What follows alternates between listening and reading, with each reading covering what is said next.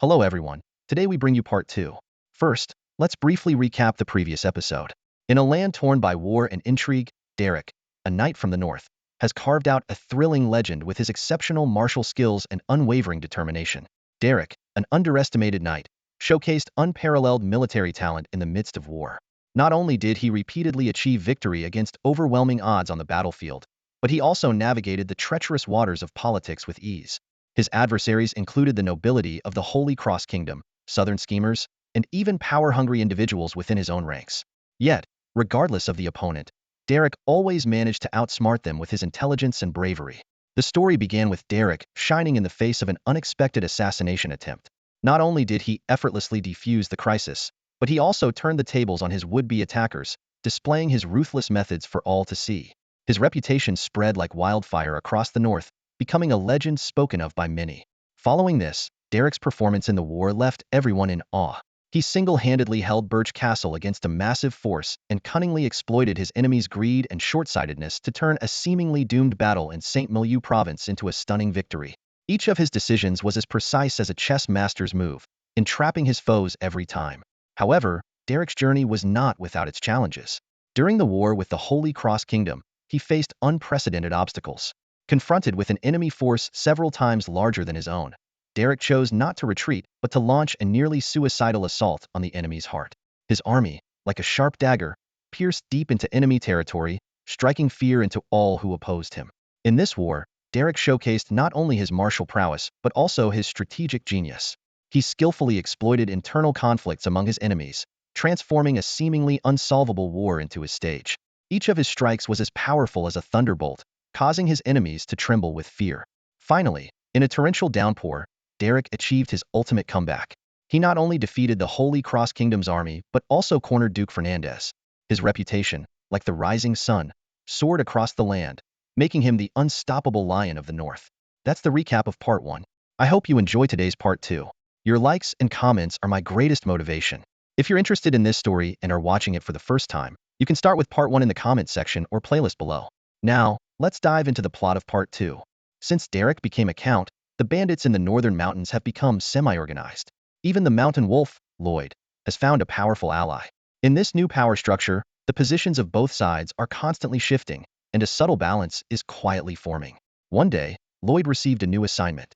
To show his sincerity, he personally led his men to ambush on both sides of the mountain path. Hidden in the dense foliage, Lloyd's expression was grave, his eyes sharp as knives. "Boss, is this information reliable?"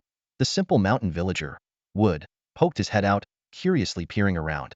Such detailed routes, could it be a trap? Lloyd almost wanted to kick the brute down the mountain. He lowered his voice and harshly reprimanded. "If you can't think, just shut up." Wood wanted to say more, but a bird call interrupted him. This was the bandit's signal, indicating that the target was about to appear. Everyone instantly tensed up, hands on their weapons, holding their breath. Before long, a convoy of over 100 men struggled along the mountain path. They seemed well aware of the rules and had already hoisted the mountain wolf's banner. "Brother, they've paid the toll. Should we still rob them?" someone whispered. Lloyd was known for his reputation, which was why this smuggling route was so prosperous. In a sense, it meant cutting out all the taxes along the way, with the caravan only needing to pay one lord. But Lloyd acted as if he hadn't heard the question. He knew full well that rules were bound to be broken eventually. The key was whether it was worth it. As long as it was done cleanly, no one would know who broke the rules. This bit of gossip wouldn't affect the current mountain wolf, Lloyd. His years of hard work were enough to withstand such minor turbulence. "Kill," Lloyd ordered in a low voice. "Leave no one alive." Suddenly, bandits sprang out from all directions, catching the convoy off guard. The leading merchant tried to negotiate. "We've paid the toll." "This is a misunderstanding." The mountain wolf's reputation was so good that they forgot he was essentially still a bandit. When the bandits closed in, the convoy realized the dire situation and fought back desperately. But it was too late. On the bandits' turf and betrayed by their own, breaking through the encirclement was nearly impossible. After the slaughter, the bandits began collecting the spoils. Lloyd inspected a few items. They were mostly armor and weapons, clearly a big deal. He ordered the traces to be cleaned up and the goods sent off intact. These items were valuable, but not worth the greed. In comparison, the connections he had built over the years were far more important. Soon, Derek received this gift. The blood-stained weapons and armor exuded a strong aura of death. Not a single piece missing. "Looks like the mountain wolf didn't take anything," Adrian reported after inspecting. Derek nodded. Lloyd has always been sensible. Send some back to him, and have the rest sold to Count Lovett. With that, he quickly lost interest in the equipment, clearly finding it insignificant. Meanwhile, Viscount Chavez's fleet also arrived at Degenport. It was evident they had dispatched the fleet long ago. Otherwise, they couldn't have arrived so quickly. As the saying goes, where there is profit, there will be flocking. The massive profits from north-south maritime trade were enough to make merchants take risks. Derek understood this well. If he agreed, the merchants would comply. If he didn't, they would still try in secret. However, this time the outcome was satisfactory. Viscount Chavez personally stood guard at the port, accompanied by the Degenport sheriff, Raymond, and the tax officer, Andrew. When the fleet's envoy approached the Viscount's entourage, a smile appeared on the Viscount's face. Gentlemen, Viscount Chavez turned to Raymond and Andrew. My goods have arrived. Please allow us to dock as per the Count's agreement. Andrew nodded. No problem. Once my tax officers verify the types and quantities of the goods, you can dock immediately. With that, he waved his hand, and a large group of tax officers clad in iron-plated armor and armed with crossbows boarded the merchant ships. Apart from a few clerks with paper and pens, the rest kept a vigilant eye on the crew. Viscount Chavez's face twitched, unable to hold back his complaint. Sir Andrew, is this really necessary? Collecting taxes feels like going to war. The tax officers he had seen before, at most armed with swords and riding horses, dared to collect taxes with great pomp. Andrew's approach seemed excessively exaggerated to him. Andrew smiled slightly and replied politely, Viscount, I naturally trust your reputation. However, with the inevitable increase in merchant ships coming and going from Degenport, some may take risks. Setting clear rules in advance is to prevent any unfortunate incidents. He continued with a touch of humor in his voice. Our Count once said, in Augusta's territory, you may disrespect him as a count, but you absolutely cannot evade taxes. Killing might not be a capital crime, but not paying taxes is certainly a death sentence. Viscount Chavez raised an eyebrow upon hearing this, clearly taken aback by such a blatant prioritization of interests. But he quickly adjusted his expression, thinking, compared to the mere matter of taxes, free trade is the real priority. Andrew keenly observed the Viscount's change in demeanor and chuckled inwardly. He recalled his nephew's warning. When the time comes, we'll hit them with an embargo and special tariffs. Let's see if they still find it amusing. Sure enough, when the tariffs start taking a toll, there will be plenty of risk-takers. Andrew could almost hear their protests. You said the tariffs would consider the advice of the southern nobility. This is a direct promise from the Count. In his mind, he rehearsed his response. Indeed, I hear your advice, but whether I adopt it is none of your concern. Pay the tax first, then you can queue up to protest, or head east and take it up with the Count. At this moment, Viscount Chavez was still unaware of some people's malicious intentions. He watched as the tax officials completed their inspections, collecting 400 to 500 gold coins and tariffs from each ship, a considerable sum. However, given the large volume of goods transported by the fleet, along with the fact that they had hardly paid any taxes along the way and wouldn't need to pay further tariffs afterward, the fee seemed reasonable. From Viscount Chavez's beaming smile, it was clear he was quite satisfied with the result. Andrew thought, the first step has been perfectly accomplished. Now, it depends on whether the Augusta family's influence in the north is as strong as rumored, ensuring no additional tariffs will be levied. Viscount Chavez, Andrew urged, please provide detailed quantities of the goods being sent to various destinations, so I can issue the necessary certificates. Viscount Chavez's main purpose for this trip was to explore the route, so he divided the goods into several batches. Some were sent east, while others headed west. He even personally accompanied a caravan heading to the Holy Cross Kingdom, while dispatching trusted aides with other caravans to witness the entire process firsthand. Andrew did not object to this and thought to himself, my nephew is no ordinary man. All the checkpoints have already been cleared. He awaited further developments with a polite smile still on his face. The eastern part of St. Peter Province is now under the governance of Governor Ronald. Coming from a once noble family, this governor is indeed a shrewd operator. He cleverly took advantage of the delay in the appointment of the St. Peter Legion commander to quickly assemble his own forces. With the support of Augusta faction sheriffs from various regions, their influence spread like a web, covering all checkpoints. Following their planned route, the caravan began its journey. Every checkpoint was meticulously recorded, and the same number of tax certificates was issued. Soon, they encountered the first checkpoint. Several cavalrymen, wearing the kingdom's security badges, galloped over and stopped the caravan. Viscount Chavez deliberately did not reveal his identity, wanting to see firsthand if the Augusta family's promise held true. A sheriff rode forward, looking down arrogantly at the caravan without even dismounting. Are you the caravan from Degenport? He demanded. The caravan steward stepped forward, respectfully handing over a tax certificate from his pocket. The certificate detailed the quantity of goods, the route, and the checkpoint names, all stamped by the Degenport tax officer. The sheriff took the certificate, scrutinizing it, and repeatedly comparing the stamp before confirming its authenticity. His attitude softened noticeably. I've heard a caravan from Dijon port was expected. Looks like we finally met, he said with a slight smile, then gestured to his men to inspect the goods. Check the cargo. If everything's in order, let them pass. Moments later, the security team completed the inspection and confirmed everything was correct. The sheriff nodded. You may go. If you encounter any issues here next time, you can come directly to me. This remark was clearly made out of respect for the Augusta family. Throughout the exchange, Viscount Chavez remained silent, but keenly noticed the sheriff wore several badges, one of which bore the Augusta family's emblem. After passing the checkpoint, a local guide reported to Chavez, this sheriff is from the Augusta Knights. He was promoted to sheriff and granted knighthood for his military achievements. I heard he used to be a commoner. Viscount Chavez nodded slightly, but said nothing more. As the journey continued, every checkpoint was manned by sheriffs from the Augusta faction. Some were of common birth, while others were of noble lineage, the latter usually holding higher positions. Regardless, they all showed great respect, accepting the tax certificates and allowing the caravan to pass without issue. It wasn't until they neared the governor's residence that they encountered noble officers from the capital. However, these officers were no different from the Augusta faction sheriffs. Upon seeing Andrew's stamp, they dutifully let the caravan pass. Viscount Chavez encountered no obstacles and successfully delivered the goods to the designated location. On the return trip, he also gathered some supplies. This time, he needed to leave a record at each checkpoint, one for each person, stamped at each checkpoint, and pay the taxes collectively upon returning to Dijon port. This new model significantly improved efficiency, reducing many hassles and increasing the caravan's efficiency by nearly 10%. What Viscount Chavez saw and heard along the way reassured him. However, he couldn't help but ponder. Is this still a province of the kingdom? Nobles entrenched in local areas colluding with local officials was commonplace. But in the north, from top to bottom, even including the governor appointed by the king, they were all in cahoots, forming a vast network. This scenario was still shocking to him. He couldn't help but imagine that if Count Augusta had other ambitions, a single command might rally all the forces. As a loyal subject of the king, he should report this situation. However, Viscount Chavez quickly dismissed the thought. Who cares who's king? As long as the money's rolling in, he mused. The streamlined process means fewer taxes, more profit, less hassle, and lower costs. Count Augusta kept his promise, and that's enough. If the westward journey was smooth, the eastward journey was even more so. Traveling through St. Michael province felt like being in his own territory. In contrast, the southern areas controlled by other nobles were riddled with checkpoints and even more exploitation. The stark difference was increasingly apparent. Nobles from the southern trade guilds cursed Count Lovett as a bloodsucker, yet they rerouted through Augusta territory.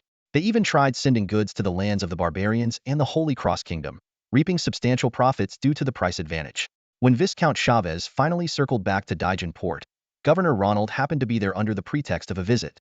This visit was not to inspect the Augusta-controlled port's development, but to fulfill a promise. Derek had personally written to him, establishing a trade agreement. Although this resulted in significant customs revenue loss and complaints from subordinates, the agreement was honored. The Augusta family offered a profit share far lower than the taxes they themselves collected. Ronald would never have agreed if he hadn't been forced into it. Now that he had made the concession, he wasn't about to let any debts slide. When the governor came personally to collect, Andrew remained unruffled.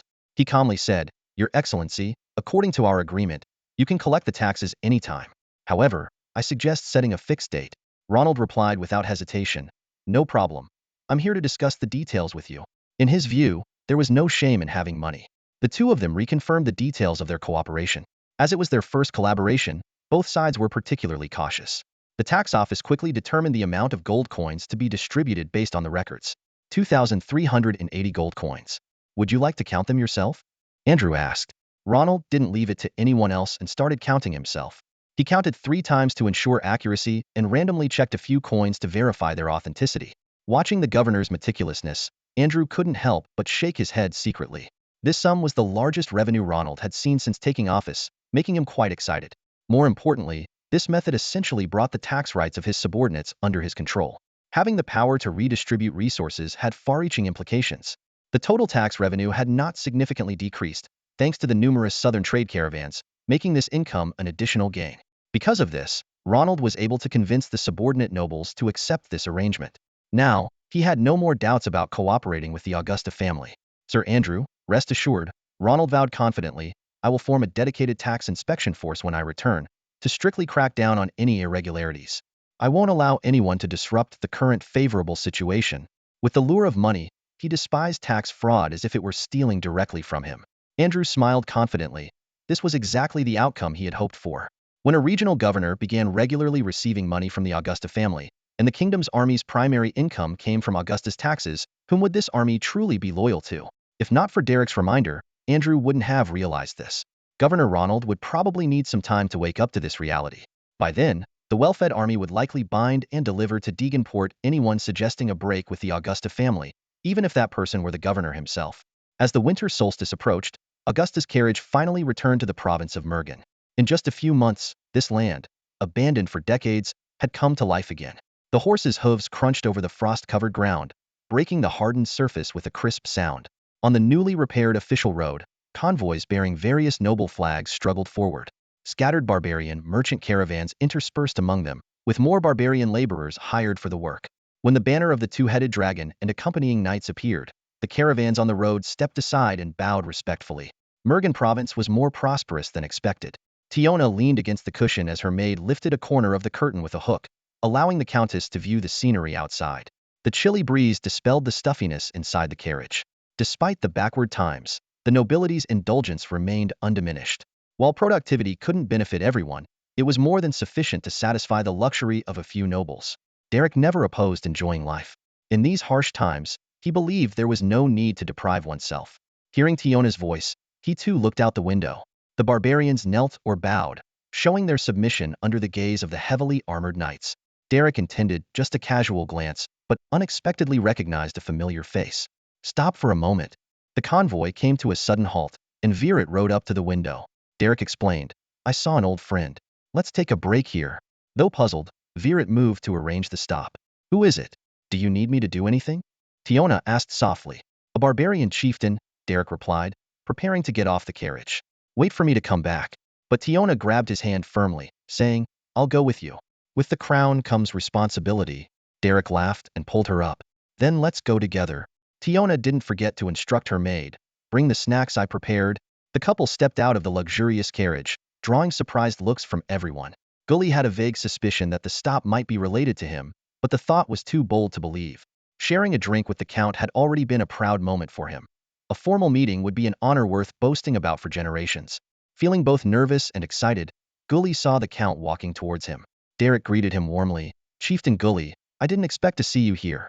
How have you been? Gully's face flushed with excitement, and the barbarians behind him trembled with joy. Virat and the other knights tightened their grips on their sword hilts, thinking the barbarians might make a move. Merchants blocked by the convoy in the distance also curiously observed the scene. Who is that barbarian? Someone asked. That's Chieftain Gully, the leader of a nearby barbarian tribe. He's been learning to do business recently. I didn't think he really knew the Count. I thought he was bragging. Immediately, people began inquiring about Gully's story. Hearing tales of Count Augusta personally venturing into the wilderness to engage with the barbarians, everyone felt a pang of envy. I wish I could be that Gully, even if it meant being a barbarian. In this era, Derek's behavior was indeed rare. The crowd was filled with people from the lower and middle classes of society, all eager to gain favor from the upper echelons. Naturally, they had a lot of goodwill towards such behavior. When confronted by Derek's inquiry, Gully's eyes sparkled with excitement, his voice trembling slightly with emotion. Your Excellency, thanks to your generosity, my business is thriving. I've earned over 100 gold coins in the past few months. This figure was astonishing, even surpassing the income of some knighted nobles. Though Derek had previously ordered assistance for Gully, he wasn't aware of the specifics and was genuinely surprised by Gully's success. Very good. Derek nodded approvingly and continued. How are your tribesmen doing? Gully took a deep breath, his face beaming with gratitude. Thanks to your kindness, things are much better than before. This winter, we won't go hungry.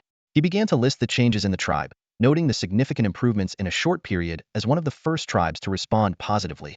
The most important thing, Gully explained, is the grain and goods transported from the northern and even southern parts of the Kingdom of Locke.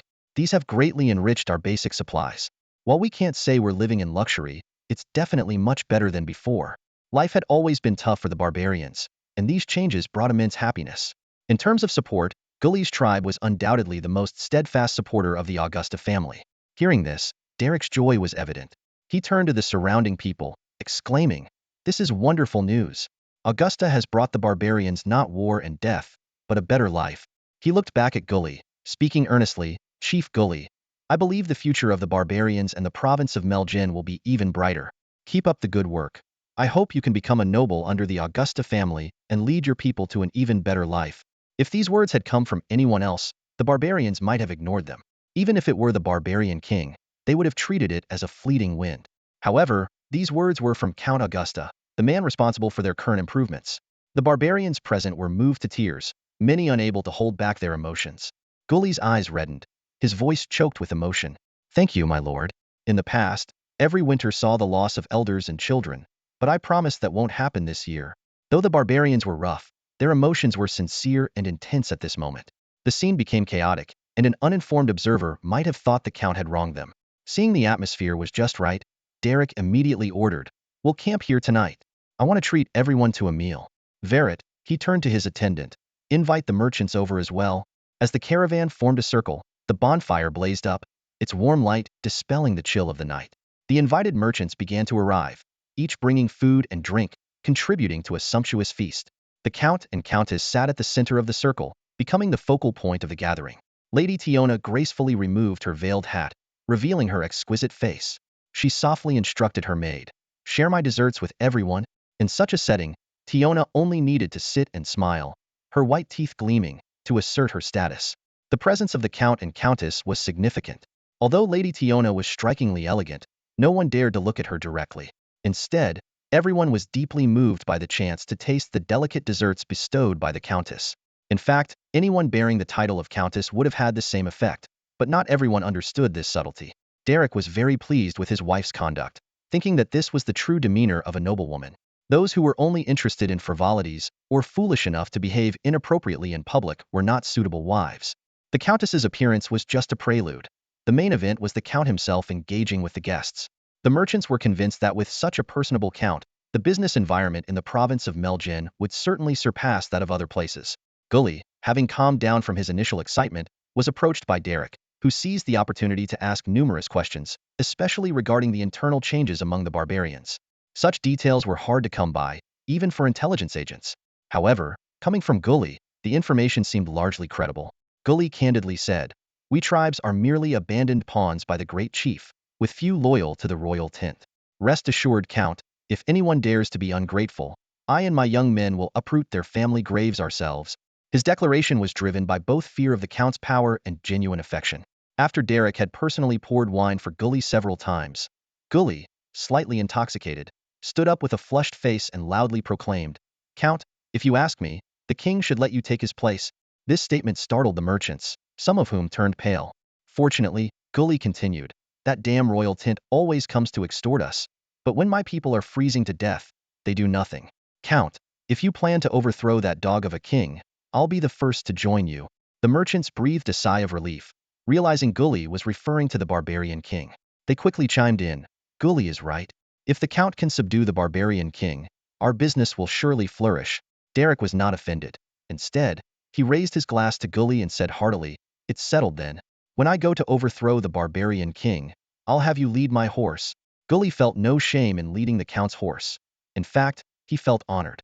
"Then I will be a horse-leading knight, guiding you, Count." "A knight is not enough.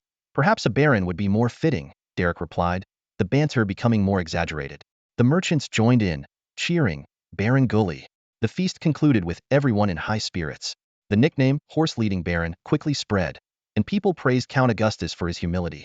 The barbarians also celebrated the count's equal treatment, which was significant for those eager to improve their social standing. It was akin to slaves in a certain country suddenly gaining freedom. Years of discrimination had made them yearn for status.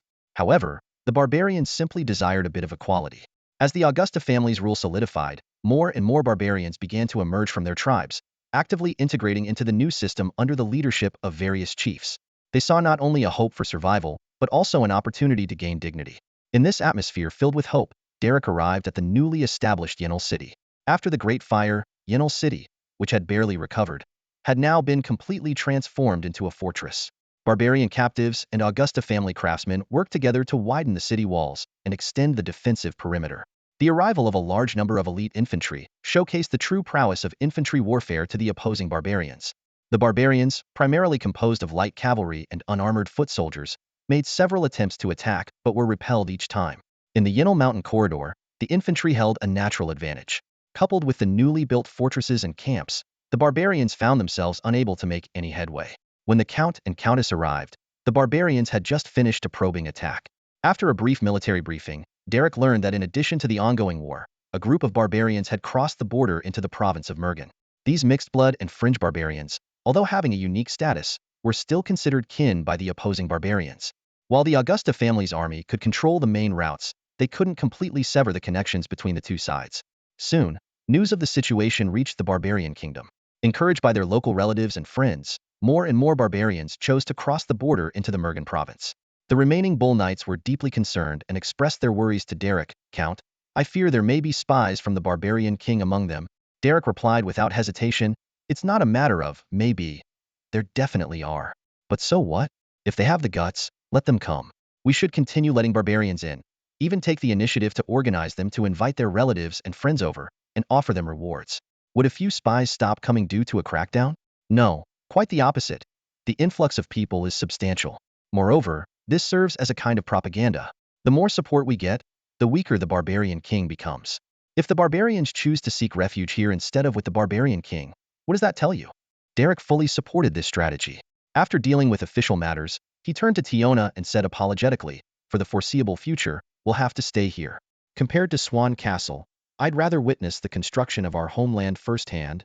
On the surface, Tiona appeared composed, but Derek could see in her eyes that she missed Swan Castle dearly. The environment and comfort there were incomparable to this wild land. Seeing the hidden sadness in his wife's eyes, Derek silently made a note of it. In his heart, he thought to the barbarian king, "For my wife's sacrifice, you will pay dearly." In the winter at Yinla Mountain, the chill winds bite and the scenery is bleak. The presence of large numbers of troops has made this remote place unusually busy, causing civilians to naturally shy away. However, merchants who smell opportunity flock here, knowing they can sell their goods at high prices. In this desolate land, Earl Derek and his wife Tiona occasionally ride out of the city to hunt in the wilderness, briefly escaping the clamor of the military camp. As the New Year's bells ring, they once again find themselves spending the year's end far from home. This marks Derek's third year away from his homeland, and as he reflects on the past, a sense of accomplishment wells up within him. As night falls, the barbarian fortress across the way is brightly lit. Ever since learning that the renowned Earl Augusta was guarding the border, the barbarian leader has not had a single restful night. Derek's formidable military achievements have spread far and wide, leading the barbarians to one conclusion: they must never underestimate him. On New Year's Eve, the barbarian leader personally donned his armor and patrolled day and night, fearing that Derek might launch a surprise attack. However, these precautions were destined to be in vain. Derek had no intention of starting a war at that moment, as the situation in the province of Melgen was still unstable, and a rash move would be unwise. On this special night, Tiona brought surprising news: "I'm pregnant." As soon as she spoke, she saw an ecstatic smile spread across her husband's face. Derek lifted her up and spun her around in joy. This unborn heir would undoubtedly bring more stability and hope to the Augusta family. However, no one noticed the family doctor quietly smiling nearby. In the Augusta household, there was little that could escape the Earl's keen eyes. But sometimes, even knowing something and pretending not to can better nurture relationships. The news spread like wildfire throughout Yinla City. The previously quiet military camp erupted in cheers, startling the barbarian spies who thought the Lock people were about to launch an attack. Even the barbarian army was thrown into chaos, nervously awaiting a possible assault. Knights outside the city, disregarding military orders, flocked to pay their respects and offer congratulations. They desperately needed an heir to continue the glory of the Augusta family. It was often noticed that many noble scions from the north gained titles under the Augusta family's protection, but few paid attention to the numerous commoner knights who also secured grassroots positions across the north. This unprecedented model of appointing an equal number of noble and commoner knights was revolutionary. Though most positions seemed insignificant, village sheriffs, lower-ranking city guards, and so on, the number of commoner knights under the Earl's protection had become quite substantial. Compared to noble knights, commoner knights faced fiercer competition, making them more united. For them, Earl Augusta was their only hope, as every royal position was reserved for relatives, leaving almost no opportunities for commoners. A commoner knight family often needed 3 generations of effort to barely approach the noble circle and possibly produce a low-ranking officer. Therefore, they held deep loyalty and support for the Augusta family. All this required an heir to ensure their future. The unborn young Earl Augusta was destined to become the spokesperson for the commoner knights, a fate he could not avoid and a political capital he was born with. Tiona had never seen so many knights before. Although she knew the Augusta family had many knights, the sight still left her astonished. In this era, a knight was not just an honorary title. Their high maintenance costs also proved their value. The strength of a noble was often reflected in the number of knights under his command. This winter became exceptionally lively due to the news of the impending arrival of the young earl. When barbarian soldiers returned to their camp, even bringing in new recruits, the knight officers were surprised to find that the barbarians seemed to have suddenly become much more docile. They saw this as a good omen brought by the young earl, and were happy to see such a situation unfold. And so, the caravan from the south finally arrived in Yinla City after a long journey. The caravan leader presented himself before Derek, accompanied by over 100 black slaves, and handed over a detailed gift list. Derek frowned as he scrutinized this unfamiliar group of dark-skinned people, his mind filled with questions. In his memory, the southern three kingdoms had never had such a race. Sensing Derek's confusion, the caravan leader quickly put on a sycophantic smile and began to introduce this fresh cargo. Esteemed Count, these black slaves are natives we captured from overseas islands. They have been rigorously trained and are excellent workers. Moreover, he lowered his voice. Each slave has been castrated, ensuring they will cause you no trouble. Derek nodded thoughtfully. New and exotic species always piqued the interest of the nobility, much like those mutated animals that had previously brought extra profits to the caravan. He silently noted this in his mind, contemplating the possibility that the world was still largely unexplored. Perhaps one day, he could personally seek out those legendary new lands. The caravan's wares were plentiful and diverse, priced modestly yet rare.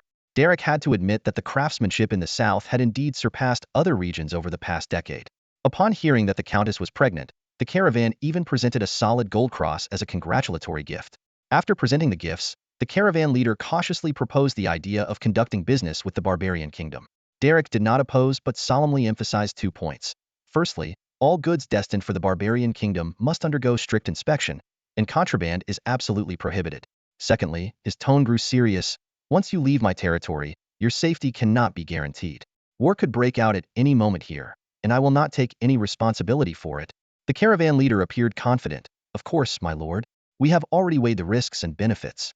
Compared to the enormous profits from trading with the barbarians, these risks are negligible.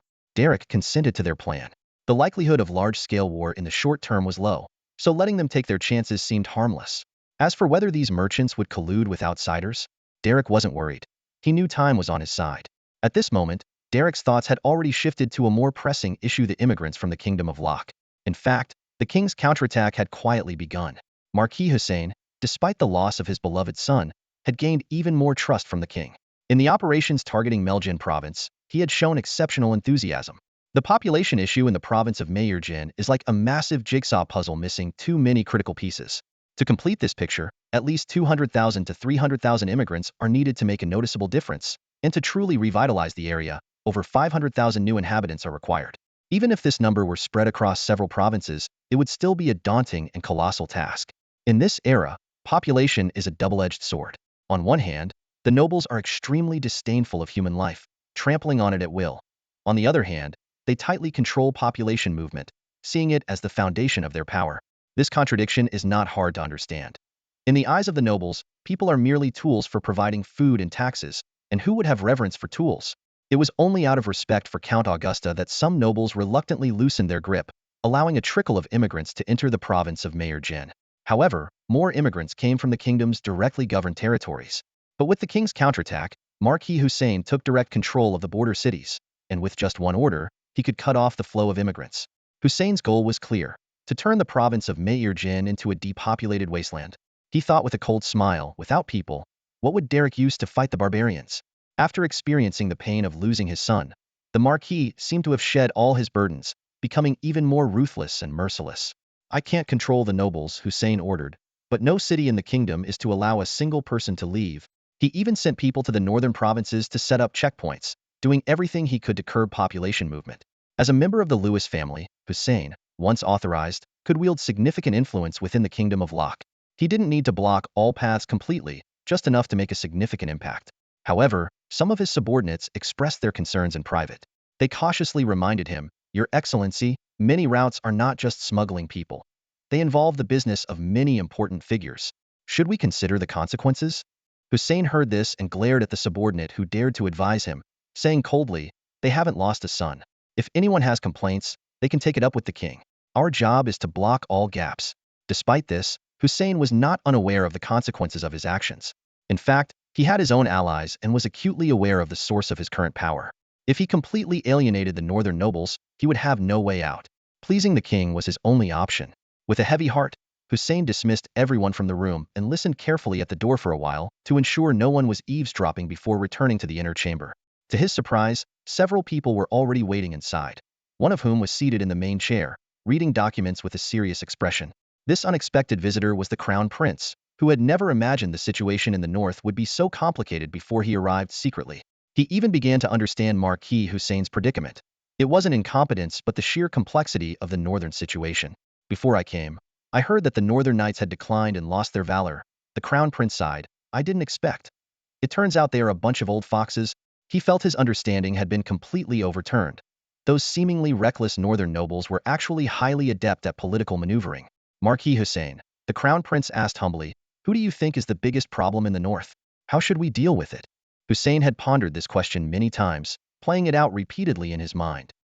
He answered without hesitation, firmly, the biggest cancer in the north is Count Perez. What do you mean by that? The crown prince was surprised. This answer was unexpected. I thought you would say it was Count Augusta.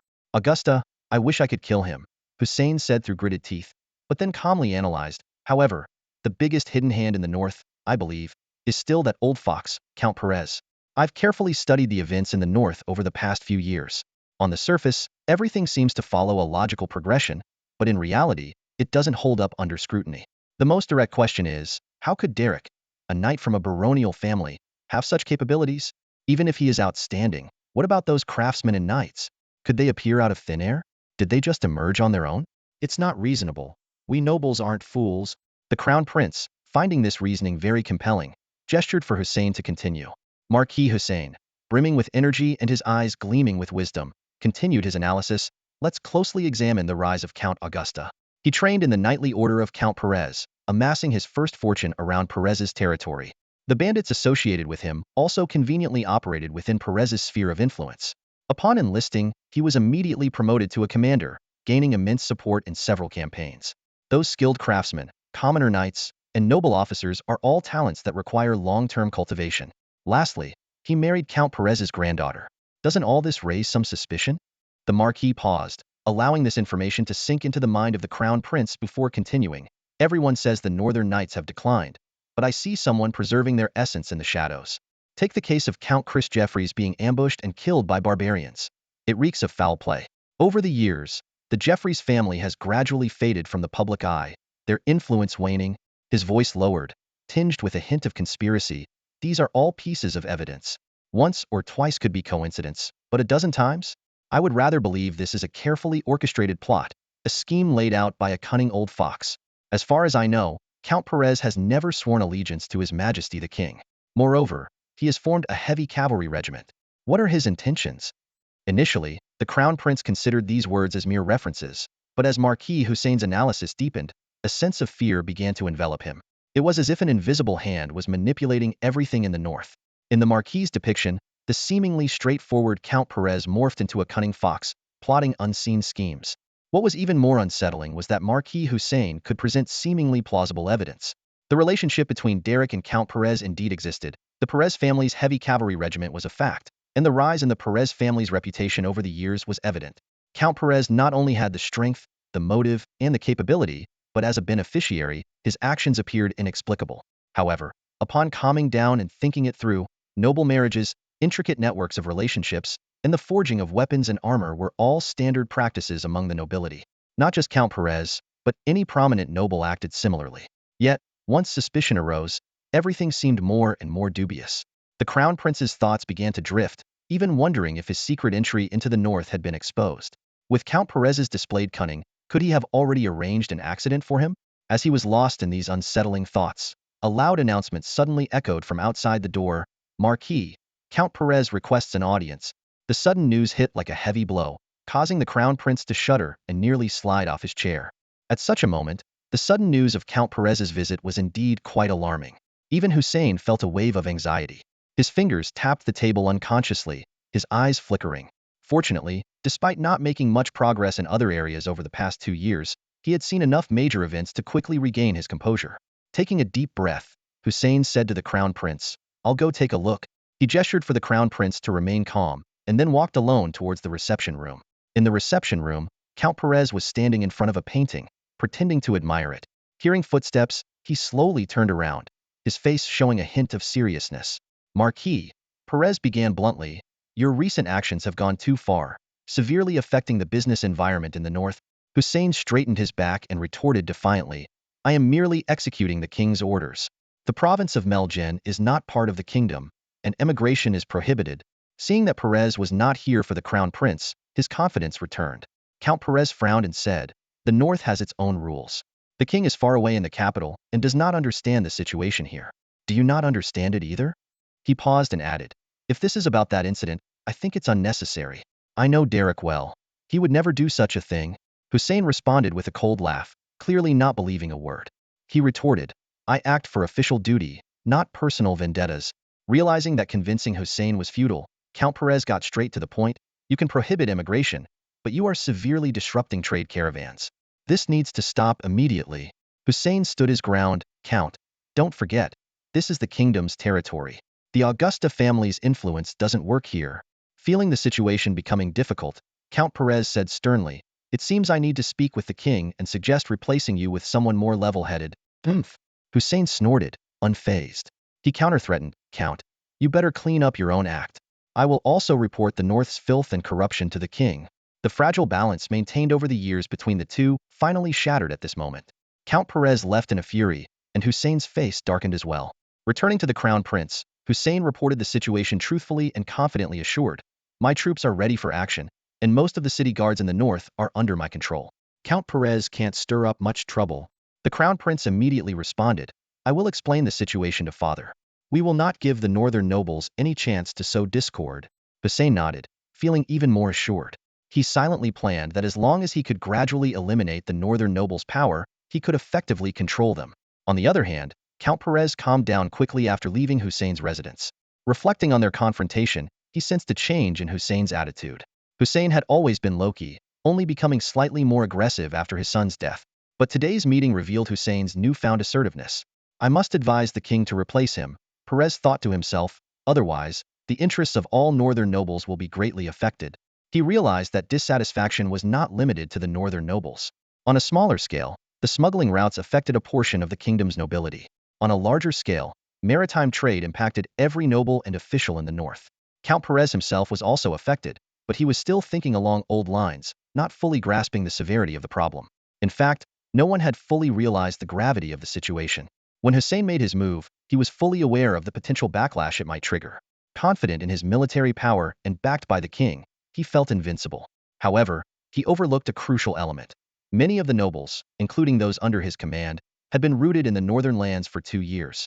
These individuals who came to the north were mostly displaced nobles and second sons of noble families, eager to establish new beginnings, with only a few there purely for prestige.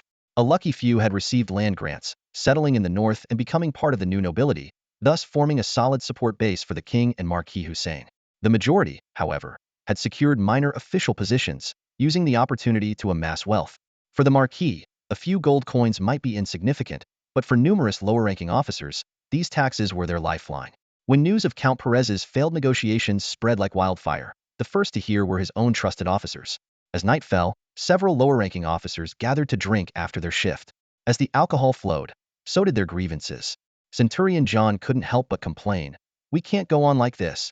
Cracking down on smuggling is one thing, but why refuse to recognize the Augusta family's passage documents? I bet he wasn't paid off enough. Another officer slurred, otherwise, why give us so much trouble for no reason? I heard his son was killed, supposedly by Count Augusta. Someone interjected, serves him right. If I were the count, I'd have done the same. The more they drank, the less cautious they became, oblivious to the risk of being overheard. After all, this was their private courtyard, funded by taxes from the Augusta family, who could possibly listen in. Suddenly, the door swung open, and blinding torchlight flooded the room, causing them to break out in a cold sweat. Gentlemen, walls have ears. Be careful, a voice warned with a hint of menace. When they recognized the newcomer, John finally relaxed. It was the army's middleman, a broker who handled tax exchanges and other minor dealings for the lower-ranking officers, taking a cut for his services. Come, have a drink with us. John warmly invited. We're all in the same boat here. What's there to fear? Those bigwigs don't care about our lives. The broker didn't hesitate, closing the door and joining them for several rounds. As the alcohol took effect, he suddenly leaned in conspiratorially and said, I've got some reliable information. Interested? Spill it, John urged, slamming the table. It was well known that brokers often doubled as informants, with their ears close to the ground. Lowering his voice, the broker said mysteriously, You're not the only ones dissatisfied with him. Those new nobles have suffered huge losses. Their trade caravans have been halted, costing them hundreds, even thousands. I've heard some of them are getting restless, ready to stir things up. The alcohol sobered up instantly. John squinted slightly, gripping the bottle tightly, his gaze piercing as he stared at his old friend. His eyes were so sharp that the other man couldn't help but show a sheepish expression, feeling thoroughly uncomfortable. Spill it, John said, his voice low and raspy. Who sent you to find us? The broker knew his intentions had been seen through. He lowered his head and murmured almost inaudibly, John, you know I can't say. What's there to hide? John pressed. The Earl of Augusta? The Earl of Perez? Or one of those new nobles? What exactly do they want? The broker took a deep breath. I don't know the exact plan, but they hope you'll go easy when the time comes. If you can't, at least keep it to yourself. With that, he stood up, ready to leave.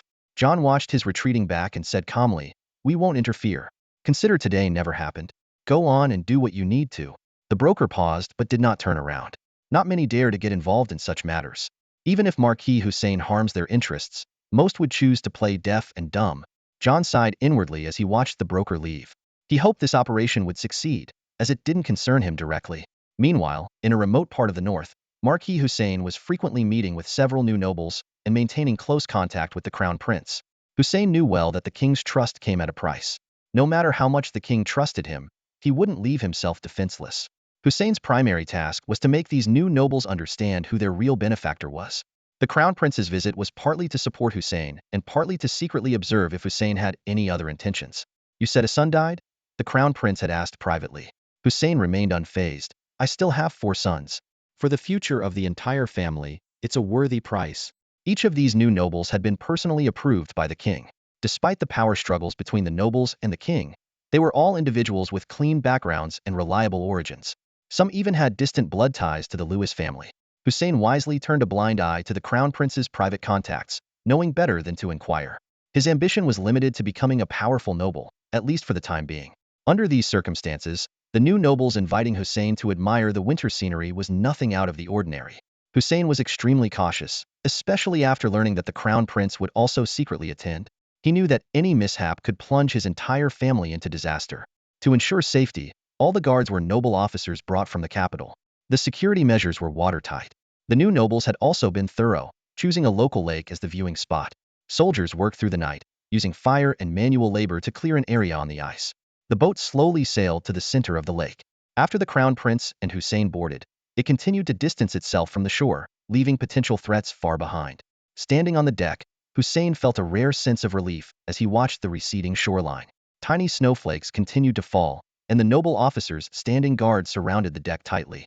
Hussein recognized each officer and even approached them warmly to brush off the snow from their cloaks. Sir John, thank you for your hard work, Hussein said to one officer. Officer John looked at him with a stiff smile. Serving you is no trouble. Hussein smiled but quickly restrained himself when he saw the crown prince, adding insincerely, all for the king. The marquis and the crown prince moved into the warm cabin for the banquet, leaving the officers standing guard in the snow. Hussein didn't notice that the officer named John looked at him with eyes as cold as a corpse. Inside the cabin, the banquet officially began. Everyone but Hussein sensed the strange atmosphere.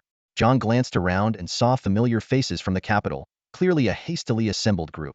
These individuals held mid to low-level positions in the army and had suffered the most significant losses. Meanwhile, Hussein's closest confidants were all outside standing guard. Unaware of any of this, Hussein beamed as he guided the crown prince to his seat. Today's banquet was essentially a show of camaraderie. The crown prince wouldn't stay long in the north, and with his departure imminent, they couldn't afford to remain indifferent. After several rounds of drinks, the group even collectively cursed the Earl of Augusta and the Earl of Perez. This operation seemed to bring them closer together. One of the new nobles, Baron Chauvin, was the first to present a gift. Your Highness, apart from these snowy scenes, there's little here that might catch your eye. We humbly offer these tokens to express our gratitude to you and His Majesty. The crown prince accepted the gift without hesitation, a satisfied smile spreading across his face. Hussein watched the nobles presenting their gifts with disdain. He had already delivered his own gift and knew that these new nobles chose this moment because they weren't close to the eldest prince. Just then, Baron Shavin finished his presentation and quietly approached Hussein during a brief pause. Marquis, thank you for your support. Could we have a word in private? Baron Shavin whispered. Hussein noticed the look on the Baron's face and immediately understood. I'll go upstairs for some fresh air, he replied calmly. Hussein ascended the stairs to the open second-floor balcony. The crunch of snow under his feet was the only sound. He noticed the guards had been dismissed, clearly a deliberate arrangement. A smile played on his lips as he recalled the cold stares from the landed nobles back in the capital. Now, with power in his hands, he felt a surge of pride in the icy landscape. Soon, footsteps and the sound of a door closing came from behind him. Hussein turned to see Baron Shavin approaching empty-handed. As he sensed danger, the Baron suddenly shoved him against the railing, his face twisted with malice. Someone asked me to send their regards, he hissed into Hussein's ear. Before Hussein could comprehend the name, the Baron had already thrown him over the edge. He plunged into the freezing lake below. The Baron paused at the railing for 3 seconds, confirmed his task was complete, and walked away without a care for any traces left behind. The icy water sapped Hussein's strength rapidly. Unable to swim, he struggled desperately, his cries for help swallowed by the howling wind. Fortunately, a sharp-eared soldier on the deck knight, John, caught the faint sound of his distress. John's eyes quickly found the flailing Marquis in the water. For a moment, their eyes met, and hope flickered in Hussein's gaze. However, John hesitated. He thought of his monthly earnings of 12 gold coins, and his children about to start their night training. The dangerous glint in the eyes of the surrounding knights didn't go unnoticed. John knew that any sudden move would draw hostility. With a casual smile, he said, "My foot's asleep." Baron Shavin slipped back into the cabin unnoticed, his brief absence going largely unobserved. At that moment, several new nobles were gathered around the crown prince, their attention even drawing away Hussein's personal guards. Faint cries for help seemed to drift through the air, but they could have easily been mistaken for the wind. The crown prince was in high spirits, laughing heartily. His gaze suddenly fell on Baron Shavin, the first to present a gift, and he remembered Marquis Hussein. "Where is the Marquis?" the crown prince inquired. This question jolted the guards to attention, realizing the Marquis had been absent for some time. "The Marquis stepped out for some fresh air," one guard replied, his tone tinged with uncertainty. "Go and fetch him," the crown prince commanded, and no one dared to disobey. A guard hurried to the second-floor terrace to look for the Marquis, only to find 2 lonely sets of footprints. A sense of foreboding filled his heart as he rushed to the railing, just in time to witness Marquis Hussein sinking beneath the lake's surface. Meanwhile, on the deck, the sentinels stood straight and seemingly oblivious. "The Marquis has fallen into the water. Save him, quickly!" the guard shouted, swiftly shedding his leather armor and diving into the lake without hesitation. Other guards rushed to the scene, leaving more footprints and further disturbing the area. Supported by the new nobles, the crown prince staggered to the scene. In the water, loyal guards were struggling to pull Hussein towards the ship. The crown prince gave a cursory glance and then turned away. Baron Shavin frowned and shouted at the guards on deck, "What are you standing around for? Save him!" Like wooden figures coming to life, the guards sprang into action, throwing ropes into the water. The first guard who had jumped in emerged, carrying the lifeless body of Marquis Hussein. He tried to revive him, then stood up furiously and questioned the surrounding guards. "Didn't you see the Marquis fall into the water? Why didn't you jump in to save him?" Examining the footprints at the scene, the guards strongly suspected foul play, the crude methods and obvious flaws suggesting a deliberate murder. However, the surrounding guards were high-ranking officers who dismissed him out of hand. Despite his questioning, no one responded. A faint whisper carried on the breeze, "The water's too cold," which sounded both like an explanation and a mockery. The guards seethed with anger, but the dignitaries had already left the terrace. Before he could cry out for justice, the crown prince spoke. "Marquis Hussein's accidental death is a serious matter. Detain everyone at the scene and ensure no one spreads rumors. Baron Shavin, select a few trustworthy knights to investigate the situation." "Yes, your highness," Baron Shavin replied with a determined expression. "The Marquis was my benefactor. I will find the culprit and bring them to justice." Baron Shavin began selecting his investigation team, including the stoic knight John. Everyone was detained on the spot and interrogated one by one. The knights on the deck were first to be cleared of suspicion, having been in plain sight the entire time. The new nobles and the crown prince were naturally excluded from suspicion. Then came the cooks, servants, and other miscellaneous personnel, including the Marquis's guards. Baron Shavin commandeered a cabin as a temporary interrogation room. Knights stood on either side of the interrogated, with a scribe ready to take notes. "Tell me everything you know, and I'll ensure your innocence is proven," Baron Shavin said. Thank you, Baron, the guard responded. I went to look for the marquis and saw two sets of footprints on the terrace. I realized something was wrong and immediately went to check. Baron, you must find the culprit and avenge the marquis. The knights flanking him, loyal to Baron Shaywin, paid no heed to his words. The scribe quickly recorded the testimony. Baron Shaywin reviewed the parchment and nodded in satisfaction. Very thorough, he remarked. Holding the parchment, Baron Shaywin approached the guard and indicated for him to place his handprint. The guard tried to read the document, but a glance from Baron Shaywin prompted the knights to force his hand down, pressing his print onto the paper. Realizing the danger too late, the guard was swiftly gagged and bound by the knights. Satisfied, Baron Shaywin took the parchment and went to find the crown prince. Your Highness, the guard of Marquis Hussein has confessed, Baron Chauvin reported, handing over a detailed written confession. The crown prince took it, glanced through, and frowned deeply. It turned out someone had ordered the guard to push the marquis into the water, but the mastermind behind the plot remained unknown. Furious, the crown prince threw the confession at Baron Chauvin's feet, his voice sharp with anger. A marquis dies right under your noses, and you call yourselves noblemen? How many years has it been since such a disgrace occurred in our kingdom? His gaze, like a blade, swept across the assembled new nobles.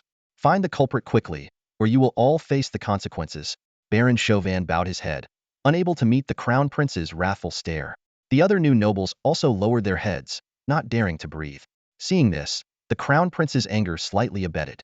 Handle this matter as you see fit, the crown prince said in a low, warning tone. I don't want to hear any rumors involving me. Once I disembark, I will leave immediately, and the next time I return, it might be as the king's envoy. Consider yourselves warned. Everyone understood that the death of Marquis Hussein was already a scandalous affair.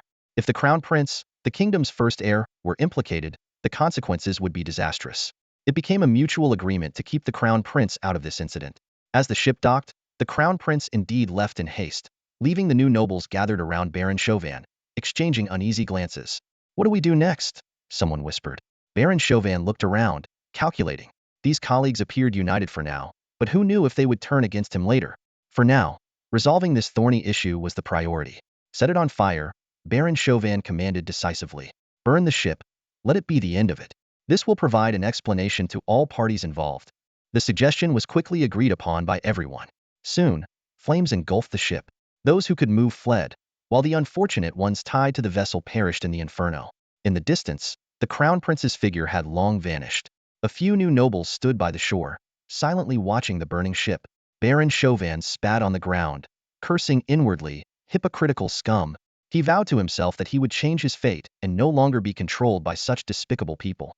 In the afterglow of the fireworks, the new nobles gathered by the shore, outwardly condemning Hussein's crimes, but each harbored their own schemes. They declared, Hussein deserves to die. Yet their eyes glittered with calculation. As they turned away, every one of them discreetly pinned secret letters, dispatching swift riders in all directions. Soon, news of Marquis Hussein's drowning spread like wildfire from the northern territories. Count Perez, due to his advantageous location, was the first to receive this shocking news, even before the official announcement. This old fox, who had navigated the political landscape of the Kingdom of Locke for years, effortlessly extracted first-hand information from the new nobles, including the crown prince's whereabouts. Count Perez rubbed his throbbing temples, silently calculating the potential moves of various factions. Was it Count Lovett who took a desperate gamble? Or was it that young Derek who couldn't hold back? Or perhaps it was the king himself? Everyone had ample motive, and it might even be a tacitly agreed outcome among them.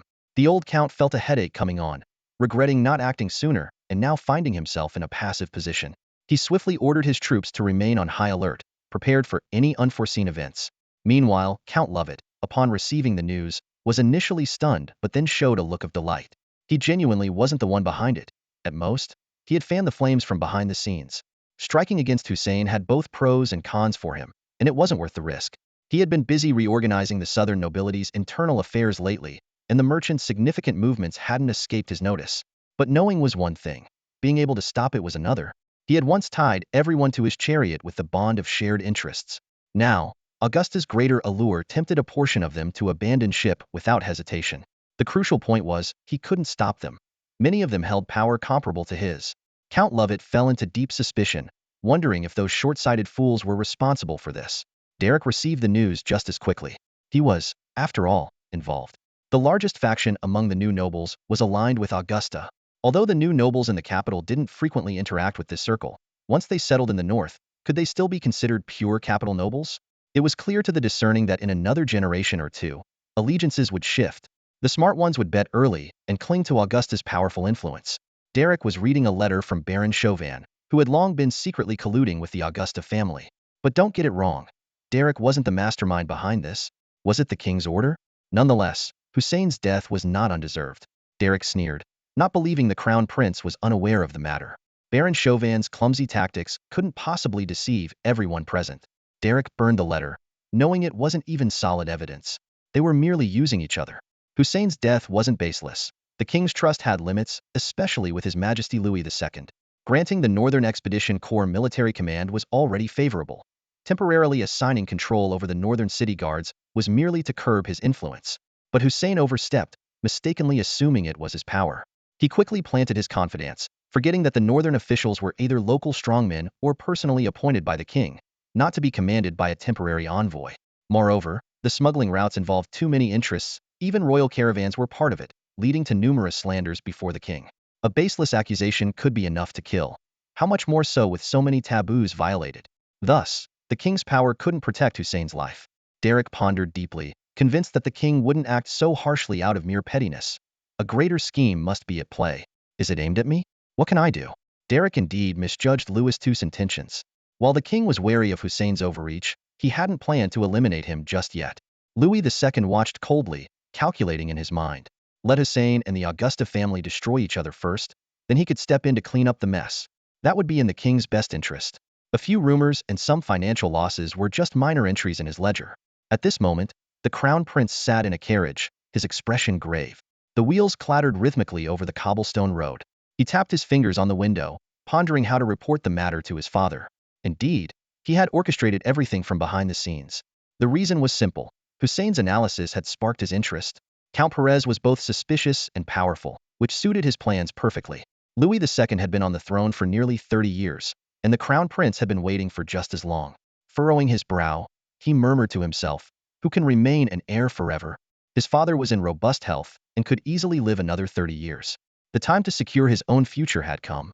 Eliminating Hussein under the pretext of investigating Count Perez and overseeing the northern territories was the perfect opportunity. As for Baron Chauvin, their connection ran deep. The baron's title had been secured through the crown prince's influence. The reason? The crown prince's lips curled into a knowing smile. Baron Chauvin's wife was his maternal cousin. This relationship, along with some leverage, was enough to ensure Baron Chauvin made the right choice. The carriage came to a gentle halt, snapping the crown prince back to reality. He took a deep breath, picked up a quill, and began writing solemnly on a piece of parchment. Honored father, Marquis Hussein has uncovered Count Perez's illicit actions, as follows. The northern territories are in peril, and I am willing to rush there to nip the danger in the bud. Every word was filled with sincerity. The crown prince knew that Hussein had likely already reported the matter to his father. His letter was merely adding fuel to the fire. What he didn't know was that Baron Chauvin's secret letter had already reached the king's desk. It was a letter of confession, detailing the crown prince's coercion and hinting at the involvement of other hidden forces. Baron Chauvin wrote with heartfelt sincerity, claiming he had no choice. After reading the letter, Louis II let out a cold laugh. From a logical standpoint, Baron Chauvin seemed quite wronged, and his confession appeared to be an act of loyalty. But as the one who knew the most secrets, the king was not fooled by such a clumsy act. His thoughts drifted to Hussein. I warned you long ago not to meddle where you shouldn't. It's not that I want you dead. It's that everyone wants you dead. The king sighed. This isn't something one person can decide, not even me. You've angered too many people. Then, he thought of his son, a mocking smile playing on his lips. I told you not to get entangled with women. What's so special about a cousin? Finally, his gaze fell on Baron Chauvin's name. A trivial character at best, with some minor cleverness. If you were truly loyal, I wouldn't mind giving you a hand. But now, Louis II shook his head. You're just a foolish, self-serving idiot. It's normal for the eldest to have thoughts he shouldn't. After all, no one remains a prince forever. Being the heir for 30 years without any ambitions would be unusual. Louis II understood this well. With a calm demeanor, he summoned his youngest son, Radek, a loving glint in his eyes. There's trouble in the north. I need you to check it out, the king said with a gentle yet commanding tone. Make sure the north doesn't descend into chaos. This is a test for you. Only by proving yourself can you silence certain people. Prince Radek eagerly accepted the task, confidently promising to maintain order in the north. The king nodded and smiled, giving detailed instructions, I'll send a squad of guards to protect you. When you get there, just stabilize the situation." As Rodek departed, the king's smile vanished instantly. He knew well that once this news spread, many would rush to follow the young prince northward. Precisely because Rodek was the youngest and had the least chance, Louis II deliberately allowed these rumors to flourish. The only thing Rodek could rely on was the appearance of his father's favor, nothing more. The king's love for his youngest son went beyond simple fatherly affection.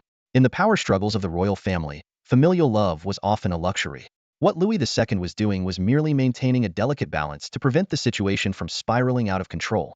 After the unexpected death of Marquis Hussein, the North surprisingly remained stable. This proved that the world could function without anyone in particular. Hussein had clearly overestimated his importance. New nobles quickly filled the power vacuum, and their primary task was to open trade routes.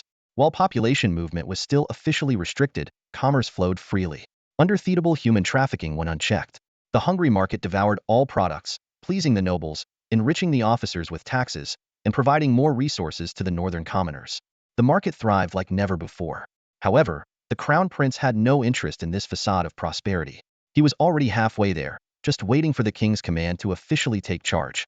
With such significant events in the north and the potential rebellion threat from Count Perez, the king couldn't possibly remain indifferent. Undoubtedly, the crown prince, being in the north, was the best candidate to stabilize the situation. In terms of status, experience, and capability, he was the undeniable first choice. His supporters were also working tirelessly, both inside and outside the court, to secure his victory. But then, a shocking piece of news arrived. Bang! The crown prince, seething with rage, violently overturned the table. He had dismissed everyone and could now vent his fury freely. Has father gone senile? He growled through clenched teeth. What right does that brat Rodek have to oversee the north? He's nowhere near qualified in terms of experience, status, or ability. How could he handle those battle-hardened soldiers? This is sheer madness, utter madness. The crown prince drew his sword and, as if imagining the chair to be Louis II, slashed it in half. At this moment, his advisor cautiously approached. Your Highness, His Majesty's intention is for you to return immediately and not get involved in the northern affairs any further. We should head back as soon as possible. Breathing heavily, the crown prince's eyes gleamed with a wild light. He suddenly turned, sword in hand, and approached the advisor menacingly. What do you think about having Chauvin create another accident? The north isn't exactly a haven. Accidents are bound to happen. Didn't Marquis Hussein die in an accident? This terrifying suggestion made everyone present turn pale. The advisor, trembling, tried to dissuade him. Your Highness, how could you entertain such thoughts? The king's suspicion doesn't need evidence. If anything happens to the young prince, you will undoubtedly be implicated. I suggest you have Baron Chauvin ensure the young prince's safety instead. With each display of favoritism towards the young prince by Louis II, a dangerous signal was sent. 30 years of being a prince was already miserable enough. Losing the position of heir would be even worse. The crown prince listened to the advisor's counsel, feeling an inner turmoil. He was well aware that he was the undisputed heir to the throne. The nobles would never accept any action that could alter this reality. You just need to be patient, the advisor whispered. Not only should you avoid harming the young prince, but you should also show him brotherly affection. The crown prince frowned in thought. Indeed, given his current position, it would be unwise to take any rash actions. He clenched his fists, suppressing his frustration. Go back, he finally said, his voice carrying a hint of weariness. As for that scoundrel Rodek, let him fend for himself. I don't want to see him again. Though reason triumphed over impulse, the crown prince couldn't completely let go of his resentment. He turned and walked away, his heart filled with hatred for his younger brother. Meanwhile, the young Prince Rodek arrived at Iron Wall City with the king's orders. This former center of the north had now become the stage for his ambitions. Although he nominally took over all powers in the north, how many people would actually listen to him remained uncertain. Rodek's first move was to calm the people. He convened the governor and the new nobles, solemnly stating his intention to properly settle the affairs of Marquis Hussein's descendants. As for investigating the murderer, he quietly set the topic aside. The young prince held a grand funeral for Marquis Hussein and swiftly sent the body back to the capital. Seeing that no one pursued the matter, the military's morale gradually stabilized. In the following days, Rodek kept a low profile. He rarely interfered in political or military affairs, only occasionally sending people to gather information. Gradually, many forgot about the young prince's existence.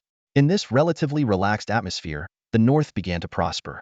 However, the true power players never eased their watch on the young prince. Far away in Yenla City, Derek continued to receive timely reports about Rodek. He's wandering around again. Derek laughed as he tossed the report onto the table. It seems His Highness can endure solitude, unlike his impatient elder brother. Several confidants in the room exchanged knowing smiles. Adrian pointed out sharply, a 30-year-old prince and a 19-year-old prince have very different mindsets. Give it another 10 years, and this prince will be just as anxious. Derek stood up, his gaze sweeping across the faces in the room before finally resting on Simon. All right, I need to head back and meet this prince. Simon, you stay here and stir up some trouble for the barbarians across the way. The barbarian army had been well trained, but Derek knew that without real combat experience, they were just paper tigers. He decided to send the tough Simon to stir up some trouble for the barbarians, both to train the army and to gauge the enemy's strength. The Melgen province, though gaining strength, was still not ready for large-scale warfare. Both Derek and the barbarians understood that only minor skirmishes were possible for now. The defeat of Duke Wilson had not only cost him his position but also shaken the barbarian king's authority. The loose structure of the barbarian kingdom made it incapable of resisting the northern three kingdoms, and the king needed time to reorganize. Similarly, Derek needed time to consolidate his newly gained position and digest the fruits of victory. After making the necessary arrangements, Derek set off back to Swan Castle. Along the way, he was pleased to see the growing prosperity of the Melgen province. Some towns had begun to take shape, with many barbarians leaving their tribes to infuse new life into the land. However, what excited Derek the most were the newly cultivated lands. Although this year's harvest might barely be enough to get by, requiring subsidies from the Count's estate, he was confident that in 3 to 5 years, these lands would become a strong foundation for the Augusta family. Upon returning to Swan Castle, Derek had no time to spend with his wife, who was 2 months pregnant. He immediately headed to Plan City to meet with Count Perez. The old Count was hiding there to avoid the troublesome young prince, Radek. There are no secrets that time does not reveal. It seemed that King Louis II intended to put some pressure on Count Perez, as the investigation into Marquis Hussein's death had begun to spread. Young Prince Radek had come to the northern province, ostensibly idle, but actually paying close attention to the Perez family. Under these circumstances, Count Perez, though not rebellious, wanted to lay low for a while.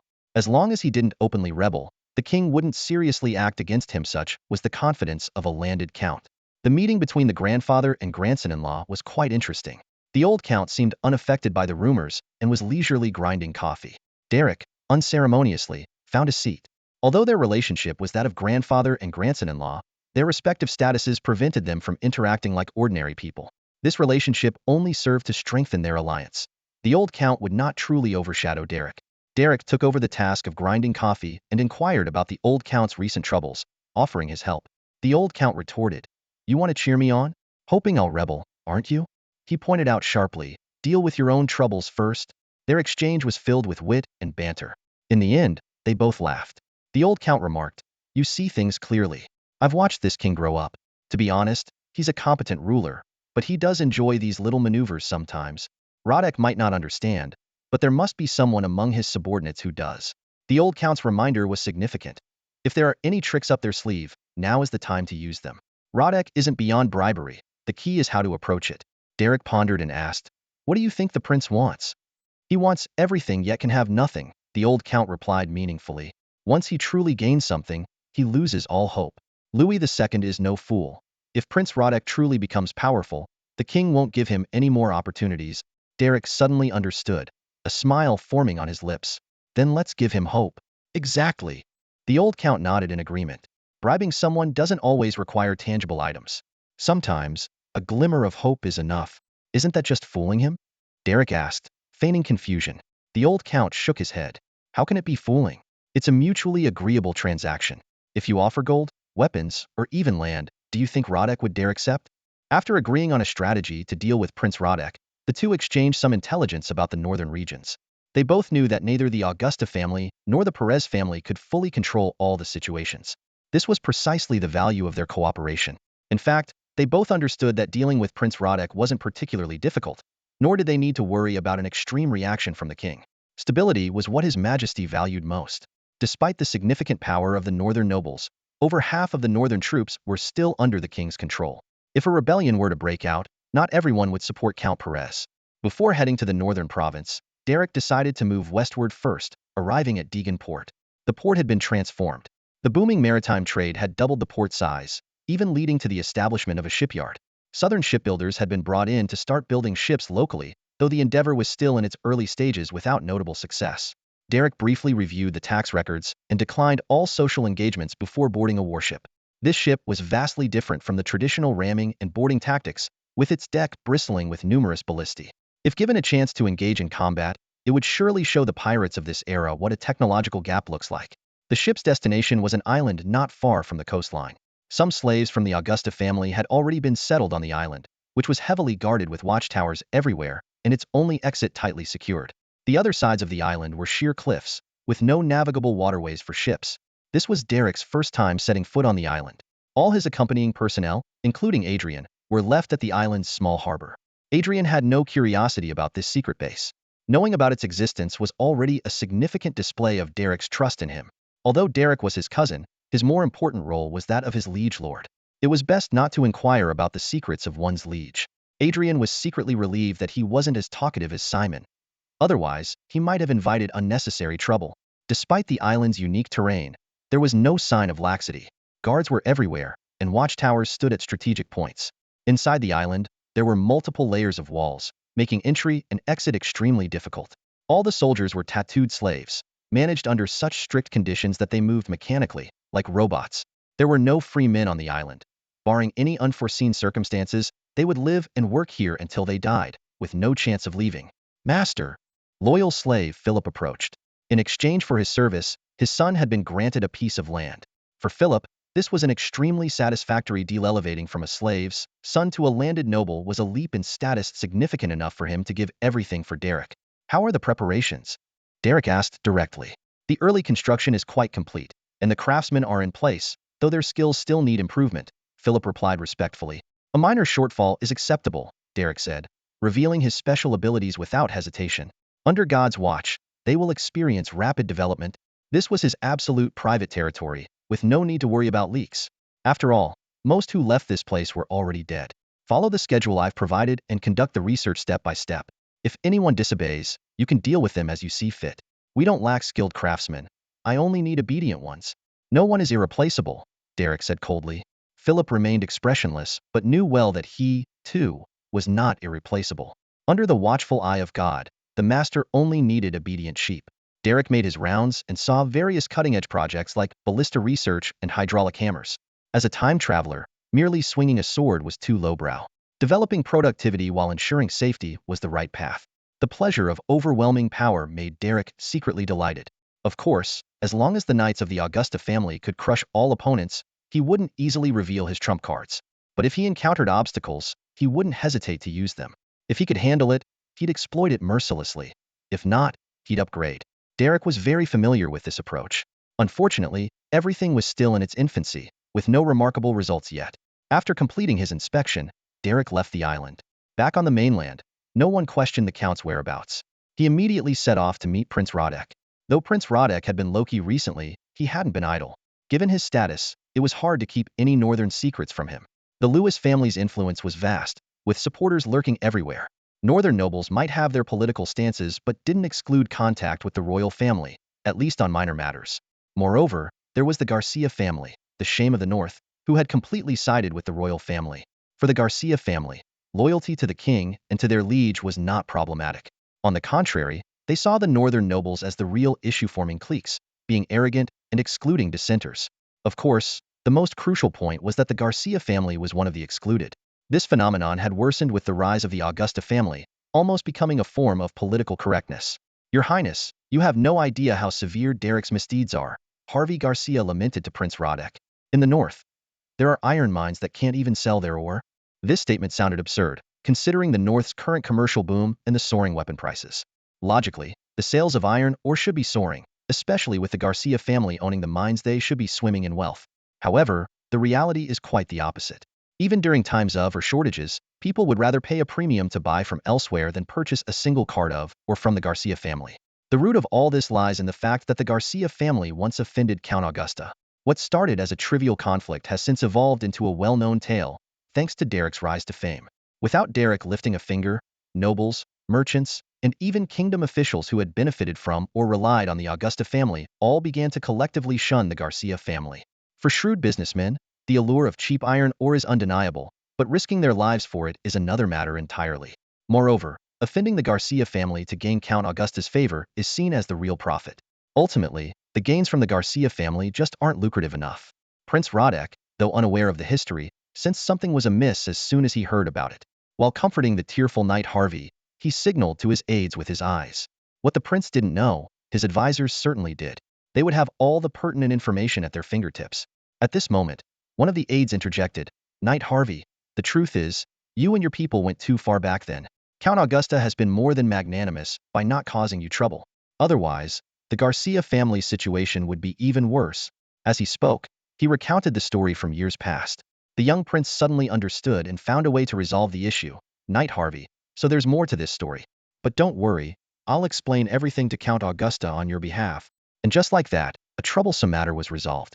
The Garcia family, a supporter of the royal family, was appeased, avoiding a direct conflict with the Augusta family. As for the effectiveness of the explanation, that was not the young prince's concern. Harvey wisely chose not to press further, knowing it would be ungrateful to do so. If he could turn back time, he would surely slap himself and offer the iron ore with both hands. "What? You say he despises the northern barbarians the most? Ridiculous. While he may look down on them, he is more than willing to kneel for power. Do you see anyone from the Garcia family daring to mock Count Perez? Of course not, because Perez's martial prowess is well known." As for Derek, truth be told, he had long forgotten about the incident. Not remembering it was a blessing. Recalling it would only spell real trouble for the Garcia family. When Prince Radek first laid eyes on Count Augusta, the famed knight from the north, his immediate impression was that of a true northern knight. Unlike the flamboyant noble knights of the capital, who often showed off their horsemanship, or the effeminate sword enthusiasts like King Louis II, Derek was different. Clad in his knight's armor, he exuded a sharp, youthful vigor that was both imposing and invigorating. The royal guards gripped their sword hilts tightly, their legs trembling slightly. They had heard numerous legends about Count Augusta from their northern counterparts, but this was their first time seeing him in person. Despite their inner fear, their duty compelled them to stand protectively in front of Prince Radek. "Count Augusta, please dismount. You are in the presence of Prince Radek," one of the royal guards said, trying to remain calm. Derek slowly lifted his visor, a hint of surprise flashing in his eyes. He hadn't expected to encounter the prince on his way. The distant castle stirred some unpleasant memories, especially when he thought of Harvey's sour face. He hesitated briefly, noting the cold sweat on the opposing knight's forehead, then smiled and said, "There are no princes in the north. Radek, care to join me for a ride?"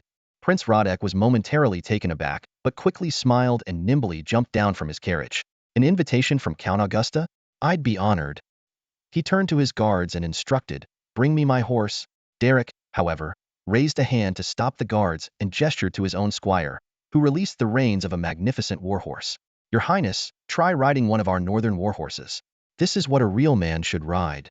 The warhorse was tall and majestic, with a glossy coat and spirited demeanor, towering over the other horses. It was the result of years of selective breeding, nearly the pinnacle of northern warhorses. Prince Radek's eyes lit up. As a seasoned equestrian, he immediately recognized the extraordinary quality of the horse. With a hearty laugh, he swiftly mounted the horse, his movements so quick they were almost a blur. "I'll take His Highness for a ride," Derek announced, and his knights immediately blocked Radek's attendants from following. "Your Highness," one of the royal guards exclaimed, but under the intimidating presence of the Augusta family's knights, they dared not act rashly. Radek, however, appeared very at ease. "It's fine. We've all heard of the Count's reputation. Do you really think anything will happen to me here?" He turned to Derek and said, "Count, no problems on your turf, right?" Derek laughed heartily. "Don't worry. If anything happens to you, I'll make sure to avenge you." With that, he spurred his horse forward. Radek followed closely, and soon both were out of sight. The Augusta family's knights dispersed in a well-coordinated manner, with a few speeding ahead to clear any potential dangers. The royal guards tried to follow but were consistently blocked, unable to get close. After riding for a while, Derek led Radek to a water's edge and let his horse drink and graze freely. After a short while, Radek caught up. Impressive riding skills, Radek genuinely complimented. He prided himself on his horsemanship, but this chase had revealed the gap between him and Derek. The Northern Knights truly live up to their reputation. Radek was calculating in his mind. His current situation was precarious, and perhaps Count Augusta could provide a breakthrough. However, he knew that being too direct would be foolish, so he broached a different topic to test the waters. "Count, it seems the Garcia family has some misunderstandings with you. They've approached me to offer their apologies. What do you think?" Derek responded candidly, "To be honest, I had forgotten all about it. If they want to apologize, so be it. But now, they do need a bit of a lesson." His tone gave no deference to Prince Radek. Seeing this, Radek didn't press the issue further. Mentioning it was already doing the Garcia family a favor, as neither of them truly cared about the matter. He then remarked, "The Count isn't quite as the rumors say." The young prince deliberately made conversation. "I thought you might have been the one orchestrating it." Derek cast a disdainful glance around, a flicker of contempt in his eyes. He turned to Rodek, his voice calm yet laced with undeniable authority. "They're not worthy." Leaning in slightly and locking eyes with Rodek, he continued, "And don't beat around the bush with me. Speak plainly about the king's balancing act. Don't tell me you don't understand." Rodek felt the tension in the air intensify. He knew that any sign of confusion now would make Derek walk away without hesitation. Failing to grasp the situation or lacking basic trust meant there was no point in continuing the conversation. Fortunately, Rodek was well aware of the stakes. With no one else around, he decided to be candid. Spreading his hands with a wry smile, Rodek began, "Of course, I know my father's tactics. But if he didn't play the balancing game, I wouldn't stand a chance at all." Derek's lips curled into a slight smirk as he continued, "This is a trap for the willing. If you have ambitions for that position, you must pretend to be oblivious and willingly become a tool in Louis II's hands. After all, even a pretense has a chance of becoming reality. Without qualifications, you have no chance at all." "Good." Derek's tone softened a bit. "Since you have the ambition, we can work together. The king's orders are for you to stabilize the situation, correct?" Rodek nodded in acknowledgement. "Yes, that's no secret." Derek suddenly lowered his voice. "What if I told you to add fuel to the fire in the north?" Rodek instantly became wary. "That would ruin my chances completely. My father wouldn't give me a second chance." Derek shrugged. "The king isn't planning on giving you a chance anyway. Why not seize the opportunity amidst chaos? If the north falls into disorder, you might actually have a shot." Rodek stared at Derek as if he were crazy, clearly skeptical of his proposal. Realizing he needed something more substantial to convince Rodek, Derek adopted a sincere expression. "I've heard a saying, the throne belongs to the one with the strongest army. Do you agree?" Rodek frowned slightly. "Are you suggesting?" Derek continued to coax, "Since you have little chance, why not collaborate with me? The size of the army you can muster will determine the nobility you can achieve. If not a king, a duke or an earl would suffice." Rodek still had reservations. "But if the north falls into chaos, my father won't give me any opportunity." Derek flashed a cunning smile. "The king thinks the same. He knows you won't let the north spiral into chaos. If it does, it'll be an accident, giving you a chance instead. I'll support you, providing opportunities to earn merits. I can't promise everything, but I can assure you some control over the military." Rodek posed the critical question, "How can I trust you?" Derek's smile turned chilling. "If you don't agree, the crown prince surely will. He'll just find another partner." Rodek suddenly grasped the complexity of the situation. The crown prince didn't need an incentive. Causing trouble for Rodek would suffice. This was a classic prisoner's dilemma. He and the crown prince were like two prisoners, with no need for mutual trust. Either believe the other would consider brotherly ties and show mercy, or accept Derek's proposal. Derek delivered the final, fatal question, "But Rodek, do you dare to trust me?" Prince Rodek felt a chill in his heart. He knew all too well that if his older brother had the chance, he would not hesitate to kill him. This harsh reality left him with no room for negotiation. Staring directly at Count Derek of Augusta, he spoke firmly, "Count, your eloquence is impressive. I admit that you've persuaded me. But if you want my cooperation, you need to offer something substantial." Derek narrowed his eyes, scrutinizing the young prince. He sensed the resolve in Rodek's words and knew that empty promises wouldn't suffice. "Your Highness," he began slowly, "I will provide something tangible, but the process will be somewhat complex. I'm sure you understand." Although Derek was confident he could coerce Rodek into compliance, he chose to take a step back. Giving the prince an out would undoubtedly facilitate future cooperation. Rodek was also well aware that too much entanglement with the Augusta family would instantly lose him the trust of King Louis II. The king's game was all about balancing various forces, and Rodek's task was to find a breakthrough without breaking the rules. As soon as the negotiations ended, the royal guards caught up. Though still blocked by Augusta's knights, they finally saw Prince Rodek. He bid Derek farewell and turned to leave. Sir Harvey anxiously observed the prince's expression, trying to gauge the outcome of the talks. Rodek took a few steps, then suddenly stopped and turned back. "Sir Harvey, keep an eye on Count Augusta," he said. This statement startled Harvey, who blurted out, "Your Highness, does he not even respect you?" Realizing his mistake as soon as he spoke, he quickly apologized. "I'm sorry, I didn't mean it that way, Your Highness." Rodek's face darkened momentarily, but soon returned to normal. "I'm tired. Let's go back," he said calmly. On the other side, Derek watched as Rodek's entourage departed. Although the negotiations hadn't lasted long, it was clear that this young prince was no pushover. No wonder King Louis II had chosen him to counterbalance the crown prince. After all, the king had many sons. As for what Radek wanted, it was actually quite simple money. Whether for raising an army or vying for the throne, financial support was indispensable. Derek felt a sense of relief that someone was willing to foot the bill. He called over his trusted aide, Adrian, and gave a low-key order: teach the Garcia family a lesson. Adrian immediately understood, having heard of the feud between Derek and the Garcia family. Although the Garcia family was small and insignificant, it was only natural to give them a good thrashing since they had crossed the line. To what extent? Adrian asked. Push them to the brink, until they can't take it anymore, Derek replied coldly. Adrian was somewhat surprised, but did not object. The Garcia family was too insignificant to matter. News of Prince Radek's meeting with Count Augusta quickly spread. No one believed it was a mere coincidence. There had to be some secret talks. However, there seemed to be no significant developments from the northern province. The only notable event was Sir Adrian's relentless crackdown on the Garcia family. Everyone knew who was behind Adrian's actions, but remained silent. In fact, the ostracism of the Garcia family had never ceased. Their appointment to the royal capital had already drawn attention, and their complete allegiance to the royal family had further stirred discontent. Now, having offended Count Augusta, it was only natural for others to seize the opportunity to kick them while they were down. As neighboring lords piled on the pressure, the Garcia family quickly found themselves in dire straits. Not only were their iron ores unsellable, but their daily purchases also faced numerous obstacles. In no time, the family's expenses skyrocketed while their income nearly dried up. The current Baron Garcia and his heir are not in the northern province. They are serving at the king's court. The one left in the north is Harvey Garcia. Although he has matured quite a bit since he returned 3 years ago, he still shows signs of youth.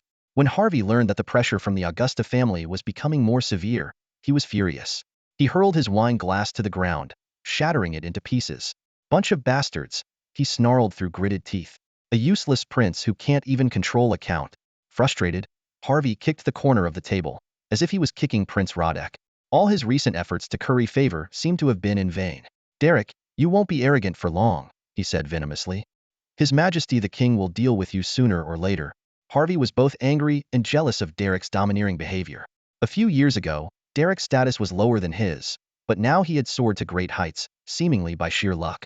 In a fit of impotent rage, Harvey smashed everything in his study, scattering ink bottles, quills, and documents all over the floor. However, once he left that room, he had to continue flattering the young prince and dare not show any dissatisfaction toward Count Augusta. Even so, the Garcia family was not entirely out of options. While the northern nobles distanced themselves, the nobles in the capital had fewer scruples. The iron ore extracted from their mines, after secondary refining, was sold at a low price to brokers in the capital. Though the profit was slim, it was a cost-free business. Just as Harvey was raging in his study, a rapid knock on the door interrupted his thoughts. "Come in," he bellowed. A servant opened the door and, seeing the mess, couldn't help but feel a jolt of fear. But he knew the news was too important to delay. "Master Harvey," he said cautiously, "the merchants we've been working with said they will no longer purchase iron blocks from us." "What do you mean?" Harvey frowned. "They do business in the capital. Why are they afraid of Derek?" The servant stammered. "I heard that Royd the Wolf has announced that he won't allow our goods to pass through his territory, not even if they are bought." Hearing this, Harvey felt his vision blur, and his chest heave violently. "This is outrageous," he roared. "This is utterly outrageous. Odell, prepare the men. I want to kill that scoundrel." How could Harvey not be enraged when a mere bandit dared to insult him so? The servant didn't dare to make a sound, nor did he wait for the knight Odell to take responsibility. Suddenly, another servant stumbled in, pale-faced and gasping for breath. "Something terrible has happened." "Something terrible?" he shouted. Harvey's forehead veins pulsed with anger, his fists clenched tightly, and his eyes burned with fury. One bad news after another had shattered his sanity like a series of heavy blows. He suddenly drew his sword, the sharp blade gleaming coldly in the sunlight. Glaring fiercely at the trembling servant before him, he gritted his teeth and demanded, "What's going on?" The servant, terrified by his master's fierce gaze, stammered that the mine was attacked. It was the mountain wolves. "Absurd," Harvey roared, as if he had heard a bad joke. His mind raced, recalling the geography of his family's fief. The mine was far from the mountain wolves' territory and surrounded by other noble lands, making it practically impregnable. He questioned, how did those bandits slip through so many noble territories and attack the mine so precisely? Suddenly, a name flashed through Harvey's mind like lightning. "Derek," he shouted. It must be him. Harvey couldn't believe that his opponent would strike so ruthlessly, showing no regard for Prince Radek. "What's the situation now?" Harvey asked urgently. The servant replied cautiously, Knight Oder has already gone to support them, but the details are still unclear. Saddle the horse. I need to see this for myself. Harvey could no longer sit still. The Garcia family was already struggling, and any trouble with the mine, their main source of income, would be disastrous. When Harvey arrived at the scene, the Garcia family's private army had already beaten him there. However, the bandits were long gone, leaving only chaos behind. Knight Oder was meticulously examining the mine, but there were no survivors, not even enemy corpses. Professional, very professional, Oder muttered, his brow furrowed. From the scene, it was clear that the mine's defenses had been useless. The enemy had not only killed everyone with ease, but had also cleaned up the battlefield. As for the claim that mountain wolves were responsible, Oder was deeply skeptical. Oder closely examined the hoof prints on the ground. The gait was that of high-quality horses, which was unusual for bandits. It was evident that a well-trained cavalry unit had carried out the attack. While Oder was deep in thought, Harvey stumbled onto the scene. Seeing the devastation, he felt dizzy and almost collapsed. He shouted at Oder in frustration, Oder, what happened? Where are the attackers? Why aren't you pursuing them? Oder remained silent for a long time before finally speaking with difficulty. Master, the attackers weren't the mountain wolves. It was likely an elite Knight Order. Harvey's face turned pale at the news. He quickly realized that the only Knight Orders nearby belonged to either Count Perez or Count Augusta. The culprit was almost certainly one of them, and it was likely a deliberate act. I'll take this to the court. I'll make them pay. Harvey fumed. But he knew in his heart that his words were empty rage. Even with evidence, it would be futile. Worse still, the Garcia family's unique status meant that the northern nobles would likely stand by and watch. If any other family were attacked, everyone would rally against the aggressor. Even Augusta couldn't attack a baron's lands without cause. But for the Garcia family, it was fortunate if the surrounding nobles didn't join in the attack, let alone support them. Oder chose not to say more, sensing that this might just be the beginning. Since Count Augusta had made a move, he would demand a resolution. Either the Garcia family would suffer significant losses, or they would have to surrender unconditionally. But even surrendering required the other side's agreement. Sure enough, just as Harvey had his men clean up the mess and before the mine could resume operations, they were attacked again. The newly recruited workers were wiped out. The successive attacks not only terrified the miners, but also drove away brokers from the capital, making it impossible for the Garcia family to restart operations. The series of blows left Harvey exhausted and utterly hopeless. He had known that the Augusta family's power had surged in recent years, but he had never directly experienced its vast influence. Previous ostracism now seemed trivial. Overnight, it felt as if the entire North had no place for the Garcia family, and everyone was hostile towards them. Harvey sat on the ground in despair, his mind in a daze. The family's status he had been so proud of, his father's position in the kingdom, all seemed powerless at this moment. On this land, no one cared if you were a city governor or the king's confidant. They only knew one thing. Count Augusta was displeased, and that was enough. At this moment, a letter from Baron Garcia reached Harvey. The letter contained no accusations, as blaming anyone was now pointless. Although Harvey was arrogant, he hadn't done anything wrong. The Garcia family's initial stance inevitably offended the local nobility, forcing them to align with the royal family.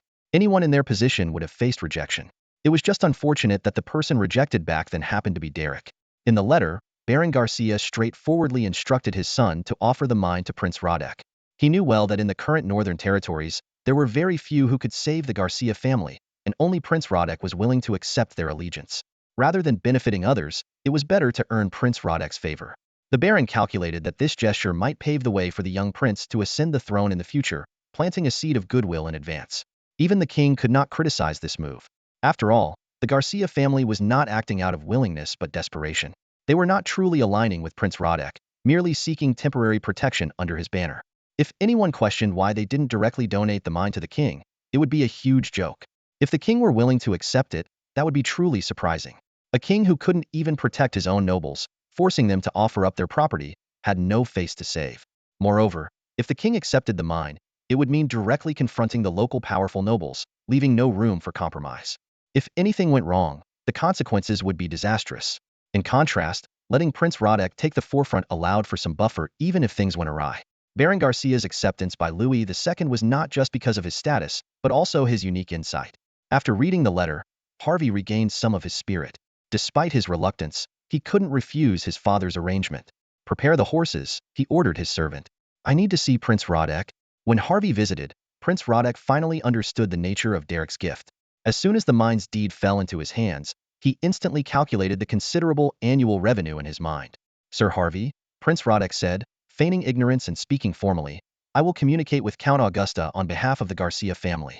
These bandits have indeed gone too far and need to be dealt with thoroughly. Fortunately, he didn't intend to take the benefits without doing anything in return. Roderick immediately ordered a copy of the deed to be made and sent to Count Augusta for review. He gave Harvey a meaningful smile. I hope the Count will grant me some face. Hope ignited in Harvey's heart. He had endured enough of this situation. This was a typical case of collateral damage in the power struggles of the elite. Since ancient times, appearances have often been deceiving. The methods the upper nobility used to amass wealth were myriad and dazzling. More pitifully, those who were exploited often felt grateful and even served their exploiters earnestly. If unlucky, they could be deceived to the point of utter ruin. Derek glanced nonchalantly at the copy of the deed that had been delivered, but listened intently to the envoy's thanks. The mine represented a significant source of income for Prince Roderick, enough to support many of his endeavors. Though it wasn't a crucial asset for either of them, the sincerity behind the gesture was invaluable. Derek's willingness to cede the profits showed his commitment to their agreement, while Roderick's acceptance of the gift indicated a stance somewhat different from the royal families. Notably, the aggrieved Garcia family had the backing of King Louis II. Through this tacit understanding, both men demonstrated their good faith. After listening to the envoy's gratitude, Derek promptly dismissed him. However, as the envoy stepped out, he collided with a ragged-looking vagabond. Under the watchful eyes of an Augusta family knight, the vagabond swiftly slipped an envelope into the envoy's hands. Startled, the envoy looked at the knight, who impassively said, "This is a token of my lord's regards for his highness. Please take it back with you." The envoy, realizing the cleverness of the maneuver, inwardly marveled at the strategy. When the envoy returned with the account and the letter, Prince Roderick encountered this ingenious method of communication for the first time. He knew that as long as Derek didn't openly rebel, the king would be powerless against him.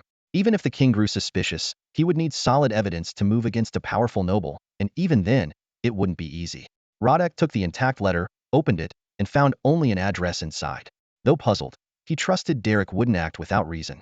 He immediately dispatched a few reliable subordinates to investigate. Over the years, Roderick had cultivated a number of loyal knights, and such a task was straightforward for them. Following the address, his men quickly located the destination. The sight that greeted them shocked Radica's secret encampment of heavy cavalry belonging to the Perez family. Given the Perez family's influence, hiding a few hundred men in the northern lands wasn't difficult.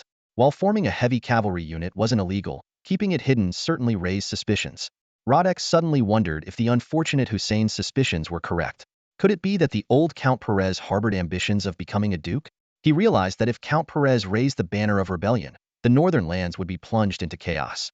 Unlike the newly risen Augusta family, the Perez family had a complex and extensive network of relationships built over many years. Any insurrection on their part would cause significant trouble. As a prince and a collaborator with the Count of Augusta, Roderick felt it his duty to inform King Louis II of this discovery. However, events took an unexpected turn. Under the warm spring sun at Swan Castle, Count Perez laughed heartily, dismissing Derek's jest. A duke? I'd love to be a duke, but without the corresponding lands, it would just be a joke. It turned out the old count was visiting to see his granddaughter and to gauge the situation in the northern lands. He had sensed something unusual in the air but couldn't pinpoint it. If anyone was stirring up trouble in the north, it would either be himself or that rascal Derek. So he came to investigate. Instead of finding anything, he was ensnared by Derek, who insisted he help resolve the issue of the Duke of Leopold's title inheritance. Derek half-jokingly suggested getting the old count a duke's title, but the latter politely declined. Count Perez was right. If he wanted it, the king would gladly bestow an honorary title that could be passed down through generations, and it wouldn't cost many gold coins. But he didn't want it, for without the land and army befitting the title, it would only be a source of ridicule. The hereditary earls of the Kingdom of Locke are numerous, but few garner much attention. Only powerful nobles like Earl Perez are truly significant. The same applies to dukes.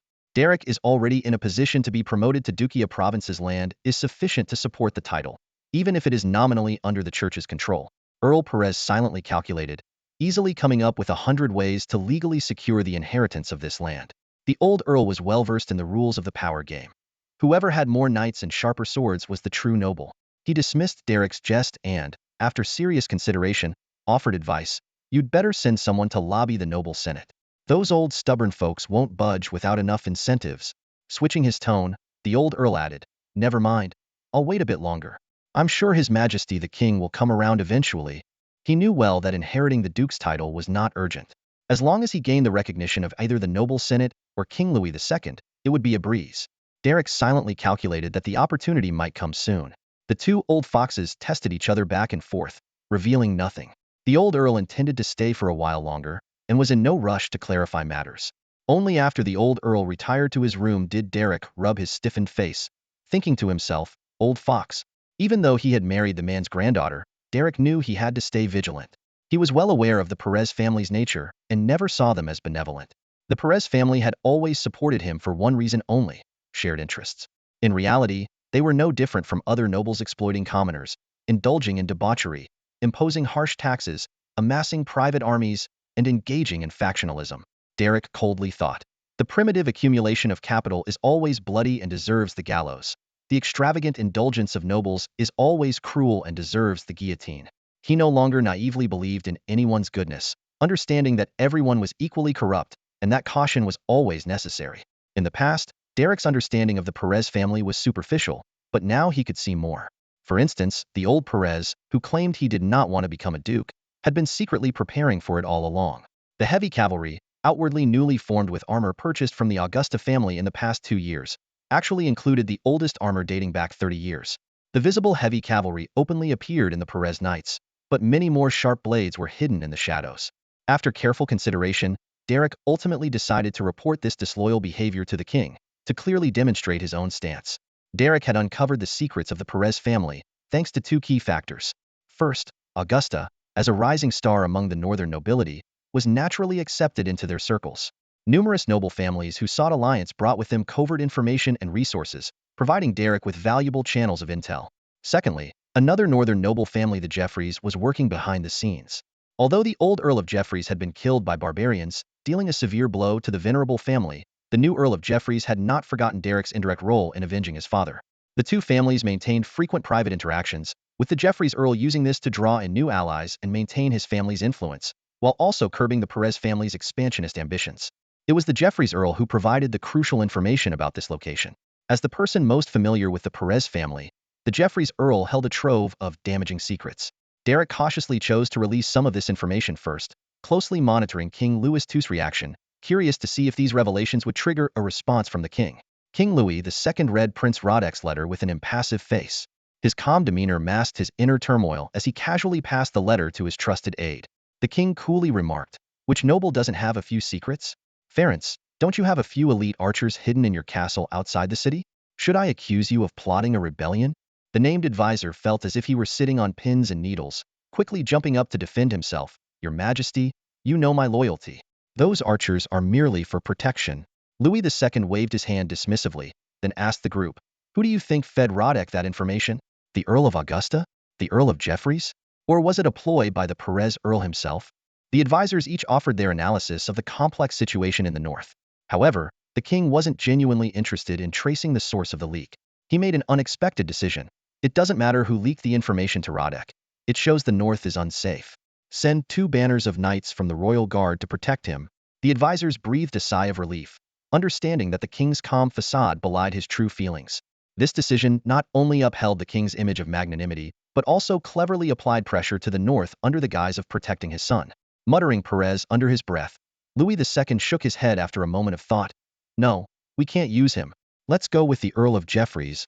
Soon, a decree was sent to the northern province. The Earl of Perez, who was enjoying Augusta's hospitality at Swan Castle, turned pale upon hearing the news. Derek hadn't anticipated that the king would make such a move, appointing the young Earl of Jeffreys to command the Iron Wall Legion, breaking a tradition that had lasted for decades. The Earl of Perez fumed. The Perez family has never received such a favor. Yet the Jeffreys family, which had faded into obscurity, is granted this honor. The king is clearly playing favorites. With control of the Iron Wall Legion, the new generation of the Jeffreys family quickly returned to the northern nobility's spotlight. Many began reconsidering alliances with this powerful earl, who now held significant political resources.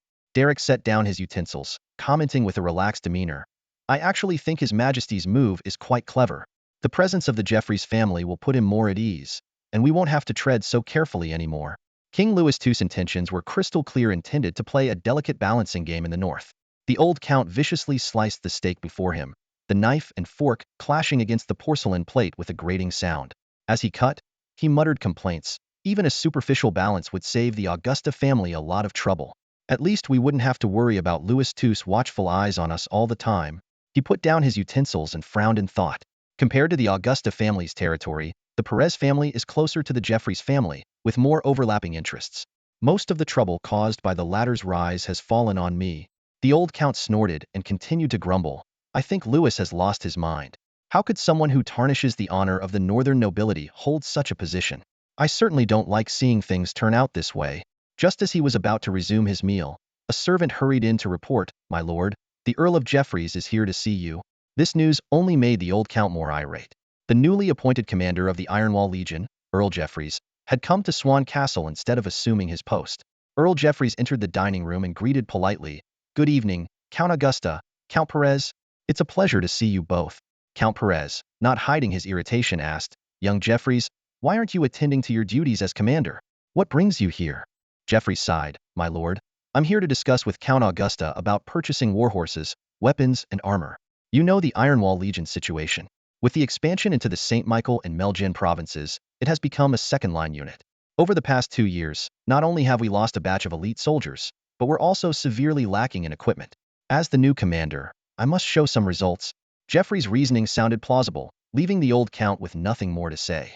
In his presence, Derek happily signed a contract with Earl Jeffreys for a batch of weapons and warhorses.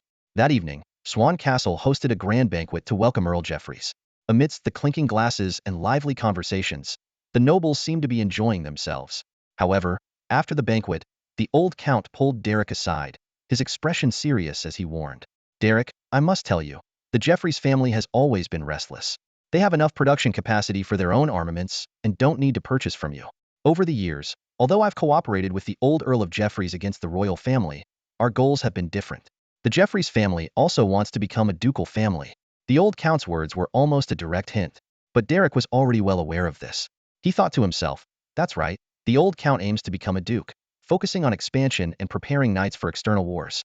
The Jeffreys family wants to rebel against Louis II and has also been preparing an army." However, the old Earl of Jeffreys was dealt a heavy blow recently, losing much of his strength. Derek calculated. Young Earl Jeffreys would equip his private army with the purchased weapons and then allocate the second-tier ones to the Ironwall Legion. But what does it matter? I just need a scapegoat, and the Perez family's current strength is just right. The Jeffreys family is still a bit lacking and needs some help to recover their strength. Outwardly, he remained calm, but inwardly he sighed. In the game of nobility, there is no right or wrong, only interests. The Earl of Jeffreys knew well that the rise of the Augusta family was due to the expansion wars, which did not overly suppress the existing powers. This expansion not only strengthened the northern nobility, but also significantly bolstered the strength of families deeply involved. However, the Jeffreys family had barely benefited from it, and now struggled to maintain their position as the third most powerful noble house in the north. Amidst this situation, the old Earl of Perez visited Swan Castle, feeling a sense of unease. After the banquet, he conversed with Derek and then, coincidentally, met Jeffreys on a secluded terrace. This terrace was at the end of the second-floor corridor, a perfect spot for a secret meeting as it was deserted. The spring night was slightly chilly, but the two northern nobles paid no heed. Old Perez got straight to the point, his tone laced with sarcasm. "Young Jeffreys, swallowing the grand promises of Louis II isn't so easy. Be careful not to get indigestion." Jeffreys pretended not to grasp the underlying meaning and greeted him with a smile. "Thank you for your concern, Earl Perez. By the way, I must thank you for the king entrusting me with the Iron Wall Legion." Perez's brow furrowed as he realized the crux of the issue. Jeffreys glanced around and lowered his voice. "Your heavy cavalry regiment is not as hidden as you think. What do you suppose His Majesty would think if he found out?" Old Perez suddenly understood, his anger surging. He growled quietly, "Young Jeffreys, you're playing with fire, undermining our mutual understanding." He emphasized the importance of cooperation between their families, believing only unity could withstand the pressure from the capital. However, Jeffreys remained calm, even displaying a slight smile. "I swear on my father's honor, it wasn't me who told the king, nor have I contacted Prince Radek. So far, I've only told one person, and that's your grandson-in-law, the Earl of Augusta."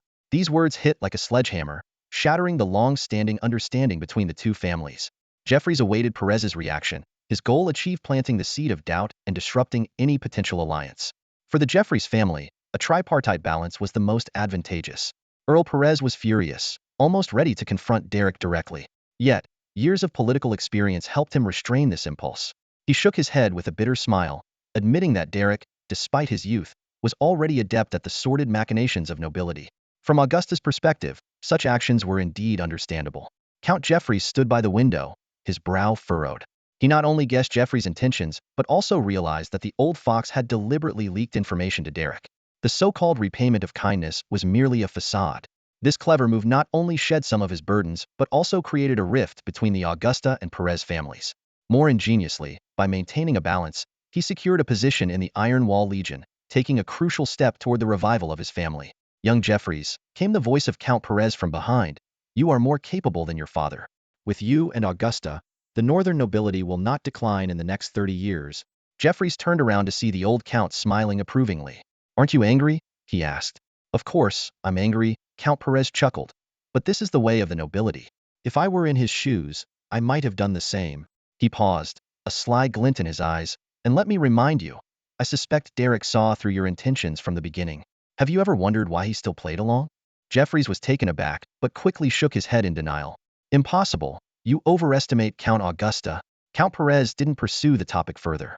Instead, he spoke earnestly. Young Jeffreys, you're smarter than your father, but you lack experience and need more seasoning.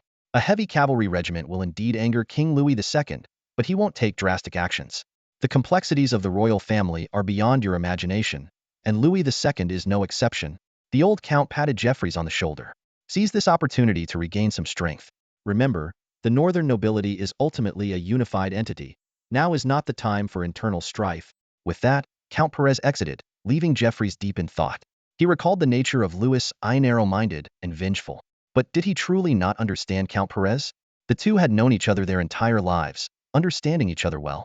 This move increased the royal family's influence in the new northern province, while supporting the Jeffreys family to balance Augusta and Perez. Should the situation change, the king could always turn on the Jeffreys family.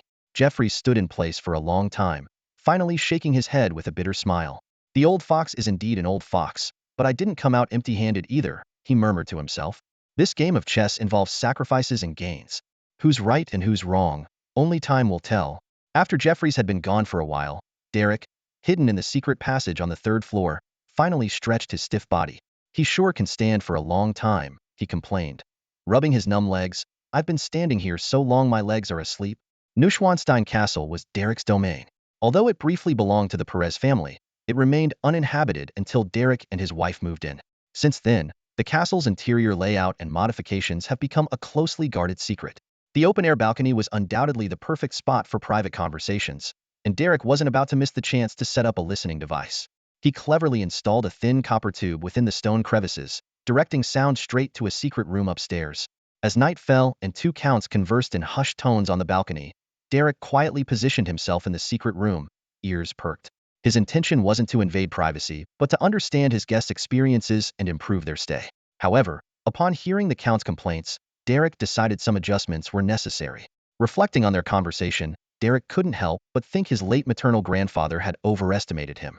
He admitted he wasn't always scheming and certainly couldn't plan everything flawlessly. To his surprise, Count Jeffreys' machinations were incredibly meticulous. Derek had initially believed the Jeffreys family sought his favor purely out of gratitude and a need for protection. Over the years, Count Jeffreys' low-key demeanor had caused people to overlook their long-standing status as a cornerstone of northern nobility.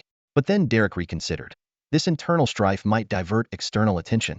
He decided to pretend he hadn't overheard the night's conversation and play along with the two counts in a tacit game. After all, northern nobility had been in the spotlight for too long, attracting too much attention. A bit of internal conflict might actually make outsiders less vigilant, giving them more room for maneuver. The next day, when the three counts met, it was as if the previous night's conversation had never occurred. They each put on a show, taking turns displaying familial affection, long-standing friendships, and gratitude for avenged grievances. Any onlooker would have been convinced that the northern nobility was united and formidable. However, the moment Count Perez left Neuschwanstein, his face darkened. He silently cursed Derek for his lack of gratitude and resolved to teach him a lesson. Acting swiftly, Count Perez sent men to the mountains to attack the followers of the bandit Royd. Royd, who had been ruling the area with the tacit approval of nearby nobles, was caught completely off guard and never expected the Perez family to turn on him suddenly. Count Perez called this move testing the waters. By targeting a lowly bandit, he intended to send Derek a message. I know your secrets. Now, let's see how you respond. Derek received the news quickly, just as he had anticipated. If he were to admit fault and back down now, the conflict might be resolved. However, if word got out, his position as the leader of the northern nobility would be compromised, and no one would respect a count who easily capitulated.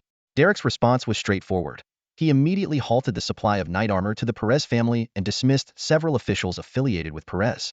Instantly, the northern skies filled with tension, and all the nobles watched closely, waiting for the true leader to emerge.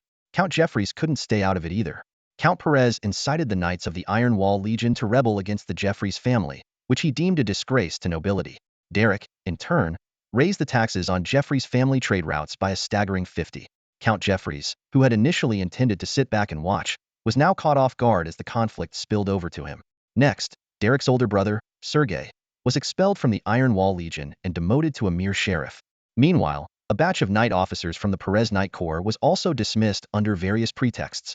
Although the Jeffreys family had declined in recent years, knights trained by the previous count were still around, making it feasible for them to control a legion.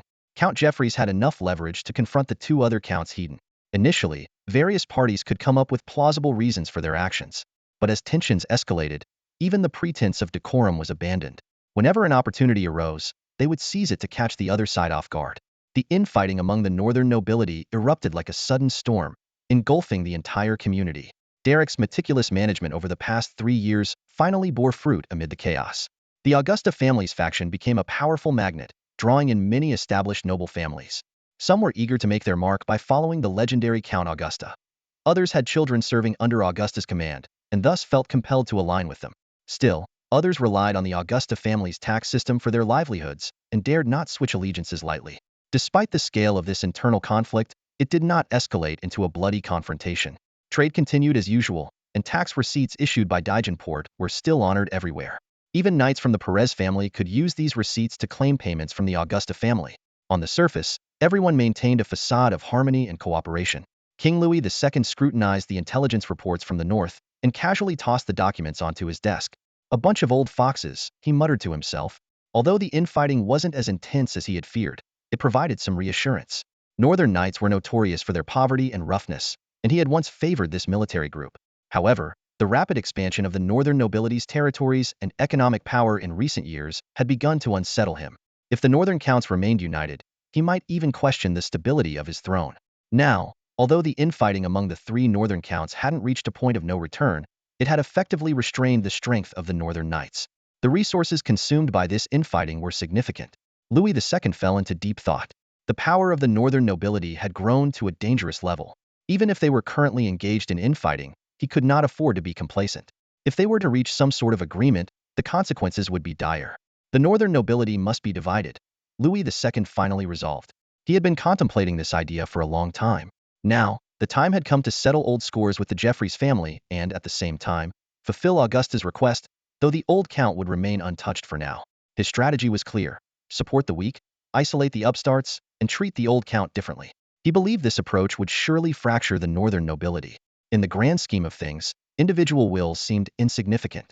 The power of open schemes would eventually compel everyone to make corresponding choices. Louis II knew he had to act, or the situation in the north would spiral out of control.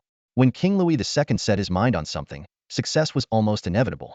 This wasn't just due to his power, but also to uphold the royal authority. Consequently, he acted with extreme caution, meticulously planning each move to ensure nothing went wrong. In the sensitive matter of title succession, while the king had the final say, the noble Senate could employ various tactics to delay the process. This delicate balance between royal and noble power underscored that the Kingdom of Locke was not simply a private estate of any single family. Therefore, the succession of Duke Leopold's title required the approval of both parties to be finalized. King Louis II astutely noticed the internal divisions within the noble Senate, and cleverly used this to delay the succession issue repeatedly. Now, having changed his mind, he decided to expedite the process, a shift that seemed effortless. The king personally penned an invitation and had it delivered to Derek. Summon Derek to the capital. I will personally bestow the scepter upon him. He temporarily withheld the succession documents, believing that the title of Duke alone would be enough to draw Derek to the capital. Once Derek swore allegiance, it would place another binding constraint on his actions. This was a reluctant move. Had Derek not already controlled vast territories, Louis II would never have agreed to his succession as Duke. Bestowing an empty title to an ordinary noble was one thing, but granting it to a powerful noble like Derek could create a situation difficult to control. The title of Duke not only conferred partial independent legal power, but also significantly enhanced the ability to attract talent. This was merely Louis II's first move. Next, he reopened the long-stalled case of the old Count Geoffrey's lost lands. The processes of relocation and reallocation moved at a dizzying speed. The Geoffrey family's fief was relocated westward, right at the junction of the Northern Province, St. Michael Province, and Mergen Province. The new fief was larger, but sparsely populated. On the surface, it appeared to weaken the Geoffrey family's power. However, Louis II secretly allowed them to relocate their original subjects and granted a 3-year transition period. This meant that for 3 years, the Geoffrey family would control 2 fiefs and a large population. After 3 years, the newly cultivated land would also begin to take shape. As for the Perez family, Louis II chose to maintain the status quo, even granting some nearby city positions to the old count's descendants as compensation. In just 1 week, Louis II completed these complex matters, compressing the originally lengthy processes to their limits. As news gradually spread to the north, the already chaotic situation became even more convoluted. The northern nobles were left dizzy by these changes, unsure if they could still unite. For Derek, the immediate task was to decide whether to go to the capital. While the title of Duke Leopold was undoubtedly important, it also seemed somewhat insignificant. On the other hand, if Louis II had ill intentions, he could very well detain a noble in the capital. After several rounds of urgent discussions, Derek decided to go personally. If time allowed, he could return before his child was born. Obtaining the Duke's title was only half his goal. The other half was to see the capital of this era with his own eyes. The 3 southern kingdoms almost encapsulated the essence of the southern continent: the deeply religious Holy Cross Kingdom, the fierce and proud Griffin Kingdom, and the feudal noble-ruled Kingdom of Locke in between. The capital of the Kingdom of Locke was one of the few major cities of this era, attracting merchants and scholars from around the world. More importantly, the southern nobles had already sensed the dawn of a new world. Derek had examined the Kingdom of Locke's shipbuilding industry and found it to be in a period of rapid growth. All signs suggested that a new era might be on the horizon. Derek longed to witness it firsthand. He quickly settled affairs in his territory, selecting a group of noble knights to accompany him, while the remaining knights were stationed across various regions. In the short term, there would be no issues. Additionally, the reorganized Mergen knights delayed their return to the north, ready for any emergencies. From the Manda province to the capital, the knights could reach their destination in 20 days if they traveled at full speed. In case of any unforeseen events, this knightly contingent could also provide a retreat route. Derek prepared himself, filled with both anticipation and anxiety, ready to embark on this uncertain journey. He even sent some knights to temporarily join the Order of the Templars. If Louis II lost his mind, Derek believed that the knights' swords would bring him back to his senses. This move by Derek showcased his strength while subtly conveying a threat. Traveling to the capital was no simple journey. Derek led a massive entourage. Servants and maids from the Count's estate bustled about, armored knights and soldiers stood ready, and the merchant caravans were laden with special goods, with supply wagons trailing behind. Derek knew this was a prime opportunity to display the power and elegance of the North. On the political stage, strength is indispensable. Derek understood that only by demonstrating power could he earn respect. Similarly, excellent products need the right platform for display. Derek himself, being the Count of Augusta, a Northern Knight, a Templar Knight, the newly appointed Duke of Leopold, an advocate for free trade, and one of the 3 northern powers, was a living legend. Every move he made attracted countless eyes. The meticulous preparations took over a month, with more than 5,000 people accompanying him. As this grand procession headed south, numerous independent merchants joined in, seeking protection under the Count's name. Such a large convoy, led by Count Augusta, was akin to a moving fortress. Petty criminals wouldn't dare to act recklessly, and even the nobles along the way had to think twice before offending this powerful figure from the north. The journey was not rushed. The first stop was the Northern Province, where the migrating Geoffrey's family was impossible to miss. From a distance, Derek saw the outline of a new city rising from the ground. A squad of cavalry bearing square banners galloped towards them. The rider was a successor from the Geoffrey's family. He dismounted respectfully before Derek and said, "Count Augusta, I apologize. My father is currently in Ironwall City and cannot personally greet you. However, I have prepared food and wine for you, and I humbly ask you to accept them." Regardless of the private relationship between the 2 families, appearances had to be maintained. Moreover, due to the old Geoffrey's count, Derek owed a favor. The Geoffrey's family, unwilling to lose face, made the reception exceedingly meticulous. Derek rested there for a night before continuing his glorious journey home. Unlike the last hurried visit, this time, the large convoy could not pass quickly. Nobles along the route came to pay their respects, adding a political dimension to the trip. Glory without returning home is like wearing brocade robes at night. This saying captures the essence of human nature. Derek prided himself on not being so superficial, but it wasn't until he experienced the adulation of the northern nobility that he realized how simplistic his view had been. In the kingdom of Locke, Derek was the epitome of the noble dream. Rising from a lowly knight to an earl, and soon to be crowned a duke, his dramatic life trajectory stunned everyone.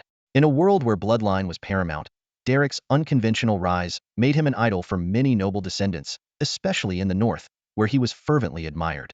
Northern nobles, regardless of their allegiances, scrambled to meet the newly minted Earl of Augusta. Some fervent supporters even rode alongside his entourage, offering protection. Initially, Derek intended to remain low-key, but he quickly abandoned that notion. He decided to use this opportunity to send a clear message. Crossing him would have serious consequences. Throughout the journey, Derek made several stops. In the Ferreira family's territory, he stayed for 3 days, reuniting with relatives. With Derek's rise, many collateral members of the Ferreira family had also gained court titles, leaving the family estate somewhat deserted. Upon entering the Monte province, the number of visiting nobles dwindled as he approached the territories of the capital's aristocracy. At the Melgen Abbey, Derek stayed for 2 more days, engaging in deep conversations with old acquaintances. Crossing the northern mountains, Derek stepped into the core region of the Kingdom of Locke, the central province. Known as the kingdom's granary and the stronghold of feudal nobility, this area contrasted sharply with the north. Here, military presence was less prominent, and nobles were more politically inclined. Central nobility held key positions throughout the kingdom and controlled more resources. Derek keenly observed that despite the larger cities, greater number of nobles, and higher grain output, the farmers' living conditions were worse than those in the north. He couldn't help but lament that under the guise of civilization, exploitation was even more brutal. The toll stations along the way turned a blind eye to Derek's entourage. Normally, they would extort northern merchant caravans, but this time they collectively feigned ignorance. Clearly, they had learned their lesson and dared not provoke northern forces. Finally, Derek arrived in the capital region. This was the royal domain, with only a few nobles owning some land.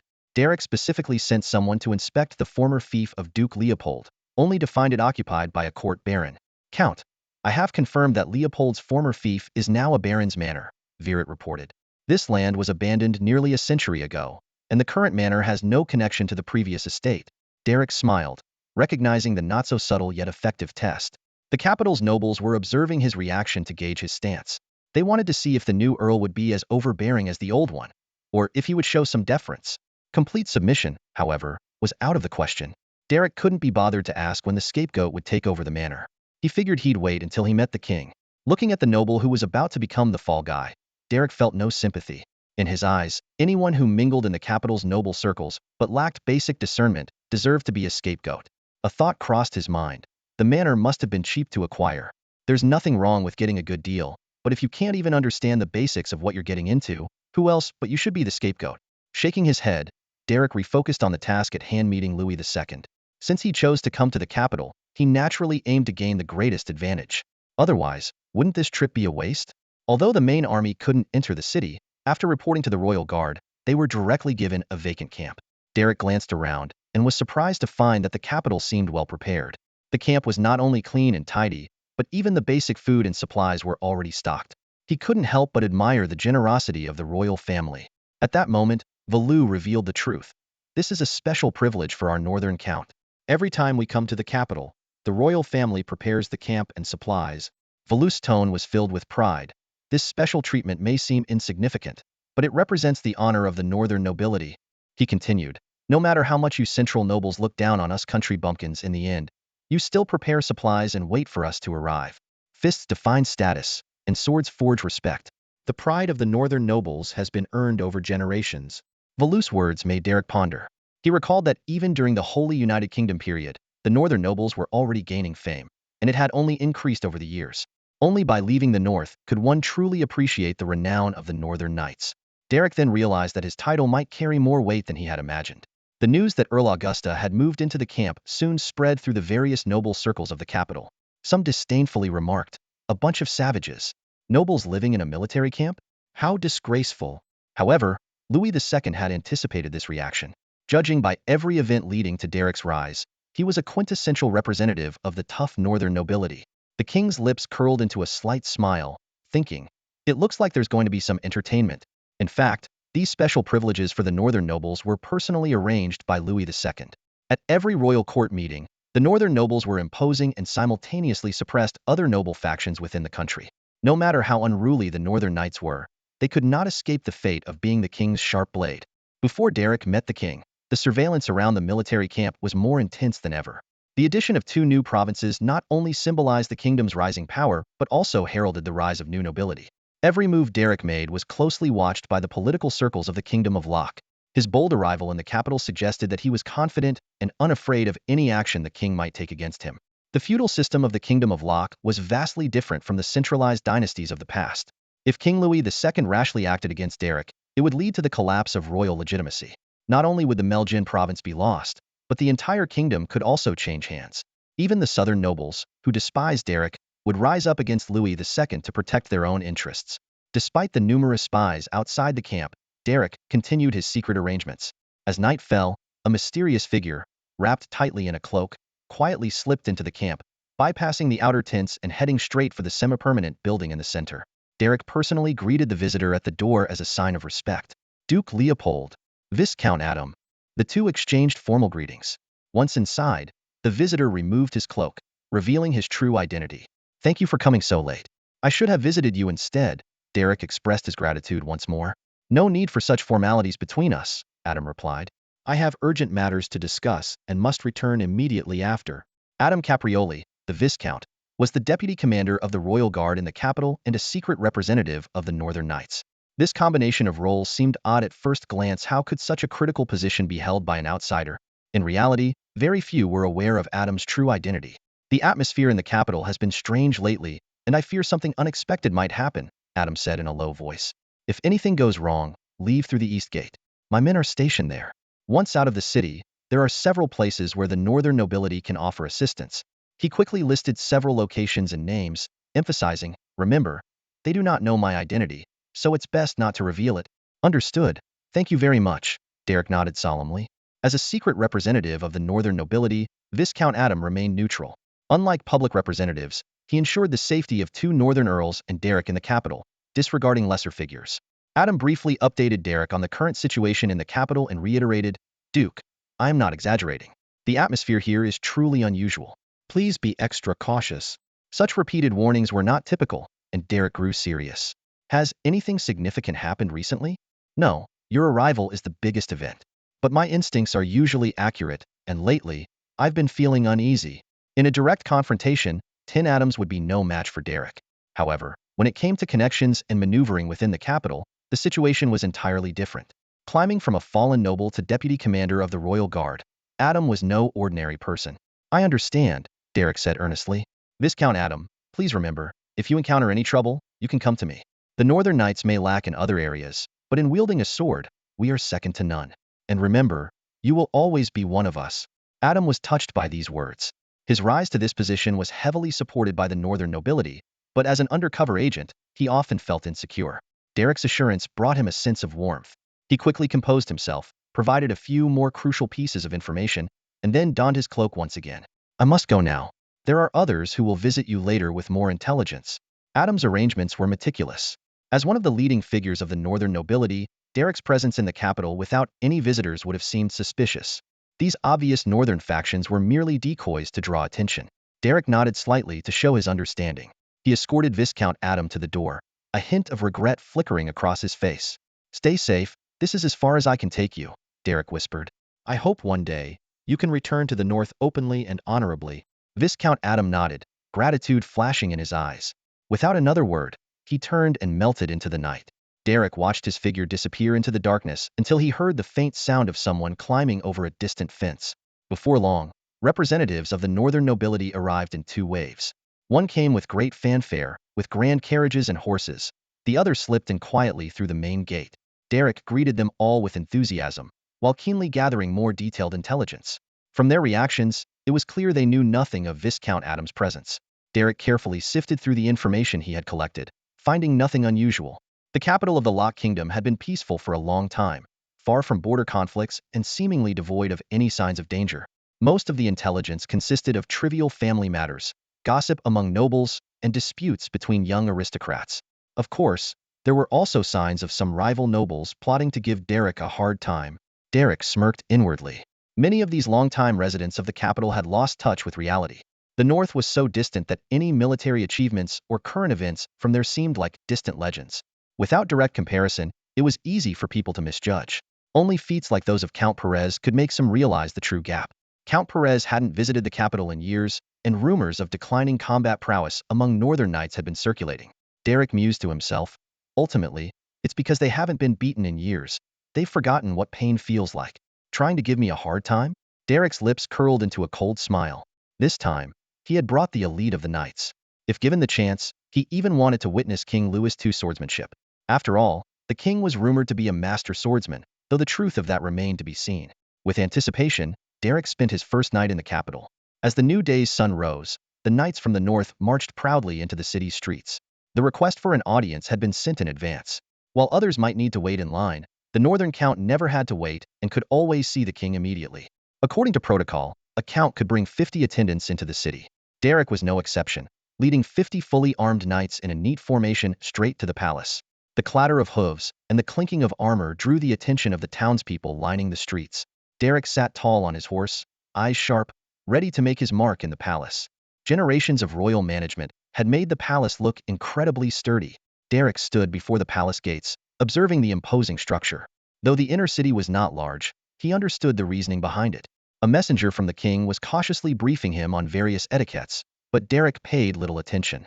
He was well aware that for minor nobles, even a small breach of protocol during an audience could incur the king's wrath. However, for a grand noble like himself, these rules were practically meaningless. Even if he insulted King Louis II to his face, the worst consequence would be a fine. Derek thought to himself that problems solvable with money weren't real problems, especially since he could delay paying the fine indefinitely. Your lordship, a palace attendant said nervously, afraid of offending this prominent figure from the north. Your attendants must wait here at the gates, and your weapons need to be handed over to us for safekeeping. Derek did not get angry. He knew it was pointless to lose his temper with lower-ranking people. If he were to get angry, it would be with someone of significant standing. He understood that in this place, a sword would be of little use if danger arose. He handed his sword to Simon beside him, who then passed it to another knight, instructing in a low voice, "Rush in if you hear any noise." Derek instinctively touched the hard object hidden in his clothes. As an earl, surrendering his sword was his limit. Palace guards dared not search him. In contrast, Simon and the other noble knights accompanying him were thoroughly searched. Derek led Simon and his men towards the inner city. Legally, Simon and the others held titles within the kingdom and were entitled to accompany Derek in the audience with the king. The other knights stood grimly at the gates, forming a stark contrast with the palace guards. A guard officer attempted to strike up a conversation with them, but was met with cold stares. These palace guards, accustomed to dealing with thieves and commoners, were unnerved by the fierce gazes of the northern knights. The officer retreated awkwardly, not daring to say more in front of the northern knights, but muttered under his breath, "A bunch of barbarians, acting all high and mighty. You're just standing guard like me, damn it." As Derek's group continued, he suddenly noticed something unusual. He stopped and pointed towards the laboring black slaves in the distance, asking, "Why are there so many black slaves in the palace?" The attendant glanced at the slaves with a hint of contempt in his eyes, then put on a fawning smile and explained, "These are tributes from southern nobles. Though they are inferior and foolish, they are strong and easy to use. If they get hurt, we just discard them. Nowadays, the dangerous tasks in the palace are all done by these overseas slaves." He added, "This is no longer a secret. Recently, the capital has seen an influx of black slaves, all well-trained and very popular among the nobles."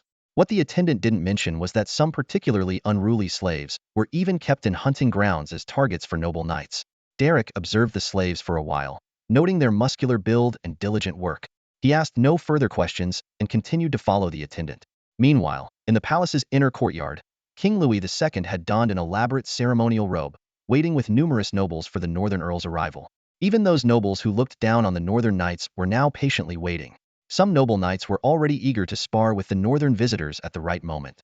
Winning or losing was secondary. The key was to show their stance and secure benefits for their factions. "The Earl of Augusta is here." The attendant's announcement invigorated everyone, knowing that today's main event was about to begin. Even the king unconsciously straightened his posture, his gaze fixed. Soon, they saw a tall figure walking unhurriedly behind the attendant. As he approached, they noticed his attire was exceedingly simple, contrasting sharply with the elaborate outfits of those present. Apart from the emblem on his chest, Derek's attire lacked any unnecessary frills or lace, exuding a rugged charm unique to the north.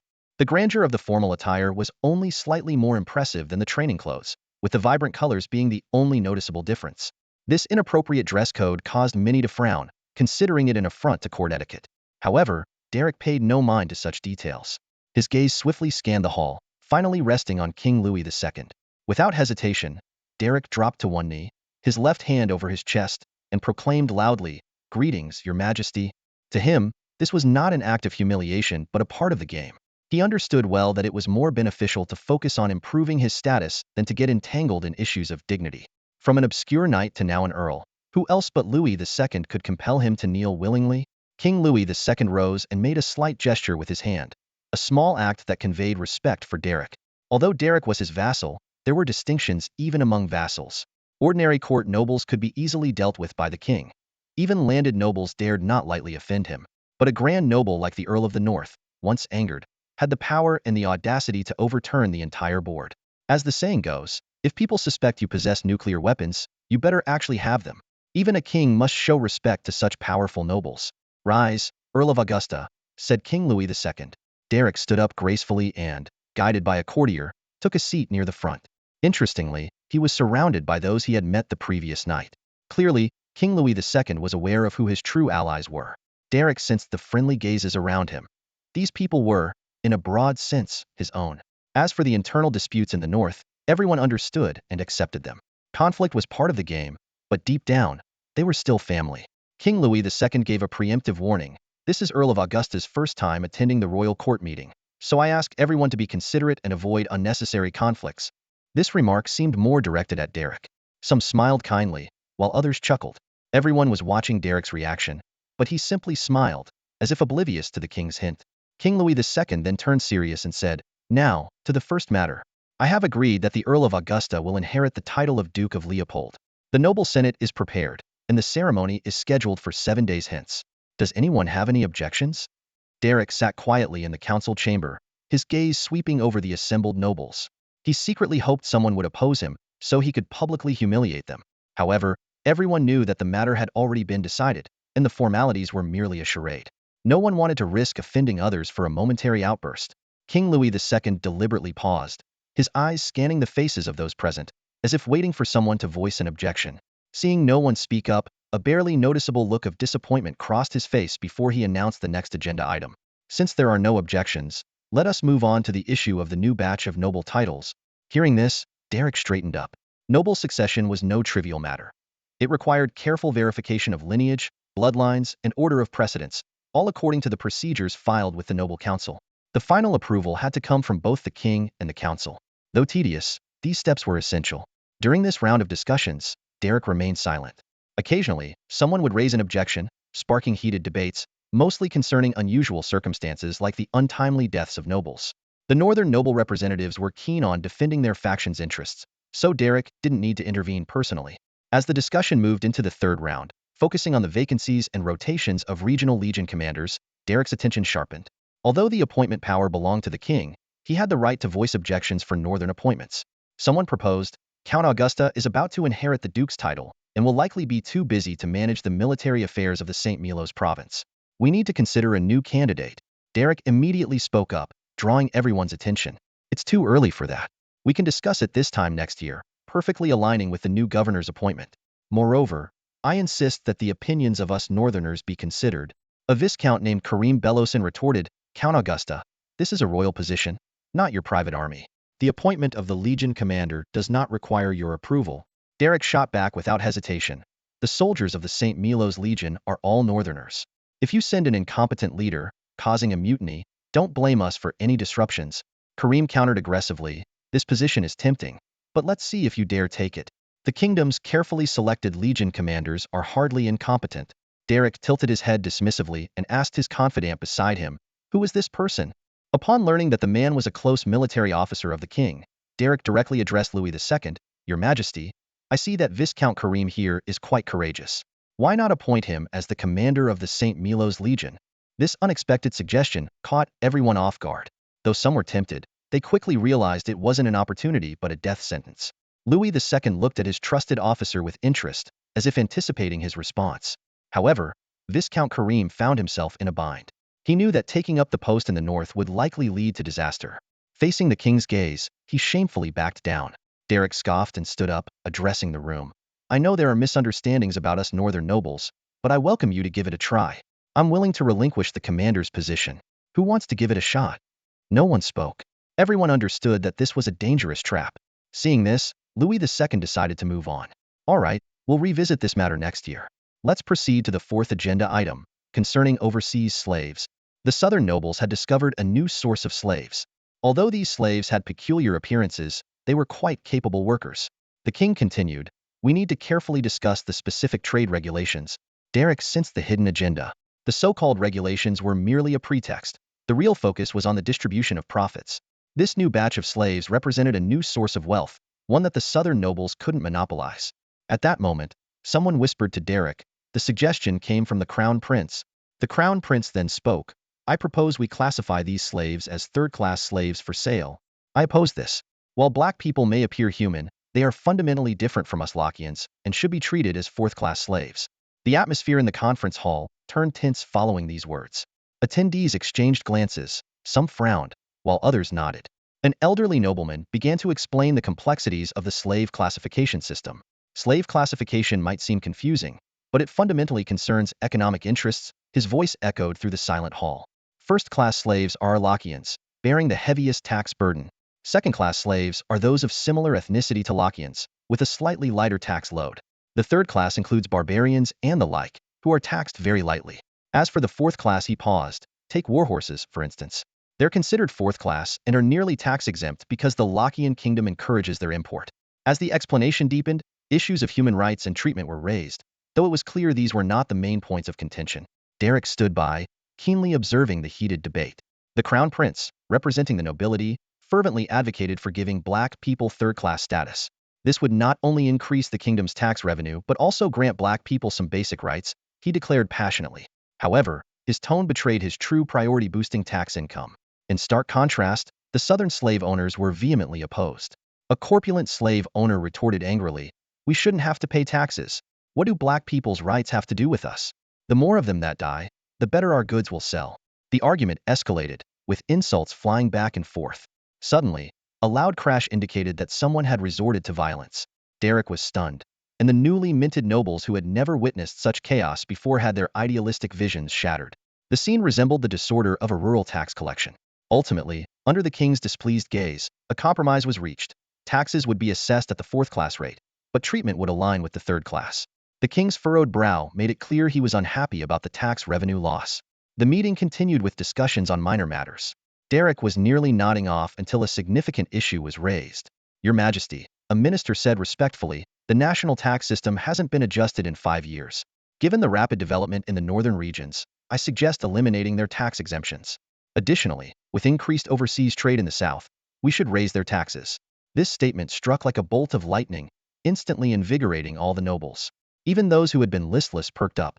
After all, official tax rates directly affected everyone's interests. Northern nobles looked grim.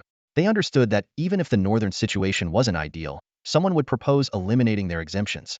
Fortunately, the northern martial spirit had been revitalized in recent years. Otherwise, they might be discussing tax increases rather than just reduced benefits. Derek didn't care much about the southern nobles being squeezed. But as a newcomer to the royal court, he knew he couldn't afford to lose face by failing to secure any benefits. Just as Louis II was about to deliver some platitudes, Derek suddenly stepped forward and shouted, I don't understand all this tax talk, and don't bother me with convoluted reasons. Let's settle it the old-fashioned way, a fight. The loser pays more taxes, the winner pays less. Everyone stared in astonishment at the scene before them. Although the annual brawls had become a tradition, the old counts usually showed some restraint. Derek's blatant actions were akin to tearing away the facade, delivering a stinging slap to the faces of the gathered nobles. Count Augusta, do you have any semblance of noble decorum left? A southern count pointed a trembling finger at Derek, nearly fainting with rage. Derek rolled his eyes dismissively. Decorum? Old man, the dignity of northern nobles lies in the sharpness of their swords, within the range of their crossbows. Your ways don't work here, he sneered. Hundreds of years ago, who knew what your ancestors were doing? Without the sword, would you have the chance to sit here and talk about decorum? Derek continued his relentless critique. The South has seen economic growth and military strength in recent years, with top-notch equipment and training. But why can't you hold your heads high? He looked around. You always think it's the schemes of northern nobles and the king that block your path, but that's nonsense. What you're lacking is the spirit.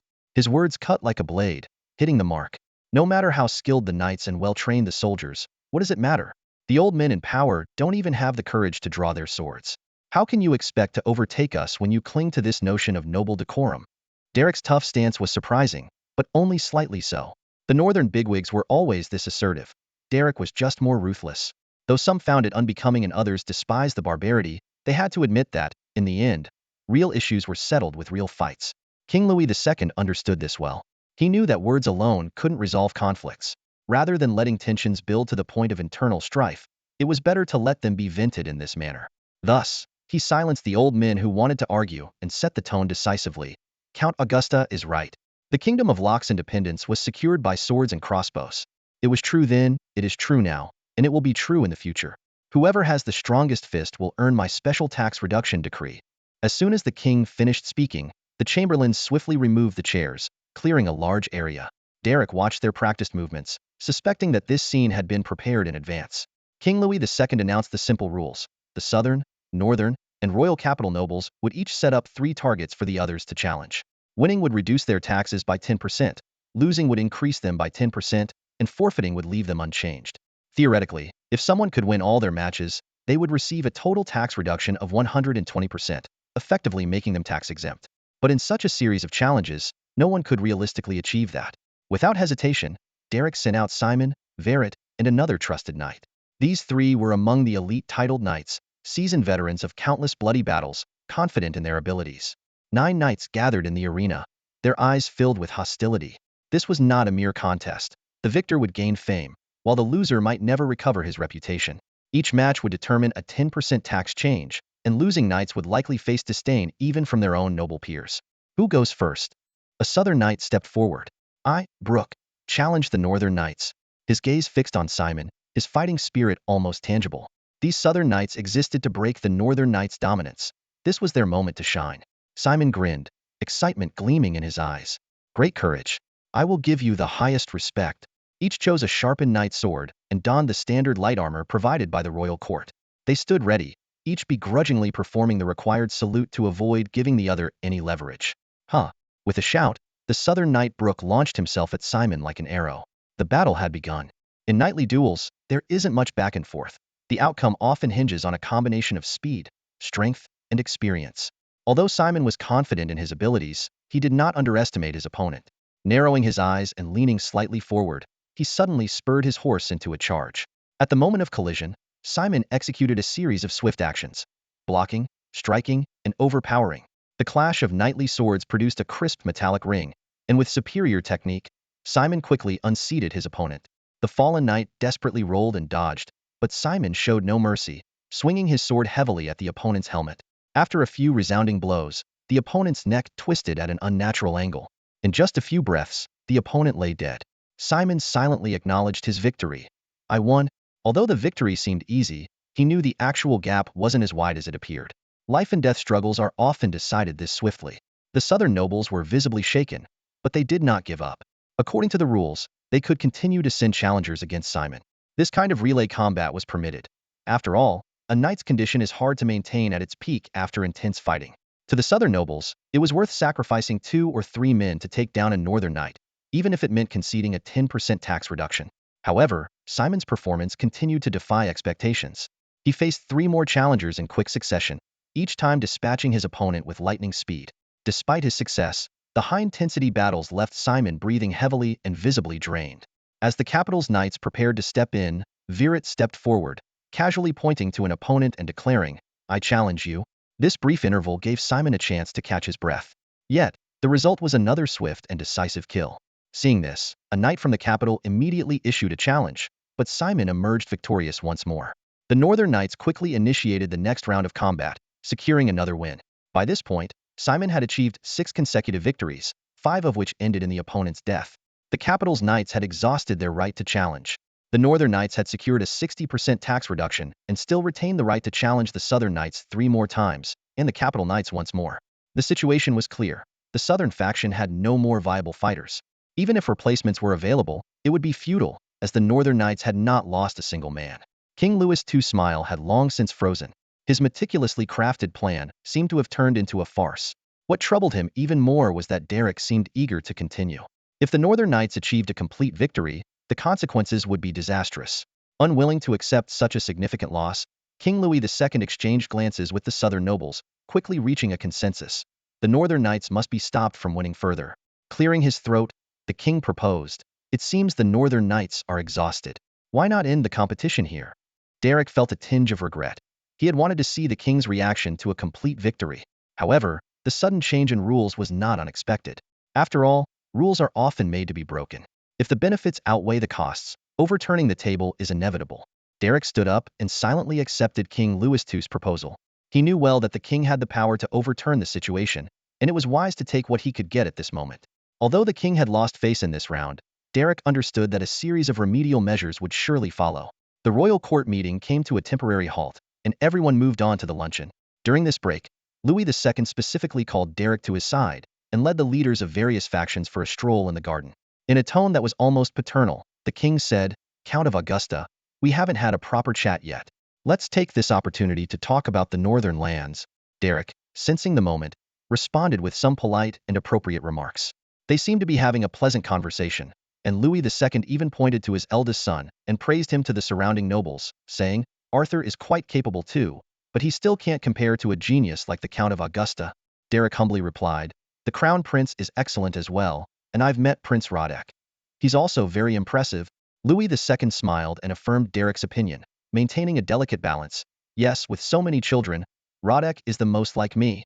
Crown Prince Arthur kept his head down, his face calm as usual, as if he was already accustomed to such scenes. The surrounding leaders smiled knowingly, understanding this was the king's usual balancing act. For 30 years, Louis II had mastered this art of balance, strengthening the royal family's power and influence steadily. As they reached the pond in the garden, the group spread out slightly. Derek noticed a group of black slaves busy digging not far away. Louis II also saw this and frowned, showing displeasure. According to palace rules, they should avoid the presence of nobles, a basic etiquette. Before the king could speak, a chamberlain quickly stepped forward and scolded in a low voice, "Who allowed you to be here? Get out of here." The black slaves couldn't understand the urgent reprimand, but other chamberlains were supervising the scene. However, the chamberlain who went to negotiate suddenly showed a chilling smile. "My lord, I'm digging a grave for you," the chamberlain said eerily. Derek paid no mind to this little episode, thinking it was just a royal joke. But he soon noticed that Crown Prince Arthur had quietly stepped aside, with several chamberlains standing behind him. Suddenly, a piercing scream came from a distance. The chamberlain who had gone to negotiate had a dagger stuck in his chest, staggering a few steps before collapsing to the ground. Derek was the quickest to react, pulling Simon and others aside swiftly. Louis II had not yet realized the seriousness of the situation and angrily ordered his guards, "Catch that man." He felt this was a blow to the royal family's dignity but did not think there was any real danger. After all, the guards inside and outside the palace were personally selected by him. Even if one or two had issues, it wouldn't cause much trouble. If he couldn't manage this, his throne would have been unstable long ago. However, the assassin chamberlain did not flee. Instead, those black slaves pulled out weapons from the pit, and the situation instantly reversed. When everyone saw the armed slaves, they felt a heavy sense of dread. Something was terribly wrong. Soon after, chaotic shouts erupted outside, and a large group of black slaves rushed in, screaming wildly. It turned out that nearly all the black slaves in the palace had gathered here. Although Louis II controlled all the palace's internal and external forces, he overlooked this group of slaves from overseas, who had a relatively isolated language. By controlling a few translators, the entire slave group could be managed. Moreover, it was difficult for the slaves to inform on anyone since most couldn't even speak the official language properly, which was precisely the opportunity for the conspirators. By this time, Crown Prince Arthur had disappeared from sight. He thought to himself, how can there be a lifelong heir? If it weren't for his brother Roderick, he could have continued to wait patiently. But with Louis II constantly playing his balancing act, Prince Arthur had lost all patience. 30 years of being a prince, was he supposed to spend another 30 years on edge? "Have you taken the palace gates?" Prince Arthur asked a trusted aide disguised as a chamberlain. Louis II's confidence was not unfounded. Even as the Grand Prince and first in line for the throne, he had few loyal supporters within the palace. The arrival of the black slaves was a godsend, providing him with a rare opportunity. Otherwise, he would never have dared to entertain thoughts of patricide. "My lord, their actions were swifter than ours. They should have succeeded by now." A deep voice emerged from the shadows. "How are my troops faring? Are the black slaves reliable in combat? For freedom, and for your benevolence, They will fight with all their might. The response came confidently. The Grand Prince's efforts to secure rights for the black slaves were paving the way for this. Otherwise, the heads of the palace slaves would never have obeyed him so readily. The capital was still teeming with black slaves, most of whom were under official control. Prince Arthur's army was limited, and he desperately needed this force. More importantly, delegating the heinous act of patricide to the black slaves was the perfect strategy. Otherwise, the Grand Prince would face significant hurdles in smoothly inheriting the throne. The palace gate soon fell, and the black slaves outside surged into the palace like a tidal wave. A few loyal officers barely managed to control this unique force, creating enough chaos to facilitate their rescue mission. The Grand Prince stood atop the palace walls, coldly observing the chaos below. He gave a low order: "Let these black men in, and have them kill my foolish father." The palace's defenses were primarily designed to thwart isolated assassination attempts, not an invasion of this scale. As the armed black slaves swarmed in, the guards quickly fell back. Even fully armored knights could only take down a few slaves before being overwhelmed. Many people misunderstood the combat prowess of knights, believing they could easily defeat hundreds of ordinary soldiers. However, reality was different, especially in confined spaces where they were outnumbered. The black slaves threw themselves at the knights recklessly, several of them working together to bring one down and bind his limbs. Even the mightiest warrior could not escape being overwhelmed by the very slaves they had scorned. Louis II's so-called impenetrable defenses crumbled in the face of this sudden assault. Derek calmly retreated step by step as a few bloodthirsty black slaves charged at him. He quickly pulled out an object from his coat. Click! Bang! With a loud bang, the leading slave fell backward. Derek gently blew away the smoke from the gun barrel and reholstered the weapon. This gun could only fire once and required preloading, making it almost impractical. But its one advantage was its loudness. At another palace gate, the northern knights stood at attention, suddenly startled by the sound of gunfire. The noise was nearby, accompanied by commotion. The palace guards became alert, and an officer swiftly climbed the wall to survey the scene, only to have his view obstructed by trees. He noticed the northern knights' reaction. The group of rough-looking warriors suddenly drew their swords, roughly pushing aside the palace guards on watch, moving barriers out of the way, and charging madly toward the source of the noise. The officer was shocked and quickly ordered them to be stopped. No matter what was happening, their duty was merely to guard the palace gates, including watching over noble retainers like the Northern Knights. Unexpectedly, the Northern Knights went berserk. Despite their notorious reputation, they had never shown signs of rebellion before. The palace guards were more numerous than they appeared, and as soon as the Northern Knights left the gate, a dozen hidden guards emerged from the surroundings. "Stop! This is the royal palace," a guard shouted sternly. "Fool! Didn't you hear the commotion inside?" The Northern Knight retorted harshly. The sounds of fighting within the palace grew louder, with the palace guards already engaged in battle with the black slaves. Seeing the hesitation of those blocking their way, the Northern Knight shouted again, "Move aside. If anything happens, the king will punish us. If you don't move, don't blame us for being ruthless." Intimidated by the fearsome reputation of the Northern Knights, the palace guards instinctively stepped aside. Dozens of Northern Knights rushed in. Another gunshot indicated the direction. Verrett imitated Derek, blowing on the hot barrel of his gun, finding it novel and amusing. Interesting little thing, but not quite as good as the crossbow. Compared to the repeating crossbows, the current firearms were indeed inferior. This was the only weapon they were allowed to bring in, and the palace guards never expected it to be lethal. The scene grew increasingly chaotic, with black slaves and continuously arriving palace guards locked in fierce combat. Initially caught off guard, the palace guards were gradually gaining control. King Louis II, still in shock, faced such a dangerous situation for the first time since his ascension. It was undoubtedly the work of his dear son. The balance of power had gone awry, and Louis II, both furious and embarrassed, shouted, "Kill them all! Kill these wretched slaves!" He stomped in anger under the protection of his knights. Derek witnessed this and heard the king's roar. He felt a tinge of regret. Why hadn't he managed to kill Louis II? This palace drama seemed like child's play. The black slaves were indeed useless. For the first time, he found himself siding with the black slaves, hoping they would unleash unexpected strength. "Should we help?" Simon picked up a weapon from a corpse and asked Derek. With the king gaining the upper hand, lending a hand could be seen as a gesture of goodwill.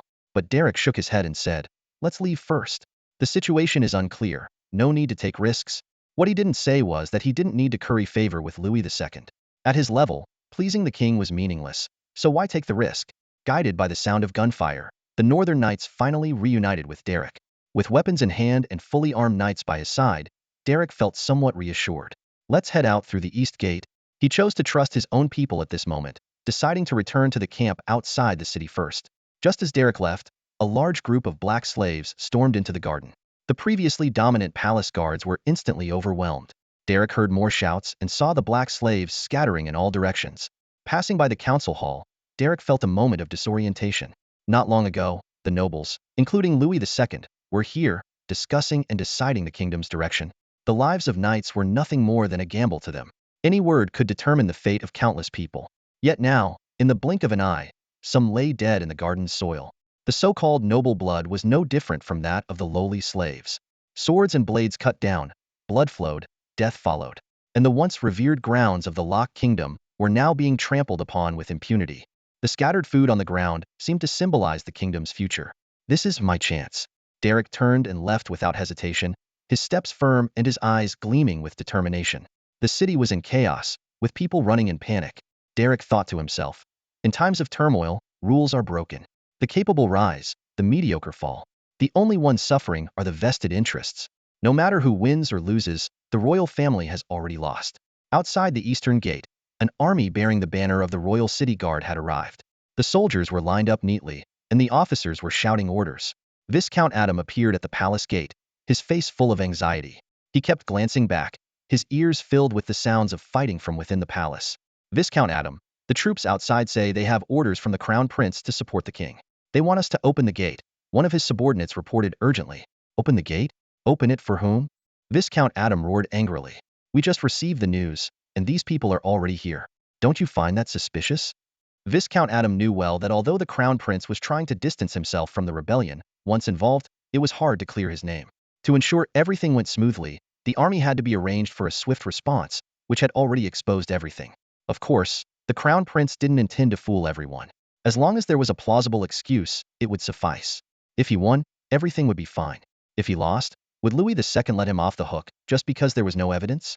Viscount Adam's outburst silenced his subordinates. He had a firm grip on them. Otherwise, he would have been stabbed in the back by now. At that moment, he finally saw Derek and his group. Viscount Adam secretly breathed a sigh of relief, but maintained his vigilant demeanor. Earl Augusta, what is happening? Viscount Adam asked, feigning ignorance. There is a rebellion. I need to leave the city, Derek replied curtly. Please wait a moment, Earl, until we understand the situation better. Viscount Adam tried to stall. Derek's tone was resolute. Open the gate. If I leave the city, I can mobilize the army to support the king. Staying here means certain death. If you still remember who your lord is, open the gate. Viscount Adam seized this excuse immediately. I will let you out, but there are troops outside. You? How many? Derek interrupted. At least 2,000, the city guards. Break through them. Lend me some horses, Derek ordered decisively. Their exchange was swift, and Viscount Adam had already prepared the horses in advance. The northern knights quickly mounted, ready for action. Derek sat on his horse, looking down at Viscount Adam. Sir, thank you for your assistance, Derek said with a hint of gratitude in his voice. If you need to send someone out of the city, just let me know. No matter who becomes king, I still have the power to protect one person. Adam understood the hidden warning in Derek's words, but he couldn't leave. Years of patient waiting were about to culminate in a critical moment. If he left now, all his efforts would be in vain. Staying was dangerous, but it was also a rare opportunity. Forcing a smile, he said to Derek, Count, you need to go quickly. If you delay any longer, you won't be able to get out. I can handle things here in the palace, but once the troops arrive at the city gates, it won't be easy to break through. Derek nodded. This time, he couldn't risk leading the charge. As the palace gates slowly opened, the soldiers of the crown prince thought they had convinced the palace guards and rushed in eagerly. However, when the gates fully opened, they were met by a squad of fully armed knights. Boom! The sound of hoofbeats thundered like a storm.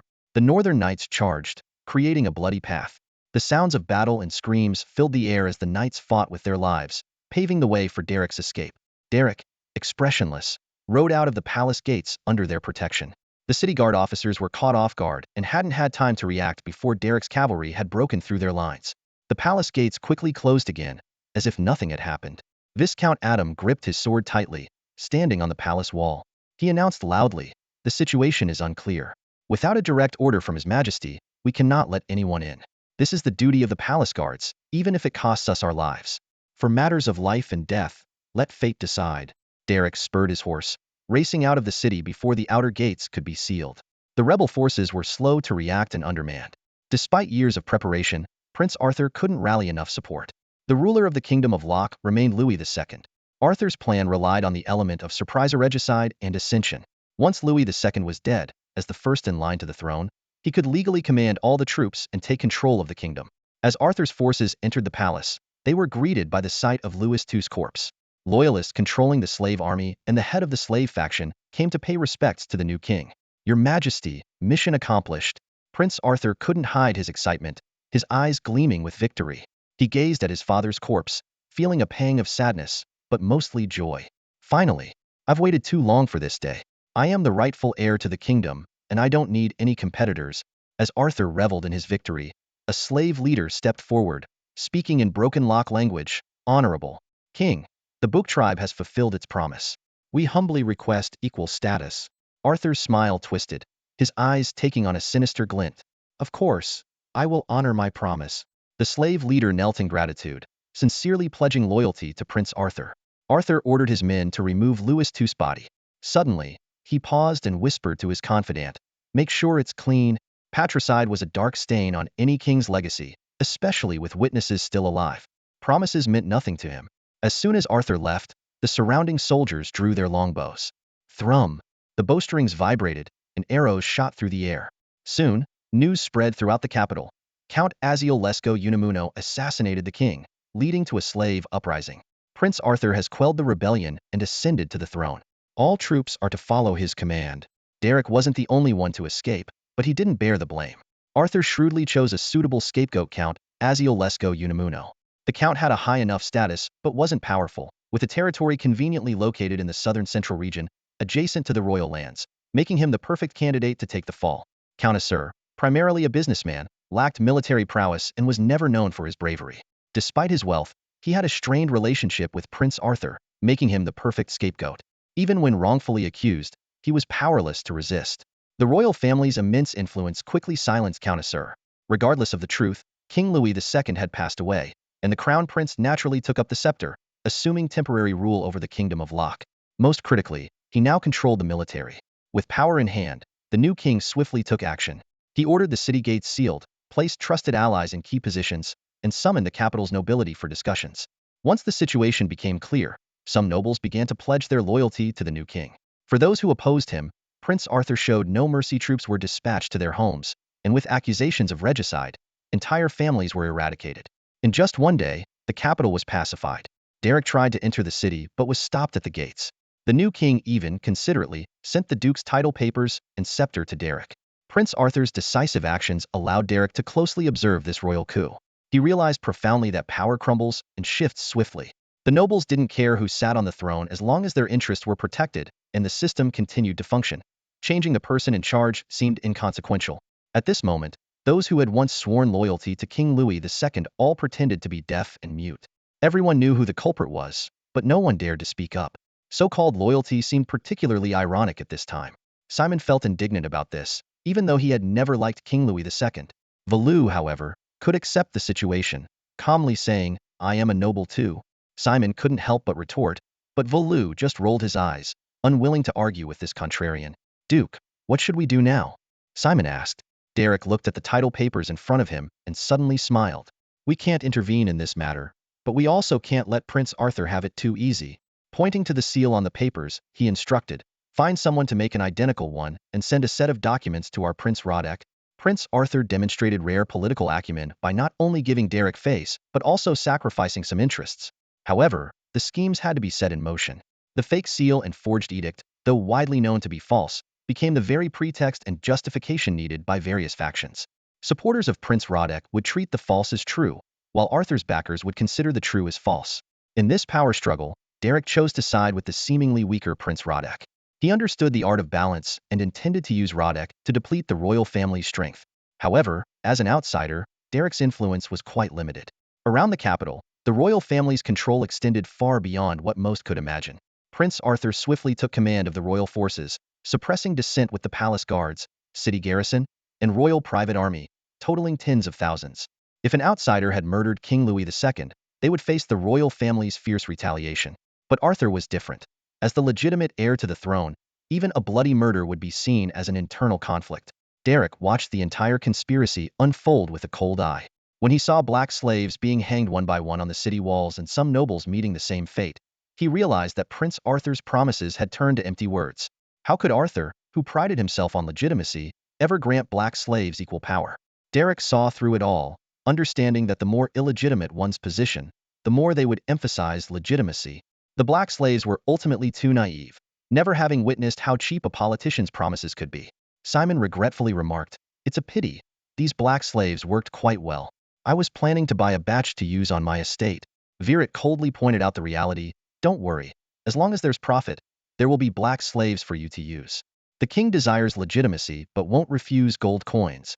Derek leisurely observed the rapid rise and fall brought about by the power shifts.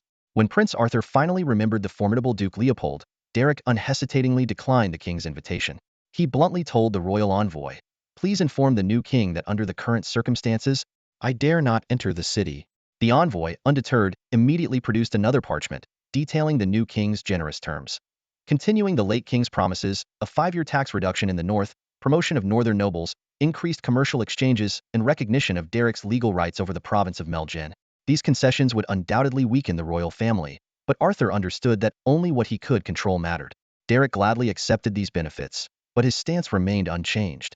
He told the envoy, "Please tell His Majesty that the northern nobles will not cause trouble without reason. The internal disputes of the royal family have nothing to do with us." The envoy returned satisfied with the promise. When Arthur learned that the North's largest military group would not intervene in the royal family's internal conflict, he breathed a quiet sigh of relief. For him, this was undoubtedly the best news at the moment. Derek ignored the new king's other remarks, as long as there was no outright rebellion. These days, King Arthur was overwhelmed with tasks. He had hastily ascended the throne, dealing with various dissenting voices, while also organizing the funeral for Louis II. Each task demanded immense effort, but the most crucial was winning over the nobles and military leaders. King Arthur spent lavishly, scattering gold and jewels, and made various promises of rewards. Fortunately, the Kingdom of Locke had accumulated significant wealth during 30 years of peace, which now served as his leverage to secure the throne. The wealth painstakingly saved by Louis II ironically became the strongest nails in his own coffin. "What is the reaction of the southern nobles?" the new king asked about this sensitive issue. His chosen scapegoat was a member of the southern nobility. On one hand, he targeted them for their relatively weak military power. On the other, he aimed to divide and weaken the increasingly powerful southern nobles. After all, economic strength could easily transform into military power, and failing to prepare for that would lead to regret. His advisor replied, "The situation is not very optimistic. The southern nobles are generally agitated, fearing that similar actions might be taken against them. However, I believe they are more interested in reaping some benefits from the situation." King Arthur pondered for a moment and then ordered, "Have my men continue to hunt down those treasonous rebels. Also, select a few noble ladies from the southern families. I need to find some potential brides for my son." The southern nobles were not a unified bloc, and nothing could win hearts better than marriage alliances. This tactic was something he had learned from his late father. Ally with one faction, strike against another. The crown prince dealt with these intricate affairs daily. Despite the undercurrents within the Kingdom of Locke, he gradually solidified his position on the throne. Derek would naturally not give the new king any easy opportunities. Just because Louis II had refrained from action didn't mean the new king would be as restrained. He had initially intended to make an example by reclaiming the lands that came with the title of Duke Leopold. However, that noble family had already been dealt with by the crown prince. On second thought, it made sense. Someone that short-sighted would understandably be made a scapegoat. Having reclaimed the land, Derek began fortifying his estate and gradually moved his troops away from the capital, retreating to the province of Manta. It was there that he encountered Prince Radek, who had arrived on horseback in haste. Duke Derek had just concluded his meeting with Prince Radek and was still pondering the sudden conversation. Prince Radek, uncharacteristically, got straight to the point this time.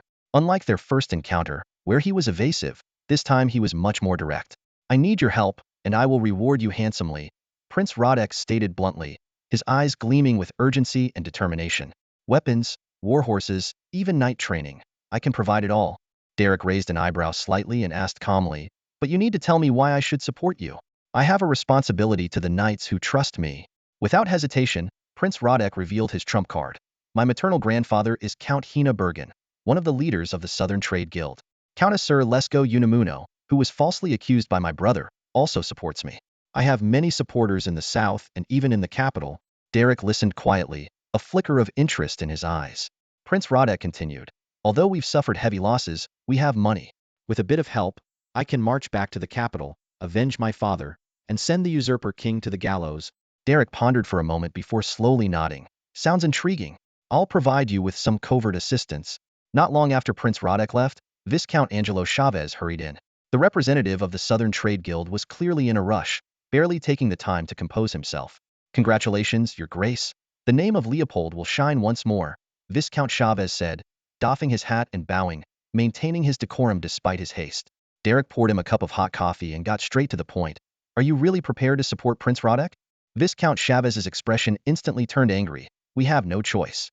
Arthur forced our hand. Derek's lips curled into a faint smile as he casually remarked, I heard several noblewomen from your families were sent to the capital for marriages? Viscount Chavez immediately denied. Rumors. All rumors. The royal family married into the Rabbit faction, not us. On the contrary, our businesses have taken severe hits. Countess Sir, who supports us, has suffered greatly. We have decided to resist the usurper king to the end. Feigning deep sympathy, Derek clapped his hands and said, My friend, I sympathize with your plight. How about this? You provide the funds, and I'll dispatch my troops immediately to march into the capital with you and settle this score.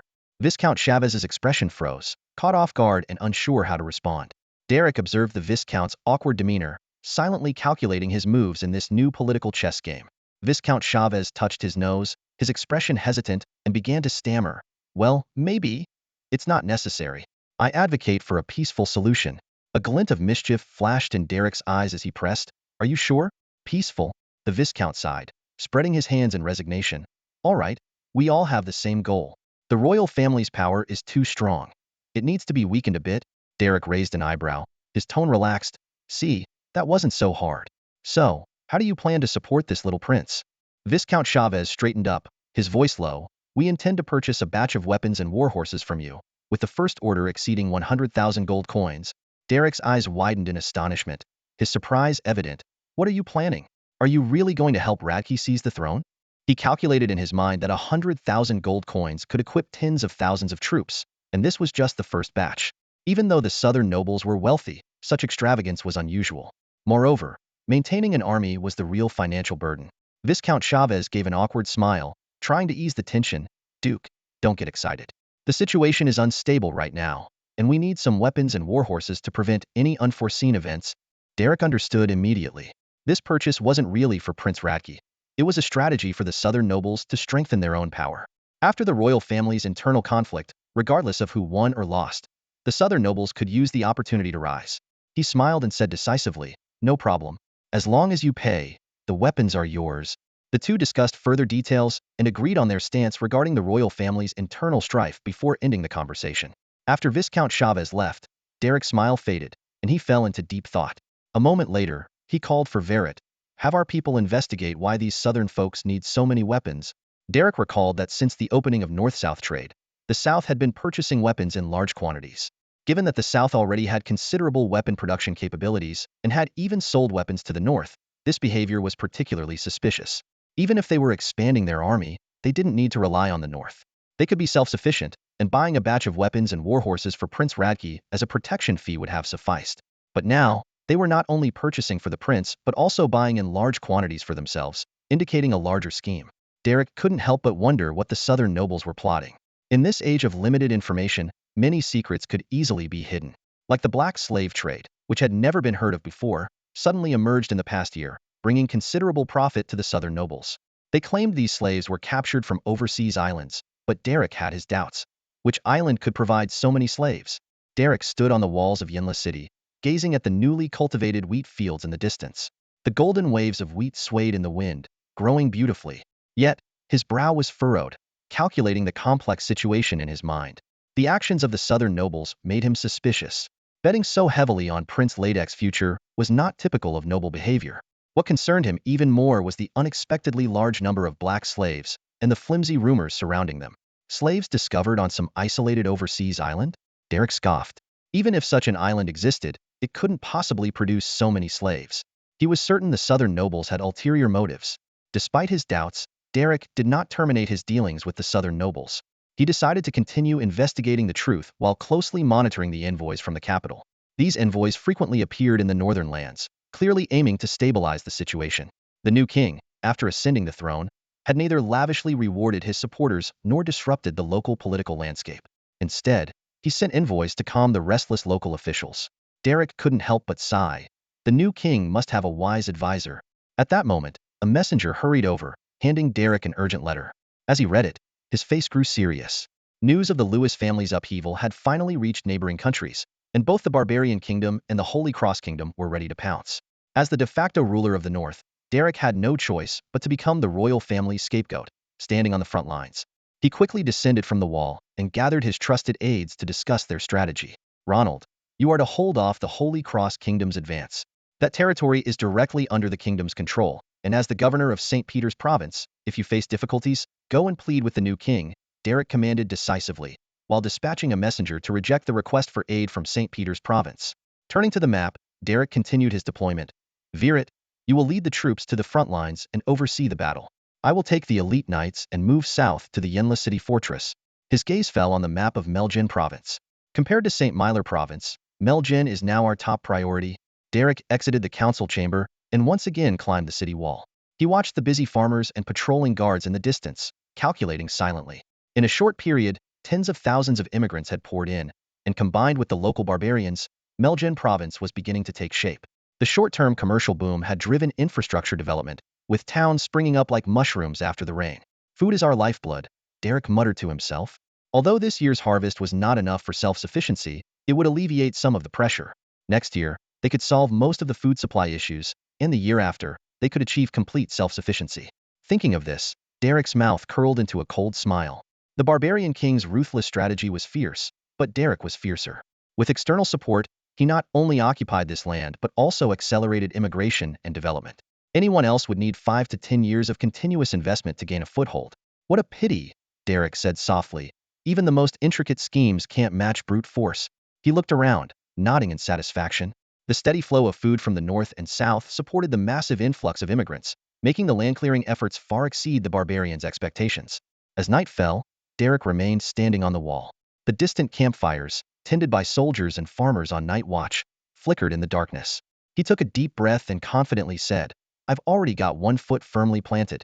The other can follow at any moment. The province of Mirjan, with its hundreds of thousands of inhabitants, not only has the capacity to train a standing army but also holds immense potential. If the barbarians wish to reclaim this land, they'll first have to contend with the swords of Mirjan soldiers. Derek questioned the civil officer, receiving nothing but good news, which allowed him to relax slightly. He then shifted his focus to the approaching barbarian forces. Can anyone tell me what we're dealing with this time? Derek scanned the room, his gaze settling on his advisor. The advisor stepped forward respectfully and replied, Your Grace. This time the forces consist of several major clans from within the barbarian kingdom. The barbarian king can no longer suppress the internal rebellion of these major clans. This mobilization is their attempt to reclaim military power. With the loss of Mirjan province, the weakening of the barbarian king's authority is inevitable. Derek frowned.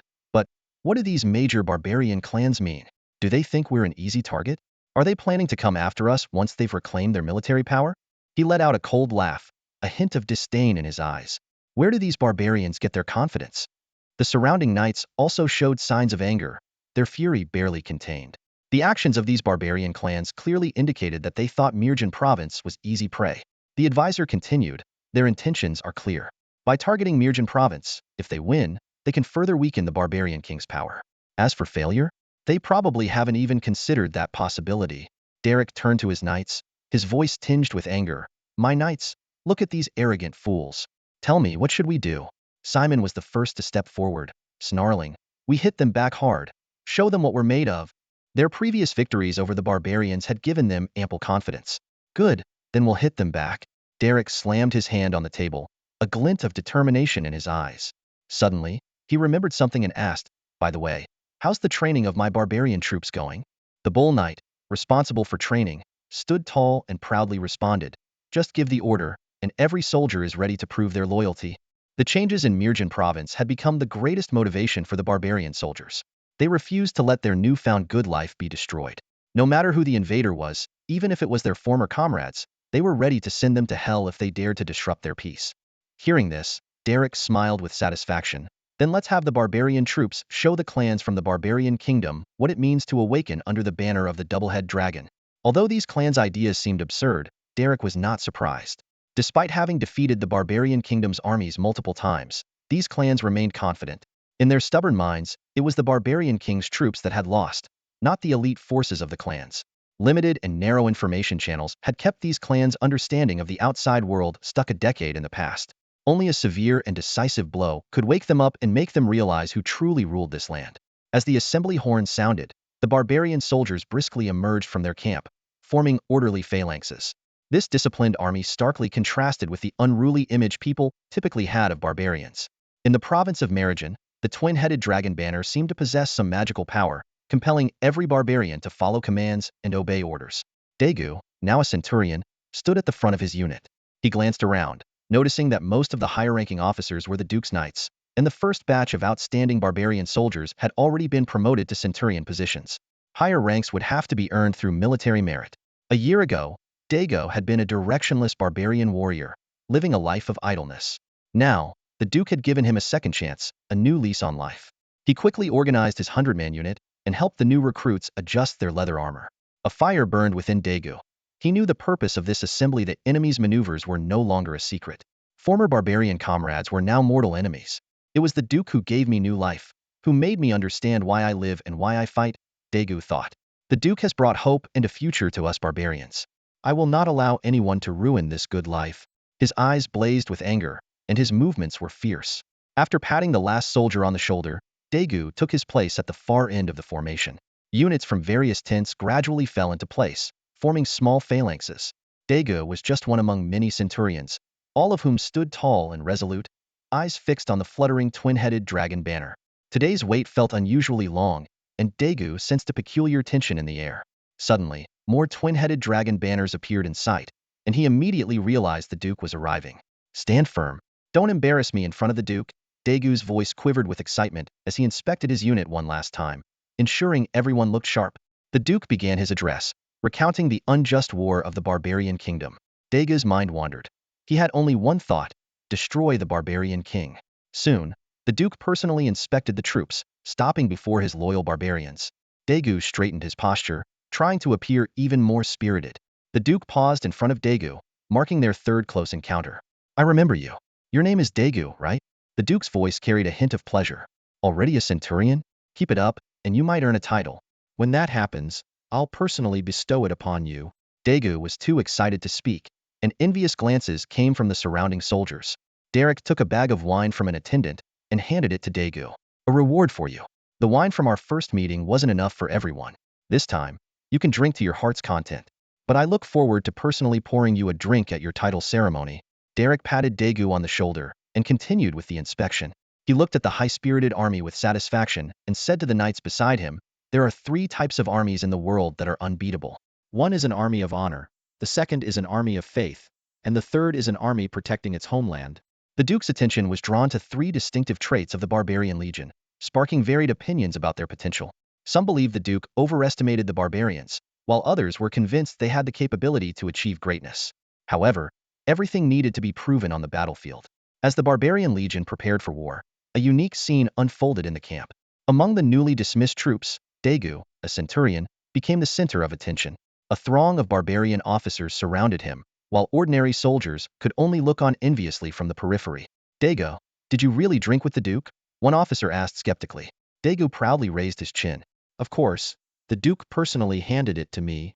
This statement was like a bombshell, causing a stir among the crowd. Wow, that's the Duke. Your ancestors must be smiling on you. Another officer exclaimed. For many, such an honor was more precious than receiving a title. Some even claimed they would trade all their possessions, even their wives, just to exchange experiences with Daegu. At that moment, a knight officer pushed through the crowd and approached Daegu. His eyes showed approval. Daegu, I didn't expect you to have this connection with the Duke. Do well and don't let the Duke down. Yes, sir. Daegu clutched the wine bag tightly, feeling both joy and immense pressure. He couldn't afford to disappoint the Duke's expectations. Soon, the gathered barbarian officers were dispersed. With the battle imminent, there was no time for idle chatter. Meanwhile, across from Yinla City, the barbarian kingdom that controlled the other third of the Yinla Mountain corridor was in chaos. Without the rule of the barbarian king, the already fragile unity had completely collapsed. The nobles of the major clans refused to yield to each other, leading their vassal clan soldiers in forming independent groups. This so-called army resembled a collection of loosely organized clan militias. The envoy from the barbarian king watched this disordered army with a cold eye, sighing inwardly. What a pity, sacrificing the kingdom's land for these fools. The clan barbarians are not the kingdom's barbarians. It's a simple truth. From the barbarian king's perspective, these clans have become obstacles to the kingdom. To him, they are like gangrenous flesh that must be cut away to ensure the kingdom's survival. The barbarian king's envoy stood on a high vantage point, coldly observing the scattered encampments below. Each clan had set up camp around the castle and fortresses, but their defenses were disorganized and haphazard. Even without engaging the Lokians, the envoy knew this army had no chance of victory. In the camp, interclan rivalry took precedence over defense. Some camps were hosting lively bonfires with singing and dancing, while others were on high alert, ready for battle. The elite forces of the clans formed a chaotic and flawed warning line. The envoy shook his head in dismay. Such an army might handle ordinary enemies with brute force, but against the Lokians, they were doomed. He made his rounds, attempting to advise some of the clan leaders, but his efforts were largely in vain. No one wanted to heed the barbarian king's counsel, and as his envoy, he was met with disdain. Taking a deep breath, the envoy surveyed the surroundings one last time. We must not lose the Yinla mountain corridor, he thought to himself. Abandon these fools. We need to hold the last line and find an opportunity to strike back later. Meanwhile, the army from Yinla city had already set out. The barbarian troops led the charge, followed by the duke's personal regiment, advancing step by step. The Yinla mountain corridor was narrowest near Yinla city. If the barbarians hadn't lost the fortress there, the situation would be entirely different. Although the terrain was unfavorable for large-scale cavalry maneuvers, it was ideal for the clan coalition. The internal strife had weakened the barbarians, but also produced a group of battle-hardened soldiers. The clan leaders, despite their scheming, were not foolish enough to neglect defenses. They dispatched patrols and constructed fortifications, wary of Lokian ambushes. As the barbarian army approached, the clan leaders were already informed and prepared. The Lokians' reputation was well known, and Duke Leopold's illustrious military achievements were partly earned through victories over the barbarians. No one dared to underestimate their opponent. The previous complacency and infighting were merely ingrained habits. However, when some clan leaders saw the opposing soldiers with brown skin and light green eyes, their blood boiled. Is this it? They thought. I might not be able to beat the Lokians, but surely I can defeat my own kind. One self-proclaimed clever leader saw an opportunity. Gather the troops, he commanded loudly. I will meet the Lokians. To him, the Lokian barbarian army was nothing but a bunch of weaklings. If he could win, he could boast of defeating the Lokians, and no one would scrutinize who the real opponents were. Just as the barbarian army was about to settle in and prepare for an all-out assault, the first line of encampments suddenly erupted into chaos. These camps, which should have been systematically dismantled, were now launching an unexpected offensive. The barbarian legion was originally established with the intention of mixing a small number of heavy infantry with light infantry, primarily for the purpose of besieging and capturing fortresses. However, when the camp gates suddenly swung open and 2,000 to 3,000 barbarians surged out like a tidal wave, the commander, Manyo, was momentarily stunned, his forehead furrowed with questions. Instinctively, he turned to look back. Behind him were 7,000 to 8,000 well-prepared barbarian soldiers, and the Duke's personal legion was stationed several miles away, ready for action. Manyo frowned in thought, wondering what exactly these barbarians intended to do.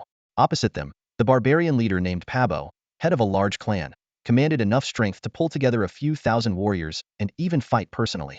As a seasoned veteran, Pabo had personally killed dozens of barbarians. Facing the Rock People's barbarian troops, he was brimming with confidence. Pabo sent a barbarian messenger, striding boldly towards the enemy lines to propose a duel. The knight Manyo, watching the messenger approach, felt even more puzzled, seriously doubting whether the other side had any sense left. 2,000 against 2,000, the messenger announced loudly, his eyes wary. Don't think about tricking us. We can withdraw at any time. Manyo rubbed his bald head, his gaze sweeping over the barbarian army backed by their camp. He had to admit, the other side had some brains. They could indeed retreat in time under these circumstances. However, they didn't seem particularly smart either. Fine, I accept your leader's challenge, Manyo said as he directed his troops to retreat, clearing space for the upcoming battle. If he didn't, the cautious barbarians would never advance, fearing an ambush. Clearly, they were aware of the Duke's impressive track record. The two armies tacitly left a clear area in the middle, each sending 2,000 man teams forward. In the rear, Derek noticed the barbarian legion's movements and immediately sent someone to inquire about the situation. When he learned of the absurd duel proposal, he couldn't help but frown in thought. Had the opposing commander lost his mind? In these circumstances, wasn't holding the camp the most sensible choice? Even if they could win, how could the losses of a field battle compare to those of a siege? Though he couldn't fathom it, Derek decided not to intervene. Such small-scale skirmishes were excellent opportunities to train his subordinates, and any extra losses could be considered tuition fees. As for cherishing his soldiers like his own children, that depended on whether the sacrifice of these children was worthwhile. Besides, for a commander, these children were often more like chess pieces. The Bull Knight cast one last glance behind him, ensuring that the Duke had no intention of intervening in the command. The battlefield was already desolate, and he had no choice but to climb onto the command vehicle to survey the entire scene. Even if someone had second thoughts and tried to deceive him, it would be difficult for them to reach the battlefield in time. Besides, such a small-scale conflict was hardly enough to tarnish the Duke's reputation. These barbarians were overestimating themselves. Once a knight, now a noble, he naturally had to maintain some semblance of dignity. However, if a lucrative opportunity presented itself, that dignity would be nothing more than a carpet to be trampled upon. In short, these barbarians were not worth the Duke sacrificing his honor. Pabbo, the chieftain, thought otherwise. At this moment, he was brimming with excitement, as if the chance to make a name for himself was right before his eyes. His men were seasoned veterans, adept at slaughtering their own kin. On the other side, though they bore similar features, they had adopted the formation of the Lock people, appearing somewhat organized. Pabbo sneered. Have you ever been to the battlefield? Have you ever killed anyone? You're just a bunch of posers. Never had he seen such barbarians. Even the barbarian king's army, honed through civil wars, lacked the discipline of the Lock people. If not for Derek's recent impressive victories, Pabbo would have believed he could cut his way to the Lock capital. In the past, this land beneath their feet belonged to the Lock people, only to be driven out by the older generation. As the two armies clashed, Pabbo's men blew their disorganized horns to boost morale. The opposing 2,000-strong units stood in tight formation, with designated horn blowers taking their ox horns from their belts, rhythmically sounding the charge. The entire army's demeanor changed, marching shoulder to shoulder. The front row raised shields, the second row brandished spears, and the rear row wielded swords. From an aerial view, both sides were accelerating, but the barbarians had more momentum and greater numbers. On the front line of contact, the barbarian warriors spread out, appearing more numerous. Raise shields, brace spears, thrust. The junior officers shouted hoarsely, following the rhythm of the horns to execute the general's commands. Each soldier focused only on their own area, unable to care about anything else. Among them was Dago. His 100-strong unit comprised shield-bearers, spearmen, and sword-and-shield soldiers, along with a squad of pure swordsmen. At this moment, he was surrounded by his comrades, with the enemy right in front, unable to see or care about anything else. Dago had no experience in war. The most serious conflict he had experienced was a village brawl between two tribes over a water source. That time, hundreds fought, 3 were killed, and dozens were injured.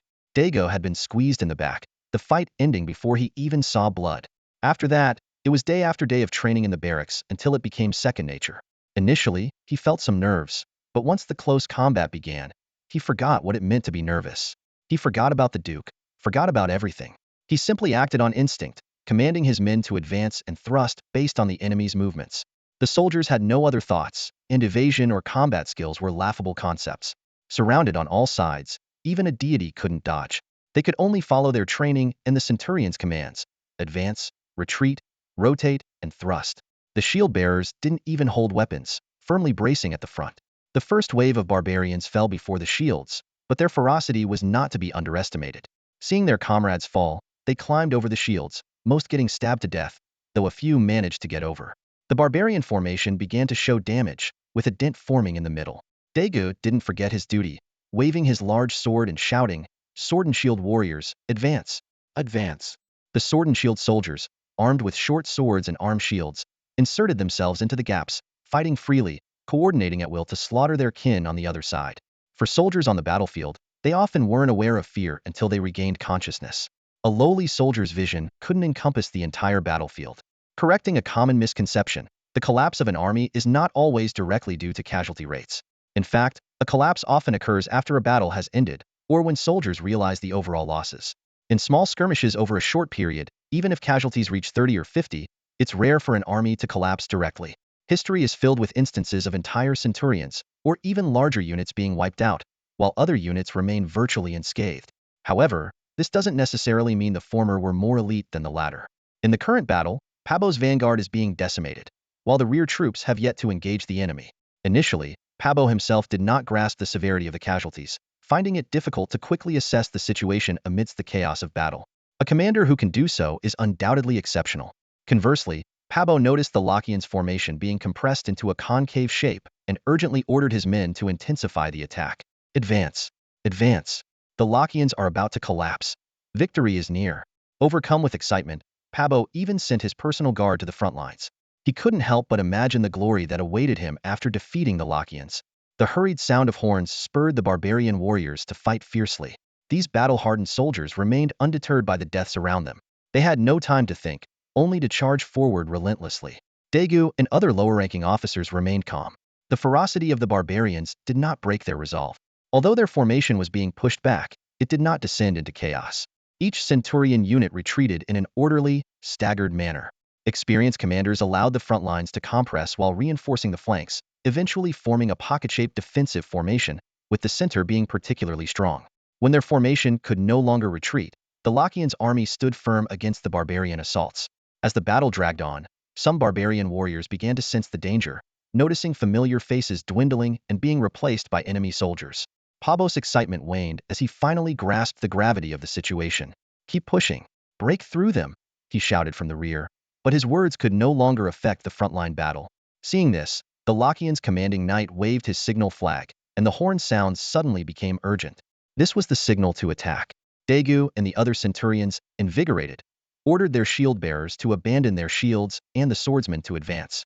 A large number of lightly armored soldiers began to counterattack. Initially, this move might have increased their casualties, but soon the barbarians were thrown into disarray. The tide of battle turned sharply as the Lachians began to push back, and the barbarian assault completely collapsed. The defeat was as swift as an avalanche.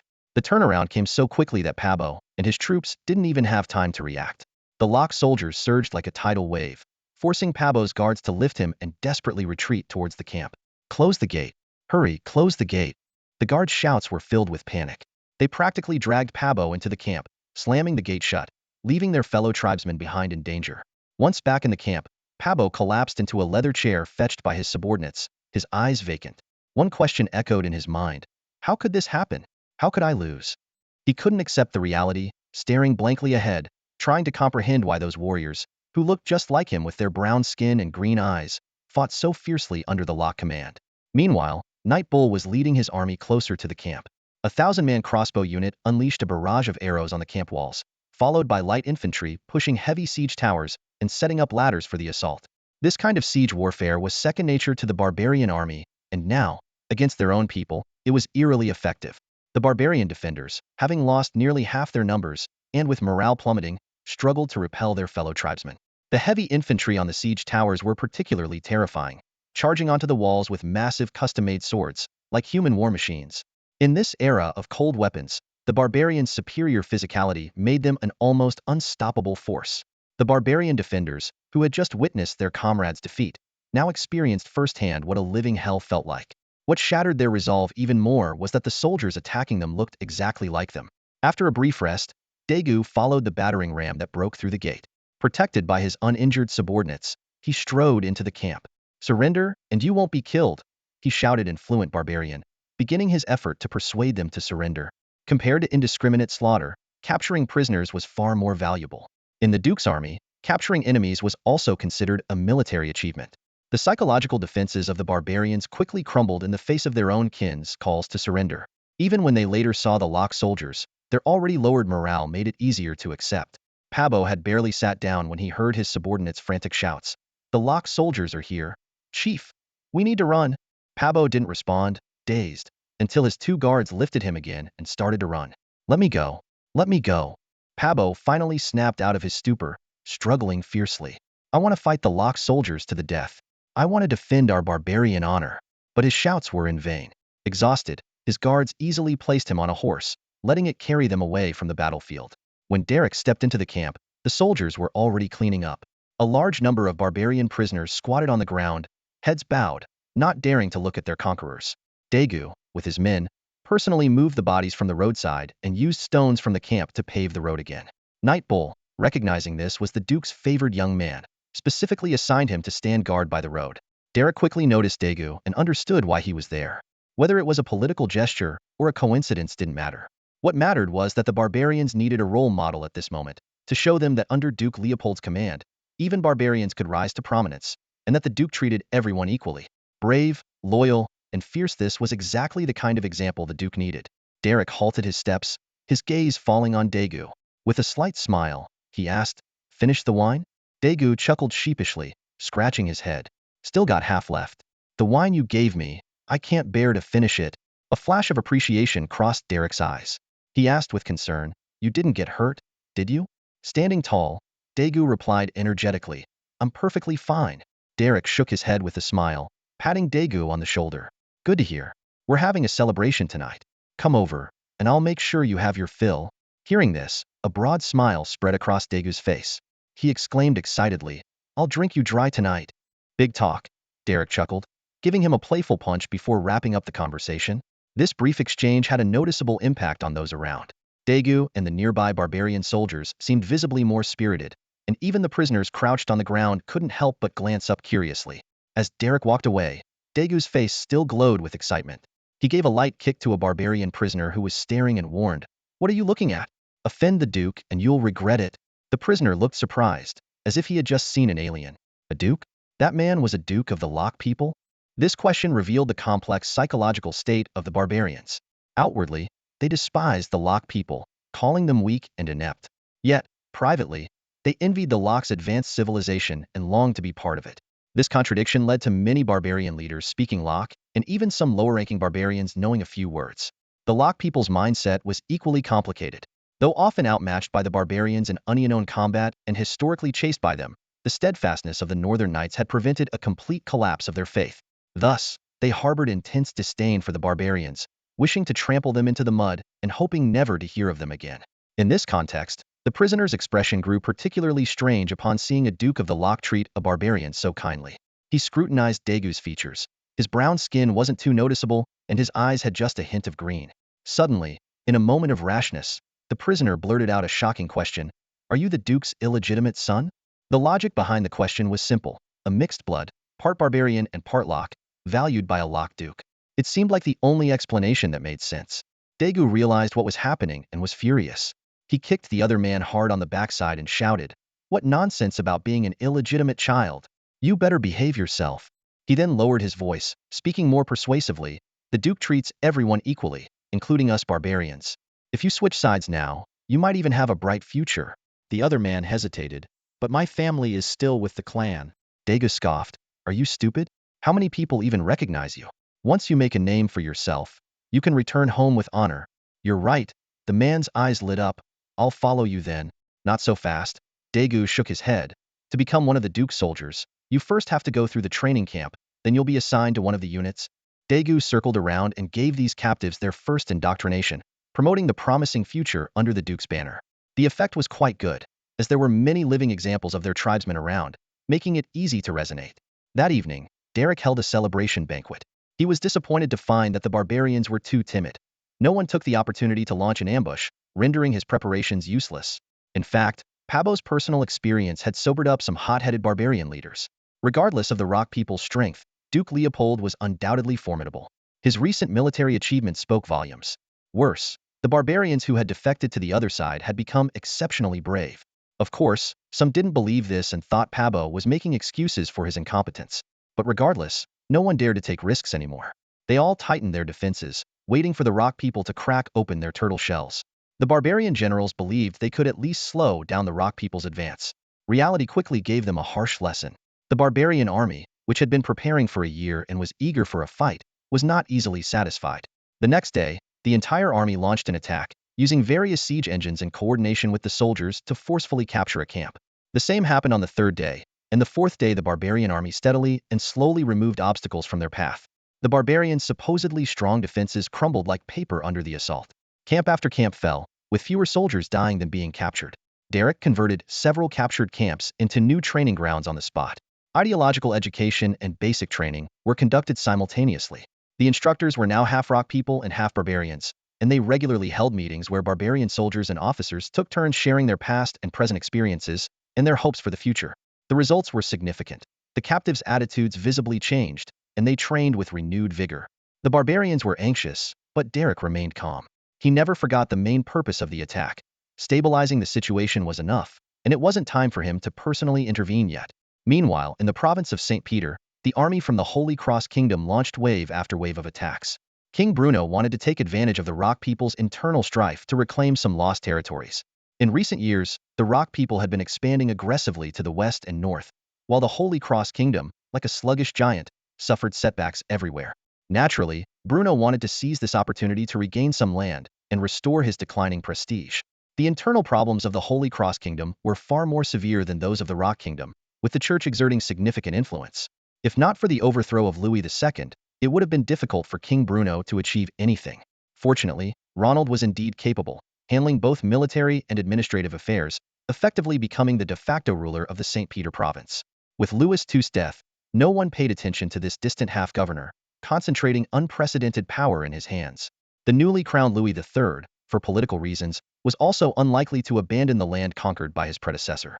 The nearby province of St. Michael, the kingdom's direct domain, had all its forces committed to defense. Therefore, despite its grand appearance, the Holy Cross Kingdom was not strong and was unexpectedly blocked by the obscure Ronald. Ronald also had to thank Raymond, the sheriff, and Andrew, the tax officer from Degenport. Supplies flowed continuously from Degenport to the St. Peter province, greatly saving time and costs. To support Ronald in resisting the kingdom of the Holy Cross, Andrew lowered taxes but increased the profit share, providing economic assistance. On the docks of Degenport, three influential figures stood on a high vantage point, overlooking the bustling harbor. Squinting his eyes, Andrew pointed towards a fleet slowly sailing into the port and whispered to Raymond and Verret beside him, "See that? That's the fleet of Count Connor's second son. Although it bears an unfamiliar insignia, its size reveals the owner's power." Verret, surprised by what he heard, blurted out, "The sword of God, Conrad?" He hadn't expected that an old acquaintance had such a background. Andrew nodded and explained, "That's right, Count Connor's second son acquired his title under a different identity, listed under the Duke. Essentially, he's still operating under the Rock noble banner, with Count Connor as the power behind him." Verret looked thoughtfully at the fleet, and Andrew continued, "You might not know this, but many influential figures from the kingdom of the Holy Cross have fleets that frequent our port. Do you ever wonder why they never attack Degenport?" Seeing Verret's puzzled expression, Andrew smiled. "It's simple. These influential figures have business interests here. Starting a war would affect their profits, so they don't even dare to harass us. War isn't just about fighting. It's also about relationships and human affairs. The lives of commoners may not matter, but the business of the powerful mustn't be disrupted." Verret nodded thoughtfully. Though a soldier, he understood the complexities Andrew was talking about. Just as Andrew was about to invite the two for a meal, a sail suddenly appeared on the horizon. A unique three-masted ship was speeding towards the port. Andrew's eyes lit up, recognizing it as a rare masterpiece from the Duke's shipwrights. All three of them were drawn to the sudden appearance of the ship, anticipating that it might bring important news. The sun still shone brightly over Degenport, but the air seemed to carry a hint of tension. The advent of the three-masted ship propelled the maritime transportation capabilities of the southern three kingdoms to new heights. Andrew, one of the few privy to this development, knew well that this ship type symbolized his nephew's growing influence at sea. At that moment, all the three-masted ships were on a critical mission. The port was bustling with activity as various vessels came and went. Under the guidance of a pilot boat, a three-masted ship slowly docked at Degenport's exclusive berth. Andrew, accompanied by two attendants, rowed in hastily, eager to get first-hand news. However, as they approached, a sense of foreboding washed over them. This newly launched ship, only a year old, bore numerous battle scar-skashes of varying depths, charred planks, and even a few evident cannonball impacts. The sailors disembarking were in tattered clothes, their weary faces confirming their suspicions. Soon, a bearded man appeared before Andrew. It was the captain, his expression grim, his voice tinged with a hint of bloodlust. "Sir," he growled, "I discovered the secrets of those southerners. It's a new trade route, but we also raided their supply point. Unfortunately, we were spotted and barely made it back." The captain continued to explain that they had set out in several fleets, but only this ship had returned safely. Without detailed nautical charts, various unforeseen events could easily lead to casualties. Andrew patted the captain's shoulder, trying to offer comfort. "Don't worry, hand me the charts. I will remember this grudge for you, and we will settle it in due time." Even though they had struck first, in this ruthless maritime world, favoring one's own was only natural. Besides, there were no rules at sea, and the southern three kingdoms had no maritime conventions to regulate behavior. Plundering and killing were commonplace, lawful actions here. The captain handed over the charts and the logbook without hesitation, not fearing that his credit would be stolen. Andrew took the documents, his hands trembling slightly with excitement. He asked for some details before quickly making several copies and dispatching them urgently to Derek. He also instructed Sheriff Raymond to maintain strict confidentiality, knowing that this information was enough to drive anyone mad. When Derek received the intelligence from Deeganport, he read through it several times, finding everything as expected. The southern three kingdoms had historically weak maritime forces, especially the southern nobility of the Lock Kingdom, who were severely suppressed and forced to explore overseas. Traditional views held that there were only a few small islands overseas, which were never taken seriously. However, they had actually discovered a new continent, and more surprisingly, the indigenous people there seemed incapable of resistance. Derek penned his instructions, commanding, "Send this to my uncle." His intention was clear. First, to chart the route thoroughly, ideally finding several safe paths, and then to consider further steps. Discovering a new continent suggested the possibility of another. Even if there wasn't, establishing footholds on the new continent and finding suitable supply points along the way were necessary, gradual processes. For now, Derek's focus remained on the ongoing war. The barbarians were suffering successive defeats, and the superiority they had accumulated over 30 years was being shattered by the Lock people. The barbarian king's faction had already tasted defeat, and now the clan faction was witnessing the might of the Lock people. Although tensions remained, both sides realized that stabilizing the situation was the immediate priority. Internal conflicts aside, the situation took a drastic turn when the Lock people launched their assault. The barbarian king and the clans quickly reached a consensus and appointed a new frontline commander. This commander, named Renato, was well prepared and immediately showcased his extraordinary leadership skills upon taking charge. Renato first consolidated the scattered frontline troops and then decisively pulled back the defensive lines. Apart from a final stronghold and a few strategic locations, all other areas were abandoned. Although this decision was less than honorable, it preserved their strength. Under this turtle-like strategy, the Lock people's advance was halted, and the barbarian army, composed mainly of fellow tribesmen, was unable to push forward. Once the situation stabilized, Renato gathered all the clan leaders and unveiled shocking intelligence from the king. The enemy barbarian army has been trained for less than a year. This statement caused a stir in the meeting hall. Pabo, a clan leader who had suffered heavy losses, leaped from his chair in disbelief and shouted, "How is that possible? Are you saying those who defeated us so soundly are really just those wild folks?" Recently, Pabo's situation had somewhat improved due to everyone's losses, making his own less embarrassing. However, this news was still hard for him to accept. Other clan leaders also expressed their doubts. They preferred to believe that the barbarian army was a secret weapon meticulously prepared by the Lock people over many years, specifically to defeat them. Renato looked around, noting the relaxed postures and varied expressions of the clan leaders. He knew his people well, especially these leaders and clan nobles, so he explained as calmly as possible, "I can assure you, this army has been trained for no more than a year, and many of their soldiers even defected from your territories. More worryingly, our latest intelligence indicates that a significant number of your captured tribesmen have joined their ranks and are undergoing basic training. By this time next year, you might find yourselves facing your former subordinates on the battlefield." These words hit everyone like a bucket of cold water. The current barbarian army was already formidable enough. If it continued to grow, the consequences would be unimaginable. Seeing that everyone finally grasped the gravity of the situation, Renato continued, "Duke Leopold has proven himself to be the greatest commander of this era with his series of victories. If we do not unite, the entire barbarian kingdom will tremble under his iron heel. It is not too late yet, gentlemen." His gaze swept across each face. "Put aside your grudges and prepare for a prolonged struggle against the Duke." Renato's strategy was simple yet effective. Create a powerful external enemy to foster internal unity under pressure. He targeted Duke Leopold, and the results were immediate. The ensuing meeting proceeded unusually smoothly, with the noble leaders expressing their support and offering financial contributions. Renato, understanding the importance of balance, relaxed some restrictions to show goodwill. After the meeting, the leaders left with troubled expressions. They realized that with the rise of the Lock people, the future would be even more challenging. Pabo walked at the back of the group, his mind replaying Renato's threats. As a survivor of the Barbarian Legion attacks, those terrifying images haunted him. Back at the castle, Pabo tossed and turned in bed until a sudden idea struck him. If they couldn't defeat the Lock people, why not join them? This thought brought him clarity. The more he considered it, the more it seemed like an excellent idea, especially since he was more of a musclio vermin person. Impulsively, Pabo snuck out of the castle that very night with 2 of his personal guards, heading straight for the Lock camp. The patrolling soldiers quickly spotted them and raised their crossbows. Seeing the arrowheads glinting in the torchlight, Pabo broke into a cold sweat and hastily shouted, "Brothers, hold your fire. I'm here to surrender." The Lock soldiers exchanged bewildered glances. They had seen barbarians flee, but never had they encountered a nobleman, dressed so richly, surrendering voluntarily. They escorted Pabo back to the camp to report this peculiar situation to their superiors. Derek was equally surprised when he heard the news. After a moment of contemplation, he decided to meet this audacious barbarian leader. "Bring him here," Derek ordered. On the way to the central tent, Pabo observed the camp's tense and bustling atmosphere. Soldiers sat around campfires, either cleaning their weapons or resting with their eyes closed.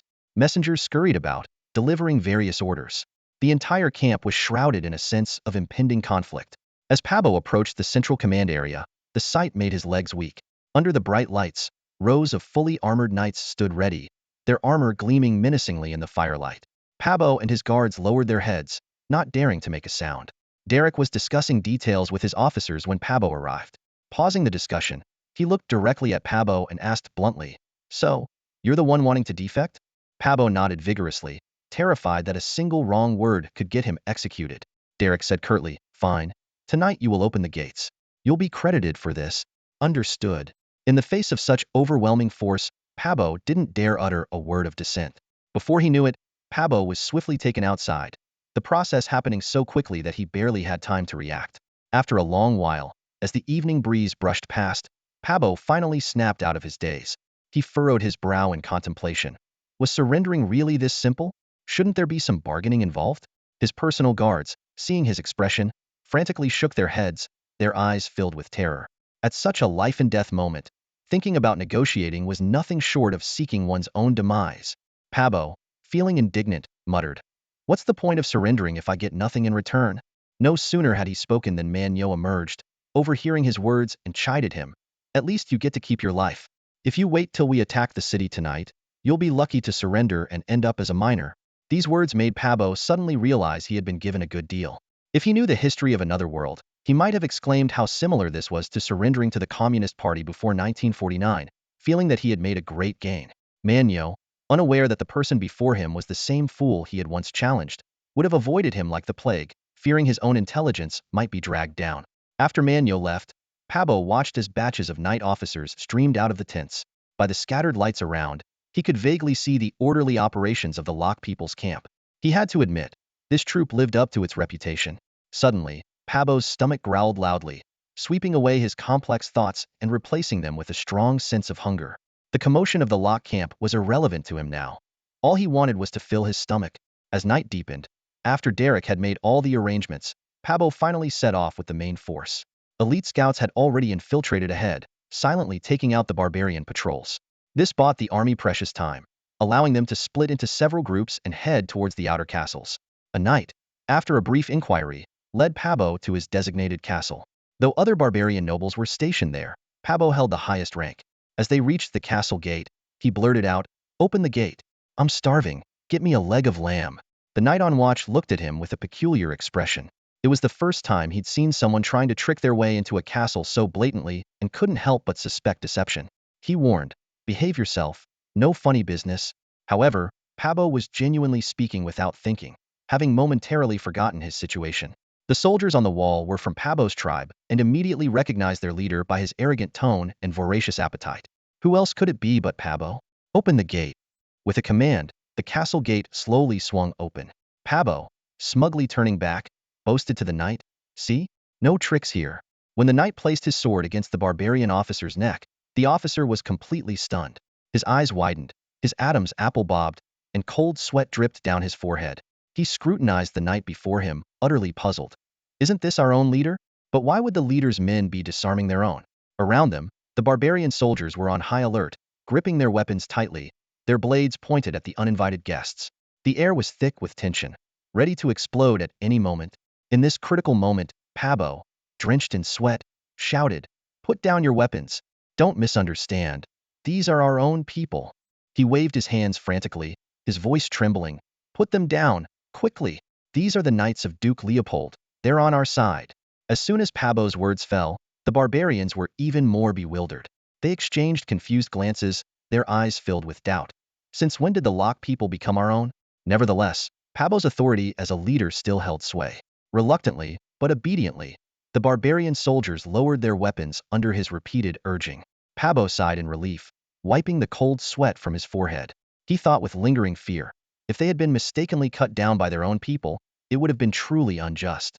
With Pabo as an inside man, the castle fell swiftly. At the same time, the sound of war drums thundered from all directions.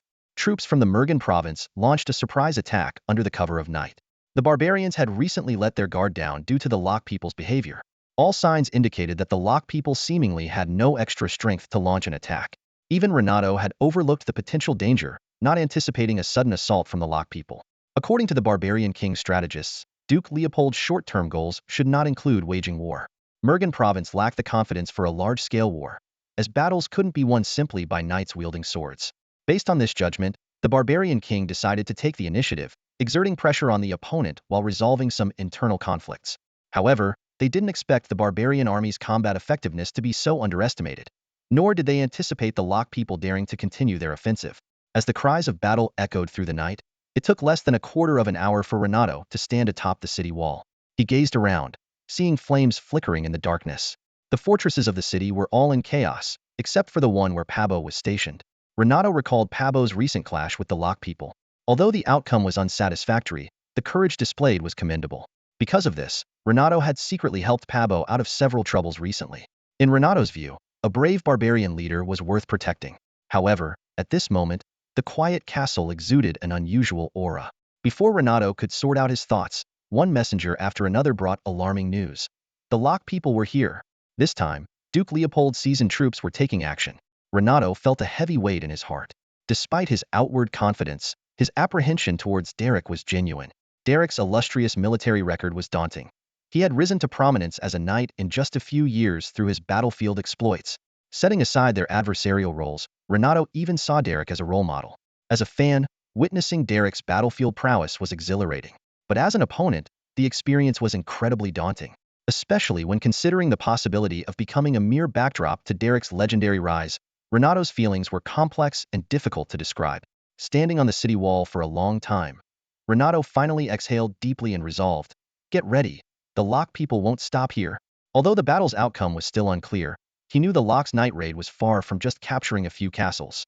While he couldn't predict their exact strategy, it was always better to be prepared.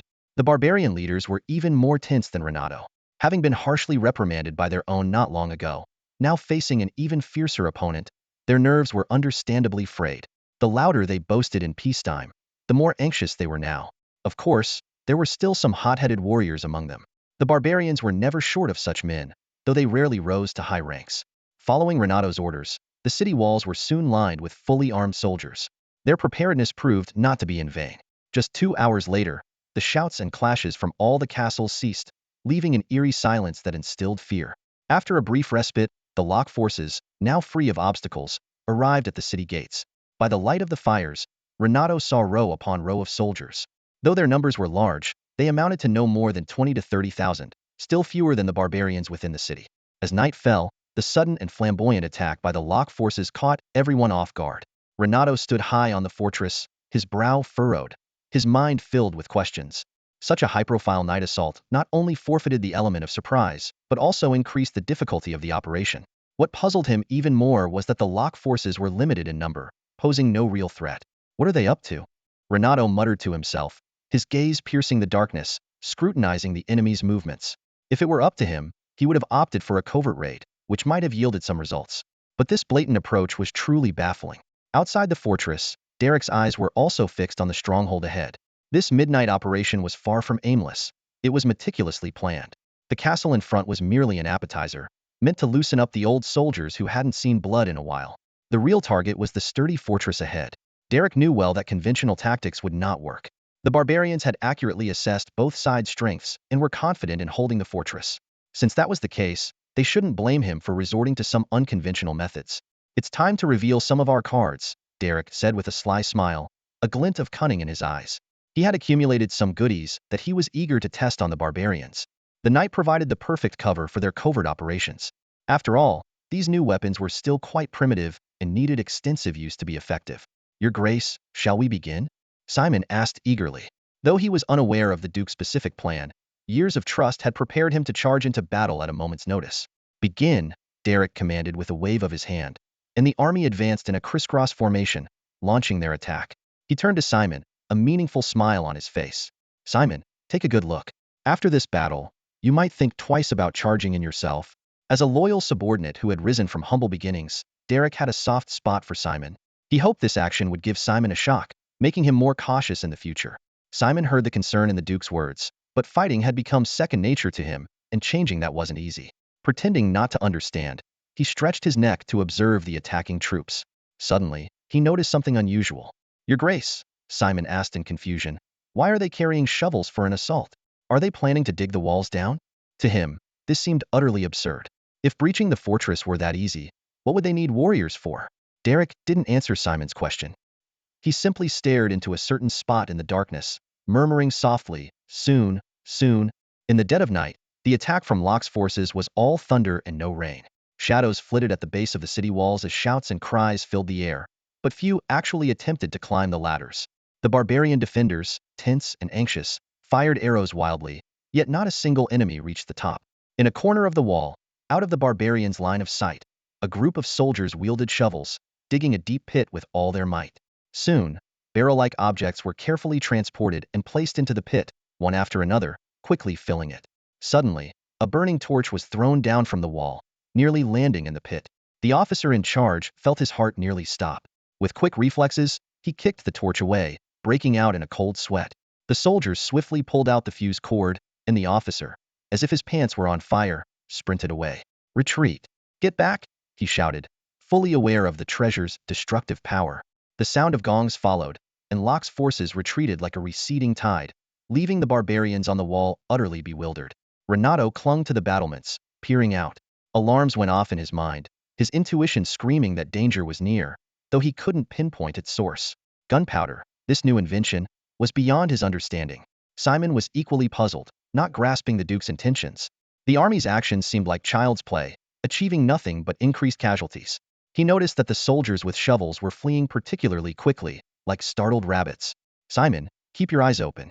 The barbarians are about to take a dirt plane ride," Derek's excited voice came through, filled with the thrill of technological superiority. Just as Simon was about to ask what a dirt plane was, a deafening explosion drowned out his voice. The ground shook violently, and an orange-eared fireball blossomed in the night, dazzlingly bright. Simon stood stunned, his ears ringing. The barbarians' wall seemed to come alive, trembling violently before collapsing with a thunderous crash. The seemingly impregnable defense crumbled in an instant. "Perfect!" Derek exclaimed with excitement. "That's the power of science. I hope the barbarians enjoy their dirt plane ride." Pablo, who had followed the main army, was so frightened he lay flat on the ground, his guards behind him praying incessantly. He was grateful he had surrendered early, avoiding unimaginable consequences. Inside the fortress, the barbarians were in complete disarray. Some were literally taking the dirt plane ride, experiencing an explosive ascent. Nearby soldiers were knocked off their feet, ears ringing, eyes dazed and filled with terror. Some fell from the walls, while many more scattered in all directions. Renato was dizzy, having narrowly escaped being at the explosion's center. This unprecedented experience left him momentarily stunned. As the terror subsided, he looked around to see the collapsed section of the wall, unsure how many were buried beneath it. The surviving soldiers were fleeing in panic, and even those who still had some semblance of order looked ready to collapse. There was no time to ponder what terrifying weapon the Locke forces had used. Renato had only one thought: it's over. In this state, they couldn't possibly fend off Locke's attack, and the collapsed wall was practically useless. "Go! Get out of here!" he shouted as he rushed down the wall, only to find that the warhorses had long disappeared. After a frantic search with his guards, they finally found a few horses at the rear and fled without a second thought. Renato's judgment was spot on. No sooner had he left than the Locke forces and their old troops swarmed through the collapsed wall. The numerical disadvantage and the wall's obstruction vanished in an instant. The knight officers swung their sharp long swords, slicing through the enemy ranks with brutal efficiency, blood splattering everywhere. The barbarian soldiers were not to be outdone, shouting loud calls for surrender in their harsh tongue, their voices echoing across the battlefield. Meanwhile, a large force of Locke soldiers surged into the fortress like a relentless tide, launching a full-scale attack. Throughout the night, the cries of the wounded and the clash of weapons filled the air, never ceasing for a moment. When Derek saw his men at dawn, he noticed their eyes were bloodshot and exhausted, yet they bore the joy of victory. Simon, despite a night of fierce fighting, was still brimming with excitement. He asked in awe, "Your Grace, how did you manage to bring down the walls? Was it the thunder of God?" Simon, who had never been religious, found himself pondering faith. Recalling the mysterious rumors about the Duke, he began to wonder if they might be true. Experiencing it firsthand, he believed in the power he had witnessed. Derek replied with a hint of irritation, "Thunder of God? No, it's the power of technology." He then asked, "Will you dare to charge at the front next time?" Thinking about the possibility of being blown up like a makeshift plane, Simon shook his head vigorously. "No, no, they'll be more careful." Their conversation, though lighthearted, reflected their joy over the victory. As the reports came in, Derek finally breathed a sigh of relief. The losses were smaller than expected, and most importantly, the road to the north was now clear. This was the last stretch of the Yinla mountain corridor. Beyond it lay vast plains with multiple route options. The barbarian stronghold now trembled under Derek's iron heel. The tide of battle had turned, and it was now the barbarian king's turn to be anxious. Derek couldn't help but wonder if the barbarian king regretted his decisions. Derek began issuing orders for the aftermath. Repair the fortifications quickly. We must guard against any desperate moves from the barbarians. The tasks following victory were equally numerous. At last, the province of Meljin could be considered safe. The only regret was the limited supply of gunpowder. Simon had taken a keen interest in the makeshift planes, launching several and using up the last of their stock. Despite this, Derek felt optimistic. He had not only eliminated a threat, but also validated the reliability of gunpowder. The next goal was clear: increase production, develop new products, and achieve mass production. This victory had paved the way for future advancements. At this moment, in the untamed land known as the New World, the nobles from the Lok Empire are deeply troubled by population issues. Despite forcibly relocating some people, it is far from enough. In this unfamiliar territory, the Lok people face a significant threat from the Bukka tribe. Although the Bukka are relatively primitive, their sheer numbers pose a substantial danger. Sir Karen Carney, the head of the Southern Trade Guild in the New World, is currently frowning in thought in his simple yet comfortable office. His deputy, Rick, has just brought a string of unsettling news. "Sir," Rick said gravely, "traces of colonies have been discovered along the northern coast. Various factions are moving covertly, and our advantage is gradually slipping away." Karen nodded, signaling Rick to continue. Rick took out an unusual item, resembling a delicate iron rod with a circular opening in the middle and intricate patterns etched on its surface. "This is a new weapon we confiscated from the natives. I think we should report this to our superiors immediately." Karen took the unfamiliar object and examined it closely. 40 years of experience told him this was no ordinary tool. Rick continued, 2 days ago, our knights were ambushed. We obtained some information from a captured native chief." He paused, his expression grave. "Very bad news." Under Karen's watchful eye, Rick clumsily operated the weapon. He poured some powder into the tube, inserted a round ball, and then struck a strange pose, aiming at a distant wall. Bang! After a loud bang, white smoke billowed from the tube, and a hole appeared in the wall. Karen stared in shock, instantly recognizing the weapon's terrifying power. "Can it penetrate a knight's armor?" he asked urgently. "Unlikely," Rick replied, "but in large numbers, it could threaten the knights. Worse yet," he added, his expression serious, "anyone can use it. Do you understand what that means?" Karen immediately grasped the danger. Training a knight took a long time and great expense, while the natives' lives were considered expendable. This weapon could completely change the dynamics of warfare. "Where did this come from?" Karen pressed. "The natives couldn't have made this." "The southern coast," Rick answered. "It's a trophy the natives captured. We need your authorization to investigate further." Both men realized that the greatest threat in the New World was no longer the natives but a mysterious competitor who might be close at hand. "We need to find them," Karen declared, "and we need to get our hands on this weapon. This is beyond what we can handle alone. We need support from the homeland."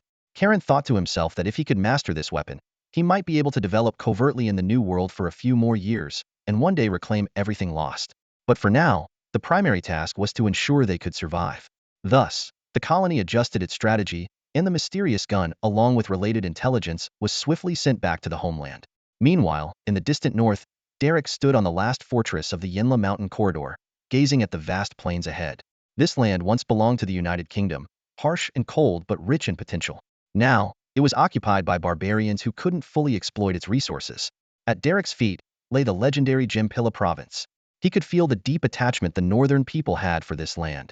After 30 years, the Lok people had finally returned. But Derek's ambitions extended beyond reclaiming Pilla province. He also coveted the barbarians' territory. One day, Derek vowed to himself, "I will turn the barbarians' grasslands into my pastures." Derek, filled with grand ambition, pointed his riding whip into the distance and scanned the land before him with piercing eyes. "First, we conquer the land we see," he declared with unwavering determination. The barbarians' defeat had come swiftly, leaving the nearby clans no time to flee. To Derek, they were all targets for conquest. Even if his resources were stretched thin, he would never abandon his goal of subduing the barbarians before him. Tell them, Derek ordered, they must either submit or leave. There is no third option. Once I officially reclaim the province of Pyle, they will lose the right to choose. Derek strategized in his mind. Defeating the barbarian king and wooing the clans were tasks he could handle alone. Although he lacked the manpower to govern the land immediately, he could let the submissive clans self-govern for now. When the time was right, he could easily send troops to take over. The barbarian legion would be the perfect example and tool for this endeavor. Following Duke Leopold's command, the officers of the barbarian legion began visiting the nearby clans one by one. Daegu was among them. As one of the 3 specially promoted barbarians, he had risen to the rank of centurion in the barbarian legion.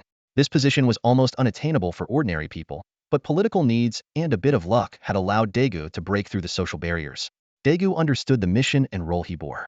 The Duke's aide had explained everything to him, and he did not resent it. To Daegu, what he was doing was rescuing his fellow barbarians and finding them a way out. Under the Duke's command, barbarians could freely serve and enjoy equal rights. He himself was the best proof that the path to advancement was not blocked. If that's the case, Daegu often thought, why should we serve the barbarian king and worry about whether we have enough food every day? He firmly believed that everything he did was just and noble. These thoughts were also the result of the aide's analysis, and Daegu found them very convincing, often seeking their advice. However, whenever Daegu looked around at his soldiers and saw that half of them were of Locke descent, a twinge of doubt would arise in his heart. His deputy, a Locke knight, was fiercely loyal to Duke Leopold. Still, upon reflection, the Duke had indeed treated him well. A knight's title, a set of knight's armor, a warhorse, a small estate, the position of centurion, and a personal guard. Such treatment would make even Locke knights willing to serve to the death. How many people would be willing to risk their lives for all this? Daegu often asked himself. Therefore, he truly felt content. To encourage more of his fellow barbarians to serve the Duke, and to find some farmers for his estate, Daegu could not afford to slack off in the slightest. When the army appeared near the clan, everyone became tense. News of the approaching Locke people spread like wildfire, engulfing the entire tribe in just a few days. Logically, the clan should have relocated immediately, but it was not an easy task.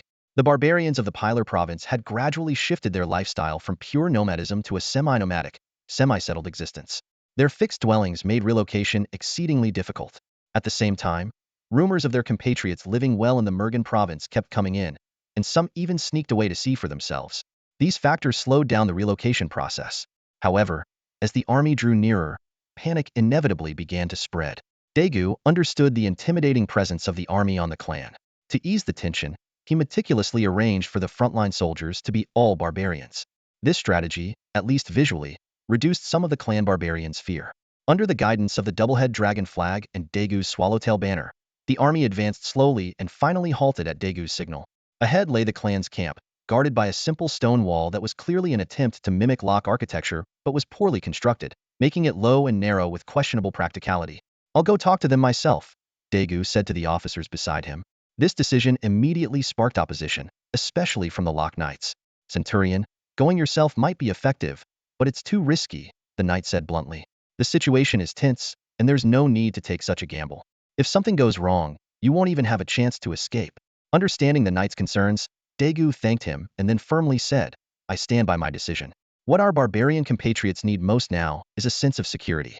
Doing this will put them at ease. It's all for the Duke. We must serve him to the best of our abilities. The knight's deputy fell silent for a moment, his view of his superiors slightly altered. He had to admit that the Duke's judgment was indeed insightful. Then I wish you safety. The knight changed his address and added, I trust you, just as you trust your compatriots. But if something unfortunate happens, I will avenge you. A centurion of Leopold is worth more than a clan. If it comes to that, I won't hesitate to leave nothing but scorched earth behind. Daegu patted his shoulder and, with only 2 attendants, walked to the base of the stone wall. Despite being of mixed blood, Daegu and his attendants had notable barbarian features, making them more acceptable among the barbarians. Great Mozhan clan, do you not welcome your own people? Daegu shouted loudly. A response came from the wall. We welcome all compatriots, but not the lackeys of our enemies. Do you still consider yourselves barbarians? Of course we are barbarians, Daegu replied without hesitation. You, me, and all our compatriots are the same. Otherwise, you'd be facing swords and blades right now. Mozhan warriors, are you afraid of just 3 of us? Afraid? Never. I'll let you up, a barbarian, provoked, immediately lowered a basket to hoist Daegu and his two attendants up the wall. The situation atop the wall was even more primitive than expected, lacking even a proper tower, with passageways so narrow they were almost impassable. Numerous barbarian warriors crowded the narrow paths, with several elders scrutinizing Daegu and his group. When a barbarian warrior attempted to confiscate Daegu's weapon, he was slapped away. Despite being on enemy territory, Daegu remained remarkably composed. This demeanor was something he had developed through battlefield experience and witnessing the Duke's majesty. Of course, the army outside the walls also bolstered his confidence. Facing the tense warriors who drew their weapons, Daegu remained unfazed and said, "It's just the three of us. What are you afraid of? Have you lost all your barbarian courage?" As soon as those words were spoken, the faces of the barbarians present turned red with shame, and some could hardly restrain themselves from taking action. Just as the tension was about to explode, a middle-aged barbarian in the distance suddenly burst into laughter. He pushed aside the warriors in front of him and strode toward Daegu. "You're absolutely right. Where has our courage gone?" he said as he walked. "I am the chieftain of the Mozhan clan Habite. May I know the name of this brave warrior?" Daegu straightened up with pride and replied, "I am a centurion and knight under Duke Leopold, a barbarian Daeg." Upon hearing this, Habite's eyes flashed with surprise. "You are a noble?" he asked again. "And you are a barbarian?" Daegu held his head high and answered confidently, "Of course, I am a barbarian, born and raised in Mergen province." Hearing this, Habite's face turned red. Although he himself was a baron appointed by the barbarian king, he did not dare to mention it for fear of being ridiculed. Seeing Daegu's noble status, he felt a deep sense of empathy and excitement. It was as if a member of a primitive tribe saw a fellow tribesman being elected president of a country they despised, yet still felt genuine joy and support. "Sir Daegu," Habite couldn't help but bow slightly, his tone filled with reverence and excitement. "I've heard that Duke Leopold treats barbarians as equals. Is that true?" Daegu answered without hesitation, "Of course it is true. Tens of thousands of barbarian compatriots have taken refuge under the Duke, and no one has been bullied." He continued enthusiastically, "I used to live just like you, struggling to get by. But look at me now, I am a noble knight of the kingdom, with my own estate, able to pass down my name and lineage. Look at my armor and weapons. I wear clothes made of soft silk, have Lorchian maids serving me in my manor, overseas slaves working my fields, enjoying noble desserts and delicacies, and endless strong liquor." Daegu's words were a mix of truth and exaggeration, some based on what he had seen at the Duke's place, and some hearsay. But one thing he did not lie about was that his current life was certainly better than that of the barbarians here. In reality, he had never even visited his own estate, and was worried about not having enough serfs. But the barbarians were unaware of this, and Habite listened with envy, practically drooling. A chieftain and a Lorchian noble might have similar numbers of people under their command, but the difference in their quality of life was worlds apart. Barbarians had always envied the Lorchian nobility, and seeing a fellow barbarian like Daegu only intensified that envy. Habite's attitude took a complete 180-degree turn. As Daegu described the situation, the tense atmosphere significantly eased. The wary expressions on the faces of the barbarians gradually faded, replaced by curiosity and anticipation. They lacked a sense of national identity. They sided with whoever was stronger and offered them benefits. The Lok people were powerful and wealthy, making the choice seem straightforward. Especially with Daegu as a living example before them, they were inclined to believe Duke Leopold's promises. As for the barbarian king, they were already discontent with someone who encroached on their interests. Their previous support for him had long been selectively forgotten. Daegu first sent someone back to report that everything was safe, then stayed with the Mozhan tribe for a few days, indulging in food and drink. During this time, he carefully observed the reactions of the tribe members, feeling satisfied with the effectiveness of his persuasion. On the surface, the Mozhan tribe submitted to Duke Leopold, but they still maintained a considerable degree of independence. Goods from the Lok people flowed continuously into the tribe, which made the leader, Habit, extremely pleased. They had gained a large amount of valuable resources with minimal effort. Derek found this acceptable as well. Nominal submission was trivial. What mattered was the immense profit from the influx of goods. The outflow of gold and silver from the barbarians helped Derek accomplish more of his plans. Things that once required lives to obtain could now be bought with money. For Derek, problems that could be solved with money were not problems at all. Even the number of barbarian troops had exceeded 10,000, and a second legion was being formed.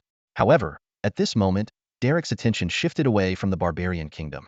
Autumn arrived quietly, ushering in the harvest season. Although changes in agriculture were not immediately noticeable, the emergence of a large number of elite farmers and the overall improvement in the capabilities of administrative officials led to silent progress in various areas. This was reflected in the grain harvest, which was abundant despite the mediocre weather, proving the effectiveness of the changes. Derek's administrative system, though filled with officials of humble origins, operated smoothly. With a large amount of grain stored, Derek's concerns eased slightly. For the past 2 years, he had been encouraging childbirth, which increased the pressure on food supply. The province of Melgin still couldn't be self-sufficient, posing a challenge he had to face. As the autumn harvest concluded, Derek returned to Swan Castle. A month later, Tiona gave birth to a son. The Leopold family now had an heir, marking a new beginning. For the nobles and officials surrounding the Leopold family, this provided a sense of stability. At least they no longer had to worry about the sudden collapse of the Leopold family. Even if the next duke turned out to be incompetent, a group of loyal retainers and knights could still support him. The baby's first cry echoed through Swan Castle, and the news spread like wildfire. The knights stationed outside the castle were the first to react. Cheers erupted like waves, audible even within the castle. The ecstatic knights rode their warhorses in celebration, colorful banners waving in the air, expressing their joy. Soon, the commoners in the territory joined the festivities. The news spread rapidly throughout the north and continued to spread beyond. Melgin Abbey quickly sent a priest to Swan Castle, hoping to expand their influence. Most notably, nobles prepared gifts and made their way to Swan Castle to offer their congratulations. In recent years, Duke Leopold had become an indispensable figure among the northern and even the kingdom's nobility. Not extending congratulations at this time would surely be remembered. For Derek, however, he had no time for these matters. He quickly entered the room, saw Tiona lying on the bed, and tightly held her hand, softly saying, "Thank you for your hard work."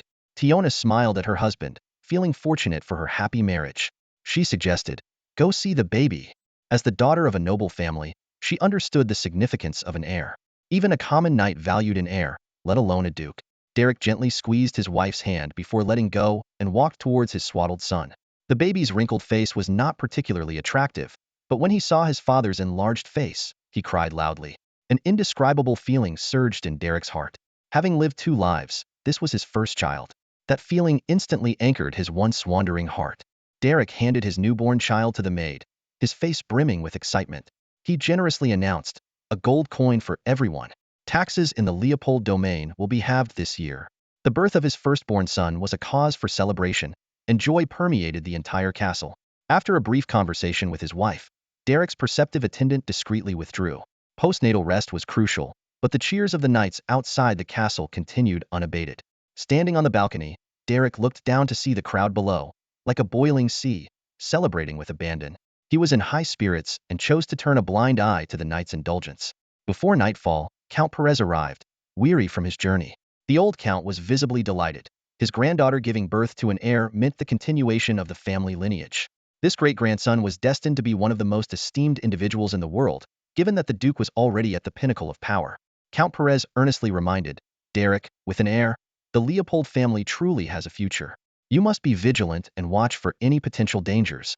In this era, the untimely demise of noble offspring was not uncommon, due to both limited medical knowledge and numerous external threats. Many coveted their position, and countless others did not wish to see the Leopold family thrive.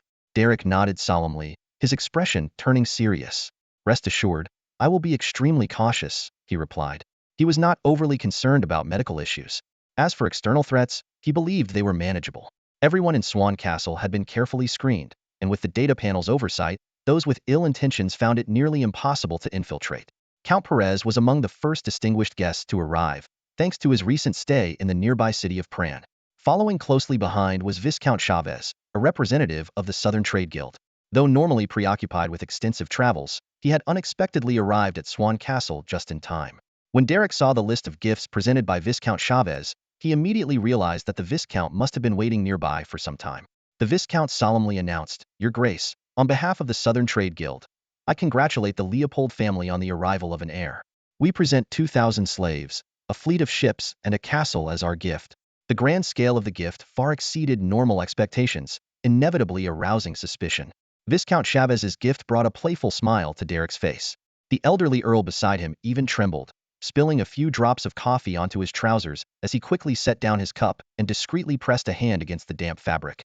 "Viscount Chavez, this gift is too generous," Derek said, his eyes glinting with scrutiny. "Why don't you just tell me what you want?" Viscount Chavez remained unruffled, smiling as he replied, "Your Grace, this is a token of the Guild's appreciation for your continued support." He deliberately avoided revealing his true intentions and added, "I have a personal gift as well, though it pales in comparison to what the guild can offer. With that, he handed over another gift list. Derek glanced at it, his suspicions growing more certain, but he simply set the list aside without further inquiry. This wasn't the place to discuss sensitive matters. I'll be quite busy over the next few days. Derek deftly changed the subject. Please, Viscount Chavez, stay a few more days as a gesture of our gratitude. The implication was clear there would be time to talk privately. Viscount Chavez's eyes crinkled with understanding as he responded with 3 enthusiastic yes replies. Earl Perez, standing nearby, couldn't hide a flash of envy.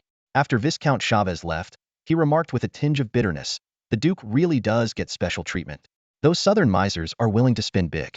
Whenever I deal with them, they won't even budge on a single copper coin. Despite his words, he knew the value of the gift.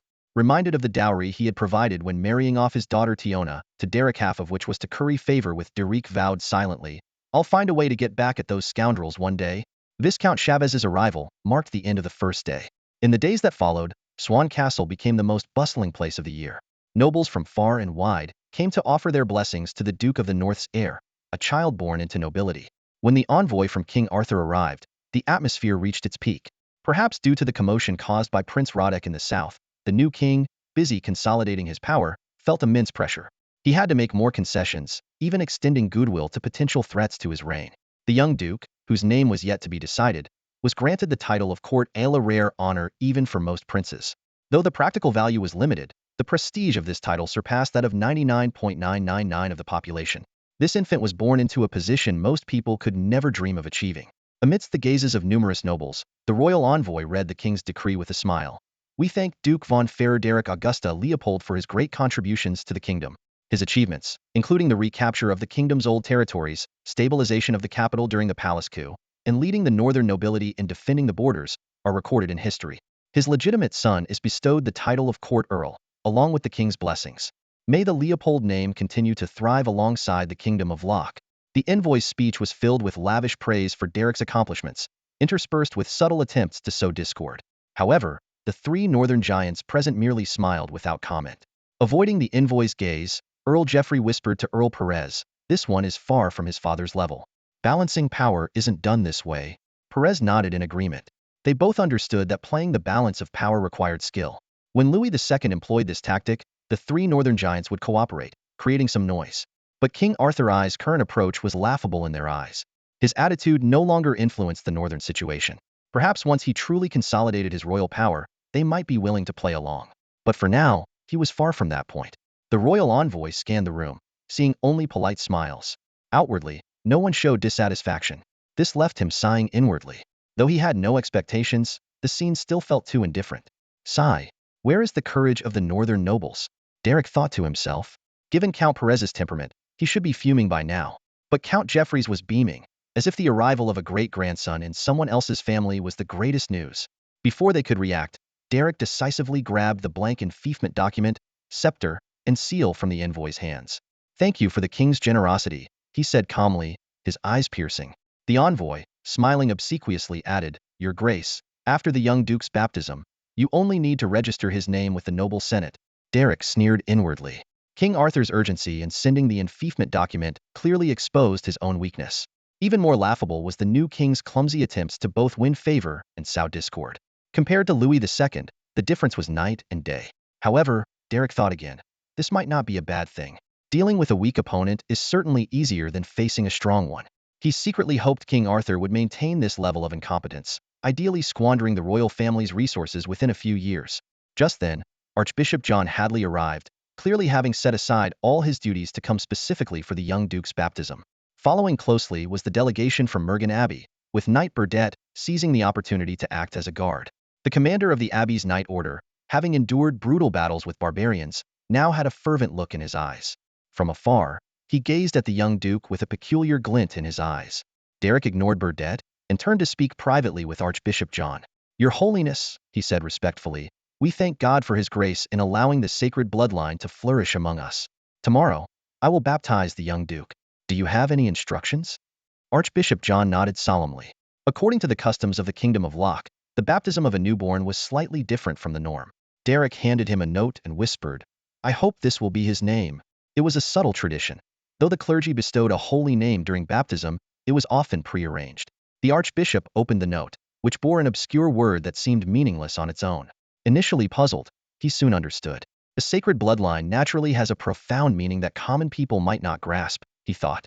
As you wish, Archbishop John said with great solemnity, clearly placing significant importance on the matter. The day after Archbishop John arrived was the day of the baptism. Inside the Swan Castle, a solemn and reverent atmosphere permeated every corner. The Archbishop gently sprinkled holy water on the tender forehead of the young Duke, completing the symbolic baptism ceremony. He then loudly announced the eagerly awaited name. Chin Ferrara Derek Augusta Leopold. This resounding name echoed through the castle, stirring waves of excitement both inside and out. Chin. The people cheered, as if the name itself held divine power. Derek stood by, his heart swelling with emotion. He knew that this name was not just a gift from God, but also a vessel for his hopes for the future. Gazing at his swaddled son, Derek silently vowed, "My child, you were born to the cheers of the entire Northland. I will carve out an empire for you and end that dreadful curse." He did not shy away from the destiny tied to the name Chin. Instead, he resolved to break it and create a more glorious future. The birth of the young Duke attracted widespread attention. Even King Bruno of the Holy Cross Kingdom, a longtime adversary of the Northland, sent gifts. This was not surprising, as the royal bloodlines of the two nations might have intertwined in the distant past. The grudges of the battlefield did not prevent them from exchanging courtesies on such occasions. In fact, if Derek were to lead a rebellion in the northern province, Bruno would even be willing to offer the head of his most cherished brother as a gift. In the game of power, past grievances seemed insignificant. Chin's birth appeared to be blessed by the heavens. Not only did the Northland erupt in celebration, but even the three southern nations and the barbarian kingdom kept a close watch. Upon hearing the news, the Griffin Kingdom in the far west immediately dispatched envoys who were now en route. This newborn already had countless followers. Even if he turned out to be an average person, knights would still pledge their loyalty to him. It seemed that everything in this world was within his grasp. However, the clamor would eventually subside. After seeing off the last of the noble guests, Derek finally had a moment to breathe. He glanced at his sleeping son, and then turned to meet Viscount Chavez, who had been waiting. On the last sunny day before winter, Derek invited Viscount Chavez to chat on the terrace. After some pleasantries, Chavez took out a parchment map and got straight to the point. "Your Grace, I believe you are aware of our secret. This is the New World, which we call Gardner, the land blessed by God." Chavez detailed the newly discovered land and the operations of the southern merchants there. They had established 22 supply points and 5 colonies, yielding tens of thousands of black slaves annually and generating enormous profits. However, as more people became aware of this secret, it was becoming increasingly difficult to keep. The Chavez family, being a smaller clan, was finding itself at a disadvantage in profit distribution. Earnestly, Chavez said, "I need your help, Your Grace. The Chavez family can bring you substantial returns." Derek calmly added 3 cubes of sugar to his coffee and took a leisurely sip. He said, "Viscount Chavez, I value our friendship, but such cooperation is driven by interests. What can you offer me? What do you need? Knights? Sea charts? Ship technology? I lack none of these. You don't seem to have enough leverage to negotiate with me." Chavez hurriedly explained, "Your Grace, you may not fully grasp the importance of seafaring. Our family has extensive experience in navigation and ship technology. We only need your soldiers. This cooperation is bound to be mutually beneficial." He knew that Derek might have discovered the guild's secret, but only just. Derek's sharp gaze locked onto Viscount Chavez, a meaningful smile playing at the corners of his mouth. "It seems you don't really know me," Derek began slowly, his voice laced with a hint of provocation. "Has something happened to your supply point?" Viscount Chavez's pupils slightly contracted, but he forced himself to remain calm. Derek continued, "It was my men who did it, using just 2 basic 3-masted ships." He paused, letting the information hang in the air for a moment. "And my craftsmen can build 3 to 5 ships every month. If needed, that output can easily be expanded tenfold." These words hit Viscount Chavez like a punch to the gut. He blurted out, "Impossible, that doesn't make sense." His mind raced, searching for any reason to refute such an outrageous claim. How could northerners, who have always operated on land, suddenly become sailors? And shipbuilding isn't that simple. It's not just about the technology. Experienced craftsmen are hard to come by. Seeing through Chavez's thoughts, Derek spoke calmly, "If you don't believe me, I can arrange for you to visit my shipyard. And aren't you curious how I knew about the attack on your supply point?" Viscount Chavez slumped into his chair, his face pale. Every detail indicated that Derek was not lying, but it was hard for him to accept that decades of his family's technical expertise could be rendered useless. His family had been engaged in maritime trade long before the new continent of Gardena was discovered. Every stroke of luck has a foundation.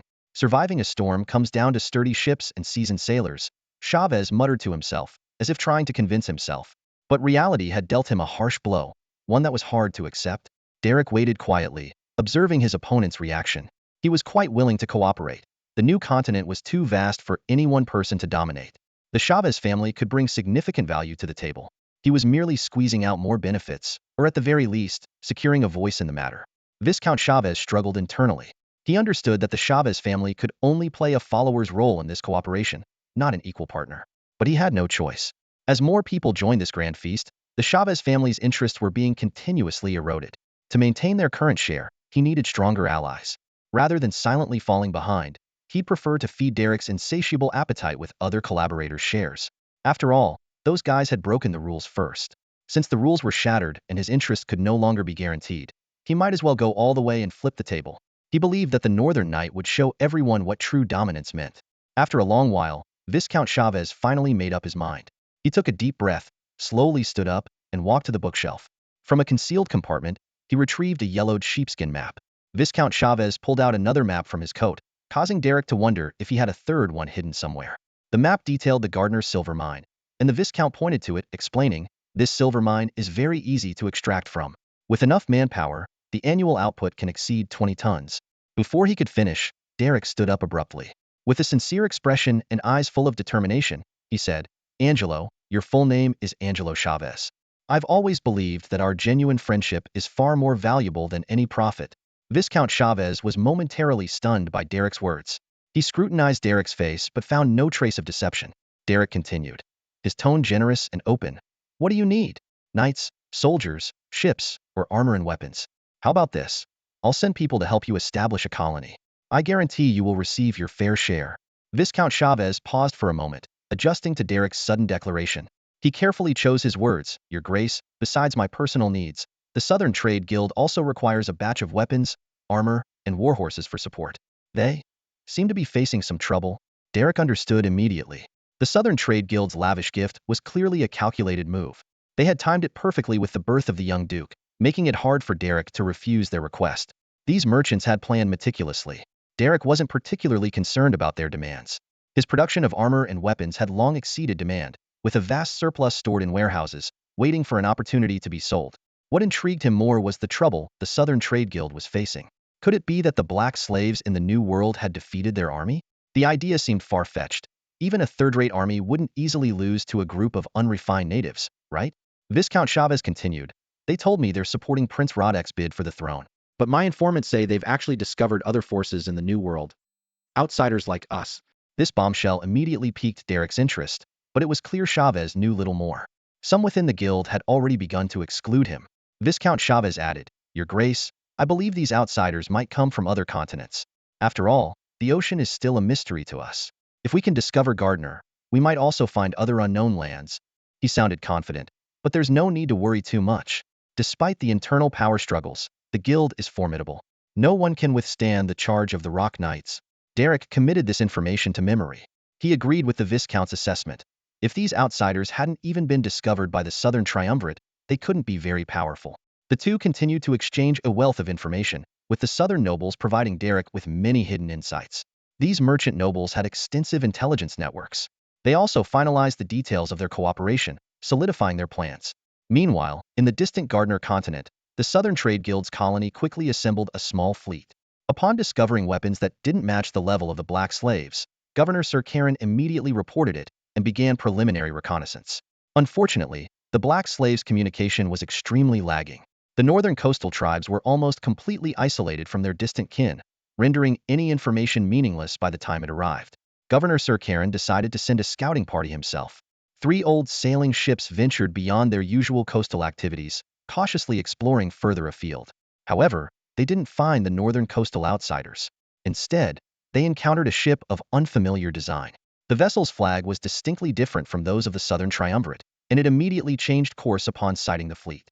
The fleet's commander was Sir Karen's deputy, Rick, a commoner who had risen through the ranks thanks to his extensive naval combat experience. Facing an opponent smaller in size and number, Rick saw no reason to avoid confrontation. Both sides made one final attempt using different flag signaling systems, confirming that they were not allies.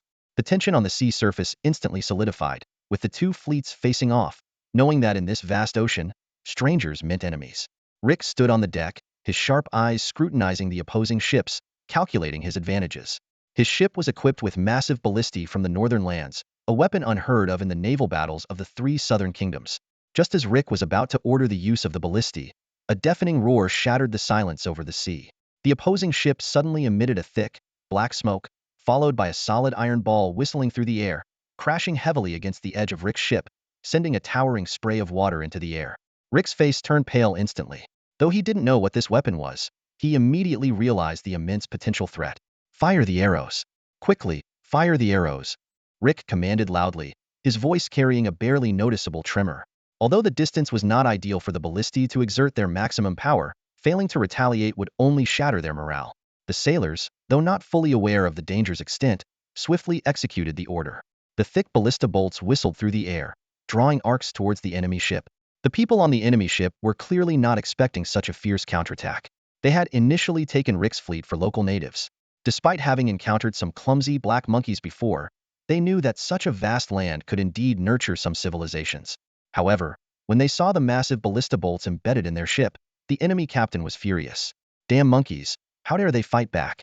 Tear these monkeys apart!" he shouted, waving his scimitar and screaming at the top of his lungs.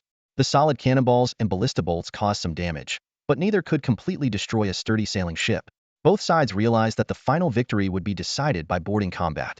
Rick seized the moment, directing his three ships to ram the enemy vessel one after another. However, when the sailors boarded the enemy ship, they were met by a line of redcoat soldiers armed with long guns. Suddenly, a deafening gunshot pierced through the cacophony of the sea. Amidst the smoke, the leading sailors were riddled with bloody holes, their blood gushing out like fountains. Everyone was stunned by this unprecedented weapon, fear spreading across the deck like a tidal wave. Rick had realized the dire situation the moment he saw the long guns. He quickly rushed to the ballista fixed on the second-floor balcony, shoving aside the operator. "Let me do it," Rick growled through gritted teeth, his eyes gleaming with a resolute determination as he prepared to personally operate this last hope. Rick stood at the bow of the ship, his gaze as sharp as a hawk's. Since his teenage years, he had been carving out his path on the high seas, and now, having been knighted, he had become a legend among sailors. Faced with the dire situation ahead, Rick made a swift decision. He knew that on the vast ocean, morale was the lifeline, and any wavering could be fatal. "Prepare the ballista," Rick commanded. The sailors quickly took their positions. The ballista was devastating at close range, capable of turning the tide of battle. With a deafening twang, a massive bolt shot out, instantly piercing three enemies, embedding deeply into the ship's arm, and even penetrating the wooden wall, its tail still quivering. "Keep firing," Rick shouted, his voice rising above the clamor of battle. The three ships were not only equipped with ballistae, but also loaded with numerous bows and arrows. The Southern Trade Guild had never skimped on armaments, and with the cost-effective weapons from the north, their combat effectiveness was significantly enhanced. Though the sailors were initially startled, they quickly regained their composure. After all, they were seasoned veterans, and more importantly, the guild's pay was exceptionally generous. The thought of the dire consequences of failure at sea only fueled their determination. Gunfire erupted continuously, but the ballista's assault had disrupted the rhythm of the redcoats. Seizing the opportunity, the sailors leaped onto the enemy ship, engaging in close combat.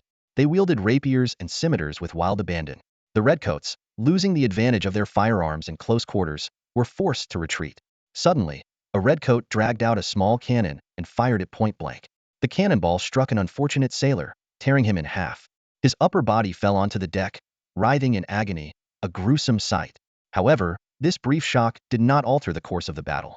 Enraged, the sailors soon hacked the surrounding redcoats into a bloody pulp. Rick rushed over, but it was too late. He could only save a few. Among them was a man who was evidently a leader, his red uniform trimmed with silver. This leader seemed unfazed by the carnage, shouting excitedly in a foreign tongue. Rick, in a fit of rage, kicked him to the ground.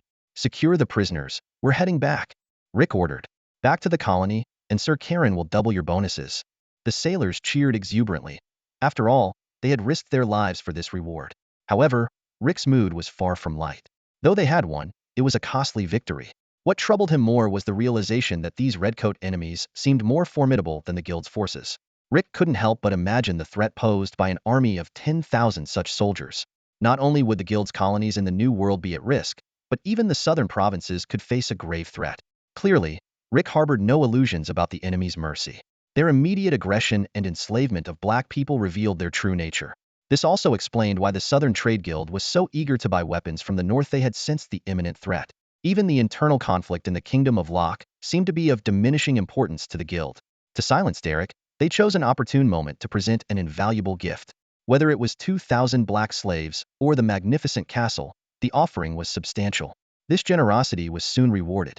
Viscount Chavez returned with shiploads of weapons and even brought hundreds of northern warhorses. In no time, the southern nobles could assemble several powerful knight regiments. Viscount Chavez's outstanding performance earned him widespread acclaim. Several prominent figures hosted a grand banquet in his honor. A toast to Viscount Chavez. Count Began raised his glass, rallying support for Viscount Chavez.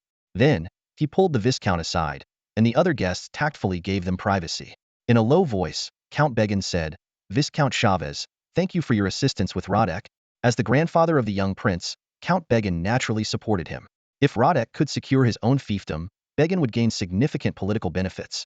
Earl Began stood in Viscount Chavez's study, his brow slightly furrowed. The pressure of fighting on two fronts, coupled with the demands of the New World colonies, had left him exhausted.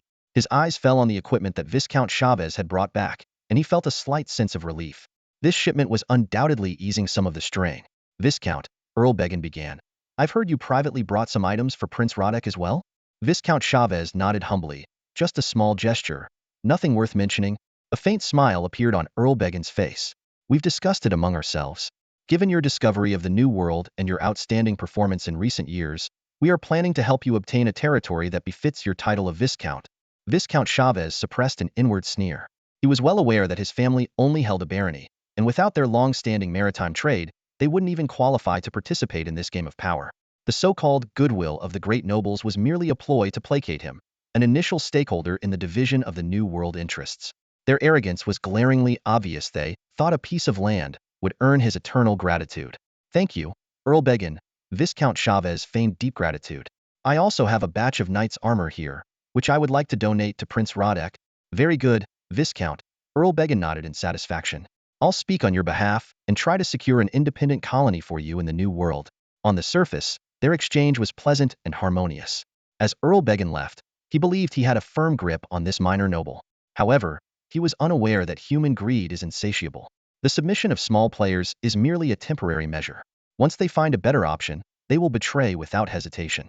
Viscount Chavez watched Earl Began's departing figure, a glint of coldness in his eyes. Since they had taken what was rightfully his, he would reclaim it himself. He silently calculated that his collaboration with Duke Leopold would bring new opportunities. For instance, the silver mine in his possession would soon significantly bolster the Chavez family's power. As the new weapons and equipment arrived, the long-trained militia quickly donned their new uniforms, transforming into regular soldiers. From their appearance, they were indistinguishable from professional soldiers. A group of destitute noble knights' descendants and criminal nobles were forcibly conscripted into the newly formed army. Under the policy of both inducement and coercion, these individuals were compelled to board ships bound for the New World, Gardena. Although Viscount Chavez gained some new resources, his authority over New World affairs was further diminished. As the vast benefits of the New World became apparent, the high nobles personally intervened, intensifying their development efforts. As one of the earliest pioneers, the Chavez family received only a small reward before being sidelined. It was common for upper nobles to oppress the lower ones, and most of the time, the lower nobles could only accept this helplessly. However, Viscount Chavez chose a different path and willingly acted as a guide. Derek had to leave Swan Castle, even though his child was just a month old and the cold winter solstice had quietly arrived. This matter was too important. He had to handle it personally. The prosperity of commerce had brought significant changes to the northern lands, including a well-connected network of official roads. Nobles and officials from various regions actively repaired roads, with the Leopold family investing heavily in this area. This time, Derek traveled on a road built by his family, reaching Degenport a full week faster than on his previous journey. Degenport, which had undergone several expansions, was now more magnificent than ever. A steady stream of caravans entered and exited the port, and ships frequently docked and departed. The stability of geopolitical conditions promoted the prosperity of maritime trade, and the two complemented each other. The substantial profits made all parties reluctant to disrupt this hard-won peace. Of course, the main reason was that no one could defeat the Northern Knights. Rather than futile attempts, it was better to focus on making money. Derek's trip was extremely low-key, with almost no one aware of it. Degenport had an independent restricted area where outsiders were not allowed to approach, and even the entry and exit of ships were handled separately. Patrol ships guarded the area day and night, preventing any other vessels from straying in. Derek entered the restricted zone, and all information was tightly sealed off.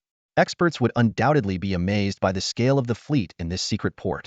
With the advancement of shipbuilding craftsmanship, a large number of three-masted ships were launched consecutively. Although the best planks needed to be dried for several years, kiln-dried wood could be used to speed up the process. This sacrificed some performance and durability, but the rapid construction speed made it worthwhile. From the initial three-masted ships that could carry over 100 personnel to the current giant ships capable of transporting 500 people and a large amount of supplies, the technological progress was evident. Among the more than 23-masted ships deployed this time, there were not only troop carriers but also specially modified ships for transporting warhorses and weapons. While southern nobles struggled to find suitable soldiers and officers, Derek could easily assemble a group of elites. The reason was simple. Derek had a large number of knights from commoner or even serf backgrounds under his command.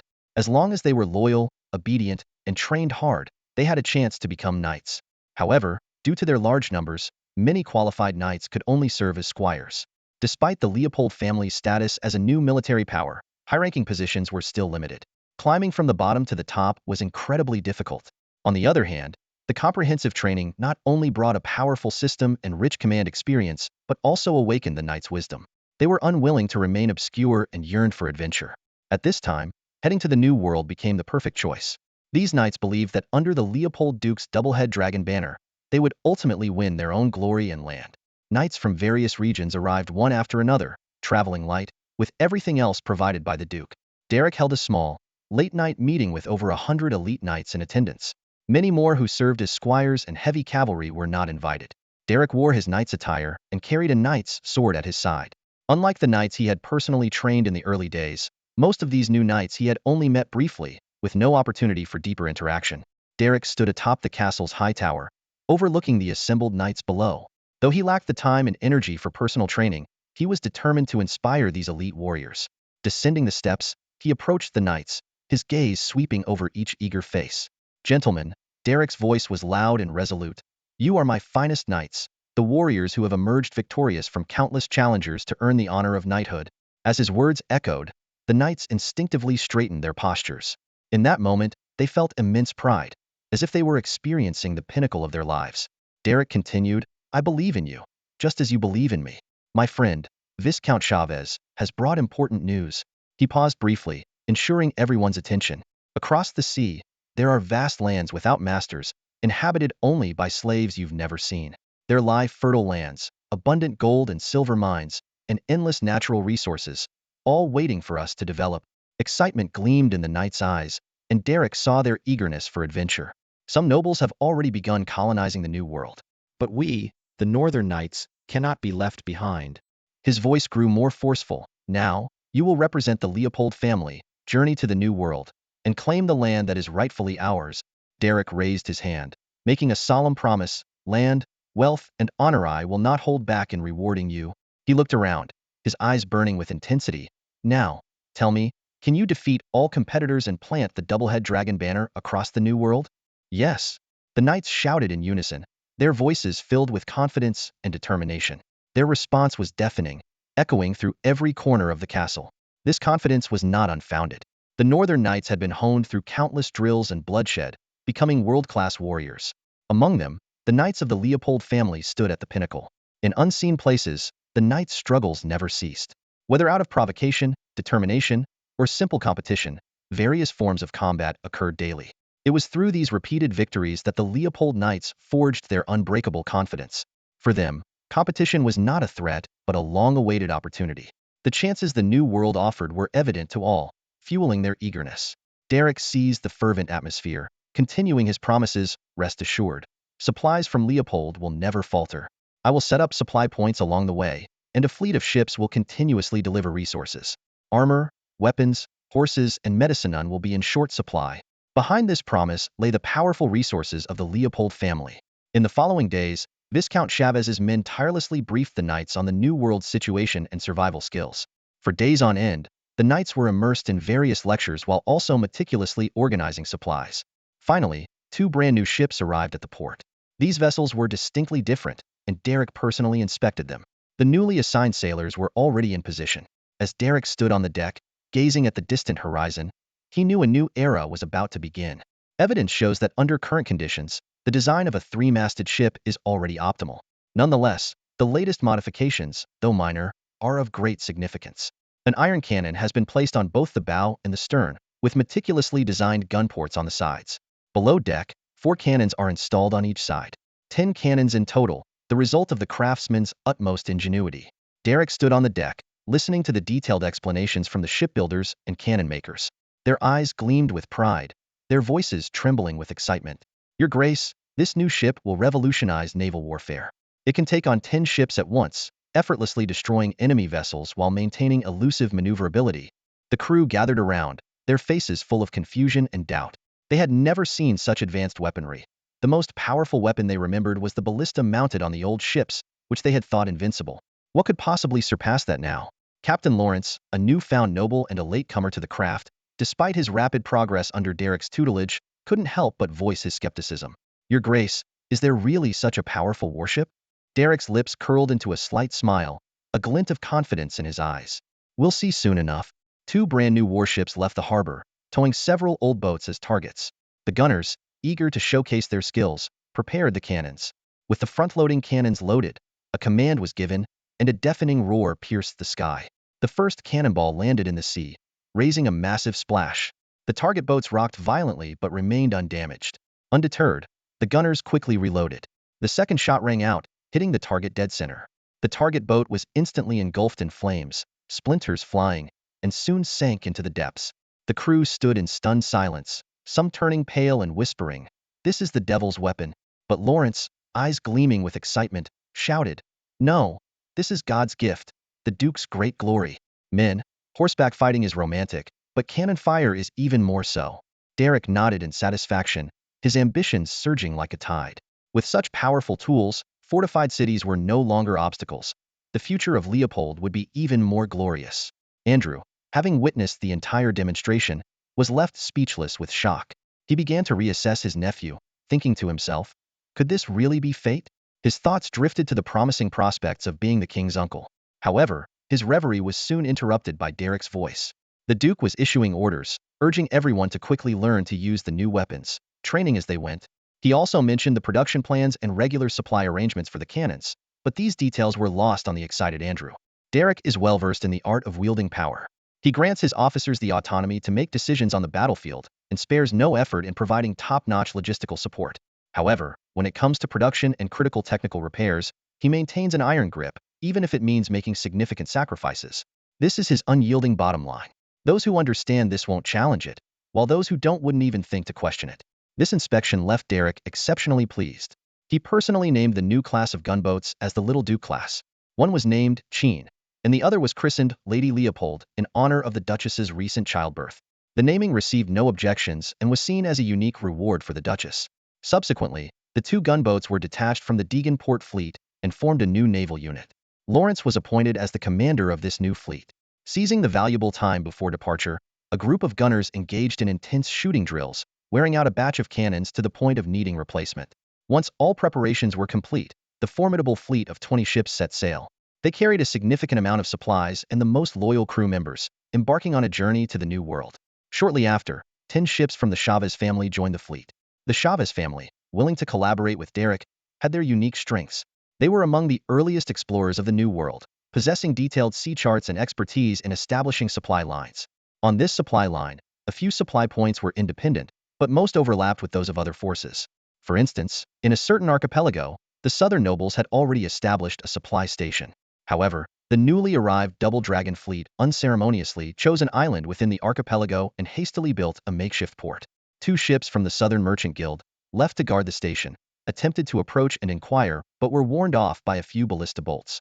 They quickly complied, lowering a small boat and slowly rowing over. A trembling envoy climbed aboard Lawrence's flagship. Facing Lawrence, the envoy cautiously protested, "This is the territory of the Southern Merchant Guild. May I ask where you come from?" Lawrence looked down at him arrogantly, pointing to the fluttering Double Dragon banner, and said coldly, "Can't you see? This is the fleet of the Leopold family. I declare this unclaimed land occupied in the name of Duke Leopold, and we are establishing a port here. Go back and tell your masters not to entertain any unworthy thoughts. If there's any trouble here, you'll be the first ones I hold accountable." These domineering words seemed to say, "We're competitors, yet we're also responsible for your safety." The level of intimidation was truly astonishing. The southern noble envoy stood on the deck, his legs trembling slightly. He wanted to boldly declare that the sea was their territory, but the words caught in his throat. At that moment, the ballista on the deck had already turned its direction, and the thick, arm-sized bolt was aimed directly at him. Under the sunlight, the arrowhead reflected a blinding metallic gleam, silently threatening him. The envoy's courage crumbled in the face of this formidable weapon. He began to think that perhaps the other side's demands weren't entirely unreasonable. "We're all lock people. Helping each other is the right thing to do," he muttered to himself, forcing a smile, terrified of any misunderstanding. Lawrence looked at the southern envoy with disdain. Typical southerner, spineless, he thought. He coldly said, "This isn't about helping each other. It's about the demands of the Leopold family. If anything goes wrong—" He paused deliberately. "You'd better give me a reason I can believe, or else—" Facing Lawrence's blatant threat, the envoy could only nod resentfully. He knew well that the situation was beyond his control and resistance was futile. After driving the envoy away like herding a duck, Lawrence immediately switched to another ship. He carefully protected the warship, their secret weapon. He was determined to keep it under wraps as long as possible before its first roar, planning to give certain ill-intentioned individuals a big surprise. The fleet did not continue forward, but chose to rest temporarily. Experienced hands from the Chavez family began constructing a makeshift port on a small island. This location had been scouted in advance, but the Chavez family couldn't defend it even if they built a supply point, given their lack of strength outside the Southern Trade Guild. Now, with thorough preparation, construction progressed rapidly. Large quantities of materials were unloaded from the ships, and craftsmen from the north directed the busy black slaves. Half a month later, rudimentary port had sprung up. Lawrence left behind 2 ships, several night officers, and a 100-man team to garrison the place. Some craftsmen and slaves also stayed to continue the expansion work. Lawrence specifically instructed the newly appointed sheriff, "The Duke's fleet will soon bring you supplies and reinforcements. Your task is to hold this place, and once the additional ships arrive, survey the surrounding waters again." "Aye, Captain," the sheriff replied respectfully. Lawrence led the fleet to continue their voyage, deliberately passing by the Southern Trade Guild's port. This move immediately caused anxiety among the port's colonists. Several small boats huddled in the harbor, with ballistae bought from the north aimed at the waterway. Despite this, they knew that if the other side truly had malicious intent, they were powerless to resist. Through the telescope bestowed by the Duke, Lawrence clearly saw the chaotic scenes of soldiers running around the port. Every time he used this treasure, he marveled at its wonders, as if it were a gift from the gods. He turned and ordered, "Fire the ballistae once, all at once. Make them behave." The people at the Southern Trade Guild's port witnessed a shocking scene.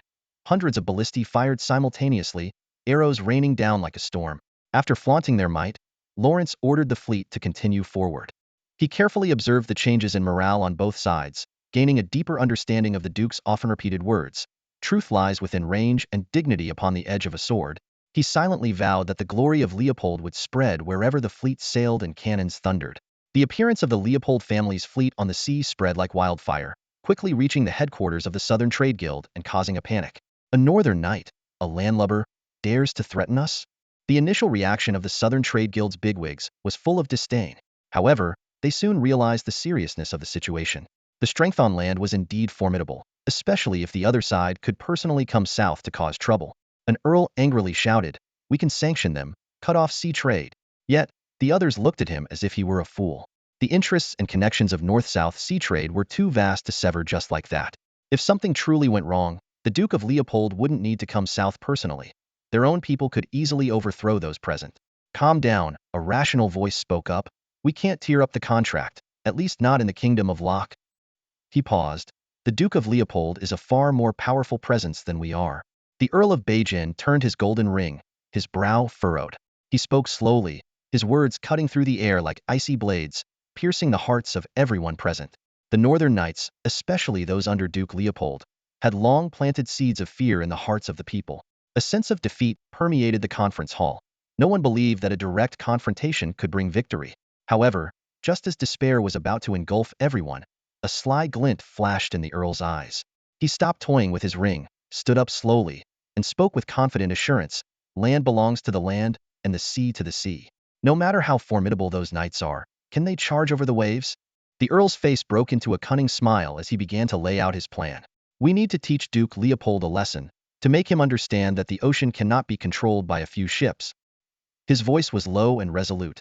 In the kingdom of Locke, we have laws and noble rules, but out on the open sea, it's the law of the jungle.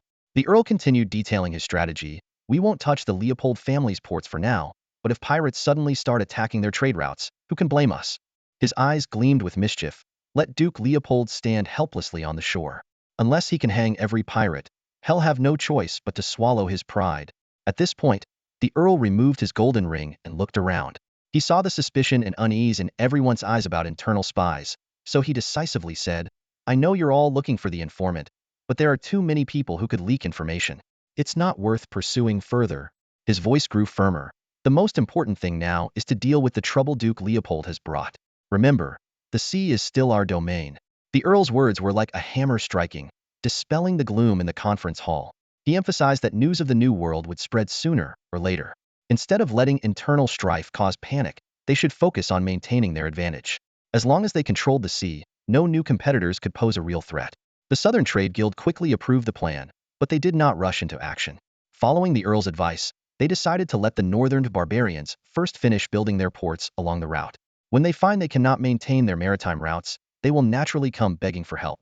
Everything was proceeding in an orderly manner.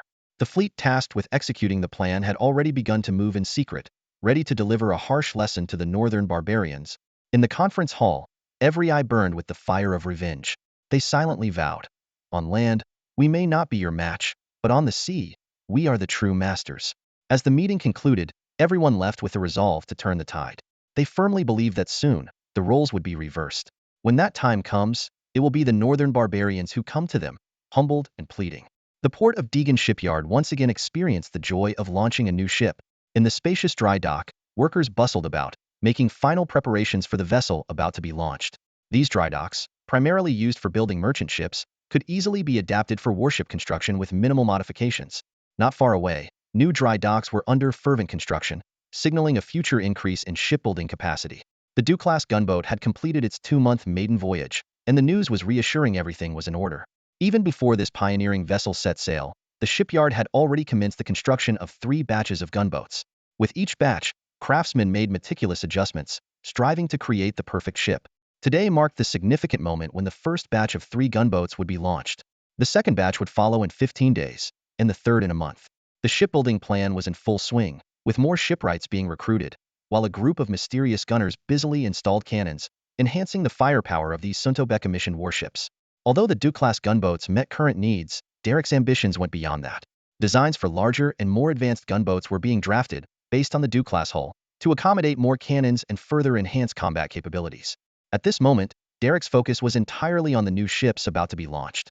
As seawater filled the dock, sailors skillfully maneuvered the ships. One by one, the 3 Duke-class gunboats sailed out, heading towards a pre-secured sea area under naval command. Suddenly, the deafening sound of cannon fire echoed through the sky as the Navy conducted test firings. When all 3 gunboats safely returned to the port, it marked the successful completion of the launch ceremony, and the 3 new ships officially joined the naval fleet. A look of satisfaction spread across Derek's face, knowing that with the growing importance of maritime trade, the Navy's status was also rising. Preparing now by building naval strength would meet future demands. Derek immediately ordered the formation of a small fleet, centered around these 3 Duke-class gunboats and equipped with necessary supply ships to begin their missions. He clearly outlined the Navy's primary task, to ensure the safe escort of trade routes and gradually station fleets at each supply port. The ultimate goal was to expand their influence to the New World, allowing Leopold's flag to sail freely on the seas. Derek's ambition was evident, but he had the strength to support it. A large number of well-trained sailors, cutting-edge shipbuilding technology, and advanced cannon technology directly ahead of their time were his confidence. The outside world only saw the splendor of the Northern Duke, the might of the knights, and the fervor of the monastic knights. To the world, Duke Leopold was perhaps also known for his wealth and generosity. It was for this reason that the Southern Merchants Guild mistakenly believed they could control Derek and flaunt their power at sea. However, they failed to see Derek's true trump cards: a mature team of craftsmen, continuously innovative technology, and a large number of officers from civilian backgrounds. While human limits exist, and data panels could make a person a peak knight capable of taking on 10 men, even the mightiest knight could fall under a flurry of blades. Yet, the power of technology could break these limits. Despite the overall low foundational level of the era, technological innovation was steadily advancing in basic drilling, gunpowder, and smelting techniques. Even when faced with bottlenecks, skilled craftsmen could manually produce steel pipes. Compared to other forces of the same era, this was already a pinnacle level of technology. It was this technical system that supported the smooth launch of one gunboat after another. Among this newly launched fleet, the flagship was personally named Swan by Derek. Their primary mission was to carry supplies, coordinate with old warships, and navigate along the route opened by Lawrence, replenishing supply stations along the way. On the return journey, they would leave a gunboat at the nearest supply port. Once back, they would resupply and continue their patrol missions. In this way, the armed forces along the route would soon be perfected. Watching the new fleet sail away, Derek knew that the development path was now on track. He could finally take a breather and return to Swan Castle to celebrate the new year. Since the birth of his little one, he had spent more time away from home than with his family, and he felt a pang of guilt. After the Duke left Port Deegan, the military port area was once again tightly sealed, with even Andrew having no access. The harsh winter of the north had fully descended, with occasional light snow covering the ground in a thin veil. Fortunately, a bountiful harvest was in sight this year, and flourishing trade kept commodity prices low. Even commoners could enjoy a warm and plentiful new year in cozy homes, fostering family happiness. A well-fed populace would lead to population growth, laying the foundation for the North's prosperity. Derek's implementation of a low-tax policy, combined with the joy of a bountiful harvest, finally bore sweet fruit. Although the results were not immediately apparent in the first year, this year saw a significant increase in the number of newborns, bringing much delight. Villagers no longer needed to resort to infanticide, as they now had the means to support more children. Derek further alleviated the burden on the common folk by abolishing all taxes on newborns. Filled with anticipation, Derek arrived in Augusta City and stayed for a few days. He made a special detour to a familiar village, ordering his convoy to stop at a distance, and proceeded on foot with a few knights leading their horses. The village militia, recognizing the Leopold family crest, allowed them to pass without hesitation. In the heart of the Augusta territory, no one would dare impersonate the Leopold family. However, the sharp-witted militia still sent someone to follow Derek's group under the pretext of guiding them. Derek gladly accepted the offer. These seemingly unremarkable militiamen were actually well-versed locals who could give him a good tour. "Sir Knight, are you heading to the village chief's house?" one militiaman asked cautiously, a cunning glint in his eyes. Bringing a distinguished guest to the village chief would solve any potential issues, as the chief could easily verify the knights' identities. "No need, just show me around the village," Derek politely declined. The militiaman dared not disobey and led Derek and his party on a tour around the village. Derek observed his surroundings carefully, noting that the villagers seemed to be living well, with no particularly dilapidated houses. He knew that only when people were prosperous did they have the leisure to maintain the appearance of their homes. Otherwise, practicality would suffice. Even more gratifying was the sound of children coming from nearly every household. Though there were inevitable cries, it was a sign of vibrant life. "Are there many newborns in the village this year?" Derek asked curiously. The militiaman pondered for a moment, unsure why the knight was asking. Was he annoyed by the noise? He answered cautiously, "Yes. Thanks to the Duke, every household has surplus grain this year and can support more mouths. Plus, with the abolition of the birth tax, there's no burden." He paused, thinking this wouldn't cause any trouble, and then continued, "I estimate at least 30 babies were born this year." Derek was taken aback. For a small village of just a few hundred people, dozens of newborns was a considerable number. He couldn't help but ask, "Won't this affect next year's farming?" "Not at all. In the countryside, children aren't fussed over. We take them to the fields with us," the militiaman quickly explained, fearing the noble might think it would hinder farming and impose more taxes. The militiaman's words became more cautious, but Derek could still sense the underlying hope among the common folk for the future. Clearly, they were very supportive of Duke Leopold, who had brought about these changes. As he left the village, Derek felt elated. The increase in the number of newborns was a source of great satisfaction for him. On the way back, he instructed his attendant, "Make a note to exempt families with young children from 0.5% of their taxes next year." Derek spared no effort in encouraging childbirth, fully aware that it was a long-term strategy. He clearly understood that everything the data panel brought was built on the foundation of people. When people's hearts are united, the data panel's effectiveness is amplified infinitely. When people's hearts are divided, the data panel becomes almost meaningless. With this belief, Derek braved the cold wind to meticulously inspect the living conditions of the common folks in the northern region. He visited several villages, spoke with local residents, and learned about their hardships. Despite witnessing some instances of poverty, he was generally satisfied with the overall implementation. When Derek finally returned to Swan Castle, the new year was just around the corner. Outside the castle, snow was falling heavily, but inside, it was as warm as spring. Thanks to renovations, the heating system now covered every corner of the castle, although maintaining it was quite costly. Derek took off his snow-covered cloak and shook the snow off his pants. A maid respectfully knelt down to help him change into clean indoor shoes. "Where is the lady?" Derek asked. "On the third-floor terrace, admiring the snow, sir," the butler replied with a bowed head. Derek nodded and quickly made his way to the third-floor terrace. Inside the glass conservatory, Tiona was leisurely lying on a chair, with their youngest son sleeping in a cradle beside her. A few maids were attending to them, and Tiona only needed to glance occasionally. "Tiona," Derek called softly, planting a kiss on his wife's forehead before turning to check on his son. "He's grown quite a bit these past few months. How is everything at home?" Derek asked with concern. Tiona stood up and walked over to her husband. There were a few minor issues, but they've all been resolved. She looked at her husband and son with satisfaction, then lowered her voice and said, "I received your letter. I've taken care of Philip Steward's daughter and son." Derek nodded approvingly. "Good. Remember to take good care of his children." The couple briefly discussed the upcoming noble gathering, and Tiona keenly sensed the possibility of new conflicts. Derek held his wife's hand and reassured her, "Don't worry, I know what I'm doing. Some things simply have to be done." Meanwhile, in the kingdom of St. Croix, Viscount Larry Yanes received a significant letter. As a defector, he had never been well received by the local nobility. Despite the new Governor Ronald's attempts to win over these defected nobles, the disdain from the lower ranks still made Yanes uncomfortable. However, Yanes firmly believed that his loyalty was to Duke Leopold, not the Kingdom of Locke. As the Duke's status rose, this belief only grew stronger. As a vassal of the Duke, Yanes received substantial rewards. He had once bought a merchant ship to curry favor with the Duke, a decision that brought him considerable wealth. Yanes expanded his fleet several times, with gold coins flowing into his pockets like water. These good days almost made him forget his awkward situation, until the arrival of that letter. However, with the arrival of a letter from the Duke, he was once again reminded of that disgraceful past.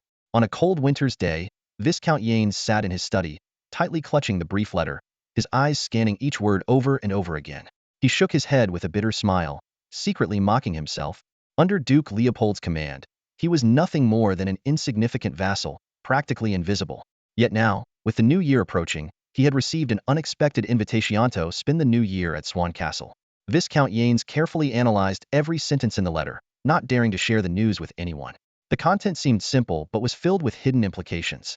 "I often think back to the events of 2 years ago. With great nostalgia. Is Halley Castle still standing? The courage of the Halley family is still fresh in my memory. I wonder how their descendants are faring in the royal capital. I extend a special invitation for the Viscount to visit." Although the letter did not pose any direct questions, every word hinted at something deeper. After much deliberation, Viscount Yanes finally felt he had grasped the underlying message. Over the past 2 years, he had become intimately familiar with the situation at the border. On the surface, there were constant skirmishes and even a large-scale offensive not long ago. But in reality, it was all a charade. He could leisurely visit relatives, and his caravans traveled freely between the two countries without any hindrance. It was less a state of war and more a mutually understood performance. King Bruno was far less adept at maintaining balance than Louis II, having long lost the support of the local nobility. Especially now, the border nobles treated him with blatant indifference. After all, Duke Leopold offered them far too many benefits. Suddenly, Viscount Yanes realized something, and his heart began to race. Was the Duke planning to make a move? Surprisingly, he felt no regret, only a thrill of excitement. 2 years ago, he had intended to feign allegiance and then betray them. A year and a half ago, he thought of loyally serving his new lord without harming his homeland. A year ago, he began to resent his homeland for forcing him to forego considerable profits. And now, he found himself eager to conquer it, hoping to see Duke Leopold's banner fly over every inch of land. "I need to make preparations quickly. I can't afford to fall behind," Viscount Yanes decided swiftly, beginning to ready himself for the upcoming war. He even wrote letters to some of his relatives, given his complex network of connections in the Holy Cross Kingdom. Finally, escorted by his family's knights, Viscount Yanes set off eastward, his heart filled with anticipation and ambition for the future. Thanks to the money he had earned over the past 2 years, Viscount Yanes' life had become much more comfortable. In the past, he had to rely solely on the meager output of his land, but now his income was astonishingly abundant. This newfound wealth was reflected in the grandeur of his travels. A retinue of over 100 people, including more than a dozen fully armed knights. His carriage was the latest model from the north, equipped with a small stove underneath to provide continuous heat and newly developed shock-absorbing springs to minimize bumps. In the midst of the wind and snow, the square flag emblazoned with the shield emblem was being whipped around. Viscount Yanes could have taken a nice nap in the cozy carriage, but he was wide awake. Carefully, he took out an exquisite wooden box and gently opened it. Inside lay a collection of snow-white pearls, gleaming faintly in the dim light. These rare treasures had been brought back by his fleet from the south, and if it weren't for the fact that they were a gift for Duke Leopold, he would have been reluctant to part with them. The Viscount meticulously inspected each pearl to ensure they were all intact before safely storing the box. Just then, the carriage came to a slow stop. A light knock followed, and a knight reported, "My lord, there's a rest station ahead. Would you like to take a break?" Viscount Yanes pushed open the carriage door and lifted the heavy curtain. The cold wind hit him, making him shiver. Squinting, he saw a coach standing prominently by the roadside. Being able to operate a business in such a location was no small feat. The Viscount, wanting to stretch his legs, nodded in agreement. "Let's rest here. Make sure everyone takes turns resting and keep a close watch on the horses." Under the protection of his knights, Viscount Yanes entered the inn. The main hall had 7 or 8 tables, with 2 already occupied by guests. A quick glance told him they were likely just ordinary merchants. The innkeeper approached, and a knight spoke. "Innkeeper, do you have a quieter spot?" "Yes, we have private rooms on the 2nd floor reserved for nobles," the innkeeper replied respectfully. Soon, Viscount Yanes was seated in a private room on the 2nd floor. The innkeeper recommended a few signature dishes, and though the options were limited, the Viscount agreed to them all. As he waited for the food, a commotion arose downstairs, indicating the arrival of another convoy. The clanging of armor and the creaking of the stairs were unmistakable. The Viscount remained still, thinking it might be another noble. Suddenly, a heated argument broke out downstairs, seemingly between the new convoy and his retinue. A knight opened the window just in time to witness the scene. The argument grew louder. "Our lord is a count. Why should we yield to you? We were here first. Ever heard of first come, first served?" Viscount Yanes frowned. If a count had indeed arrived, he would need to tread carefully. The northern counts were not to be trifled with. "Go see what's happening," he ordered. The retainer hurried off and soon returned with a report. "My lord, it was just a minor misunderstanding, now resolved. Also, the new convoy belongs to a rising noble, and the servant merely misspoke." "Misspoke?" Viscount Yanes was skeptical. Servants might make mistakes elsewhere, but never in front of their masters. Something felt off. He glanced downstairs again. The other convoy had squeezed into the shed, not very large in scale. Their flag bore an eagle, without other markings. The Viscount racked his brain to recall noble families with an eagle emblem, but the design was too common to pinpoint. As the food arrived, he took a few bites before realizing something was amiss. If the other party was merely a baron, they would have come to apologize after the conflict, given his status as a Viscount. Only those with confidence would ignore him like this. Though uncertain of his suspicions, Viscount Yanes decided it wouldn't hurt to investigate. He quickly tidied his attire, leaving the meal behind, and went to visit the other party. At the door of the other room, the guarding knight gave him a strangely familiar feeling. Viscount Yanes furrowed his brow, thinking this demeanor must be from the battlefield. He softly said, "I am Viscount Yanes, here to apologize for the earlier misunderstanding. I wish to meet your master." The knight nodded and was about to inform the master when the door opened from the inside. A noble stood at the entrance, seemingly expecting an unexpected guest. Viscount Yanes squinted to take a closer look. Although he didn't recognize the family crest, the man before him seemed vaguely familiar. The memory was hazy, buried by time. "Sir Baringrad?" Viscount Yanes blurted out in surprise, a flicker of doubt crossing his eyes. Though they recognized each other, there was a sense of unfamiliarity between them. Baron Baring smiled wryly and shook his head, not expecting to be recognized. Without pretense, he graciously invited Viscount Yanes inside. In the short time it took to walk those few steps, countless thoughts flashed through Viscount Yanes' mind. By the time he sat down, everything had become clear to him. The initial twinge of guilt vanished, replaced by a complex mix of emotions. "Damn parasite, even more shameless than I am," Yanes cursed inwardly. Baron Baring's identity was unmistakable. As the son of Count Connor, the Sword of God, a descendant of an Earl of the Holy Cross Kingdom, and the heir to a border general, his sudden appearance here under the guise of a noble from the Lock Kingdom was telling. Viscount Yanes' heart was filled with envy, jealousy, and anger. He despised those who played both sides, especially when he couldn't do the same. Yet, his face bore a perfect smile, as if unaware of the little secret. Baron Baring secretly hoped that his identity had not been fully uncovered. The two began to exchange pleasantries, trying to ease the slight awkwardness. After all, they were not well acquainted and felt a bit uneasy sharing the same space. Viscount Yanes rambled on about trivial topics. When he learned that Baring's destination was also Swan Castle, inspiration struck him. "Were you invited by Duke Leopold?" Viscount Yanes asked tentatively. "And you as well?" Baron Baring countered. They exchanged a glance and nodded in unison. At that moment, the distance between them seemed to narrow. Now that they were on the same side, it made sense to work together. How about we travel together? Viscount Yanes suggested. I have many things I'd like to consult with you. Baron Baring, usually a solitary figure with little contact among Duke Leopold's nobles, readily agreed to the proposal. As they journeyed together, Viscount Yanes skillfully extracted valuable information. Secrets of the border, opinions of the Holy Cross Kingdom's elite, and the changing thoughts of the border generals. All this intel led Viscount Yanes to a single conclusion. The time had come. The seemingly unshakable influence of the Bruno family at the border had significantly waned. Duke Leopold, widely respected, commanded a fierce group of knights and had numerous supporters in the Holy Cross Kingdom. Should war break out, the consequences would be clear. All this strengthened Viscount Yanes' resolve and his stance. Viscount Yanes arrived as scheduled, accompanied by Baron Balin. Their initial meeting was slightly awkward, but as they conversed along the way, they gradually became more familiar. They were pleasantly surprised to discover numerous opportunities for collaboration, which quickly brought the initially unfamiliar pair closer together. By the time they stepped into Swan Castle, Yanes and Balin were as comfortable as old friends. The butler greeted them at the door on behalf of the Duke, a rare courtesy. Duke Derek, considering his status, did not greet them personally to avoid unnecessary speculation. The Duke is waiting for you. Please follow me, the butler said respectfully. The two nobles were not surprised by this arrangement and courteously followed the butler. They were well aware that in the north, lacking such caution would have meant the end of Duke Leopold long ago. However, as they ascended the staircase on the first floor of the castle, they both stopped in their tracks. The sight before them was breathtaking.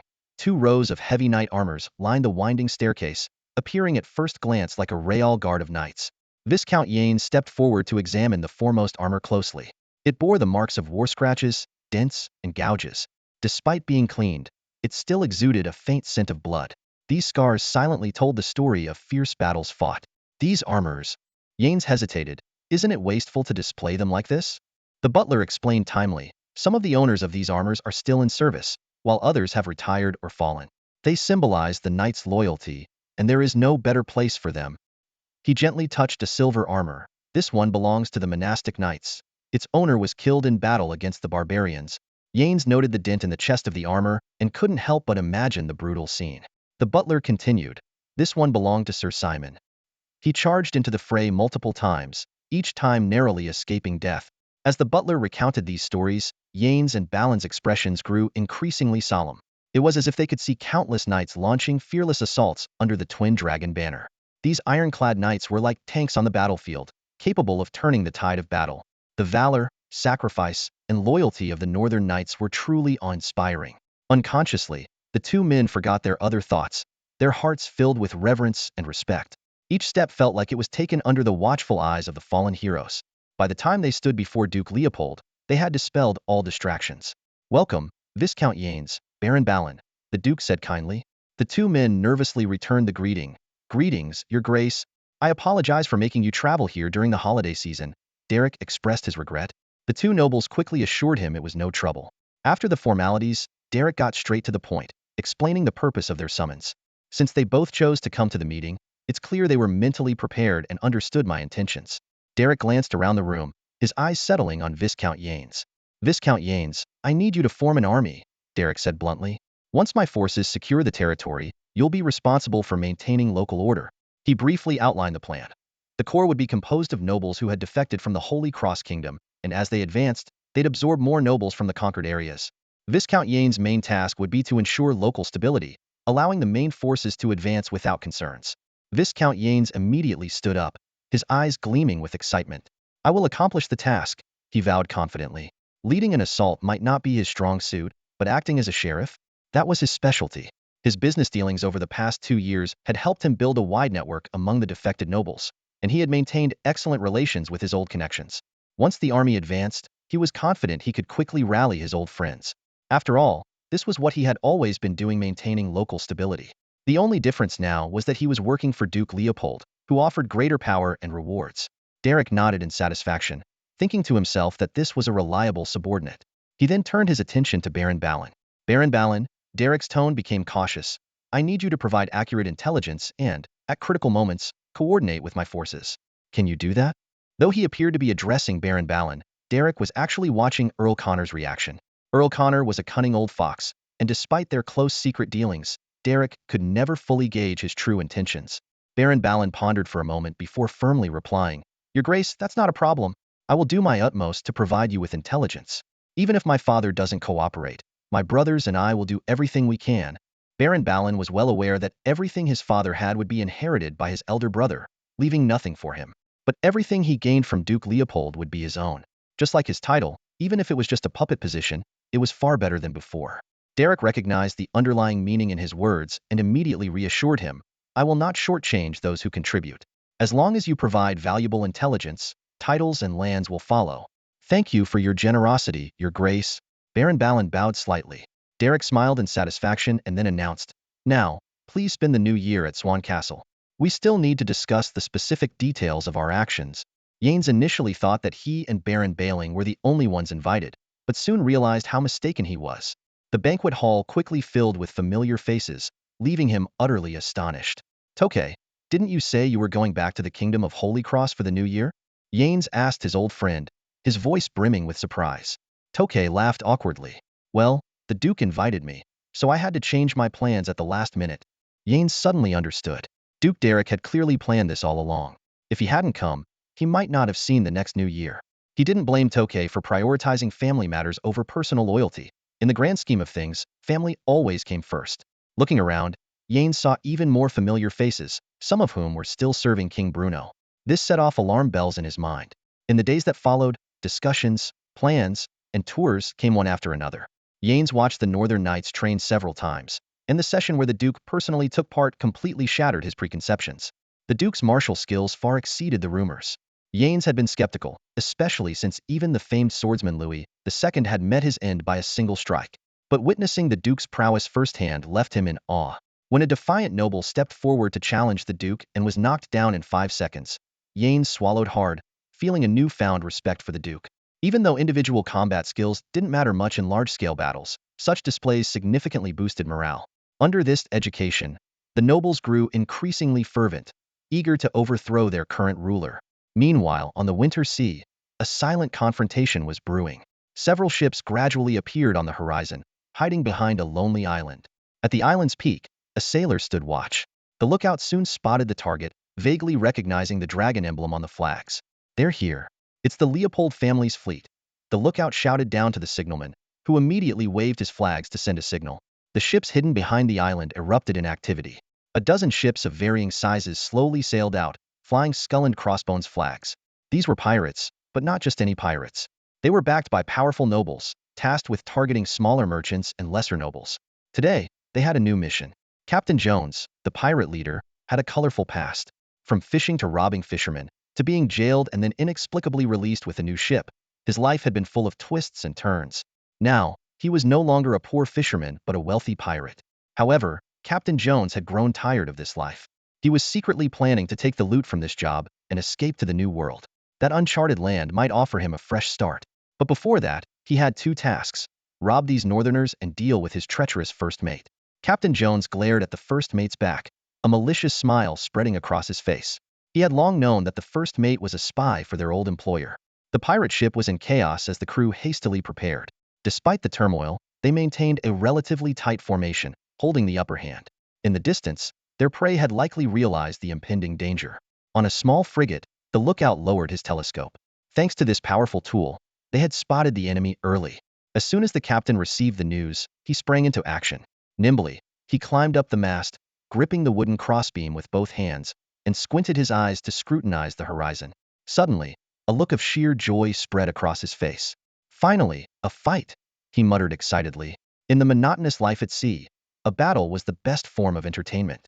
Soon, the distant merchant ship began to slow down and eventually came to a complete stop. 3 gunboats broke away from the convoy, while 2 old 3-masted ships stayed behind, and 2 others followed the gunboats. 5 ships, just a third of the pirate fleet.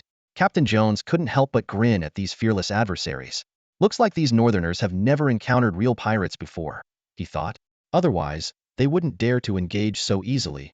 The rules at sea were vastly different from those on land, especially for pirates. Being captured meant facing the gallows, so surrender was rarely an option. It was either die in battle or be hanged. In such circumstances, having a numerical advantage was crucial, and boarding actions were often bloody and brutal. Despite the Northern Knights' reputation, fighting on a ship was entirely different from fighting on land. The heavy armor of the knights was a burden on the deck. Captain Jones knew this well and loudly proclaimed, "Full speed ahead! Let's show these northerners what we're made of. Whoever boards their ship first gets double the loot." These words immediately ignited the pirates' fervor. They roared deafeningly, skillfully maneuvering their ship, and surged towards their prey with the wind at their backs. However, their opponents were not as panicked as they had imagined. Instead, the northern ships were bustling with activity. The three gunboats had already turned broadside, their gunports open, revealing rows of dark cannon muzzles. The fore and aft cannons on the decks had also been repositioned, and the gunners stood ready. The first round of cannonballs was already loaded, and each gunner was eager to fire their first live round. The pirates were undeterred, grabbing their ballistae and shouting excitedly. A one-eyed ballista operator grinned and said, "I heard these ballistae were made by northerners. I wonder if the bolts will be gentler on them. One Eye, aim for their rear, and it'll be gentle with you tonight." Someone joked loudly. The deck erupted in crude laughter. For the pirates, such vulgar banter was commonplace. One Eye even pretended to aim his ballista at the joking crewmate, threatening, "Watch out, or I'll shoot your butt." However, the rowdy atmosphere was soon interrupted by a puzzled shout. "Something's not right. What kind of formation is that? One Eye, stop fooling around. Are we within ballista range yet?" Another pirate asked nervously. One Eye grumbled dismissively, "No way, still a long way to go. Relax, once we're in range, I could hit them with my eyes closed." He disdainfully adjusted his ballista, thinking his crewmates were overreacting. What did a bunch of landlubbers know about naval formations? But as he refocused on the enemy ships, One Eye suddenly noticed their strange maneuvers. Just then, he saw plumes of black smoke rising from the enemy vessels, and a sense of foreboding crept into his heart.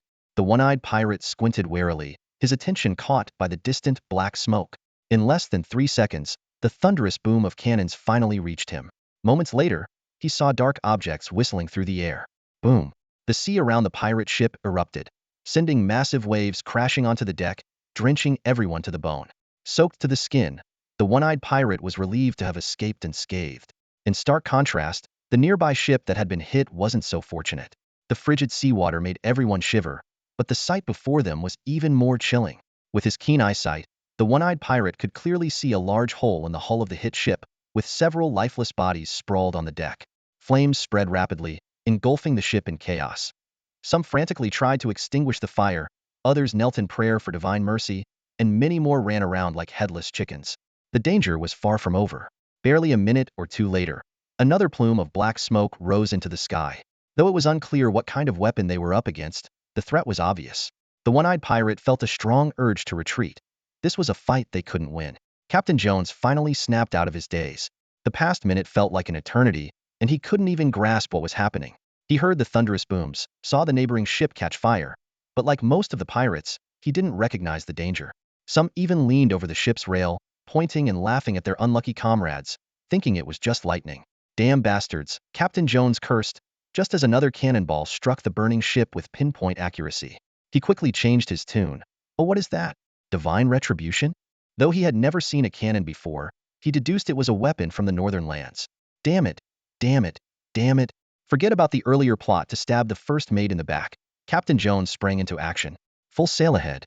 Let's take down those northerners. Whatever this weapon was, the only option was to close in for a boarding battle and overwhelm them with numbers. Otherwise, they were doomed. He rushed to the foredeck, drew his cutlass, and ordered the ballista crew, "Get ready. As soon as we're close, shoot those northerners dead." The helmsman frantically adjusted course, and the sailors strained to hoist the sails to their fullest. However, despair quickly set in. The three-masted ship on the opposite side fired several volleys, and then executed a graceful turn, disappearing out of sight. This ship was clearly faster, and as it fled, it continued to pepper the pirates with sporadic cannon fire. Once it had put enough distance between them, it turned broadside again and unleashed another barrage. There was no sophisticated strategy, just a brutal reliance on cannon range and ship speed. It was a simple tactic, but devastatingly effective. The pirates could only watch helplessly as one ship after another was sunk. The fierce, bloodthirsty pirate fighters never got a chance to engage. They were either blown apart by cannon fire or went down with their ships, their skills rendered useless. Captain Jones felt a chill run through him. Forget about retiring to the New World. He was now worried about simply surviving. When the enemy had greater range, more power, and superior speed, how could they possibly fight back? After a few futile exchanges, he finally accepted his fate. Raise the white flag. Surrender. If they couldn't win and couldn't escape, surrender was the only option. But before that, He personally turned the ballista toward the first mate. Thwang. The unfortunate first mate never saw it coming. Instead of being felled by northern cannons, he was killed by his own crew. Captain Jones unemotionally released the ballista, watching as his men sheepishly lowered the black flag and hoisted an old white cloth they had found. In the distance, the northern captain who had orchestrated the battle lowered his spyglass and laughed. These pirates are amusing. They flew the black flag, hoping to slaughter us, and now they want to surrender. Haven't they ever encountered a northern knight? This captain was also a northern knight, a staunch supporter of Duke Leopold. In recent years, he had learned to be vengeful. The St. Cross people, the barbarians, and even the Lock people had all felt his wrath. But these seafaring pirates seemed completely ignorant of the northern knights.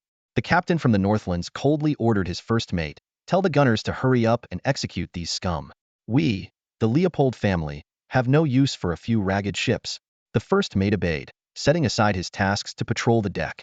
He shouted to the crew with a booming voice, "Put your backs into it. This is the first roar of the Leopold family at sea. Show these pirates what the might of Leopold truly means." He continued to proclaim loudly, "Blood forges the crown, and corpses build the throne. Leopold doesn't need your love, only your fear. Bow your heads and kneel."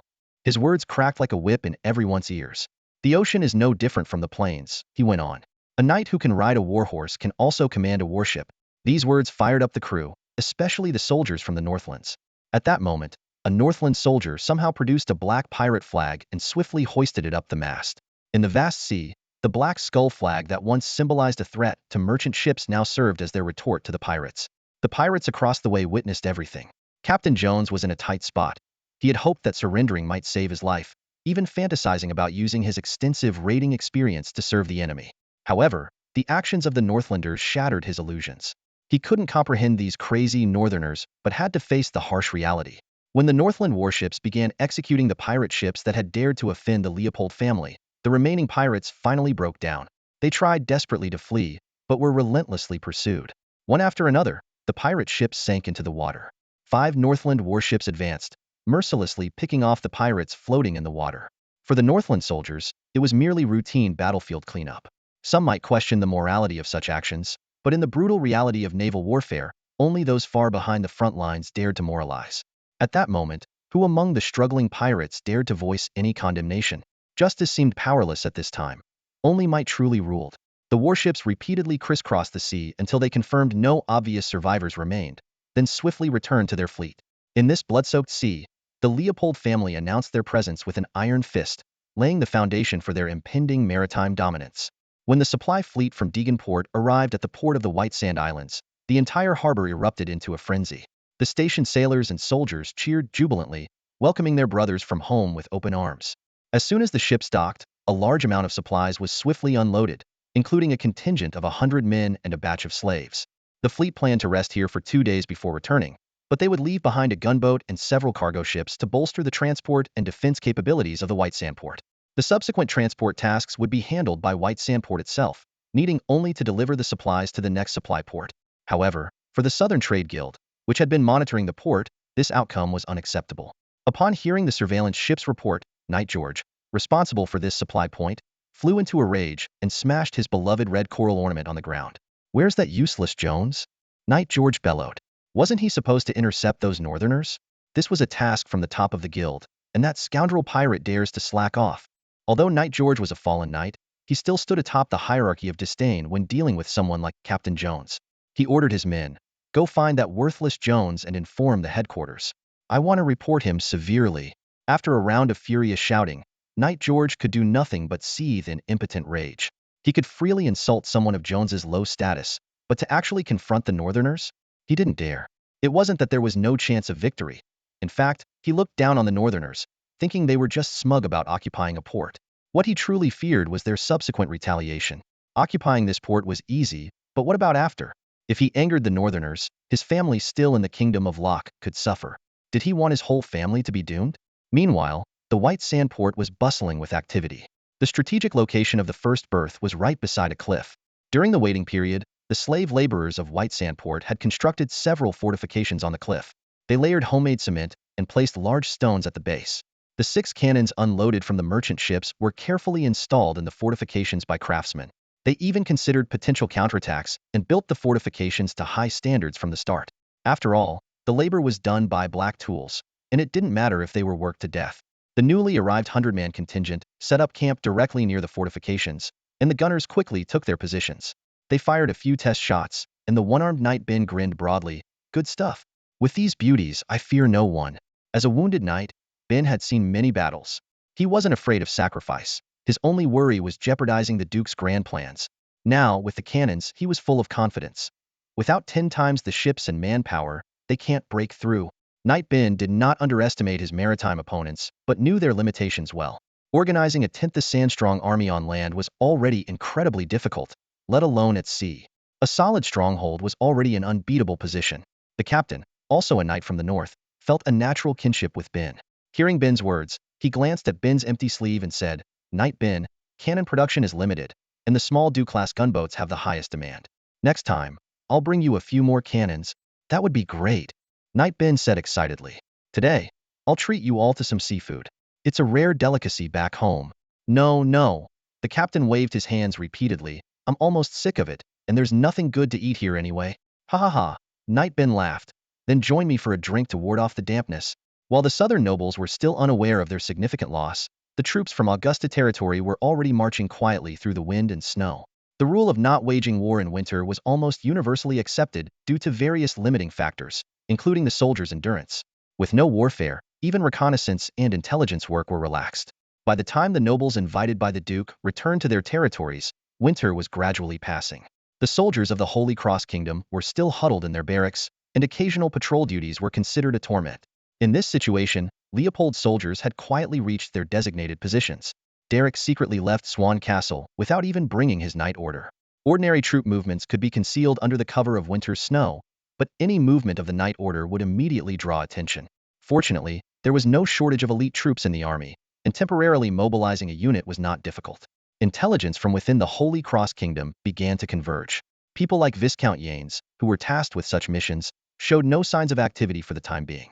Baron Baling was incredibly active, his messengers tirelessly shuttling between 2 locations to reveal the detailed deployment of the Holy Cross Kingdom's forces. Some of this intelligence came from his father's assistants, while other parts he painstakingly gathered himself. For the sake of his own future, he even resorted to deceiving Earl Connor. The Sword of God believed it was merely a minor leak of information, unaware that the situation was far more severe. Derek carefully studied the map in his hands, marking the positions of all the Holy Cross troops. His gaze lingered on 2 critical points. The Bruno family's private army, the frontline reserve force directly dispatched by the king, and the regular army of the Holy Cross Kingdom stationed at several strategic locations. Interestingly, the Bruno family's forces, as the Royal Private Army, were positioned closer to the middle line rather than further back as one might expect. In contrast, Earl Connor's troops were deployed in a layered manner, supporting each other front and back, covering the width of the defensive line while also arranging strategic depth. Derek traced routes on the map with his finger, as if tearing through the Holy Cross forces' defenses. Cut, advance, and then divide, he murmured. First, deal with the Bruno family's private army, then intercept Earl Connor's kingdom troops. The local nobles will naturally fall in line. Subsequently, the officers began refining this initial plan. They discussed in detail the marching routes of each unit, specific tasks, and potential contingencies along with their responses. These intricate plans were broken down step by step, ensuring that each unit only needed to follow orders. Finally, the snowstorm ceased, and the weather cleared. Derek gave the order to move out. While the Holy Cross Kingdom's troops were still awakening from their winter slumber, Leopold's army had quietly slipped through the gaps in the defenses, heading straight for their respective targets. Meanwhile, Baron Baling appeared at the military camp, accompanying his elderly father. Although the camp was temporarily safe, his true aim was to influence Earl Connor's judgment and reaction. The curtain of war had thus been drawn. The new year had just passed, and Earl Connor had already moved into the military camp. Amid the howling cold winds, his figure moved purposefully between the tents, his steps firm and resolute. As someone who had risen from an obscure knight to an earl, Connor had a keen understanding of the essence of power. His ascent from a rootless knightly family to his current esteemed position was entirely supported by his military authority. This power made the church eager to win him over, compelled the king to show respect, and even allowed him to navigate smoothly among the Locke people. Although other nobles mocked him as the church's lapdog, Connor lived more comfortably than most. His eyes gleamed with shrewdness, and his cooperation with Derek was all part of his meticulous calculations. Connor knew well that the kingdom of the Holy Cross could decline, but it must not collapse. Otherwise, what would be the point of his existence? Without borders, smuggling would lose its meaning. Without a country, what would there be to sell? Even if you found a native tribe to sell to the Lock people, they would just take it by force. While others were still basking in the warmth of the winter holidays, Connor had already begun his camp inspections. He crouched down to have heart-to-heart talks with the lower-ranking soldiers, listening to their concerns and wishes. Afterwards, he gathered his vassal knights in a tent to assign the upcoming tasks, each directive brimming with authority and decisiveness. At that moment, the figure of Baron Baring appeared at the tent entrance, causing Connor some surprise. "Aren't you the one who usually dislikes staying in the camp? What brings you here all of a sudden?" Connor asked, raising an eyebrow. Returning to the kingdom of the Holy Cross, Baring found himself less comfortable than he had been among the Lock people. Facing his father, he put on a fawning smile and said, "I just got the reward from there. The intelligence you provided was very valuable." Connor frowned and reminded him sternly, "That intelligence is about to become outdated. My troops will soon be adjusting the front lines. Remember, the foundation of our family lies in military power." "Of course, I know. You've said it countless times. Only with military power can we navigate smoothly." Baring recited the family motto immediately, though he was secretly plotting his own schemes. Connor didn't notice his son's thoughts. He believed that blood ties would unite the family even more. "Since you're here, don't wander off. Get along well with the knights under my command. It will benefit you in the future." He patted Baring's shoulder. Baring nodded obediently, but he was already calculating the value of the gold and wine he had brought. He planned to make friends with these knights, preparing for a potential future where he might stand on his own. Meanwhile, the slackness on the side of the Holy Cross was in stark contrast to the activities of Leopold's army. The private military camp of the Bruno family was well organized and well supplied. Despite the harsh winter, 50,000 regular troops were spread across several nearby camps, ready to respond to any emergencies. The leading generals were carefully selected veterans. Although they might not create earth-shattering achievements, they would definitely not make grave mistakes. Even in the freezing winter, patrols between the camps never ceased. The soldiers complained, but they completed every task without fail. On this particular day, the sky was heavy with clouds, as if filled with lead, sweeping away the previous day's sunshine. The melting snow made the ground muddy and difficult to traverse. A squad of royal private soldiers, wearing leather armor over their padded coats, was patrolling the outskirts of the camp. Their route happened to overlap with the patrol route of another camp. To boost morale, the squad leader shouted, "Today should be Johnny's turn to patrol. He said he'd bring me a bag of wine last time, and he'll share it with everyone." Indeed, this news immediately lifted the spirits of the squad. "Squad leader, you're generous. He'll throw in a piece of jerky, and we can all have a good drink," a soldier said excitedly. The squad leader laughed and replied, "No problem, but we'll have to wait until we get back. If the military judge catches you drunk, don't expect me to treat you next time." At the intersection of the patrol routes, the squad stopped. They found a wind-sheltered rock and huddled together for warmth. The squad leader frowned and complained, "What's Johnny doing? Why is he so late today?" Despite this, he didn't worry too much. After all, they were in the rear, with no enemies around, and the local nobles smuggling wouldn't pass through the royal private soldiers' territory, making their duty particularly relaxed. It's quite possible they got delayed by something, which is quite common. Not far from here, a team led by Johnny was trudging forward against the howling wind. They indeed ran into trouble. A stretch of muddy road forced them to take a long detour. "This place is a nightmare to walk through," Johnny cursed as he trudged through the soft mud. Suddenly, he remembered the bag of wine he owed his old friend, which he had promised to deliver today. "Hope he's not waiting too long," he thought, quickening his pace. Seeing their destination in sight, Johnny felt a surge of relief. However, fate loves to play tricks. In the distance, a black dot abruptly appeared in view. Before Johnny could react, more black dots began to emerge one after another. A few seconds later, the black figures noticed the patrol team. "Damn, don't let them spot us," the leader muttered under his breath. It turned out these unwelcome guests were scouts from the Leopold family. They had been clearing the way to avoid detection, but something had gone wrong at the last moment. The scouts charged like arrows released from a bow, their crossbows ready to fire. Johnny's scalp tingled as he recognized the infamous lock weapons. "Run! This way!" he shouted, not even considering fighting back. Those bolts could easily wipe out the entire squad. The patrol's duty was to relay information, not to engage in battle. If they could bring back the message or raise the alarm, their mission would be considered complete. Johnny led the charge, dropping his weapon and running, with his men following suit. The speed of the crossbow bolts far outstripped human legs. Several unlucky soldiers were instantly shot down, their cries of pain reaching Johnny's ears. He didn't dare look back, only pushing himself to run faster.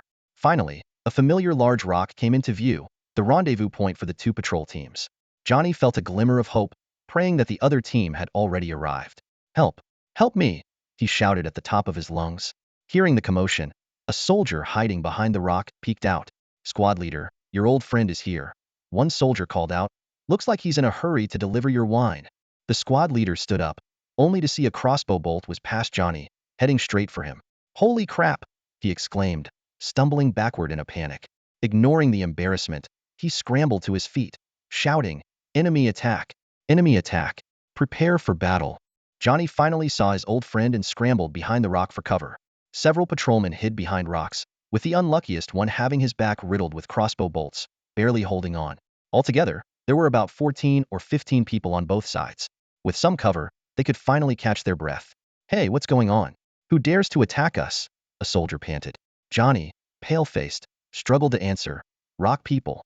Those bolts are definitely from the rock people. We might not make it out today. Having been on the front lines for so long, the Royal Private Army had faced the rock people before. Local nobles and regular troops often avoided deep incursions due to their limited strength.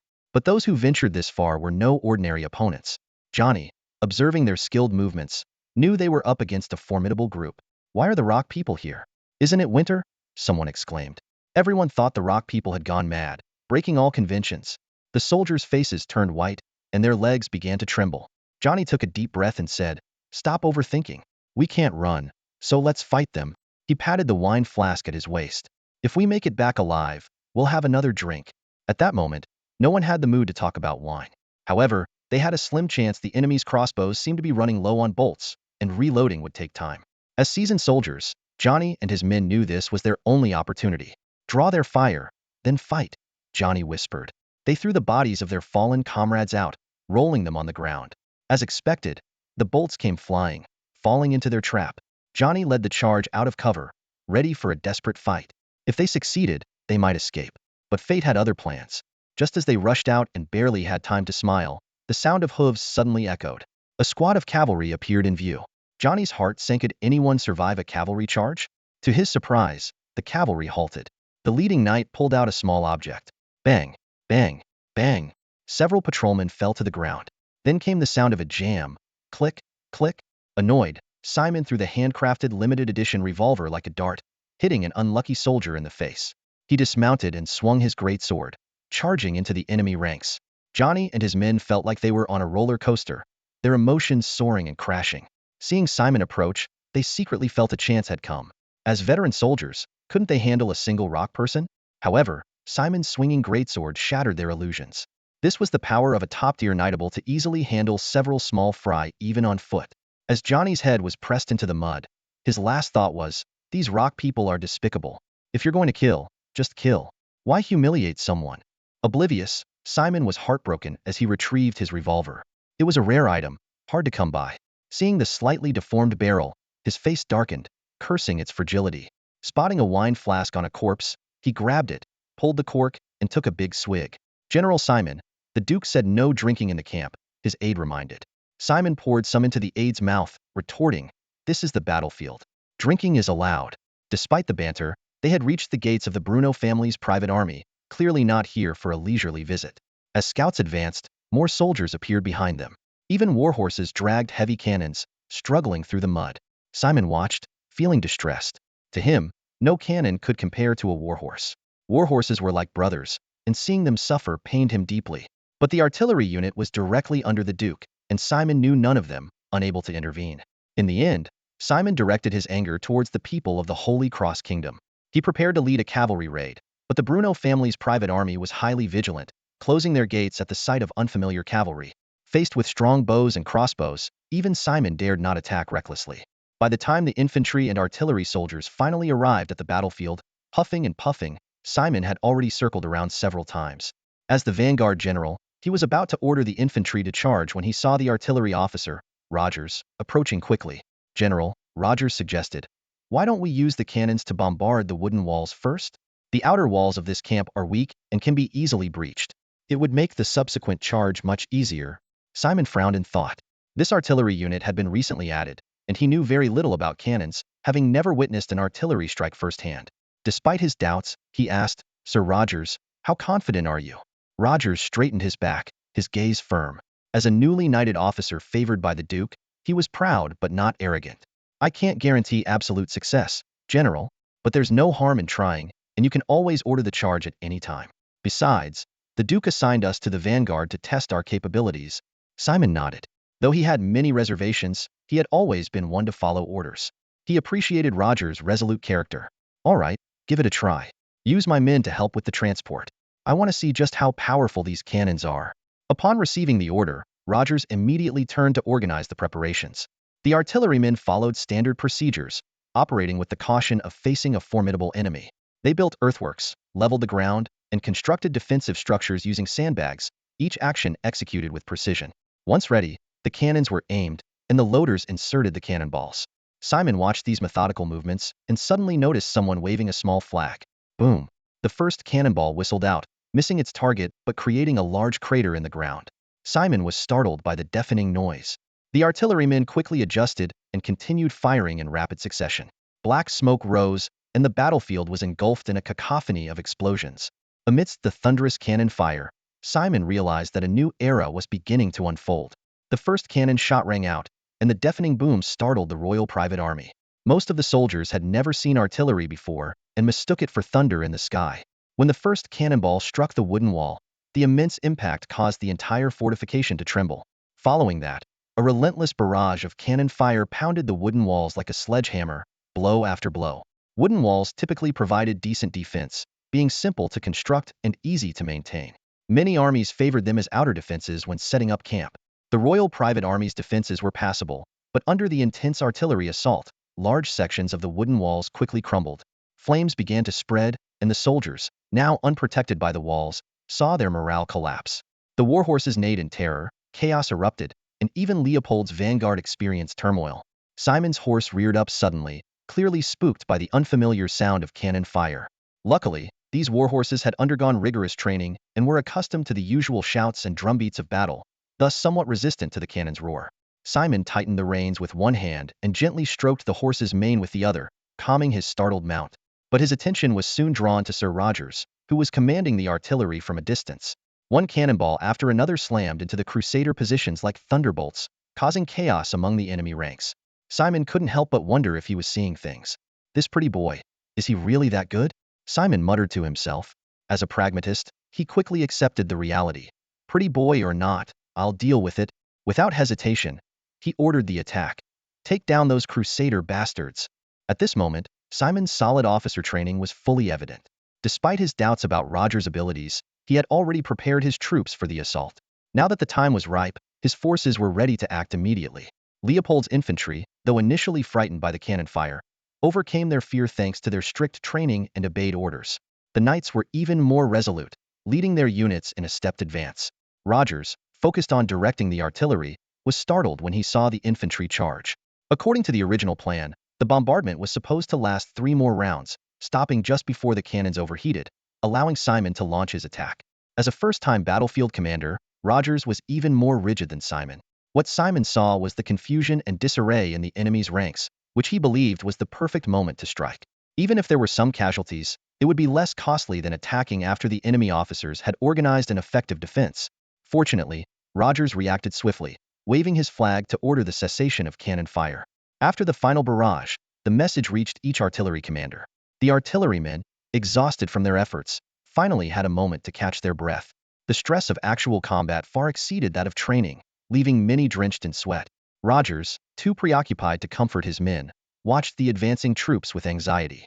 He worried about friendly fire and was eager to see how much the artillery bombardment had aided the assault. After all, he had boasted about being the god of the battlefield, and failure now would be disastrous. It wasn't just his pride at stake, but also the future of the artillery corps. Being their first coordinated effort, the infantry and artillery still needed to improve their synchronization. Thankfully, both forces were elite units capable of quickly mitigating losses. Coincidentally, just as the cannon fire ceased, the attacking infantry crossed the collapsed wooden walls, bypassing the burning areas and directly confronting the Crusaders. This unplanned but perfect coordination between infantry and artillery achieved an ideal combined arms effect. The infantry had braced themselves for a tough fight, knowing the Crusaders were no easy adversary. However, upon charging into the enemy ranks, they found the situation far more favorable than anticipated. Amid the roar of artillery, the vanguard of the Lock forces surged through the breach in the city walls like a tidal wave. The Holy Crusaders' front line collapsed instantly, with lower-ranking officers at the forefront falling one by one.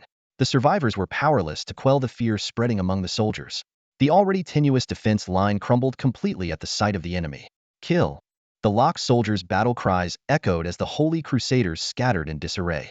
The newly assembled troops in the rear camp were overwhelmed by their fleeing comrades before they could even react. In this critical moment, the camp's commander, though unaware of the exact situation, knew that a complete collapse would spell doom. He made a swift decision and ordered his personal guards sternly, kill. Whether they charge the enemy or retreat, kill them all. Turning to the messenger, he gritted his teeth and said, go tell Ander and the others to gather everyone and drive the enemy out immediately, or we'll all end up on the gallows. The royal private army, well-trained and well-fed, stood firm against the chaos. Fully armed guards wielded their swords ruthlessly against their retreating comrades. The bloodshed served as a brutal reminder of military discipline to the terrified soldiers. Get back, retreat and you die, the guards shouted, forcing a counterattack. The ordinary soldiers found themselves in a dire dilemma. Retreating meant death, advancing meant death. They were paralyzed with indecision. However, the lower-ranking officers understood that retreating was certain death. Their only chance for survival lay in fighting back. A squad leader grabbed two of his men and pointed to the surrounding soldiers. You, follow my command for now. Let's kill the locked soldiers together. The royal guards watched coldly, feeling neither sympathy nor camaraderie for the ordinary soldiers. As for the squad leader, they were indifferent to his fatigue. It was left to chance. When the camp commander led his hastily assembled troops to the front lines, the situation finally stabilized enough to prevent a complete rout. This demonstrated the high standards of the royal private army. Even if they weren't the most elite, they possessed considerable combat capability. In a feudal system, if the royal private army were not formidable, the king's throne would be at risk. King Bruno's decision to station them at the front lines was clearly a well-considered one. As the infantry stormed into the camp, Simon cast a glance at Rogers and then led his personal guards forward. He selected a still-standing tower and climbed up to get a bird's-eye view of the battlefield. Drawing a monocular from his waist, Simon raised it to his eye, clearly capturing the stern expression on the opposing commander's face through the lens. On the battlefield, the two armies clashed like torrents, locked in a fierce struggle with no decisive outcome in sight. The enemy, boasting 10,000 troops of force comparable to a full legion, could not be easily routed with just a few cannon shots. Simon observed for a long while and couldn't help but sigh. The kingdom of the Holy Cross indeed has a strong army.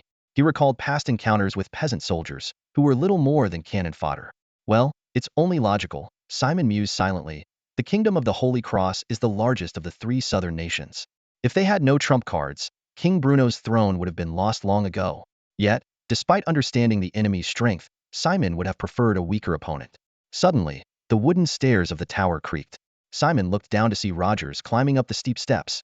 Initially, Simon frowned, but then he greeted Rogers with a warm smile. Brother Rogers, what brings you here? The battlefield is dangerous. It's best to keep your distance. Rogers noticed a hint of something in Simon's smile, but chose not to comment on the sudden change in attitude. He pulled out his own monocular, scanned the battlefield, and replied, General Simon, I've completed night training. This scene doesn't scare me. However, the Holy Cross soldiers don't seem as weak as the rumors suggested. Although it was Rogers' first time on the battlefield, he had meticulously studied Duke Leopold's famous battles in tactical classes. The Holy Cross soldiers were reputed to be weak, but today they seemed unusually resilient. Simon casually explained, most of the ones we've encountered before were pretty lousy. The regular army of the Kingdom of the Holy Cross is actually decent, at least reasonably trained. He didn't elaborate on the fact that the regular army of the Kingdom of the Holy Cross was usually stationed near the capital and rarely ventured out. The church's knights were also based in the capital, which spoke volumes. The church had a history of interference, and King Bruno had personally experienced the collapse of the United Kingdom. He was clearly unwilling to repeat that history. Thinking Rogers was just eager to prove himself, Simon added, our mission is to strike the Royal Private Army, and we've already exceeded our objectives for today. Capturing this camp won't take more than a day. Despite the Holy Cross soldiers displaying unexpected resilience, Simon had more confidence in his own men. The artillery had already dealt with a major problem, and the remaining resistance would be overcome within half a day. In fact, the wooden walls were not an absolute barrier for the infantry. With a few more sacrifices, they could advance. If all else failed, Simon still had an ace up his sleeve. Rogers carefully observed the battlefield through his monocular and soon locked onto the enemy commander. His eyes lit up as he confirmed his target. General Simon, I have two ideas. First, I'll try to snipe the enemy commander. Whether I succeed or not, we then bombard the rear of the enemy forces. This should buy at least 15 minutes for the front line to break through. Can you breach the defenses in that time? Simon, realizing the soundness of the plan, slapped his forehead in regret. Why didn't I think of that? Using a ballista to snipe is cumbersome and conspicuous. The enemy commander would flee at the sight of it. But artillery, with its parabolic trajectory, can strike from a closer range. He acknowledged his limited understanding of this new weapon of war. Knight Rogers, they'll follow your lead. If we succeed, I'll make sure you get the credit, Simon said enthusiastically. Great. Watch closely, General Simon. There are no weaklings under the Duke's command, Rogers replied, brimming with excitement. As a newcomer, he was eager to make a name for himself, especially in front of the Duke. With that, Rogers pulled out a small flag and signaled to the artillery behind them. Simon then noticed that the artillery had already moved forward without him realizing it. In their haste to fire, they hadn't even set up a proper position. Simon couldn't understand the complex flag signals between the artillerymen, but as long as they did, it was fine. This time, there was no test shot. Cover with fire, 3 rapid volleys. Rogers issued his final command, his voice unwavering. The gunners had already adjusted their aim and responded in unison. Roger that. Instantly, a synchronized commence firing echoed across the battlefield. Boom. Several shells launched simultaneously, as if the earth itself roared in fury. In the distance, the Crusader commander was fully engrossed in directing his troops, oblivious to the impending danger. He stood on a high vantage point, confidently surveying the battlefield, convinced of his position's absolute safety. The commander glanced around, seeing the defensive line gradually stabilize, hope igniting within him. He calculated in his mind, hold the line, retreat slowly if needed. There's no need to engage in a deathmatch. Stay steady. Reinforcements will arrive within half a day, and victory will be ours. His confidence stemmed from the surrounding military strength, 5 entire camps stationed, for corps ready for action at any moment. To him, this was a secondary line, with reinforcements only increasing. The frontline troops weren't fools. They wouldn't allow the Lock warriors to break through repeatedly. The commander thought disdainfully, this Lock raid is doomed to fail. They will merely become my prey. Since the war with the Lock began, we've never annihilated their forces entirely. Today is the opportunity. Crises often bring opportunities. If we hold on, my name will go down in history. Soldiers, lend me your strength. He calculated. No matter the losses, they can be replenished. The lives of common soldiers are cheap. My military achievements are what truly matter. Suddenly, the sharp whistle of incoming shells tore through the sky. The commander instinctively looked up, his pupils contracting sharply. He recalled the intelligence brought by the retreating soldiers and realized he had overlooked the most crucial information. So, these aren't one-time use weapons, he thought in terror. The southern 3 kingdoms indeed had mastered gunpowder technology, and the barbarians had recently experienced the power of large-scale explosions. With the intelligence capabilities of the Holy Cross Kingdom, he had certainly heard of these. But he had always believed the previous collapse of the city walls was caused by the same means. It wasn't until this moment that he suddenly realized the existence of shells. Even witnessing it firsthand, he found it hard to believe. The rigidity of his perception became a fatal weakness at this moment. The shell landed with a deafening explosion, the massive impact and searing flames flinging his body like a rag doll. In the final seconds of his life, he finally believed in the weapon's existence, regret flooding his heart. My life is worth more than military achievements. Then, everything came to an abrupt halt. The commander's life, along with his ambition and arrogance, was reduced to mere dust on the battlefield in this sudden bombardment. Rogers, seeing the target hit, immediately ordered the gunners to reposition the artillery. Fire 10 rounds. Cover the battlefield, he commanded decisively. The cannons roared, shrapnel flying, clearing an area in an instant. The gruesome scene of torn flesh terrified the soldiers at the rear, and the wails of the wounded amplified their fear. The artillery fire split the battlefield, plunging the Royal Private Army into chaos. The elite troops of the Leopold family seized the opportunity, breaking through the defenses in one swift charge. Attack! Their battle cries were deafening, and the leaderless enemy forces quickly fell into disarray. Simon was ecstatic, almost joining the pursuit himself if not for his bodyguards holding him back. Quick! Scatter the fleeing soldiers. We can capture another camp today, Simon ordered. He originally only needed to break through one position, but with the momentum on their side, he naturally wanted to press the advantage. Witnessing the power of the artillery had boosted his confidence. Simon turned to Rogers, beaming. Brother Rogers, I plan to take another camp. Any issues on your end? Rogers glanced at his artillery crew, seeing their high spirits, and nodded in agreement. However, he voiced a concern. The only problem is moving the cannons. The terrain is tough. That's a minor issue, Simon assured, thumping his chest. Use my spare war horses. If one isn't enough, use 3. Seeing Rogers hesitate, Simon personally tied his own fine warhorse to the cannon to show his sincerity. With sufficient pulling power, the artillery unit advanced much more easily. Simon rode alongside, his enthusiasm undiminished. When his aides reminded him to value the warhorses, Simon dismissed their concerns. Brothers are meant to be relied on in times like these. The troops advanced swiftly and soon reached the next camp. The enemy was well prepared, but Simon repeated his tactic, unleashing another fierce barrage. Derek, stationed far in the rear, received the battle report and couldn't help but smile. Looks like Simon's finally getting the hang of it, using the artillery properly. He then issued an order. Tell him not to advance any further and rest where they are. After all, the artillery unit assigned to Simon was meant for experimental purposes. Derek was well aware of the power of artillery on the battlefield, but he had no idea how effective his own cannons would be. Only practice could prove it, and the results of this test left him ecstatic. Simon, already a formidable warrior, now felt even more invincible. However, Derek also realized that advancing too quickly could alert the enemy. Set up camp, Derek commanded, and the troops immediately halted their advance. In no time, the aides brought over a large table, and the staff officers got busy, quickly creating a detailed sand table. The locations of nearby towns, camps, and troops were all marked. As messengers came and went, flags representing the Leopold family were placed on the sand table one by one. If a commander from the Holy Cross Kingdom were present, they would instantly see through Derek's intentions. However, the enemy, who was caught in the middle of events, could only gather fragmented pieces of information, unable to grasp the full picture. Suddenly, an intelligence officer hurried over and whispered something into a staff officer's ear. The staff officer excitedly exclaimed, "Your Grace, someone couldn't resist making a move." On the sand table, a white flag representing the Holy Cross Kingdom was moved. Derek calmly ordered, "See which nearby unit is available and send them to deal with this enemy." The staff officer quickly gave instructions, and a messenger dashed out of the tent. This seemed to open the floodgates, as one messenger after another brought in new reports. At this moment, the Holy Cross Kingdom's response was still not intense. Most were still observing. The small units Derek had already deployed within enemy territory now proved their worth. He ordered these small units to converge and ambush the emerging enemy forces. With precise intelligence, Derek's troops easily overwhelmed the enemy with superior numbers, successfully carrying out their ambush. The Holy Cross Kingdom's forces, caught off guard, unknowingly fell into the Lock forces' trap. Meanwhile, within the Holy Cross Kingdom, a baron named Shane was leading his own troops.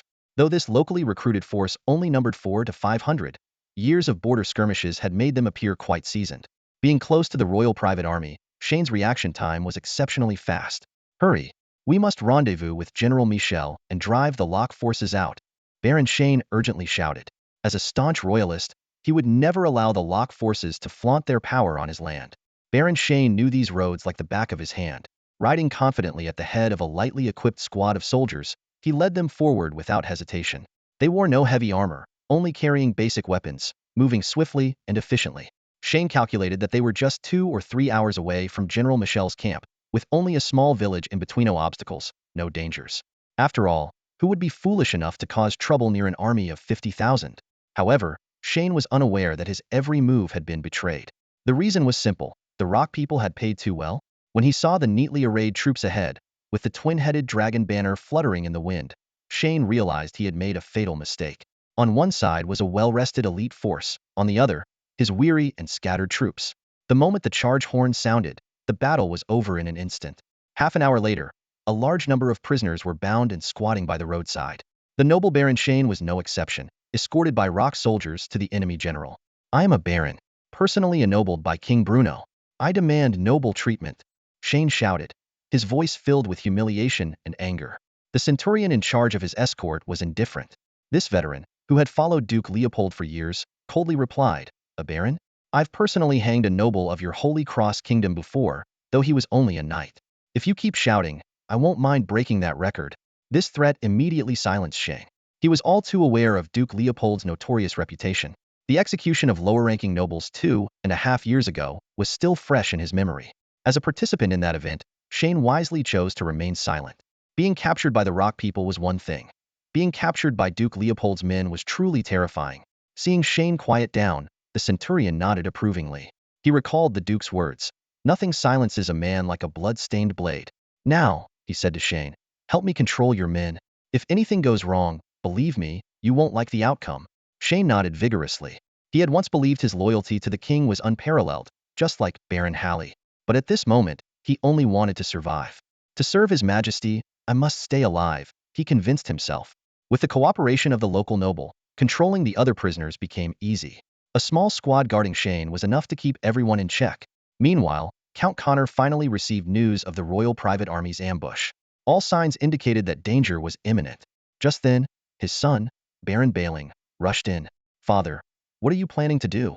Baling asked, a hint of unease in his voice. Connor looked at his son and suddenly understood. "Baling, you knew all along, didn't you?" He was initially angry but quickly calmed down. The rock people must have promised something, and given Baling's situation, it wasn't surprising he accepted. His son was still his flesh and blood. Moreover, this might be a way out. To Baling's surprise, Connor did not get angry but gestured for him to sit. "Baling, you made the right choice," Connor said. "Seize the opportunity and don't let go. As your father, let me give you one more gift. I'll take no action for half a day. That should give you enough time to report back." Baling was overwhelmed with emotion. He even felt a pang of regret for plotting against his father over a piece of land. However, there was no turning back now. He had to continue down this path. Regret? No, that's not something I'll be doing. My words might say otherwise, but my actions speak the truth, Baron Balin murmured, his eyes glinting with a complex light. He looked up at his father, his voice growing firmer. "Rest assured, I will make something of myself and carry on the family legacy." With that, he solemnly raised his right hand in a gesture of oath. Earl Connor listened with a blank expression, neither approving nor disapproving. Having chosen to support his son, he decided to accept this decision calmly.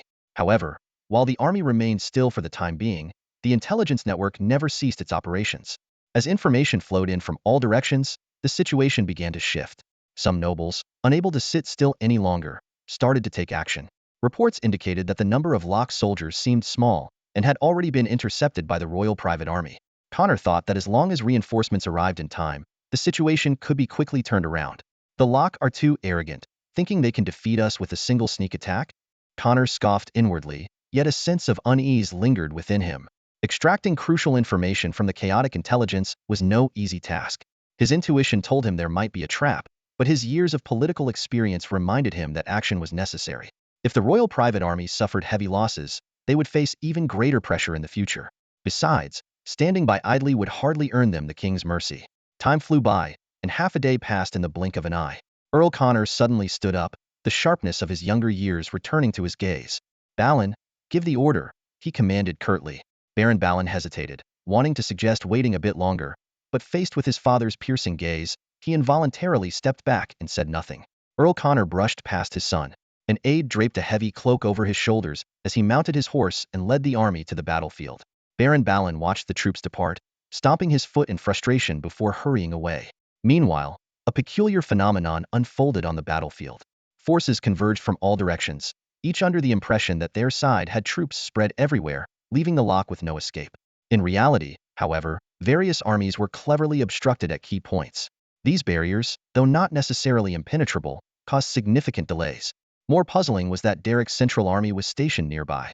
Yet no force could get close enough to ascertain the true situation. Derek remained still, waiting patiently. Only when he learned that Earl Connor had finally mobilized did a smile appear on his face. From the start, his goal was never to simply persuade. Earl Connor was not someone who could be easily deterred by his son. "See that?" Derek turned to his officers, beginning his tactical briefing. "This is the essence of surrounding to save. Encircle the enemy, and they will inevitably come to the rescue. We attack their reinforcements with superior numbers and preparation." His voice carried a hint of pride, as if everything was unfolding according to his plan. Baron Balin was confident he could stop his father from deploying the troops, but Derek never held such illusions. In his eyes, Earl Connor was a legendary figure, rising from a mere knight to a position of great power, weathering countless storms along the way. Such a person could never be one-dimensional. Even in cooperation, Derek dared not fully trust him. Interests formed the foundation of alliances and the trigger for division. Derek calmly analyzed. If the kingdom of the Holy Cross were to be defeated again, would it be a blessing or a curse for Earl Connor? The answer was apparent. What seemed like a complex human decision, upon meticulous analysis, was not difficult to decipher. Derek pondered. What made Baron Shane worthy of his absolute trust? They only knew what Derek allowed them to know. His true intentions would never be revealed. Earl Connor, with his cunning, might see through their plan's flaws. Sending Baron Shane to stop him might actually serve to mislead. As Derek lectured the officers, he also reflected on his own experiences. He realized that in a high position, Both vision and thinking differed from before. The ability to summarize and learn was crucial to solidifying his status. Fortunately, his previous life's broad access to information and various fields of knowledge, though unused at the time, now proved mutually validating. Despite the world's differences, human nature remained constant. This tactical design primarily considered human psychology, without overly relying on external factors. As for its effectiveness, only time would tell. Earl Connor acted cautiously, only leading his troops out half a day later, still dispatching numerous scouts. Despite increasingly urgent pleas for reinforcements from the front lines, he remained steady and unyielding. Although everything seemed normal, appearing as just another large-scale raid by the Lock people, he did not trust coincidences and preferred to overestimate the enemy. Meanwhile, Derek also advanced his troops, setting up an ambush on the inevitable route. Timing was crucial. Too early might expose them and cut off the flow of information, arousing Earl Connor's suspicion. Too late, and they might fail to prepare, suffer heavy losses, or even be counterattacked. The Holy Cross reinforcements from all sides were either besieged or delayed, creating a grandiose spectacle but with none truly reaching the Royal Private Army's front lines. Derek once again personally took to the battlefield, the familiar atmosphere making his blood race. The infantry phalanx assembled in order, then rested in place. The knights meticulously checked their armor and gave their horses a final feeding. With thorough preparation, every aspect was well considered. Scouts began intercepting the Holy Cross messengers to prevent premature exposure. As dusk fell, the sun struggled to dip below the horizon. Earl Connor, mounted, frowned, contemplating the true intentions of the Lock people. Suddenly, he noticed the troops slowing, some soldiers beginning to pant. Realizing something was amiss, he glanced at the sky and asked his aide when the last messenger had arrived. At least an hour ago, the aide replied, not yet grasping the severity of the situation. Earl Connor finally understood the source of his unease. This is troubling, he murmured. At this time, the couriers should have returned. No news from the surrounding nobles, and no messengers from the Royal Private Army for a long time. This is not normal. He analyzed. There are only two possibilities. Either the Royal Private Army has been completely wiped out, or we are walking into a trap. The officers around him had not fully comprehended, but they trusted Earl Connor's judgment. Should we stop? Someone asked. It's too late, Earl Connor shook his head. If I were them, I would strike when the enemy is most exhausted. Then, prepare yourselves, Earl Connor sighed. I hope I'm just overthinking it. Just as the Earl of Connor finished speaking, a lone rider galloped in from the distance, kicking up clouds of dust. Several vigilant cavalrymen immediately moved to intercept, ready to shout a stern warning, but the words stuck in their throats the moment they saw the rider. It was a messenger, drenched in blood, with several arrows protruding from his back, barely holding on to life. He rode straight up to the Earl of Connor, struggling to stay upright in the saddle. My lord, he rasped, his voice hoarse. The Lockians have set an ambush ahead. You must halt the march immediately. Before he could finish, an anxious knight couldn't help but shout, what's the situation? Where are the Lockians? But the messenger was too weak to respond, still sitting rigidly on his horse, which stood obediently still. It was then that the gravity of the situation dawned on everyone. Someone moved forward to check on the messenger, startling the horse. Amidst the gasps of alarm, the messenger toppled heavily to the ground. Get him some help, the Earl of Connor commanded in a deep, steady voice. The soldiers hurriedly turned the messenger over, only to find his eyes wide open, lifeless. A brave soul, but he couldn't hold on, someone murmured in regret. The Earl of Connor's expression remained unchanged, as if he had been expecting this. He turned to the officer in charge of the scouts and asked, how long has it been since our scouts last reported in? The officer replied with a grim face, at least half an hour. He explained that scouts had a degree of freedom and weren't required to provide real-time updates. They only had to record the time, and if they didn't return by a certain point, it was assumed something had gone wrong. The nearby scouts had returned, but the ones who had ventured the farthest hadn't reached their deadline yet. The Earl of Connor understood that the scouts couldn't be blamed. Delays in battlefield intelligence were inevitable, and while half an hour might seem short, it was long enough to put the army at a disadvantage. Fortunately, they still had a bit of time to prepare. Discovering the enemy's presence right under their noses would have been disastrous. Earl, should we retreat? Someone whispered, clearly apprehensive about facing the Lockians. The Earl of Connor shook his head with a wry smile. Retreat? It's too late for that. If we withdraw now and the enemy pursues, it could turn into a rout. He steadied himself and issued orders in a calm, authoritative voice. Prepare for battle. Also, send messengers to contact the surrounding nobles. Tell them, if they don't want to become the Lockians' lapdogs, they should rally to me. Don't bother with the king's private army. Earl Connor had a measure of confidence, having prepared meticulously for this day. Standing on the temporary wooden watchtower, he gazed at the distant camp of the Locke people, his brow furrowing. He knew that a confrontation with the Locke was inevitable and had never let his guard down. The Locke were famed for their bravery, and their northern knights were particularly fierce. However, Connor had equal confidence in his own well-trained troops. Well-provisioned and disciplined, this army had the potential to become a formidable force. More importantly, they held the home field advantage. This was the land of the Holy Cross Kingdom. Connor calmly analyzed the situation. The Locke might gain the upper hand initially, but they were surrounded by his own people. Reinforcements would continuously arrive, making it difficult for the Locke to sustain their offensive. The longer the conflict dragged on, the more the scales of victory would tip in his favor. Based on this assessment, Connor ordered his troops to stay put and focus on building defensive fortifications. The Locke want to fight, he murmured to himself. Let them come. Derek quickly learned of Connor's response. As an old adversary, he understood Connor's mindset. He immediately issued orders. Tell Simon to adopt an aggressive stance and apply pressure. Also, have the sniper units hold out for 2 more days. With a slight smile, Derek said softly, now, it's our turn to greet our old friend. As night fell, Simon received the Duke's orders and was elated. Ignoring the darkness, he commanded the artillery to fire several rounds. The opposing side was thrown into chaos, and the feeling of being under constant bombardment lowered the morale of the Holy Cross troops. Officers tried their best to calm the soldiers, while the enforcement squads with large swords patrolled to maintain order. Meanwhile, Derek's side feigned urgency. Infantry launched consecutive charges, tearing through the newly established defenses. Both sides lit torches, engaging in fierce combat under the night sky. After a night of intense fighting, Earl Connor finally breathed a sigh of relief. His soldiers had withstood the attack, though at a considerable cost. Ironically, much of the armor worn by the Holy Cross soldiers came from Duke Leopold's blacksmiths. Derek was not surprised by this outcome. He knew that even though his elite troops were well-trained, Connor had had more time to develop equally capable soldiers. Collective strength could compensate for individual differences to some extent.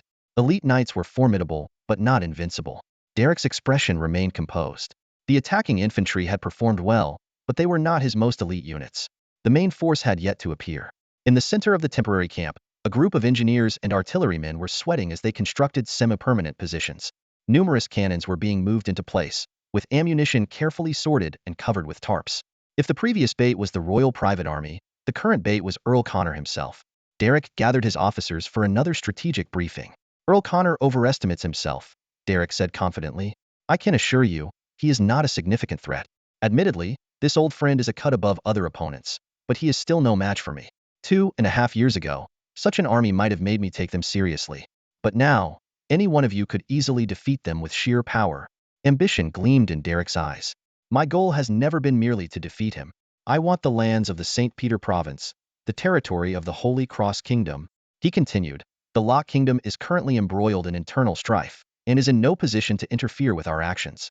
To the new king, Prince Rodek is a greater threat than I am. He would rather give the land to me than to his own brother. Besides, this land rightfully belongs to the Holy Cross Kingdom. Derek emphasized, remember, our real enemy is the entire Holy Cross Kingdom, not just Earl Connor. The front lines are gathering a large number of troops. Connor only commands a small portion of them. The main forces are the regular army and the private armies of the nobility. Our true objective is to lure the main army and eliminate the Holy Cross Kingdom's effective fighting force. By doing so, we can secure our position for the foreseeable future. On the battlefield, soldiers clashed fiercely, and casualties continued to mount.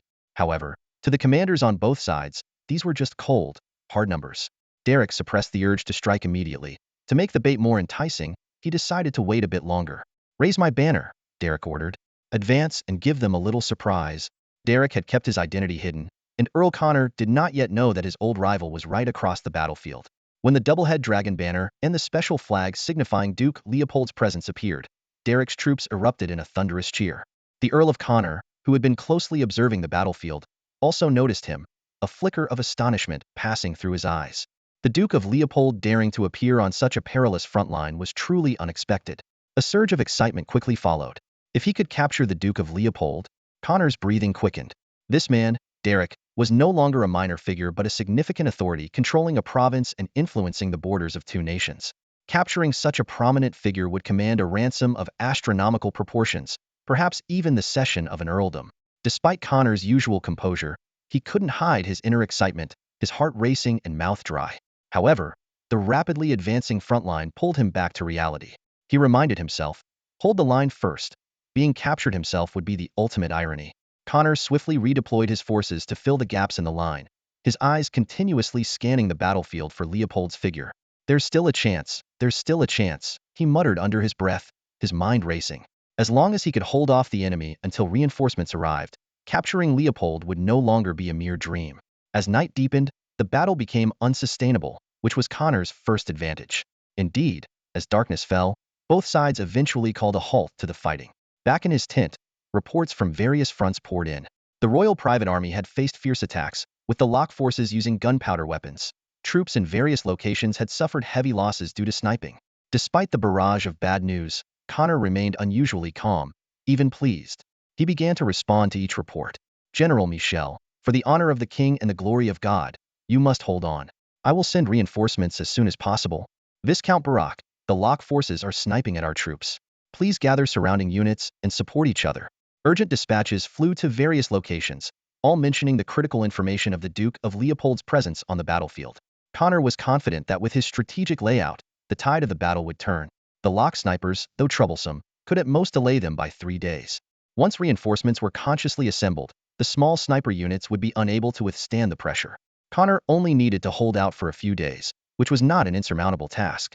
He continued to bolster General Michel's morale, his words even carrying a hint of threat.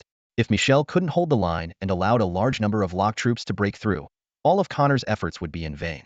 As for the Lock's gunpowder weapons, Connor didn't place too much emphasis on them. Since the Lock had used them against the barbarians, various nations had attempted similar tactics, finding them effective only under specific conditions. The threat of cannons, however, was something they were entirely unprepared for. The battle had raged for 3 days. Count Connor stood atop the small hill, his gaze sweeping over the endless waves of soldiers, his heart numb. The soldiers of the Leopold family surged like an iron tide, repeatedly crashing against his defenses. Although reinforcements trickled in, they were like a drop in the bucket, unable to turn the tide of the battle. The camp had been overrun by the Lock men multiple times, and each attempt to rebuild it proved futile. The only solace was that the Royal Private Army still held their ground, not having faltered in 3 days. Connor had no choice but to leverage the terrain, concentrating his forces on this small hill to fend off the relentless onslaught of the Lock men. Duke Leopold truly is a genius, Connor thought to himself. To have grown so formidable in just a few years, this era might indeed belong to him.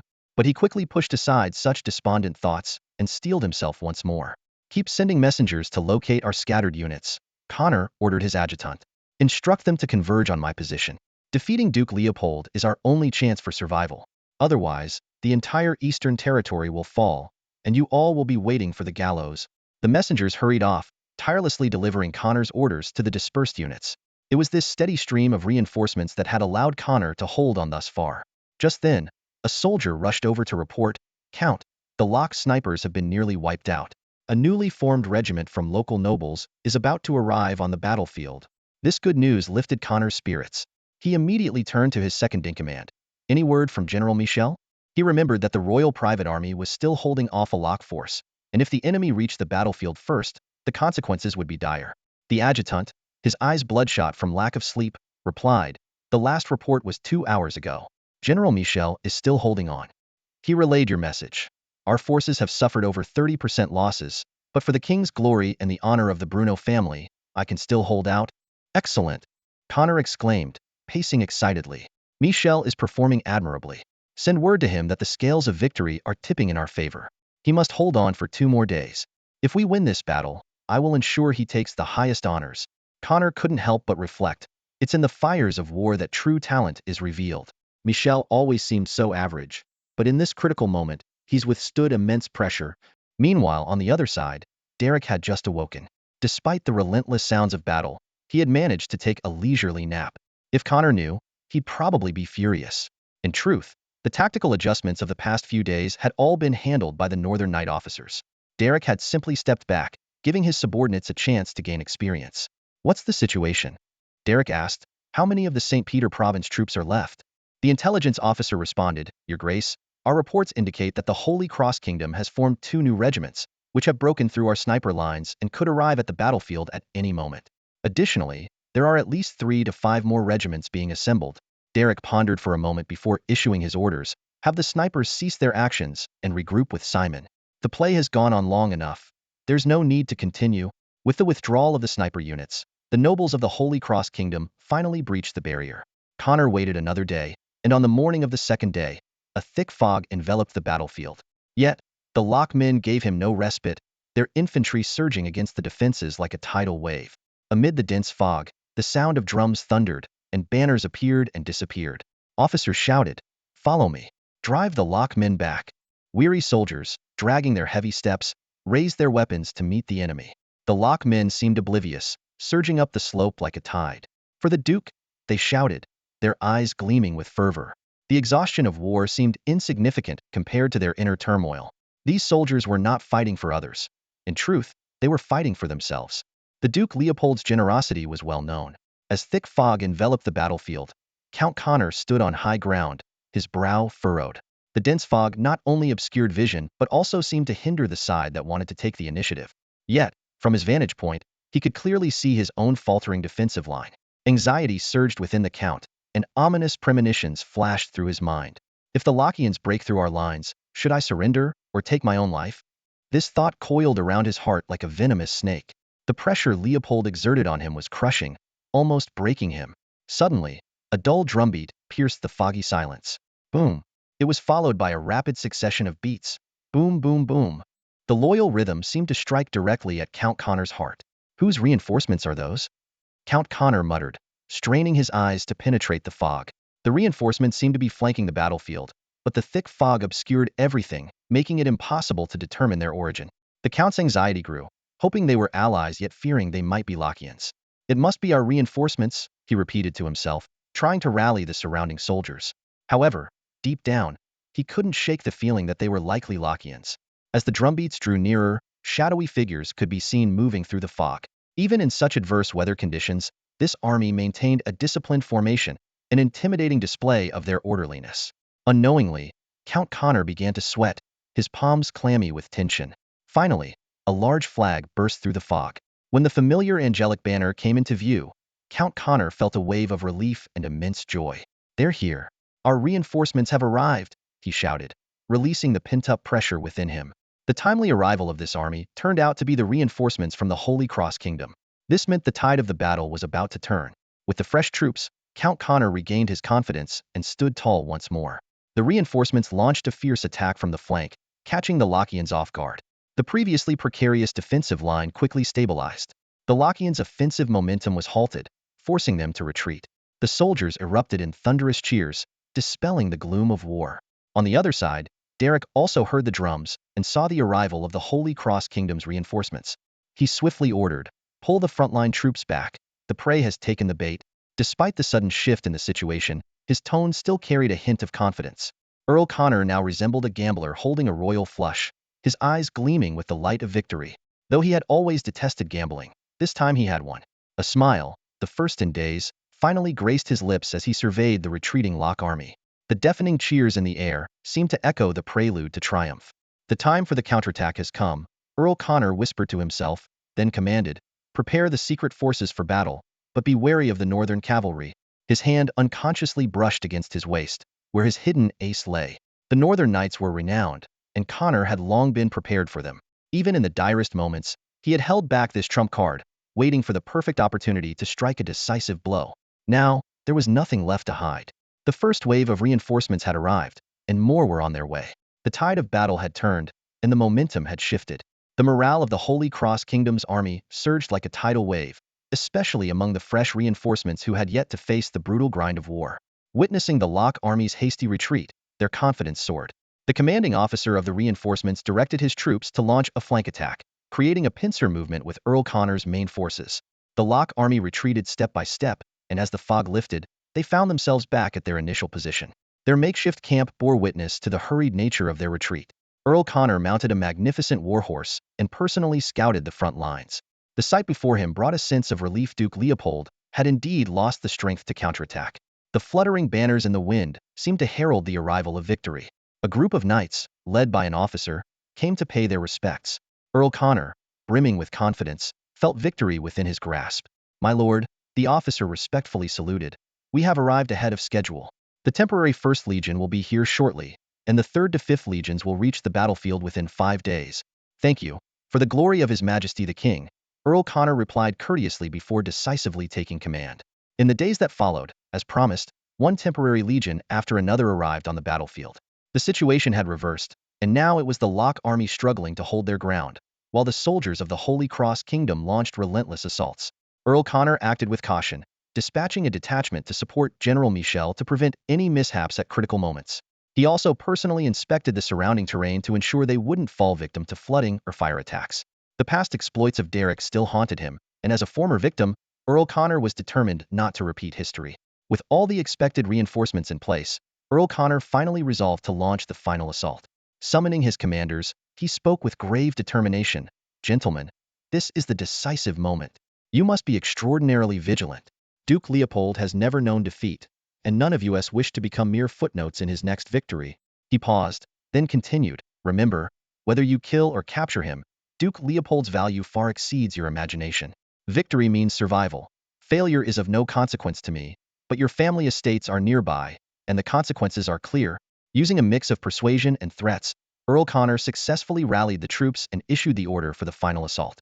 Instantly, the battlefield resounded with the thunderous roar of war drums, and dense formations of soldiers began their advance. The Locke army's flimsy encampment offered no obstacle to the oncoming assault. Meanwhile, Derek stood ready. The Northern cavalry was positioned behind him, fully rested and prepared to strike at the pivotal moment. However, this time they were only part of the show. The true stars were the artillery units concealed under tarps. As the gunners uncovered the cannons, their black barrels gleamed menacingly. Steel is power. Caliber is authority, Derek murmured. Gunpowder will ignite the flames of victory. He caressed the cold metal of the cannon, his heart ablaze with anticipation. In previous battles, the artillery had only been used experimentally. This time, it was their moment to shine. Men, Derek shouted, let your roars shake the heavens and show the world who the true gods of the battlefield are. On the front lines, the infantry had already engaged with the Holy Cross forces. After protracted fighting, the infantry bore the brunt of the pressure, their armor tattered, their expressions weary, and their steps heavy, all signs of their dire condition. Charge! The Holy Cross soldiers shouted in unison, their morale soaring with the beat of the war drums. The two sides clashed fiercely, unleashing a cacophony of battle cries. At that moment, on the artillery line, the officer began organizing the first volley. Load! Aim! Fire! A deafening boom followed, drowning out even the sound of the war drums. This cannon shot seemed like the herald of a new era, signaling a profound transformation in the nature of warfare. A fireball exploded behind, the blazing flames and debris sweeping across the attacking forces like the scythe of death, clearing the battlefield in an instant. This was just the beginning. 15 more rounds of rapid fire rained down like a torrential downpour. Amid the deafening explosions, the entire area was engulfed in a sea of fire. The sharp whistling of the shells, faster than the shells themselves, planted seeds of fear in the hearts of countless soldiers. Earl Connor had cautiously chosen a position far from the front lines. Unless the artillery performed extreme long-range shots, even the hem of his coat wouldn't be touched. Yet, this apocalyptic barrage unfolded right before his eyes. The explosions were deafening, shockwaves swept through, mingling with the screams of soldiers and the stench of burning flesh, turning the battlefield into a fiery hell in an instant. Many soldiers, experiencing such a saturation artillery attack for the first time, were petrified. The battlefield fell into an eerie silence. At that moment, everyone realized. Artillery had officially taken the stage in continental warfare, heralding a new era. This would be the era of Leopold. Derek didn't hesitate and immediately ordered the cavalry to charge. Earl Connor's carefully prepared backup, the heavily armored scythe warriors, had now become the greatest burden. Their heavy armor not only failed to protect against the tearing shrapnel, but also became their coffins. The Northern Knights lowered their visors, hiding the shock and complex emotions brought by the artillery barrage. They were the honored and glorious Northern Knights, and their sole mission now was to follow their lord's will and crush all enemies in their path. If the infantry-artillery coordination shown by Simon's troops earlier had an element of chance, then the Northern Knights' current performance was pure fearlessness. Even as the final rounds of artillery were still booming, the sound of hooves thundered across the battlefield. Not even the god of war could overshadow the display of the former uncrowned kings by this cavalry. The specially trained warhorses, though somewhat uneasy, quickly calmed under the knights' expert horsemanship. As the Crusader troops, dazed and battered by the artillery bombardment, finally breathed a sigh of relief. Thinking the hellish ordeal was over, a familiar and terrifying sound rang in their ears once more. It was the most dreaded sound for the soldiers of the Holy Cross Kingdom. Charge! Charge! Charge! The knights, undistracted, pushed their speed to the limit. The ground beneath them was ravaged, with wails and flames continuing, resembling a hell on earth. Yet the knights treaded over this hell as if it were their own backyard, scornfully gazing at the enemies attempting to block them, as if looking at helpless insects. This was the confidence forged by countless victories. What of artillery? In this new era, the knights still held an irreplaceable place. Earl Connor felt a chill run down his spine as he took in the scene before him. The explosion, caused by an unknown weapon, was like the fires of hell, completely obliterating the area it touched. The scorched earth was littered with dismembered bodies, and the air was thick with the stench of burning flesh. Yet, this wasn't the most lethal aspect. The pressure from above felt like an invisible giant hand pressing down, throwing the entire army into disarray. Soldiers were panicking. Some had their eyes wide open and mouths agape, but no sound came out. Others were frantically retreating, abandoning their armor and weapons. In some places, the lines were even starting to fall back, with the flags leaning haphazardly and formations breaking apart. Earl Connor gritted his teeth and cursed inwardly. Calling this a retreat was putting it kindly. It was a rout, plain and simple. Reacting quickly, he shouted, "Reserves, move up! Enforcers, oversee! Anyone who tries to flee, cut them down on the spot." His voice was hoarse but resolute. He knew that no matter how dire the situation, they had to hold their ground. This was the entirety of the kingdom's eastern forces, and abandoning it was not an option. Moreover, facing defeat after defeat, there was no way he could explain this to King Bruno. A grim thought flashed through his mind. Even in death, they had to take a piece out of the Lock forces to prevent them from advancing westward. Otherwise, it wouldn't just be the province of St. Peter at stake. The entire eastern part of the kingdom could be lost. He couldn't bear such a burden. Fighting off his anxiety, Earl Connor continued to command. His hand gripped the hilt of his sword tightly, his knuckles white, and cold sweat ran down his forehead. Yet soon, he saw something even more demoralizing. His own soldiers were fleeing like startled birds. Shells continued to rain down, each explosion claiming dozens of lives. Amidst this inferno, the Lock Knights had already charged into the battlefield. These knights seemed to know no fear. They ignored the shells above, with some being engulfed in flames or thrown by the blasts. Still, they maintained their charge formation, quickly passing through the shellfire zone. Their iron hooves churned up clouds of dust as they crossed the scorched earth. Thankfully, the shelling ceased, but the soldiers of the Holy Cross Kingdom were still in shock. The bombardment had left many dazed, their ears ringing. They looked up in confusion only to see the fully armored knights right in front of them. Even under normal circumstances, few armies could withstand a nightly charge, let alone now. Fear washed over them like a tidal wave, their faces etched with despair. This is terrifying. Are these northern knights truly invincible? Earl Connor closed his eyes in anguish. This was his third encounter with Duke Leopold, and each time, the enemy had grown stronger. In the first battle, he had the upper hand, catching the enemy off guard and forcing a retreat. In the second, the northern knights had already shown their prowess, performing brilliantly in local skirmishes despite being at a disadvantage. He had thought that was the peak of their capabilities, but now, facing them again, he realized he had underestimated them. The courage they displayed was something his own knights could not match. Across the entire kingdom, maybe a few individuals could charge like this, but certainly not an entire knightly order. It was clear that no army could withstand such an onslaught, especially after enduring unprecedented bombardment followed by a nightly charge. As expected, the frontline soldiers were still in chaotic retreat. The falling shells had shattered morale. Soldiers were discarding their weapons, desperate to escape the fiery hell. The reserves had barely taken their positions when the enforcers' blades were raised, but the Lock Knights arrived first. The frontline officers, who had just managed to regroup, watched the approaching knights in horror. "Form up! Form up!" they shouted desperately. Facing a nightly charge, forming up is the only way to survive. A dense formation is our only hope. Otherwise, it's certain death. This was the standard tactic for infantry against cavalry, using sheer numbers to bring down knights. But even this brutal method wasn't feasible now. An officer had just seized a spear from a soldier, trying to fend off the cavalry. However, the knight's lance was longer, piercing him through. As he was lifted by the massive impact, he continued to struggle and shout, "Form up! Quickly form up!" Unfortunately, not everyone could remain as calm. Most soldiers turned their backs to the enemy, only to be cut down. The so-called reserves had just formed a line, thinking they could hold off with an infantry phalanx. But the impact of the northern knights was beyond imagination. Their war horses were like steel tanks. The thundering hooves plowed through the formation, leaving a trail of blood and gore. Individual valor meant nothing at this moment. whether noble or commoner. Under the iron hooves, all were equal. When the first knight emerged, he was drenched in blood, his warhorse finally slowing. His armor, face, and weapon were smeared with the blood and flesh of his enemies, making him look like a demon risen from hell. Blood dripped from the horse armor, pooling into small dark red puddles on the ground.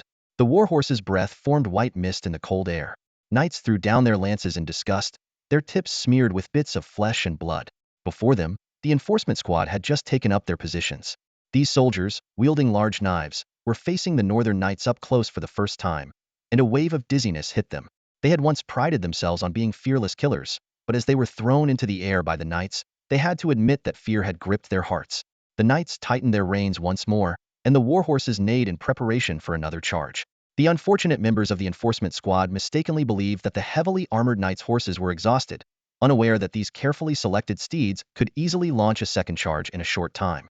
With a gentle nudge, the knights sent those who dared to swing their large knives flying like scarecrows. Looking back, the battlefield was in chaos. The enemy numbers ahead were dwindling, but they were still surrounded on all sides.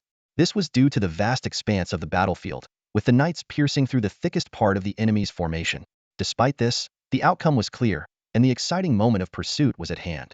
Through his telescope, Derek saw his knights breaking through the enemy phalanx, effectively shattering their backbone. The collapse of enemy morale was just the surface. The real fatal blow was the loss of the central support for the entire battlefield. He ordered the drums to sound the attack, finally able to unleash the pent-up rage. Simultaneously, he sent word to Simon to stop toying with the enemy. It was time to end this battle. Derek lowered the telescope, knowing victory was within grasp. The North would no longer be threatened. Next, it was time to establish a duchy and claim the title of Grand Duke. The deafening sound of drums erupted, and the elite forces of the North surged forward like a tide. The officers, all born of northern knights, carried an indescribable pride. The humiliation of being beaten at their doorstep, even for strategic reasons, was something they could not accept. Now that the opportunity had finally arrived, they would strike back with full force. Some officers, disregarding orders, led the charge. Throughout the battlefield, centurions and other mid to high-ranking officers could be seen at the front lines, their black armor resembling the arrival of death. The already chaotic Holy Crusaders crumbled instantly in the face of this overwhelming black tide. This defeat seemed inevitable. Earl Connor knew that as long as he maintained some control over the troops, there was still hope to salvage the situation. However, once control was lost, everything would collapse completely. The battlefield was far more brutal than any game. The generals understood the problems and knew how to fix them, but often found themselves powerless. Soldiers were not unfeeling machines. Faced with orders to fill in the gaps, they were bound to break down. Commands were issued down the ranks, but their effectiveness diminished significantly. In the chaos, it was fortunate if 1 out of 10 orders was conveyed accurately. If 1 out of 10 was executed, the troops were considered well-trained. Yet, even the one soldier who followed orders might lose his life due to a comrade's negligence. Earl Connor keenly sensed he was losing control over his army. He made a swift decision to abandon the fight.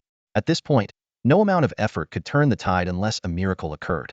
Using the last bit of control he had, he pretended to redeploy other troops to plug the gap, while secretly preparing to retreat. He led his private army and part of the rear guard, decisively beginning their withdrawal. Despite being nearly 50, Earl Connor displayed remarkable agility. His horsemanship surpassed that of many younger knights, earning him the nickname Count on Horseback. With the commander's retreat, the army fell into complete disarray. The battlefield turned chaotic. Some fought desperately, others killed each other to survive, and many surrendered on the spot, hoping to save their lives. Derek began directing his troops to clear the battlefield and reap the rewards of victory. Meanwhile, Simon received new orders. He had anticipated a major battle when the Crusaders assembled. Initially, he thought his mission was to utterly defeat the enemy. However, the Duke soon ordered him to slow down the pace of the attack. Simon then hid the cannons and engaged in a war of attrition with the enemy. On a local scale, this strategy undoubtedly increased casualties. But in the grand scheme, it greatly reduced overall losses. While Simon understood this, he couldn't help but feel frustrated. When the new attack orders arrived, he immediately summoned Knight Rogers, excitedly saying, "Knight, it's time for the final assault. Show me once again the god of the battlefield you always talk about." Simon had a high level of acceptance for new weapons like cannons. Unlike those traditionalist noble knights, he pragmatically believed that anything that achieved the goal was a good thing. Rogers, too, was eager and responded immediately. "No problem, I've been stockpiling cannonballs. It's too much trouble to take them back, so let's use them all today." On the other side, the Royal Private Army was commanded by General Michel, a retainer of the king. He had successfully held off the Lock forces for nearly 10 days, despite suffering heavy losses from a surprise attack on the first day. Michel had to admit the Lock forces were formidable, but he was no less tenacious. At that moment, Michel was reading a newly delivered letter from the renowned Earl Connor. Previously, Michel might have respected Connor's reputation, even though he had repeatedly lost to the Lock forces. But after personally experiencing battles against the Lock, his perspective changed. He thought to himself, that old glory seeker couldn't solve the Lock problem despite commanding a large force. If it were me, I would have won long ago. However, when he read the letter's praises of himself, the new generation of leaders, the bane of the Lock, the shield of the kingdom, Michel felt that the old general had some insight, though his abilities were lacking. He resolved, let me hold on for a few more days until the old man comes with reinforcements. I'll make sure the Lock forces suffer a great loss. Michel glared fiercely at the Lock camp outside and summoned his officers, passing the letter around for them to read. Don't let the Lockians escape. This command echoed through the military camp, the glint of victory shining in the eyes of the commanders. They firmly believed that if Count Connor could secure a win, it would be their golden opportunity to defeat the enemy. However, this confidence was not shared by the frontline officers. The soldiers facing the Lockians firsthand felt the immense pressure from their adversaries. But from the rear, people only saw the outcomes. They had indeed withstood the Lockians' assault and seemed capable of holding out a bit longer. Compared to other units, this army had performed exceptionally well. This sense of achievement made everyone a bit overconfident. The camp buzzed with lively discussions. Some debated how to prevent the enemy's escape, others envisioned pursuit strategies, and some were already contemplating post-battle rewards. Suddenly, the sharp whistle of an incoming shell pierced the sky. The commanders, many of whom had never experienced bombardment, were instantly jolted awake, finally realizing their precarious situation. Since the first day, the Lockians had not used artillery again.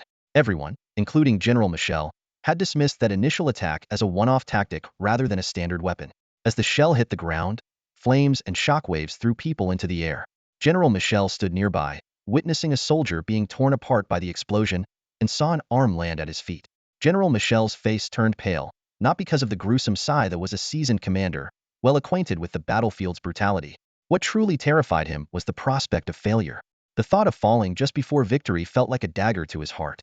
Even at this moment, Michel hadn't realized he was merely a decoy. He still clung to the hope that Count Connor would triumph, allowing them to annihilate the enemy. With this hope in mind, he ignored the danger of the bombardment and began to direct the troops on the spot. Hold your ground. Don't run, he shouted hoarsely. The enemy isn't here yet. The enemy isn't here yet. But his cries had little effect. Meanwhile, the Lockians launched a fierce offensive. General Michel watched helplessly as his army crumbled bit by bit. Only then did he understand that the enemy had been holding back. This realization struck him hard. Why had they held back? Oh no, Count Connor. While Michel worried about Connor, the latter had already fled back to the original camp. Without a word, he grabbed his son and made a run for it, leaving the supplies behind. At the same time, Baron Bering, who hadn't joined the campaign, had been anxiously awaiting news. Hearing about the unfavorable situation at the front, he repeatedly felt the urge to rush to the battlefield. Compared to his nominal homeland, it was Duke Leopold who truly occupied his thoughts. When he saw his father return in a state of disarray, devoid of any semblance of a victor, he understood the gravity of their defeat. Count Connor knew that with the front line collapsing, he had no other options left. In this critical moment, his youngest son suddenly became incredibly important to him. Earl Connor raced forward, his speed unmatched even by the northern nights. His cloak billowed in the wind, and the thunderous sound of hooves was deafening. Upon returning to the camp, he quickly gathered some portable valuables and continued his gallop. The province of St. Peter was lost, and the priority now was to escape as swiftly as possible. In his haste, Earl Connor didn't forget to bring his youngest son, Baron Bering. The two rode together, the dust kicked up by their horses forming a long trail behind them. Earl Connor's mind was racing, analyzing the situation. He understood that the Rock people's strategy this time was clear. They intended to defeat him. This was no longer a case of the weak overcoming the strong. The enemy now had the strength to legitimately defeat formidable foes, simply waiting for the right moment. After this battle, Leopold's power would become unstoppable. Realizing this, Earl Connor's attitude toward Baron Bering became notably gentler. He did not feel ashamed of his defeat because he knew he still had substantial resources. However, such an opportunity might be hard to come by again. Sending his youngest son Baron to the Rock people was precisely to prepare for such a scenario. After a day of relentless riding, Earl Connor finally ordered a stop as night fell. Everyone dismounted, many trembling from exhaustion, some even collapsing to the ground. Although Baron Bering was skilled in riding, His legs felt numb and unresponsive. He hadn't had a chance to ask what had happened, using all his energy just to stay balanced. Now, Baron's mind finally had space to think. Being a smart individual, he quickly deduced that for his father to return in such a state, the war must have ended, and the outcome favored Duke Leopold. As a member of the Holy Cross, he shouldn't have felt happy, but he couldn't help smiling. He vividly remembered that his Baron title was granted by the Rock people.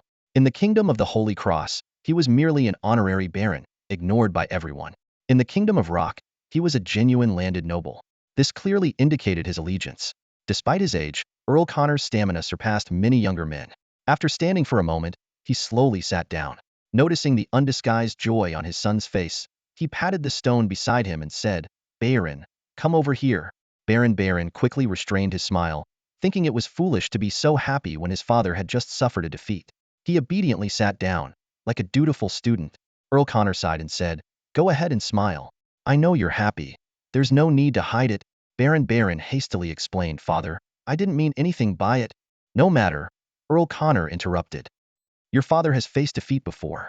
Remember when the peasant uprising chased me into the mountains, and I almost jumped off a cliff? I survived that, didn't I? This minor setback is nothing." His tone was confident, a man who had seen much and still had resources to rely on. Baron carefully observed his father's expression, and seeing that he wasn't angry, he finally relaxed but didn't dare to be too complacent. After a moment of silence, Earl Connor took the bread and water handed to him by a servant and passed it to Baron. He then sighed, "Duke Leopold truly is the brightest star of this era. This is his time. I once fantasized about being the main character, but I ended up as a supporting role." His words seemed both like self-talk and a message to others. His feelings were complex, a mix of relief and sadness. However, as a significant opponent, his name would undoubtedly be recorded in history. In a way, he had fulfilled his wish, albeit as the antagonist. Fortunately, he still had a chance to become a protagonist. Earl Connor looked at Baron and said, "Once I settle things here, you should return to Duke Leopold's side. He has recently acquired new lands, and will need your help to pacify the local nobles. You can use my name." "Father," Baron exclaimed, jumping up in disbelief, "the king will have opinions about this. From now on, refer to King Bruno as the king. He is my king, not yours." Earl Connor emphasized the title and then relaxed. "Do you think after this defeat, he will still rely on me? Despite my calm demeanor, the fact is I've exhausted all my lifelong resources in this defeat. Given the king's nature, he won't give me another chance unless he has no other options." Earl Connor saw through the situation and let out a bitter smile. "Since there's no chance for advancement, I might as well retire and make money through business to plan for your future." A shrewd glint flashed in his eyes as he continued, "A noble with real power, a titled earl, isn't someone the king can move at will. Worst case, I retreat to my fief. Can the king really drag me out for trial?" There was a hint of confidence in the earl's words as he glanced around, seemingly seeing the faces of those who used to look down on him. "Don't be fooled by the many who disliked me before. Now, after this failure, there are more people speaking on my behalf. This is no longer about personal interests, it's about class interests. Personal interests must yield to class interests. Though there are fools among the nobles, none would act foolishly at a time like this."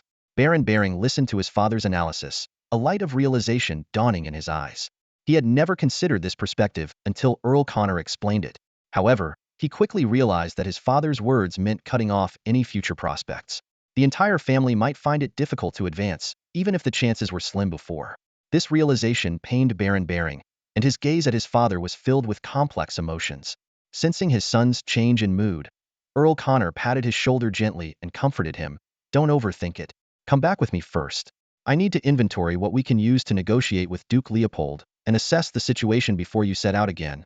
The earl's voice carried a note of resignation. "My era has ended. The family's future now rests on you and your brothers." He paused, a hint of relief in his eyes. "Don't be sad. At least compared to Grand Duke Fernandez, I consider myself fortunate." "Father," Baron choked up, unable to say more. Meanwhile, the tide of the battle had dramatically shifted. Derek had defeated the Holy Cross Kingdom's allied forces, leaving no organized enemy troops nearby. The royal private army had been cleared out, and the once proud General Michel was now a prisoner, his eyes still filled with confusion, unable to comprehend the sudden reversal of fortune. Now, only the nobles trembling in their castles remained. Every family involved in the conflict had contributed some troops, and even those not directly involved had provided money and supplies. With the defeat, their fear was palpable. As Locke's cavalry began to ride across the lands of St. Peter's province, panic spread like wildfire. Envoys from various houses rushed about, some trying to forge connections, some planning to flee, and most wavering, unsure of what to do. The nobles' panic affected the entire eastern region of the Holy Cross Kingdom, with the winds of turmoil sweeping through. In this conflict, no place was spared. Everyone felt the uncertainty of their fate, as if standing on the edge of a cliff, ready to plunge into the abyss at any moment. Viscount Yanis shuddered, his eyes sharp and determined. He mounted his tall northern warhorse, followed closely by his personal guard, their flags fluttering boldly in the wind. He began to roam the familiar lands of the St. Peter province. If it weren't for the arrival of the Lachians, he could almost claim to be a native of this region. Even during the war, he maintained close ties with the nobles in the western part of the province. The voices that once scorned and despised him for his defection had now quietly faded away. Reflecting on his days as a defector, Yanis couldn't help but frown. Back then, he was seen as having lost his noble honor, and life was incredibly tough. Even though he could make money through business, it couldn't stop the disdainful looks from others. Yanis knew well that money could solve most troubles, but for the wealthy, the last bit of trouble was often the hardest to eliminate. However, at this moment, his worries had dissipated. Those nobles who once ignored him were now actively seeking his contact. The Lachians' cavalry continued to seize lands, with several major cities already swiftly occupied. The towns across the region were inevitably next. Yanis understood clearly that the nobles' situation was precarious. At this time, Yanis received an invitation from his father-in-law's family to visit their castle. He had visited this castle many times before, but it was his first time in 2 years. From a distance, the towering silhouette of the castle gradually became clear. Soldiers stood in rows on the walls, vigilantly watching the surroundings. Yanis's arrival caused a stir, with soldiers whispering nervously. After a thorough identity verification, the gate cautiously opened just a crack. Even so, some kept a close watch on the distance, as if worried Yanis was there to deceive them into opening the gate. Inside, his brother-in-law William stood bent over behind the gate, flanked by fully armed warriors. To the uninformed, it might seem like a trap to lure someone in for slaughter. Yanis vividly remembered William's previous attitude. When he sent people to contact him for business, William had claimed disdain for dealing with a traitor, only to seek cooperation later under the guise of the butler. Such hypocritical behavior was disgusting.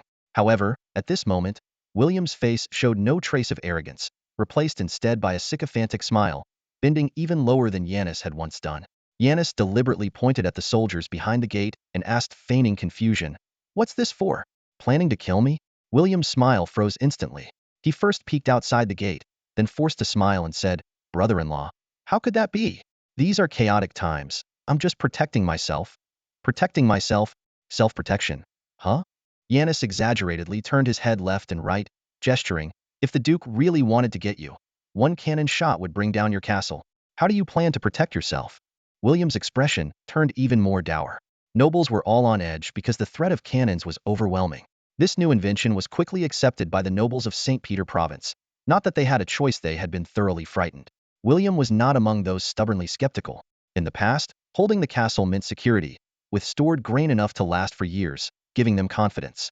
Now, facing the risk of being blown apart at any moment, that confidence was gone. The backbone of the nobility was far less rigid than they claimed. Faced with Yanis's relentless mockery, William could only muster a smile. "Brother-in-law, I was wrong before, but we're family. Let's not dwell on it. Father is waiting for you inside. Shall we go in?" Yanis exhaled deeply and snorted, finally agreeing. He wasn't here for personal matters. Soon, Yanis met with his father-in-law, another baron. This time, the baron uncharacteristically greeted him at the door, and father and son invited him into the study. His father-in-law got straight to the point. "Yanis, let bygones be bygones. Now that Duke Leopold has taken over St. Peter province, what's his stance? We need your help." Yanis sneered inwardly.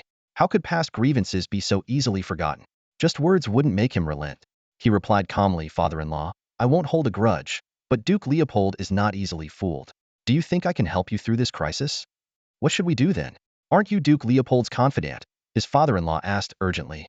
Yanis shook his head inwardly. Confidant? That was just him flattering himself in the past. But now, he couldn't deny this connection, as it was precisely under Duke Leopold's banner that he could intimidate these people. "I am indeed with the Duke, but the Duke won't take orders from me," Yanis said seriously. "You need to immediately declare your loyalty to the Duke and accept his control. Only then will you be safe." The father-in-law's face was as dark as iron, his brows tightly furrowed. Yanes knew this was because he had already sworn allegiance to Duke Leopold. His father-in-law was still fantasizing about the kingdom of the Holy Cross, making a successful counterattack. If Yanes were to betray them, he might not escape death. William noticed his father's hesitation and quickly interjected, "Brother-in-law, you have a close relationship with the Duke. Can you help us negotiate something?" Yanes replied coldly, "There's no room for negotiation.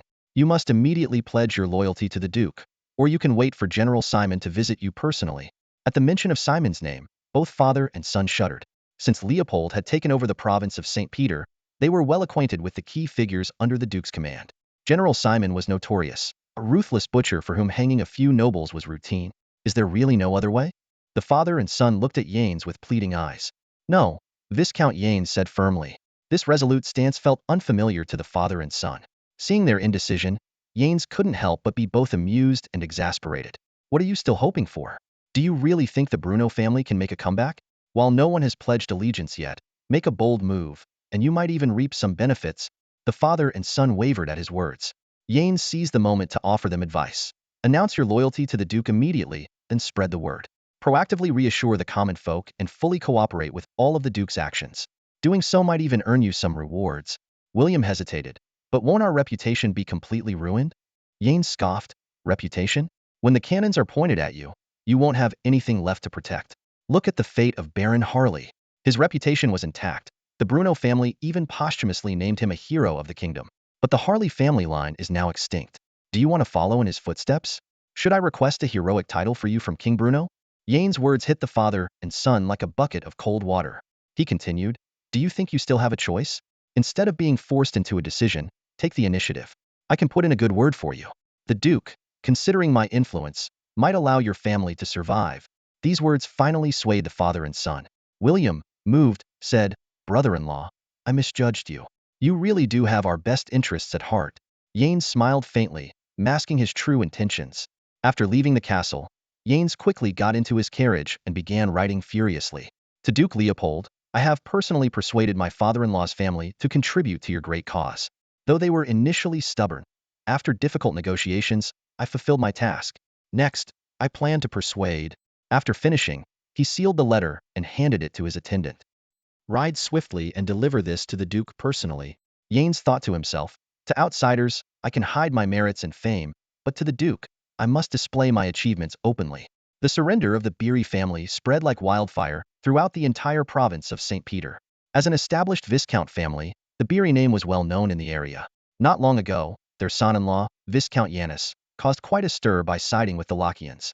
At that time, the Beery family appeared fiercely resolute, publicly condemning Yanis on multiple occasions. The family's heir, Sir William, even went so far as to berate his brother-in-law, making it clear there was no room for reconciliation. However, as the province of St. Peter fell, the true colors of the Beery family emerged. Their swift surrender was astonishing. Despite the Lockians' victory in the decisive battle, their army had yet to fully control the region. Geographically, the Beery stronghold was nearly impregnable. At that moment, most nobles were still waiting, eager to see the kingdom's reaction and the terms the Lockians would offer. Unexpectedly, the Beery family seized the initiative and surrendered without hesitation. "We've all been deceived by that old fox," someone said indignantly. "They weren't estranged at all.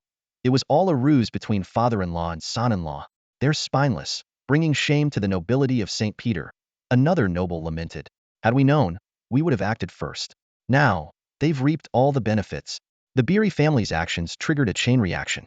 A group of nobles quickly followed suit, thinking, if someone else is taking the blame, why should we hold back? "Those who understand the times are wise," someone muttered. "If we wait for the Lockians to use force, there will be no turning back." As Viscount Yanis received the letter from his father-in-law, urging him to surrender, news of the capitulation spread like wildfire. Before the Lockians' army even arrived, these nobles eagerly opened their castle gates, maintained local order, and some even hoisted the double-head dragon flag without hesitation. This sight infuriated Viscount Yanis. "A bunch of opportunists, so quick to bend the knee," he cursed, seemingly forgetting his own swift surrender. Realizing his chance to gain merit was slipping away, Yanis hurried off to persuade more nobles to surrender. Meanwhile, Derek continued his advance. He left a small force to maintain order in the area while his main army pushed deeper into the heart of the Holy Cross Kingdom. With the capture of St. Peter, Derek's options expanded, as 3 neighboring provinces were now within his reach. More importantly, the terrain became advantageous. The landscape was a vast expanse of plains with few mountains. This was a paradise for the northern knights, who thrived in such conditions. Even without launching attacks, their patrols were enough to keep the local nobles on edge. As soon as they set up camp, Derek was inundated with letters. He casually opened one and found it full of greetings from various connections. Nobles from nearby provinces, local officials, and clergy members all sought to establish friendly relations with Derek. Writing letters to the enemy to forge alliances was a hallmark of the era. Simultaneously, the frontline troops were tense. With St. Peter province previously bearing the brunt, everyone had relaxed somewhat.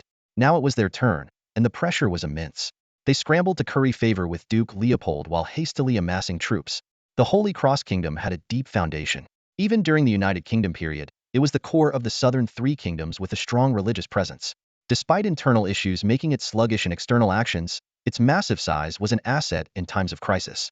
The church knights were mobilized urgently, and armies were formed across the land to try and halt Derek's advance. Notably, the church's hatred for Derek surpassed even that of the king. For the king, it was a struggle over secular interests. For the church, Derek's existence threatened their very foundation. After carefully reading the letters and intelligence, Derek had a comprehensive understanding of the latest situation. While westward expansion was tempting, he was keenly aware of the risks of overextending. Pure military conquest wasn't enough to maintain control. It required significant manpower to manage newly conquered lands. Even with his advantages, cultivating reliable talent was no easy feat. Power and wealth often corrupted, and the tale of dragon slayers becoming dragons themselves repeated throughout history. Thus, Derek didn't solely rely on brute force to maintain control, knowing it would only bring short-term stability. He understood that lasting rule required wisdom and strategy. While trying to win over the local faction, he also appointed his own civilian officials. Duke Leopold skillfully orchestrated a balance, ensuring that these two forces kept each other in check. The local faction, aware of their precarious position, dared not act recklessly, while the civilian officials, constantly feeling threatened, clung more tightly to the Duke. This delicate balancing act afforded Leopold a rare respite, allowing him to remain seated here rather than rushing to quell the unrest in the province of St. Peter. However, the foundation of all this was absolute power. Without sufficient authority, he would not have been able to suppress both sides. Derek was perusing the intelligence reports when his fingers suddenly paused. The report did not anger him. There were plenty of similar figures. But one detail caught his attention. It was very suitable. "Simon," he called out. "Fetch Simon." Moments later, Simon hurried in. Derek casually tossed the parchment to him and instructed, "Take my knights and bring him here. I want to personally show him what the light of God means." Simon unrolled the parchment and understood immediately. He grinned. This kind of task suited him perfectly. "Duke, what if someone tries to stop us?" "No one will stop you. I'll send word ahead," Derek replied with a glare. "As for anything else, do I need to spell it out for you?" Simon wisely backed out quickly to avoid further reprimand. Soon, nearby nobles and military leaders of the Holy Cross Kingdom received letters from Duke Leopold. While official matters were mentioned, the letters primarily emphasized personal connections. The Duke was exceedingly cordial, not only responding warmly but also agreeing on details of cooperation. Of course, he casually mentioned at the end that he would send knights to capture a slanderous rogue and hoped for their cooperation. This so-called rogue was named Bobby, the head knight of the local church, responsible for leading the church knights in the area. The knightly order he commanded was also under his leadership. Bobby was a fervent church devotee who had always despised the actions of spreading the word of St. Derek. This time, he even threatened to capture Derek alive and teach him what the glory of God truly meant. A typical hot-headed zealot. However, Bobby's sensitive position made it inappropriate for Leopold's troops to enter the Holy Cross Kingdom to apprehend him. The kingdom's military general was in a dilemma. After carefully reviewing the letter multiple times, he finally made a decision to turn a blind eye. Although the church knights were part of the resistance against the Lokians, the general's mind immediately conjured up images of his family's business interests and the ferocity of the Lokians as soon as he read the letter. He knew it was highly inappropriate to let the enemy in, and if the king found out, he would certainly face severe reprimand. However, after weighing the pros and cons, he made what seemed like a rational decision. After all, it's just one madman, the general reassured himself. Keeping him around would only cause trouble. He fully understood Duke Leopold's intentions. This move would undoubtedly demoralize both the church and the frontline troops, and the loss of the church knights, a significant force, was regrettable. But driven by a sense of false hope, the general chose to compromise. Thus, Simon led the knights straight through the front line. The Holy Cross Kingdom's patrol deliberately left a gap, with a large army on high alert, watching warily as the Lokians passed through the defense line. The air was thick with tension, and everyone feared that Duke Leopold might suddenly launch an attack. However, aside from a single knight order passing quietly, the main force remained motionless. Derek didn't want to take action because he knew that sacrificing his reputation for a minor victory was not worth it. Leopold's prestigious name was hard-earned and couldn't be squandered lightly. Otherwise, he would lose the trust of others in the future. Simon, though seemingly carefree, was actually meticulous. As he crossed the border, he felt the scorching gazes of the armies on both sides, and his heart rate quickened. Any mistake could lead to disastrous consequences. Fortunately, Leopold's reputation was strong enough, allowing them to pass the front line smoothly and quickly approach their destination under the guidance of a scout. The Church Knights had significant grievances with the royal family, and no one had informed them in advance about this operation. They chose a strategically advantageous position, hiding just behind the kingdom's army, using them as a shield while being able to provide rapid support if needed. Although Knight Bobby was a zealot, he was not without cunning. However, this excellent position caught Derek's attention. The Church Knights were not numerous, with only 100 or 2 official knights and a total force, including squires, of no more than 500 or 600. The entire camp, including non-combat personnel, did not exceed 1,000. When the sound of hooves echoed, the Church Knights quickly reacted. But Simon moved even faster, this time ensuring he brought Rogers along. While he couldn't bring the entire artillery unit, 2 cannons were enough to create a deterrent. Fire! Hit them hard, Simon ordered. The artillerymen didn't even have time to set up properly and fired directly. 2 deafening explosions shook the entire camp. Captain Bobby had just put on his armor and was about to check the identity of the intruders when he heard the sharp whistle of cannonballs. He quickly associated it with the Lockean artillery that had been making waves recently. Is the kingdom's army made of paper? Bobby cursed inwardly as he rushed outside. His squire brought his warhorse, but in that short time, 2 more cannonballs landed. Even well-trained knights couldn't help but panic. They had thought their position was safe, not expecting the enemy to strike right at their doorstep. Could the front line have already fallen? Someone exclaimed. That was too fast. We're so close, and we haven't received any news. Did the kingdom's army surrender directly? Panic spread quickly, especially with cannonballs continuously falling. After all, only a few knights were truly fearless of death, unless they had personally witnessed the power of miracles. Bobby, however, remained calm, directing the knights around him to form a formation while closely observing the impact points of the cannonballs. Soon, he gathered dozens of knights, avoiding the bombardment area. He then raised a flag, quickly stabilizing the situation. Due to the limited number of cannons, the actual casualties were not high. When the squires scouting the situation reported that the enemy's numbers were few, Bobby's confidence grew. I've heard a lot about the prowess of the Lockean knights, and there's even a monastery knight order on their side, Bobby announced loudly. Today, I'll show them that the church knights are stronger. He confidently boosted morale, emphasizing the rigorous training and steadfast faith that church knights had undergone since childhood, making their skills far superior to ordinary noble knights. Are we really inferior to the Lockeans? Bobby shouted passionately, igniting the fighting spirit in every knight's heart. The morale, weakened by the bombardment, slightly recovered in the hearts of the church knights. Charge! Charge! They shouted, determined to show the Locke forces the true power of God's knights. Under the sunlight, their silver armor gleamed so brightly that it hurt Simon's eyes. Why are these followers of God always so flashy? He muttered, recalling that the monastery knights were the same. Although they fought valiantly, their flamboyant attire was hard to stomach. Don't they know that Lord Simon despises flamboyance the most? Despite his grumbling, Simon had great respect for the combat prowess of the church knights. Having faced the monastery knights before, he knew these fearless opponents could somewhat compensate for their lack of strength. However, Simon had a unique way of expressing his respect. Rogers, give them a couple of rounds first, Simon ordered.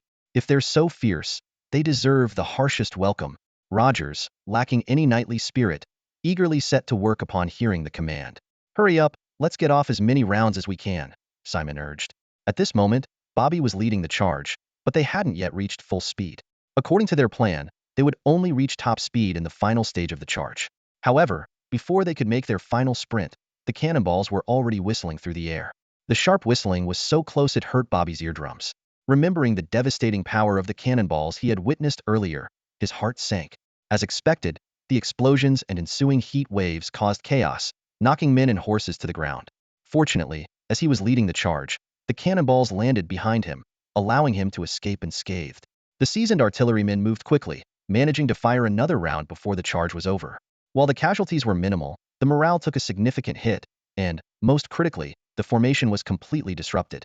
Bobby cursed under his breath, but noticed the enemy knights calmly lowering their visors and beginning to pick up speed. With his experience, he could tell at a glance. It was too late. Arrogant Lockemen, Bobby thought. At this close range, you won't have enough time to reach full speed. Watch how we defeat you. Despite their disarray, the enemy seemed unprepared as well. Without the speed advantage, the knights' power would be at least halved, making Bobby feel more confident about their chances. Little did he know, the seemingly slow movements of the Northern Knights were actually a testament to their trust in their horses' acceleration capabilities. Their combat experience far exceeded that of the Church Knights, not to mention the significant difference in the quality of their horses, which was almost a level and a half apart. When Simon and his men finally began to accelerate in earnest, Bobby was utterly stunned. The Northern Knights, adorned with countless honors, are synonymous with power. Their strength precedes their accolades. Faced with the current skirmish, these knights remain utterly unperturbed. The Church Knights advance rapidly, while the Northern Knights take their time. They expertly harness their warhorses' explosive power, suddenly accelerating. Their black armor gleams under the sun, resembling emissaries from the underworld. The roar of cannons echoes like the growls of these emissaries, shaking the entire battlefield. Before the charge, the Northern Knights seem lazy, but now their demeanor changes drastically. Their eyes, hardened by countless battles, could make anyone falter.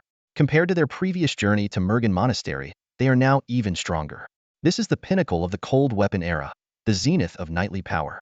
Bobby once thought the difference between him and the Northern Knights was merely fame, but facing them now, he realizes the disparity in strength is far greater than he imagined. Regret barely crosses his mind before the thunder of hooves crashes them together. The seemingly formidable Church Knights quickly crumble before the Northern Knights. Bobby miraculously survives the first wave, but looking back, he sees his comrades have suffered heavy losses. Worse still, the black-armored knights, like demons, are turning and curving back for another attack. Form up! Form up! Bobby shouts desperately, trying to warn his comrades, but is met with confusion, helplessness, and fear. Their minds grasp the situation, but their bodies can't react in time. Turning around takes time, forming ranks takes time, and the Northern Knights won't give them that chance. On the battlefield, a second's delay can be catastrophic, let alone such a vast difference.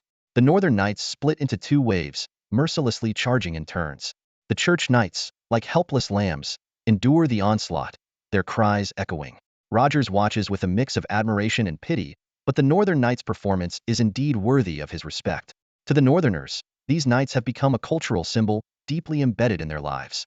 Simon relishes this game, toying with his prey before easily capturing them. After 7 or 8 charges, less than a tenth of the Church Knights remain, their will to resist shattered, their eyes vacant, their spirits broken. Even the world's most elite army would struggle to recover from such a blow in a short time. Simon, having had his fill of the game, orders his men to capture the survivors. He hopes to find Bobby alive, but even if he's dead, they need to bring back the body. Killing to demoralize, even desecrating the dead, is part of their routine. Behind the glory of knightly valor lies blood and cruelty, far from the romantic tales of bards. The Northern Knights kick the surviving Church Knights to the ground, threatening them with swords and quickly tying their hands. They swiftly clean up the battlefield, taking only valuable horses and armor, disdainful of other spoils. Each Northern Knight leads a rope, dragging prisoners as they head back. The regular army of the Holy Cross Kingdom at the border remains on high alert, watching for the Rockmen's movements and awaiting the return of the Rock Cavalry. However, the Northern Knights' return is astonishingly swift. When scouts bring the news, the general can hardly believe it. How could they complete a round trip in just 4 hours? Unless the Rockmen got lost and turned back, or the Church Knights were utterly defeated. Soon, the sound of Northern Knights' hooves grows nearer. They return effortlessly, as if from a mere outing. Trailing behind their horses are the little prey they captured on this outing. The general steps forward to observe, clearly seeing the Church Knights being dragged along by ropes. One familiar face among them causes a low murmur from the officer's that's Captain Bobby. Known to many nobles, Bobby was a prominent Church Knight. Since becoming the captain, his fame had only grown. In the past, people always saw him with an air of arrogance. Captain Bobby hung his head low, wishing he could shrink into a ball and disappear from sight. However, for those familiar with him, even in this disheveled state, he couldn't escape their notice. The general stared at Bobby intently, his eyes filled with unmistakable shock. He confirmed that this bedraggled man was indeed the knight of the church. The speed of the Northern Knights took the general by surprise. He calculated the time and realized that the round trip had been perfectly timed. The formidable combat prowess of the Northern Knights made him gasp. He had often heard tales of their prowess, but witnessing it firsthand revealed that the legends were no exaggeration. As an opponent, this was undoubtedly terrible news. In an instant, a murderous intent surged in the general's heart. Leaving these formidable knights alive was akin to letting a tiger return to the mountains, a future threat. But the Northern Knight seemed to sense his thoughts and spurred his horse without warning. The captive, caught off guard, was dragged to the ground, emitting painful groans. The warhorse galloped, dragging the captive swiftly along. Amid the church knight's wails, the northern knight effortlessly crossed the border, so fast that the Holy Cross Kingdom didn't even have time to react. Before the general could act on his malicious thoughts, the Rokan support troops fired a few shots into the empty space, silently announcing the end of that tempting idea. Simon dismounted, casting a wary glance back, suspecting the Holy Cross people might have some malicious intent. As for the church knight, who was now barely alive from being dragged, he paid no mind. He ordered his men to check if Bobby was still alive, and if so, to bring him to the Duke. The knights uncovered the seemingly lifeless Bobby and found he was still breathing. Two unlucky attendants hoisted Bobby up and brought him directly before Derek. Spread out on Derek's desk was a parchment, detailing the Holy Cross Kingdom Church's slander against Duke Leopold. From calling him a demon to a false believer and a deceiver, all sorts of derogatory titles were heaped upon Derek. There were many clerics and knights like Bobby who openly supported the church's propaganda, fervently jumping on the bandwagon. Derek didn't care much about it, knowing they were merely clowns, easily crushed if he wished. Just like now, he sat high above, while Bobby lay sprawled on the ground like a defeated dog. Derek looked down at the disheveled Bobby and coldly asked, "Knight Bobby, do you still hold to your views?" As a knight of the church, Bobby was infamous for his stubbornness and foolishness. Even while gravely injured and on the brink of death, he defiantly glared at Derek, a scornful smirk playing on his lips. "Spit, demon," Bobby managed to utter, spitting out blood. "I will never beg for mercy.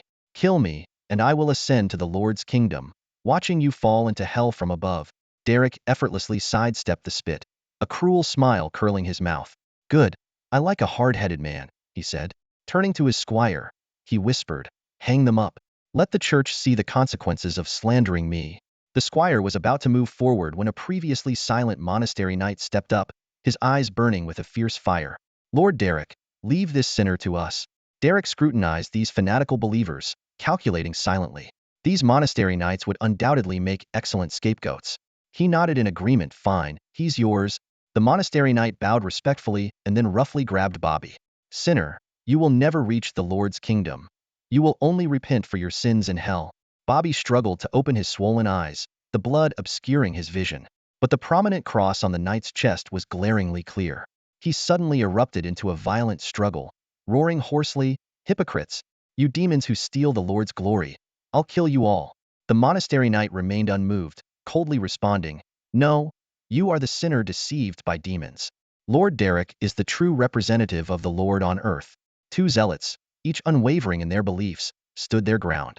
However, at this moment, the monastery knights held the absolute advantage. While they couldn't convince Bobby, they could certainly use ropes to make this sinner comply. Soon after, Derek sat in the command tent, peering through the gap in the tent flaps. He saw a row of church knights hanging. He sneered, thinking, "Bobby is insignificant. Capturing him was just a warning to some people. As for those fanatics, at least half of the church members are opportunists. Seeing Bobby's fate, they should think twice about crossing Duke Leopold. Dividing the church's power would inevitably provoke retaliation. For an ordinary person, this would be suicidal. But when the person is Leopold, it's a different story." This action was not only a deterrent to the church, but also a demonstration of strength to those with hidden agendas, effectively curbing many people's ambitions. Derek's judgment was soon validated. The actions of the Northern Knights quickly sparked a strong reaction from the border nobles. Letters, already numerous, now arrived like a blizzard, causing the price of parchment to skyrocket. Following this was King Bruno's response. The news of the frontline defeat had just reached his ears, and immediately after came this humiliating incident. Enraged, the king smashed his favorite glass goblet to the ground, shards flying everywhere. "Useless! Idiots! Cowards!" he roared. "What do they think they're doing? Is this still my kingdom, allowing the rock people to capture our men with impunity?" King Bruno, like an enraged bull, felt the actions of the rock people were a series of slaps to his face. Although the continuous losses had long stripped him of his dignity, this latest humiliation was unbearable. However, after venting his anger, King Bruno had to face the harsh reality. The continuous defeats had already led to the loss of a corner of his territory, and Leopold's reputation was built on his failures.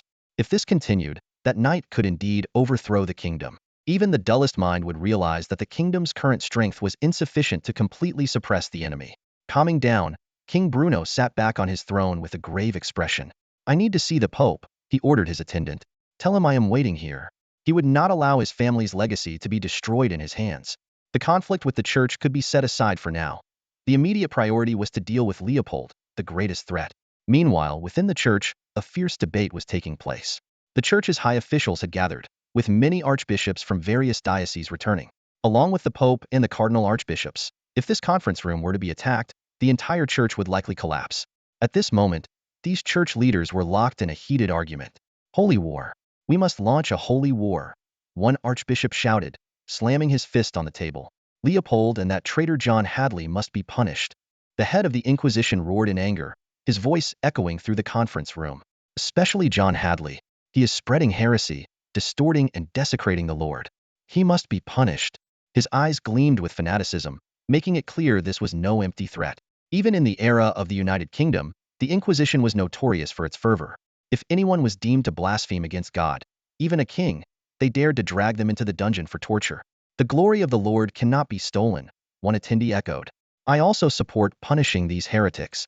However, another minister voiced a different opinion. I know Archbishop John well. He is not a heretic. Perhaps he has been misled. I think we should talk to him. The conference room was filled with conflicting opinions, with each dignitary holding firm to their views. Strangely, no one mentioned the authenticity of the so-called saints. Fanatics naturally didn't believe in it, while politicians deliberately avoided the topic.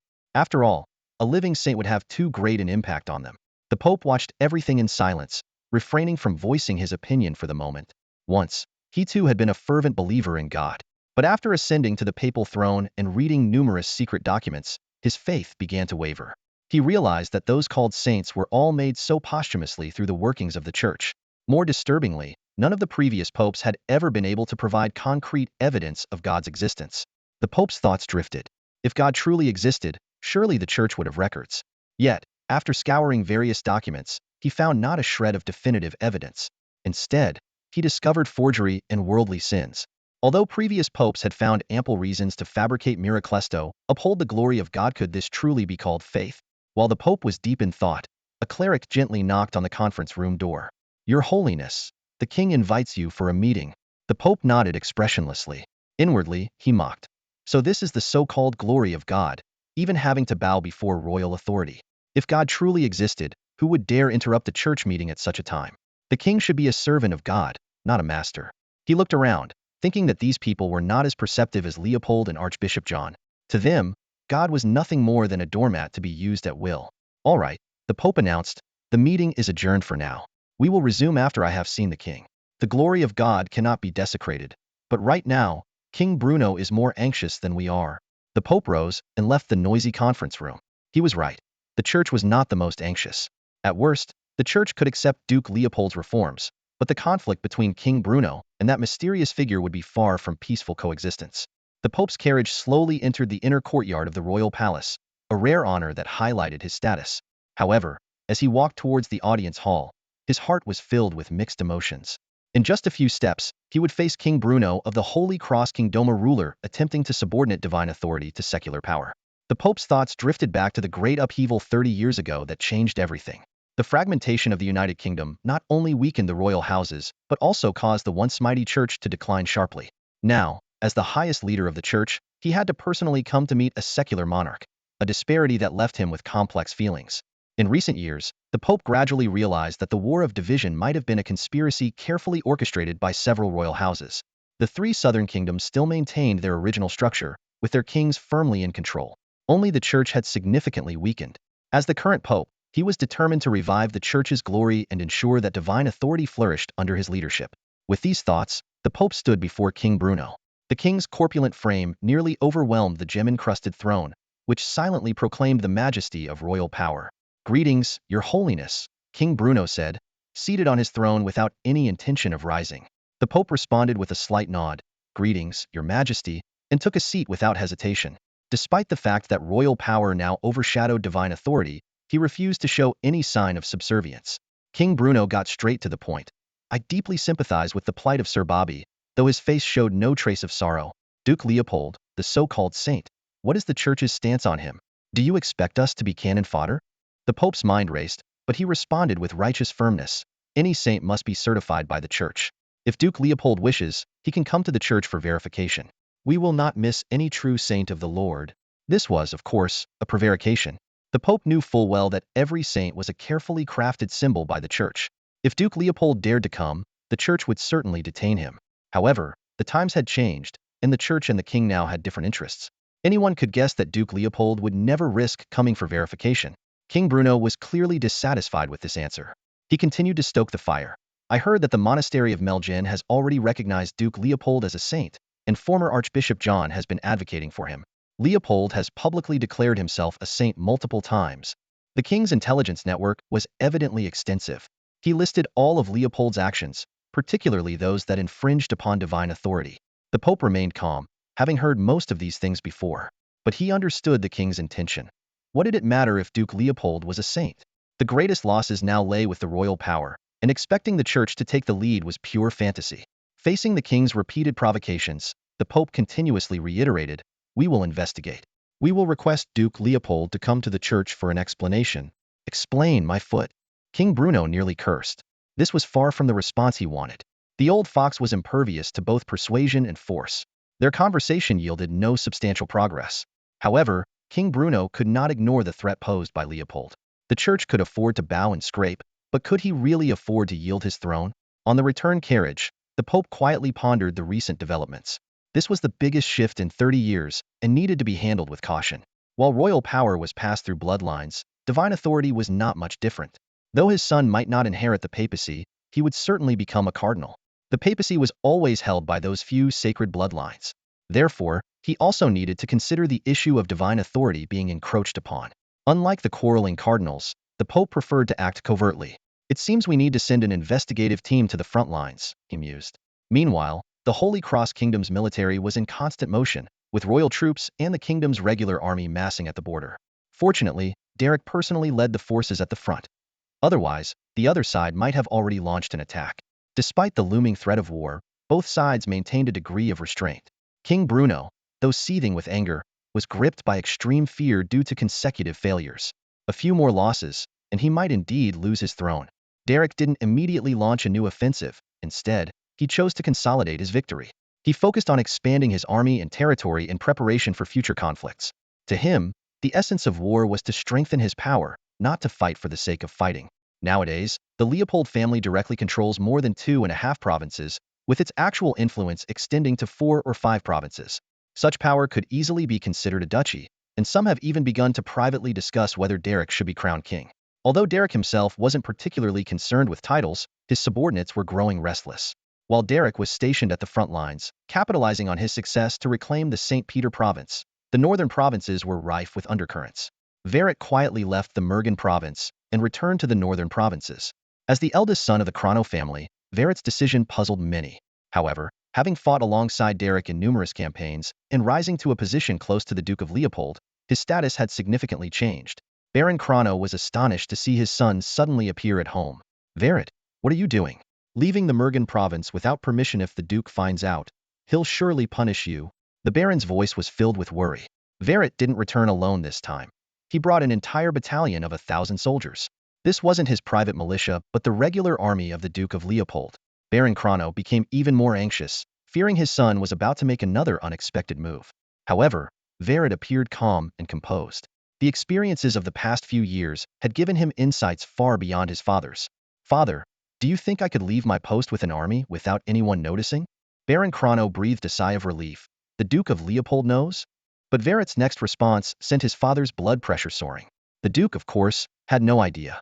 Verret blurted it out, his tone relaxed and natural.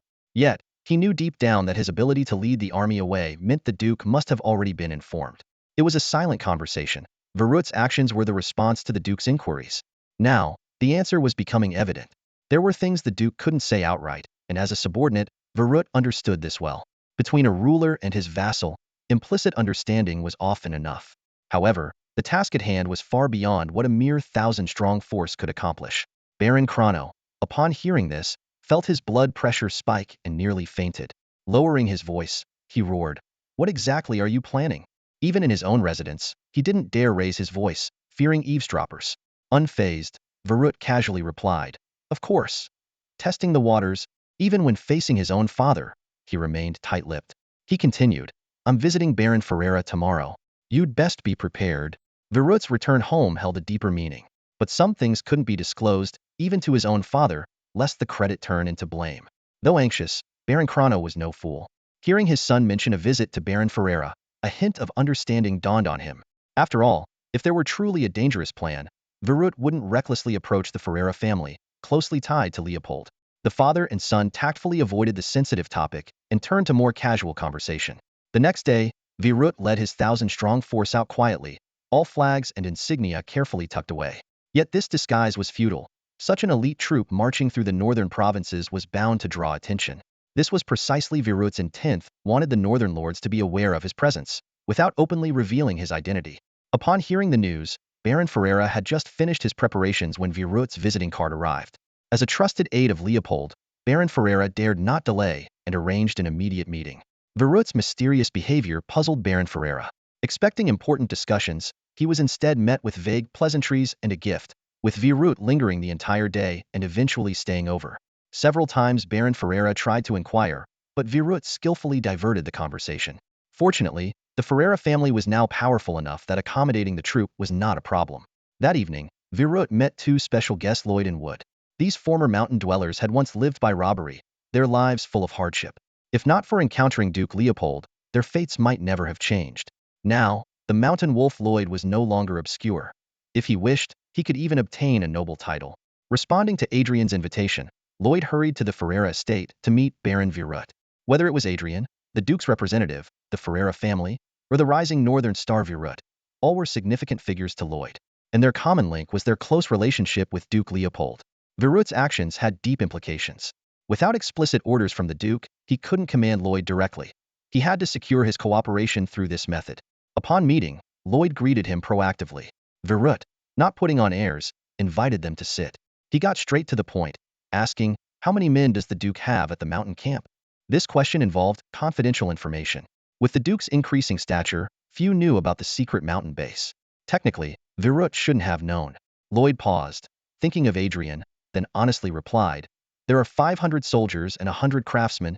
He added, "The camp holds special significance but is limited in scale. It's now under my direct management, providing some support for me." Virut continued to press, "How many troops can you mobilize?" "Around 1,000 people, and if it's urgent, we can muster up to 2,000. Lloyd frowned, alarm bells ringing in his mind. He sensed something unusual and his guard went up. Virut suddenly spoke, his voice low and resolute, "Enough. Bring 1,500 men and meet me. We have a big task ahead." The mountain wolf Lloyd instantly became alert, his eyes filled with caution. He stared directly at Virut, his voice trembling slightly. "Baron, do you have the Duke's authorization?" Mobilizing troops, especially this secret unit under Lloyd's command, was an extremely sensitive matter. Although Lloyd hadn't received a complete education, he was far from foolish. He knew the source of his authority and was always particularly cautious. Respecting Virut didn't mean he was willing to be manipulated easily. At this crucial moment, Virut's attitude became suddenly assertive. He glared at Lloyd, his tone leaving no room for doubt. "Lloyd, do you know where we are?"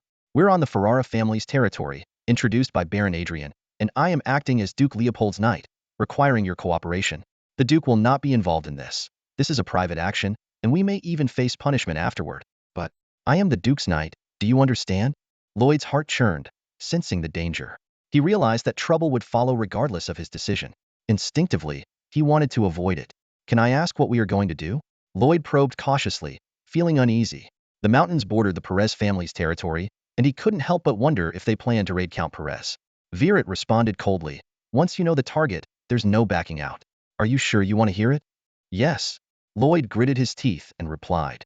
Since trouble was inevitable, he chose to trust Adrian. After all, Adrian was the Duke's cousin, and Virut was the Duke's close knight. Discussing this on Ferrara territory should not be a trap. If it's a blessing, it won't be a curse. If it's a curse, you can't avoid it.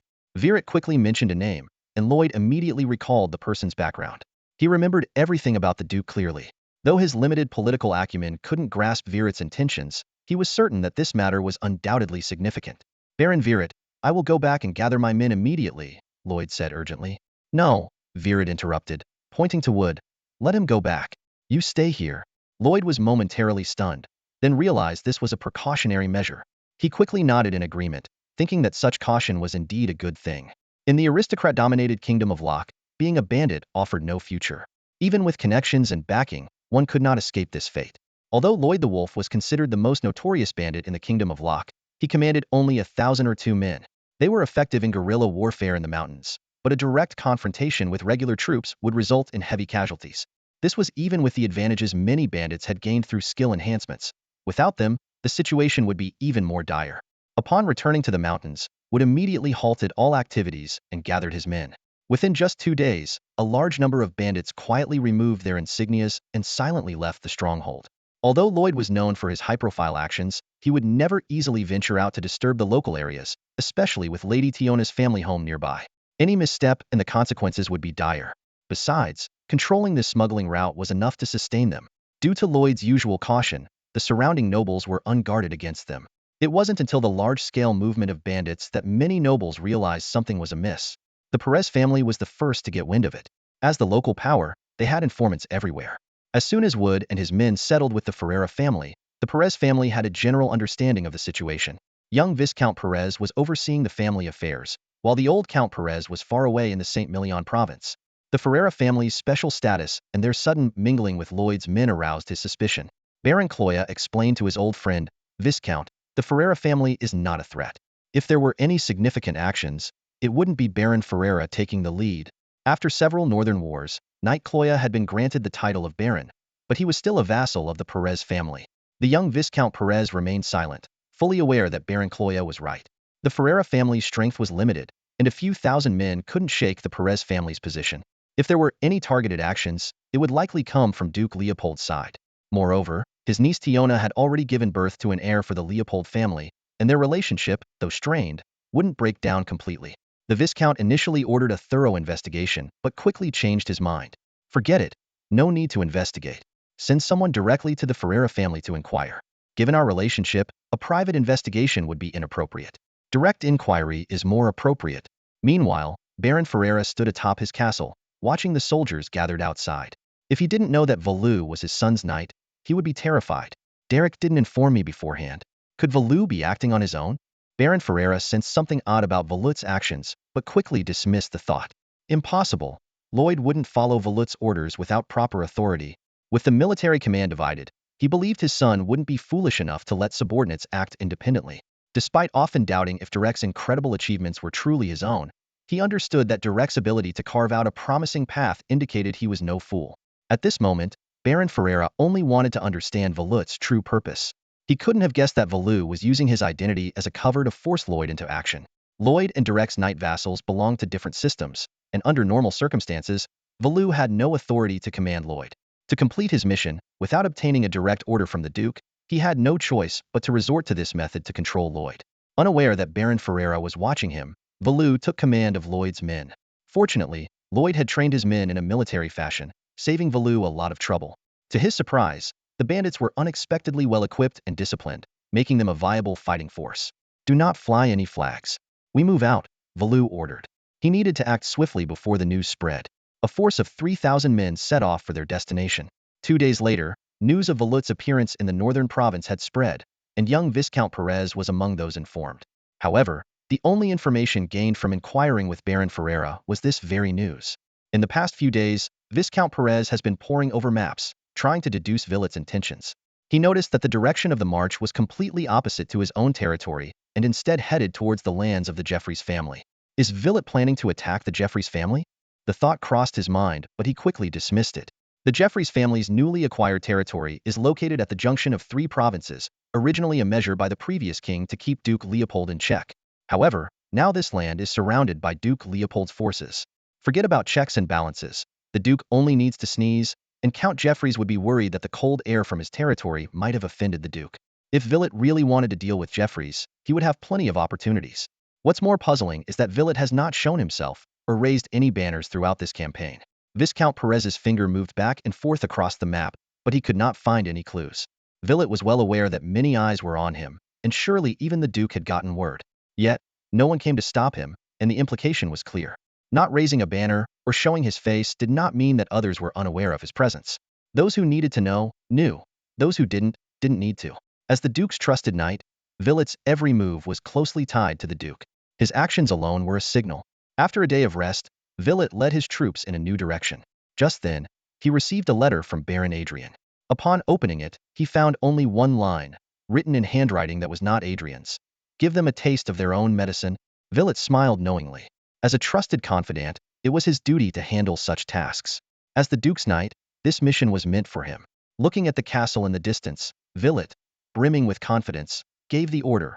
Attack? 30 years on the east side of the river, 30 years on the west side. Don't underestimate a young man's potential, Villet muttered to himself. Garcia family, do you regret now? Inside the castle, chaos erupted as they discovered the unexpected visitors. The northern province was no longer a front line, considered highly secure. The Garcia family never dreamed they would face a military assault. They had only heard some rumors about Villet's movements and never imagined they were the target. Since the death of Louis II, the family's minds had been seized by the young Prince Radek, leaving the Garcia family greatly weakened. Compared to the flourishing northern nobles, they were in dire straits. However, they did not realize that their worst moments were yet to come. In the Garcia family's castle, the entire household was gathered together. Within the stone walls of the castle, a tense and helpless atmosphere pervaded. Viscount Garcia stood by the window, his brow furrowed as he reflected on the recent upheavals. The South was engulfed in war, making it increasingly difficult for him, a northern administrator, to maintain his position. The new king's distrust of northerners, coupled with the family's gift of a mind to the young Prince Radek, had caused King Arthur to become wary of this official. With no other options, the Viscount, who had maneuvered through the noble circles of the capital for years, had to return to his homeland. However, the family's situation was far from optimistic. Their fief was only of average size, comparable to a barony, and the northern lands were not known for their agricultural produce.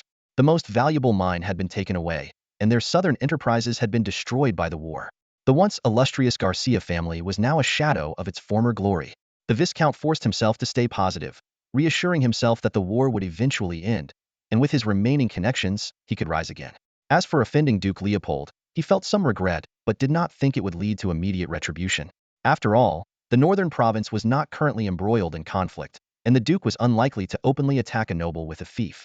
Just as Viscount Garcia was lost in these thoughts, a commotion erupted outside the castle. He hurriedly climbed the walls, and the sight before him made him gasp. An army of about 3,000 men was arrayed menacingly outside the castle. The identity of the leader, Viret, was unmistakable, throwing the Garcia household into a state of panic.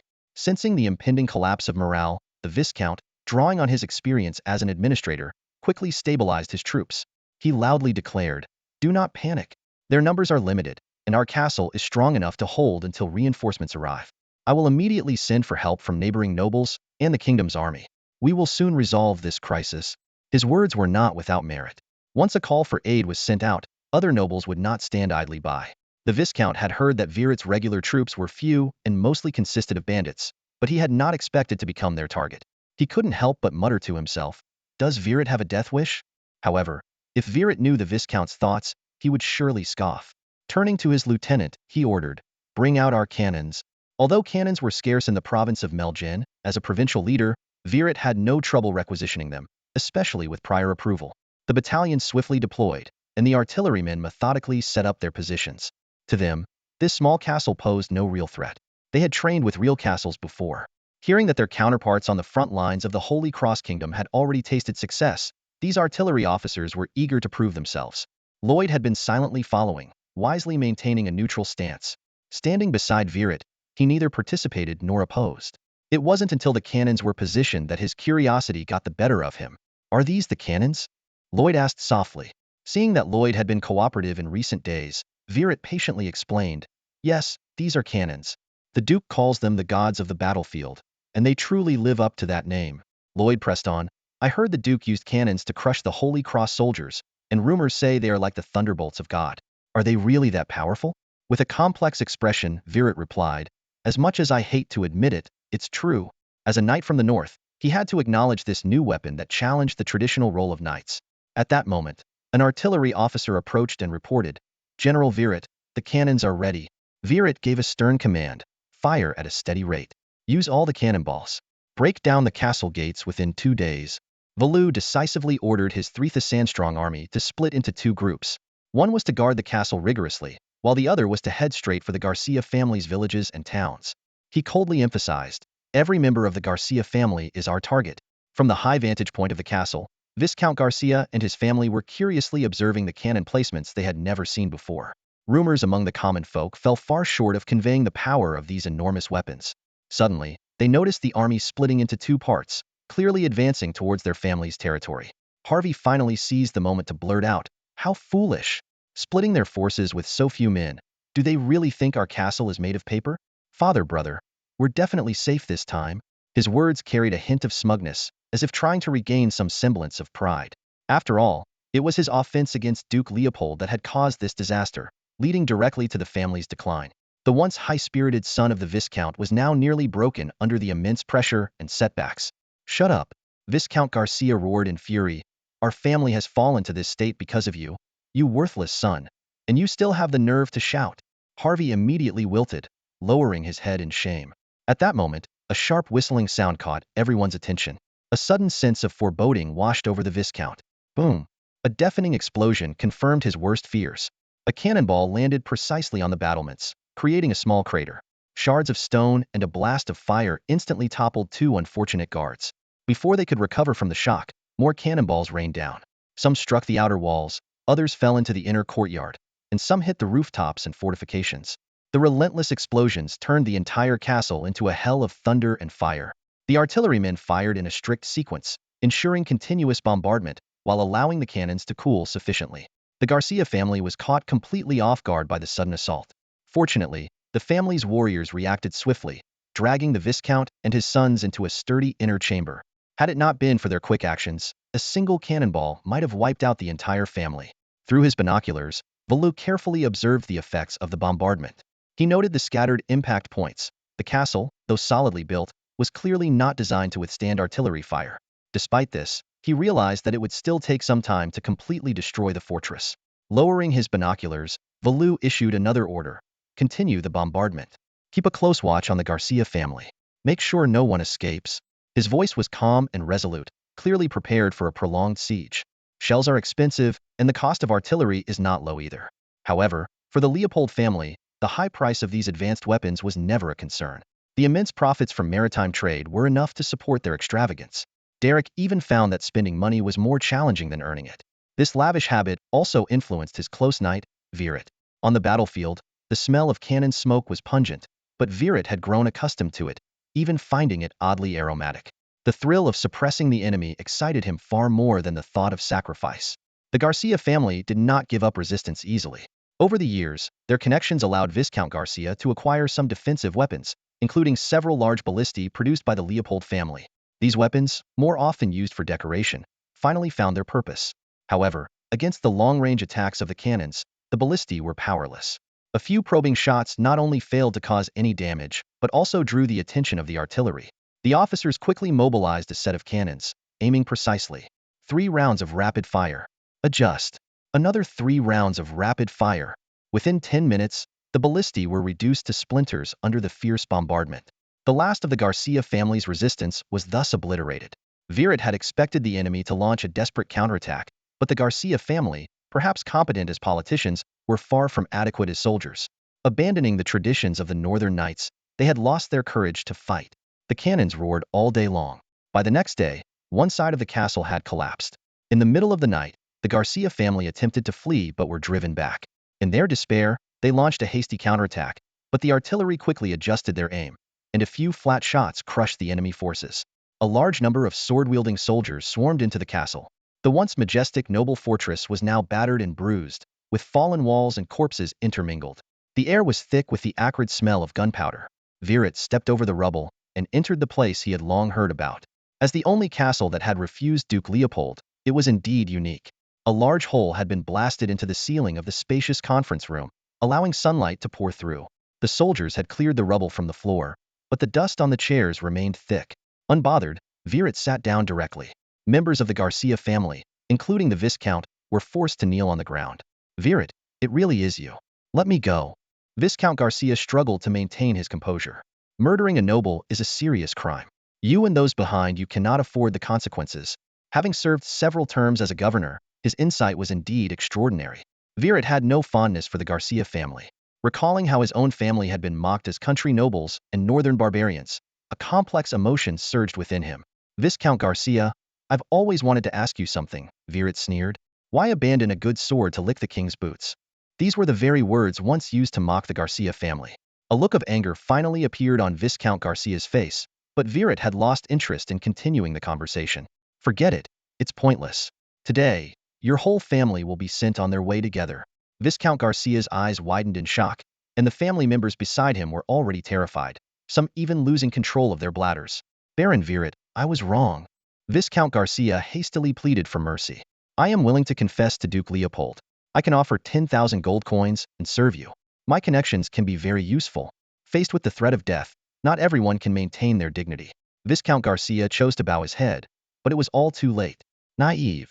Viret scoffed, waving his hand. Send the Viscount on his way. Viret, spare me. I have money. I can work for you.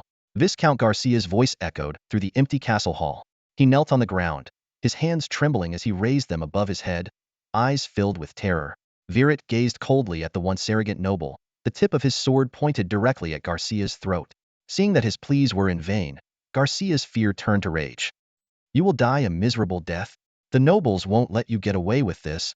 His curses were abruptly cut off as blood spurted from his throat. Viret withdrew his blood-stained sword, watching Garcia's body convulse without a trace of emotion. Killing a viscount was easy for him. The real challenge was only beginning. Standing atop the castle, Viret looked down at the lands below. He knew he had just challenged the deeply entrenched rules of the nobility. This was not merely the killing of a peer, but an outright defiance of the entire noble class. He closed his eyes, recalling the scene where Duke Leopold bandaged his wounds. That act of kindness meant more to him than any material gain. For the Duke's grand ambition, what was a little risk? Viret opened his eyes, his gaze resolute. This was a bold gamble, a pledge of loyalty to the Duke. He awaited the northern nobles' reaction. Would they capture him, turn a blind eye, or eliminate him outright? Regardless of the outcome, this would be a test of the waters. If anyone conceded on this matter, they would likely yield on others as well. When Duke Leopold raised his banner, who would follow? Who would betray?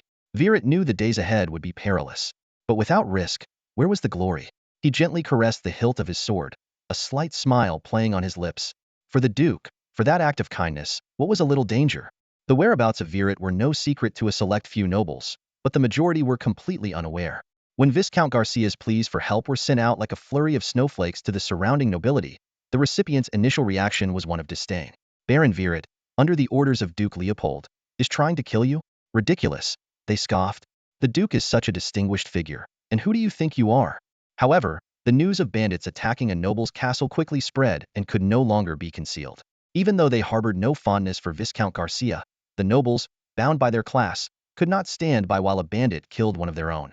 Despite this, Viscount Garcia's reputation was so poor that the nobles procrastinated. It wasn't until the third day that they began to arrive, and even then, the closest noble, who lived only half a day's journey away, was not the first to arrive. They thought, the Garcia family may not be famed for their martial prowess, but surely they can't be so incompetent as to be wiped out by bandits in their own castle in a matter of days.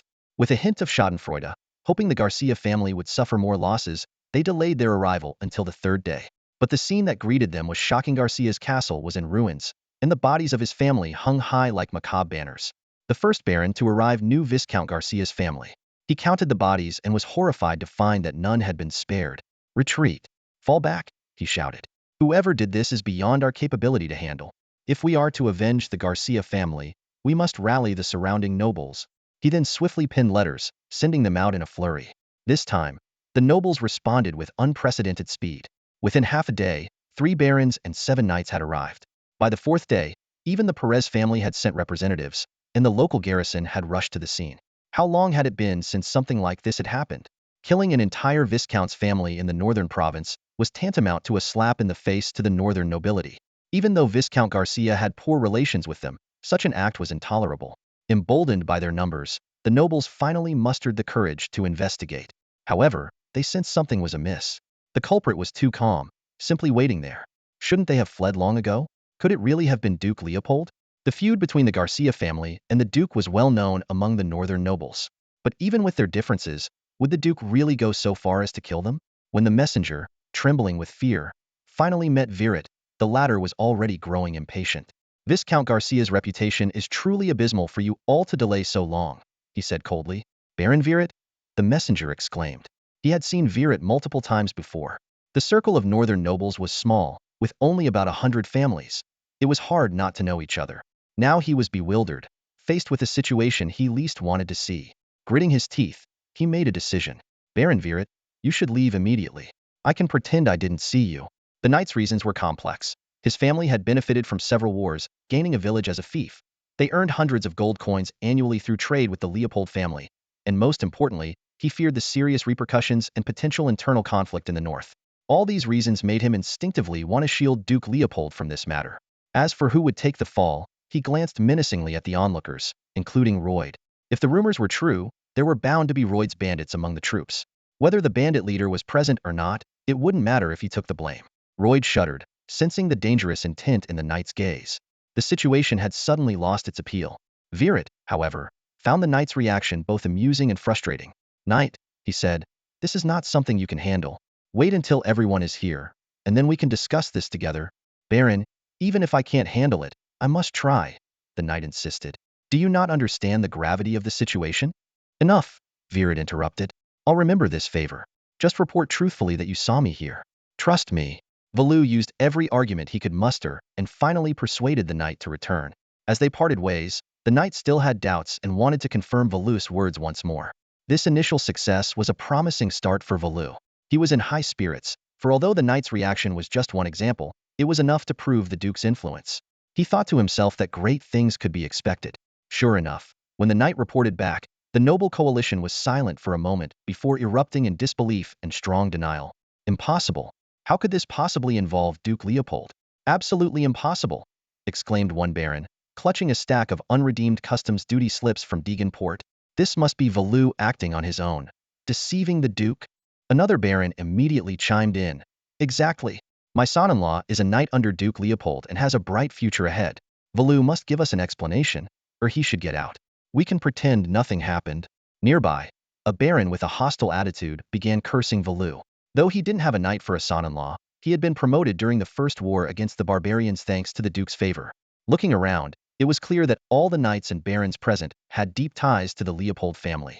Some were doing business with the duke's house, others had relatives or friends serving under the duke, and some were staunch supporters of Leopold. The few dissenting voices were quickly drowned out, making the entire assembly seem like a stronghold of the duke's influence. The news spread like wildfire, causing even more uproar in an already sensational event. People began to speculate. What exactly was the Leopold family planning? Were they preparing for war? Viscount Perez Jr. hastily sent an urgent letter to his father while personally leading a team to the scene. Count Jeffreys, upon hearing the news, saw an opportunity. However, before he could mobilize his troops, armies from the Melgen province and Augusta territory were already closing in. Representatives from the other side informed Jeffreys that this was a joint exercise. Some of the cannons accidentally landed in Jeffreys' territory during the exercise. Soon, someone came to apologize and offered compensation. Faced with cannon barrels thicker than his own backbone, what could Count Jeffrey say? He had no choice but to accept the apology. In short, the Garcia family incident became the focal point for the northern nobles. Within a few days, one noble after another arrived with their troops, creating a rare and grand assembly of the northern aristocracy. Baron Chrono strode into the hastily constructed tent, and the noise inside instantly ceased.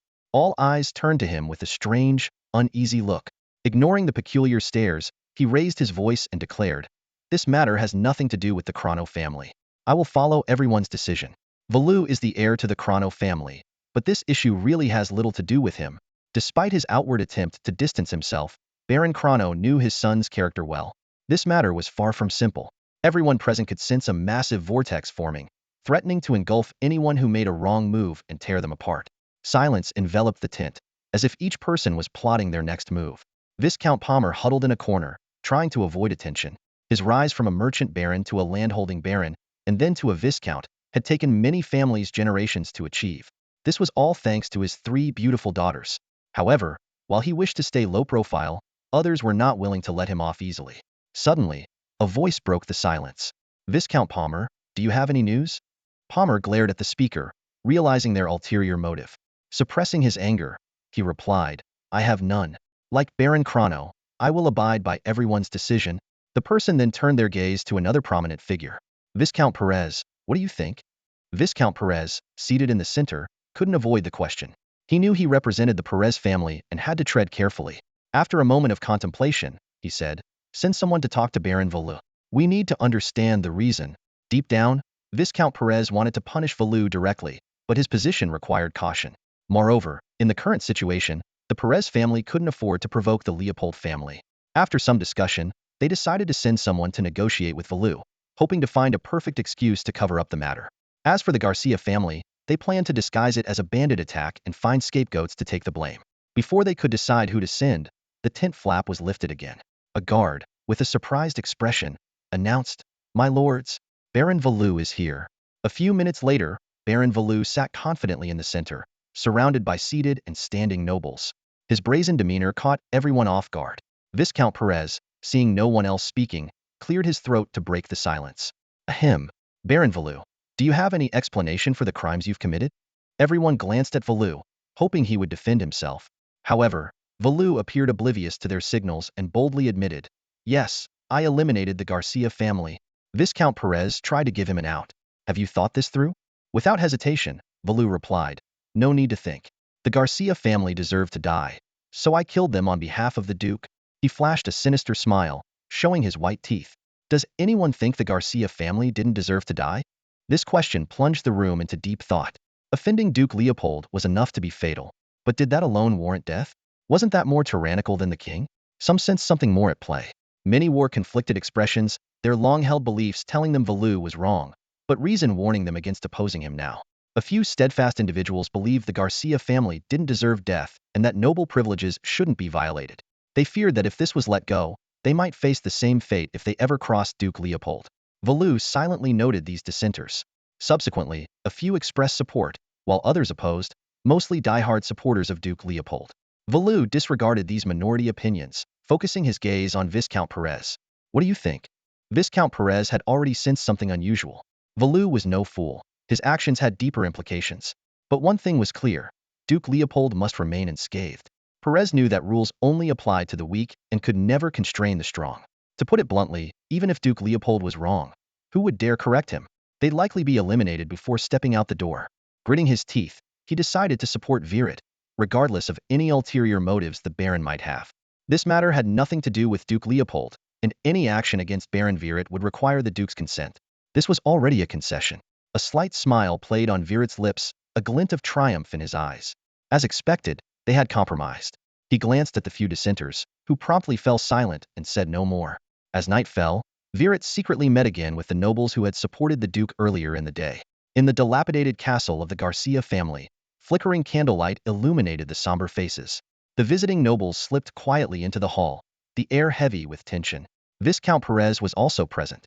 He looked around and recognized familiar faces, those who had backed the Duke during the day. His gaze lingered on the representative of the Palmer family, Derek's father-in-law. Virit took the highest seat without ceremony, looking down on everyone present. There was a palpable sense that something significant was about to transpire, and a hush fell over the room as they waited for Virit to speak. "The North needs a true Duke," Virit's voice thundered through the silent hall.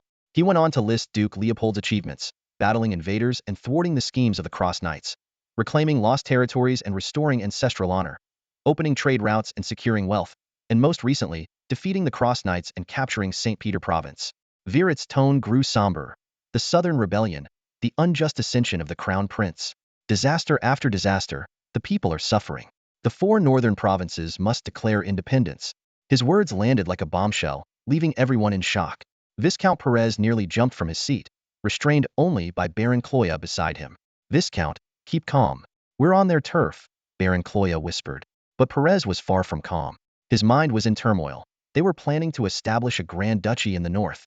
With Leopold's strength, how would the Perez family position themselves in the future? After a brief moment of stunned silence, voices of support began to rise. A knight stood up, excitedly declaring, "Good. It's about time. I've always supported Duke Leopold." Viscount Perez glanced over, sneering. "Could you at least remove the double-head dragon emblem from your chest first?" Clearly, this was one of Leopold's staunchest supporters, his title earned through Leopold's efforts. More voices of support followed. "I agree as well. The people of the North have been discriminated against for too long. Without a leader, we were lost. If Duke Leopold is willing to lead us to regain our respect, I support him. The new king is unworthy of our loyalty. The old king's death remains unresolved. I am willing to become a vassal of Duke Leopold." It was clear that those present were inclined to support the Duke. The chorus of agreement grew, and Virit watched the scene with satisfaction, his plan unfolding smoothly. A few dissenters exchanged uneasy glances, unsure of how to voice their opposition. Virit keenly sensed this hesitation and immediately seized the moment.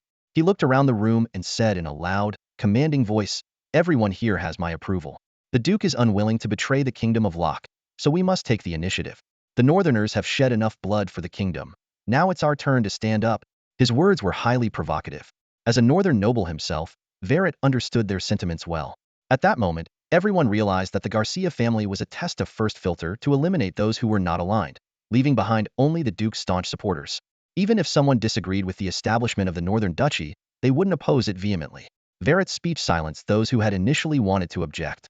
Young Viscount Perez sat there with a stern face, while Baron Clos tightly gripped his arm, fearing any unexpected outburst. At this point, a noble stood up and suggested, "I propose we all go to Swan Castle and persuade the Duke to take up the mantle and establish the Northern Duchy." Without further prompting from Verret, someone had already voiced the suggestion he desired. A flicker of satisfaction crossed Verret's eyes, and he immediately agreed, "All right, let's go right away. But before we leave, there's one thing we need to do: control the nobles outside. If they oppose the Duke, detain them to avoid any trouble." With that, he led his men out of the castle, quickly rounding up and detaining the other nobles. Then, he effortlessly stormed the barracks, capturing the remaining nobles. Young Viscount Perez found himself powerless and too scared to object. The situation had spiraled out of control, and Verret had seized the momentum. Seeing the fervor of the surrounding nobles, Viscount Perez knew that this plan was likely to succeed. Meanwhile, Derek had already received intelligence about Verret's actions and was fully aware of his intentions. Verret hadn't tried to hide his plans from Derek. However, Verret only saw the surface, the manipulation and the display of loyalty to the family. Derek saw deeper. He understood that the existence of the noble system was reasonable, but not necessarily in tune with the times. History had shown that feudal nobility was not the optimal system. The deeply ingrained noble consciousness couldn't be entirely eradicated, even by him. Therefore, he needed to infect the nobles, dividing the territory among them. But his true goal was centralization, to dismantle the sacred status of the nobility. The Garcia family was just the beginning. Everyone thought it was merely a tool for manipulation, thus overlooking the original intent. Once compromise happened, it would occur again, leading to eventual collapse. Derek saw clearly that the nobles' compromise was just the beginning. Of course, the immediate priority was to establish the duchy. Independence was necessary to attain full autonomy. Though it was just a name, the impact on people's hearts was immense. Verret didn't keep Derek waiting long. He arrived at Swan Castle with his entourage. The main troops were left outside, while all the nobles, including those who had been detained, flooded into the castle. They passed the Hall of Fame, where rows of armor exuded an inexplicable sense of gravity. Despite the recent events, the steel-forged atmosphere compelled everyone to become solemn. When they finally saw the Duke, everyone held their breath, fearing to disturb him. Pretending to be unaware, Derek asked, "Verret, what brings you here?" Verret stepped forward, standing tall, and said, "Your Grace, I am here at the request of the northern nobles to ask you to lead the establishment of the duchy." The nobles, now represented by Verret, met Derek's gaze with compliant smiles. Derek sternly rebuked, "Nonsense. We are nobles of the kingdom, vassals of King Louis II. This is your first offense, so I will let it slide, but do not mention this again." Far from being intimidated, Verret shouted even louder, "Your Grace, we are vassals of King Louis II, not King Arthur. There's no vassal relationship here, so why bother with principles?" Derek remained firm. "No, I do not agree." Despite the northern nobles voicing their support, Derek's stance did not waver. That evening, the nobles huddled in the barracks, discussing their next steps. The dissenters had been detained, and the actions had already been taken. There was no turning back now. A worried noble asked, "Baron Verret, the Duke is not easy to persuade. What should we do next? If they investigate the Garcia family's matter, we could all be in trouble." The plea for advancement was rejected, and the wavering nobles had already begun to regret their indecision. Baron Valou stood atop the high tower of Swan Castle, gazing down at the bustling crowd below, calculating his next move in silence. A noble approached him, his tone tinged with subtle reproach. "Valou, acting on your own want that displeased the Duke?" Valou turned, a hint of disdain flickering in his eyes. "Displease? Can we afford to retreat now? Even if it's a mistake, we must persist, especially when we're right." His voice was firm, unwavering. "Besides, such an endeavor can't be accomplished by me alone. Just wait, soon enough, others will join us." His gaze shifted to the horizon, as if anticipating someone's arrival. The Duke himself came from the Holy Cross front to Swan Castle. Doesn't that indicate his stance? Valou calmly analyzed. "If the Duke disapproved, someone would have stopped me by now. To get this far, it's impossible that the Duke is unaware." The surrounding nobles looked at each other, unsure of whom Valou was waiting for. The next day, a carriage slowly rolled into Swan Castle, and Ronald Farquhar, the governor of St. Peter Province, stepped out. His expression was serious, his eyes glinting with complex emotions. Appointed by Louis II, Ronald had originally planned to use St. Peter Province as a stepping stone to eventually become the governor of St. Michael Province. However, 3 years had passed, and while he had gathered a loyal following, Louis II was no longer alive. The newly crowned king only knew how to pit him against Duke Leopold, placing Ronald in a difficult position. He thought to himself, unless I'm insane, I would never follow the new king's orders. With no support and surrounded by Duke Leopold's forces, with many officers under his command loyal to the Duke, opposing him would be suicidal. During the war with the Holy Cross Kingdom, Ronald always felt someone was watching him from the shadows. He knew that any misstep could bring a swift and deadly response. Thus, he abandoned the idea of attacking the passing supply convoy. It would have been a death sentence. Ronald's situation was precarious. He understood that if the Duke was displeased, his fate would be sealed. Just then, someone contacted him with a proposal for a grand scheme. Ronald thought, what is there to consider? Let's do it. He was willing to serve Louis II, but serving the new king, Arthur, was out of the question. If the new king cared nothing for his survival, then he might as well throw his lot in with Duke Leopold. Given the Duke's age and capabilities, the future of the realm was still uncertain. Now was the time to seize the opportunity and secure a favorable position. Arriving at Swan Castle, Ronald wasted no time. Upon seeing Duke Leopold, he immediately knelt on one knee. Looking up at the Duke, he spoke with resolute determination, Duke Leopold, the new king is cruel, having murdered his brothers, and is both foolish and incompetent, attempting to oppose you, the hero of the North. Why not overthrow him? I, Ronald, am willing to be your vanguard. Ronald stood in the grand hall of Swan Castle, his position as governor granting him a unique status. Even under close surveillance, this title opened many doors for him. The mission secretly entrusted to him by King Arthur had now been skillfully completed. Long before the capital fell into chaos, Ronald had prudently relocated his family here. Now, seizing the moment, he unhesitatingly swore allegiance to Derek. My liege is dead, and rumors say it was the new king's doing. From both a legal and moral standpoint, opposing the new king is justified, Ronald thought to himself. Derek scrutinized the governor who had come to pledge his loyalty. Weighing the pros and cons, he decided to accept him. A public declaration from a provincial governor would undoubtedly have a significant impact on the situation. But the timing wasn't right. They needed to wait a bit longer. Governor Ronald, Derek spoke slowly. The Leopold family was ennobled by the kingdom and must not betray it. Whether King Arthur was unjust, I will find out. For now, you may rise. Ronald instantly grasped the deeper meaning in Derek's words. He shifted his approach and continued to persuade him. Your Grace, the kingdom is in turmoil, brothers are fighting each other. As the Duke of the North, it is your duty to uphold and protect this land. Feigning hesitation, Derek listened as Ronald seized the opportunity to press on. We can discuss establishing a duchy later. For now, please take control of the St. Peter province. With threats from both within and without, my abilities are limited. I implore you to lend a helping hand. Derek finally nodded in agreement.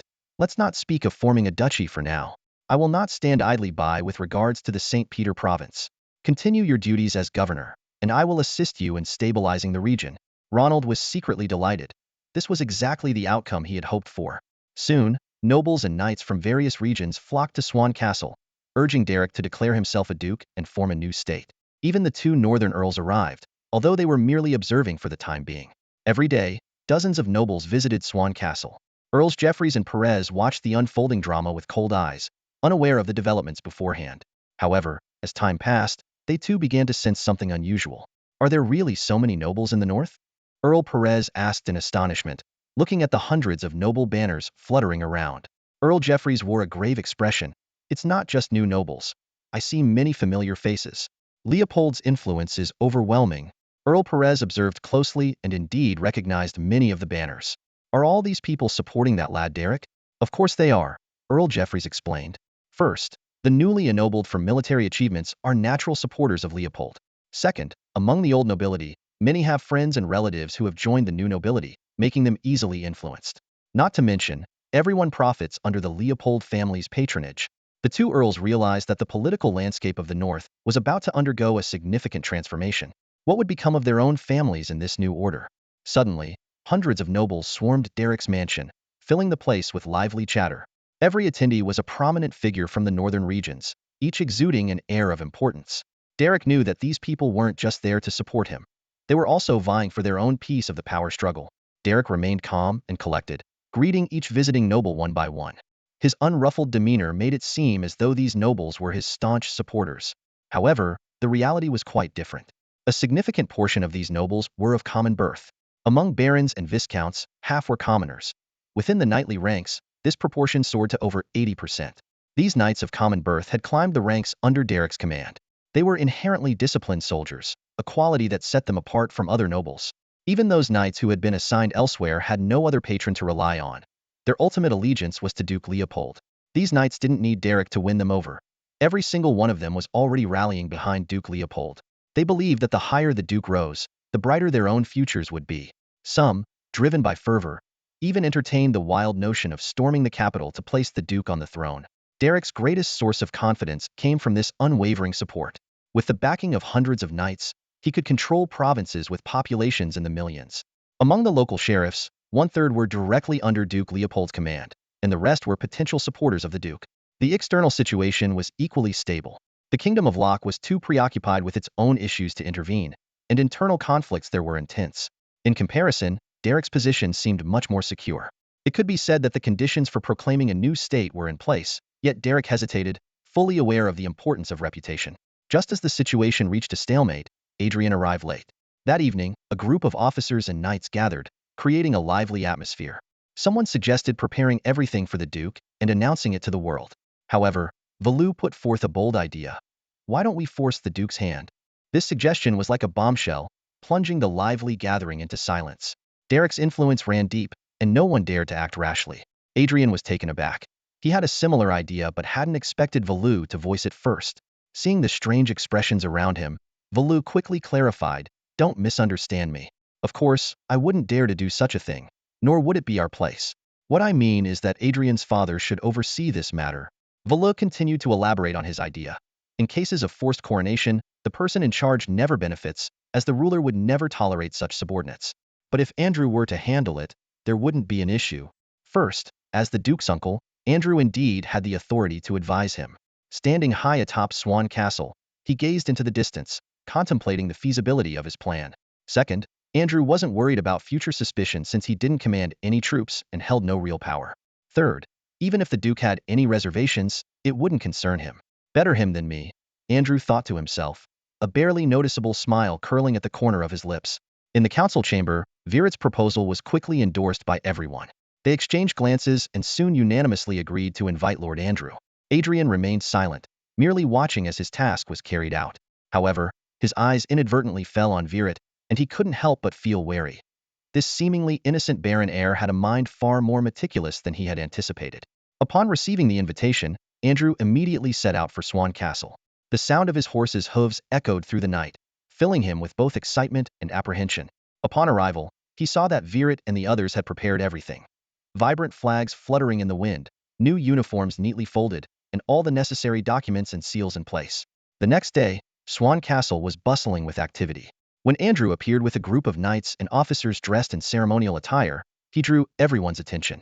Count Perez and Count Jeffries hurried through the crowd to secure the best vantage point. Count Jeffries widened his eyes and whispered, "Is this a military coup?" Count Perez shook his head, his gaze fixed on Andrew. "No, that's Derek's uncle, a tax official. A coup isn't something he would lead." The two counts exchanged a meaningful look, both realizing that something significant was about to unfold. Standing on the steps, Andrew took a deep breath, ready to announce their plan. The air around them seemed to thicken as everyone held their breath, awaiting the moment that could alter the fate of the Northlands.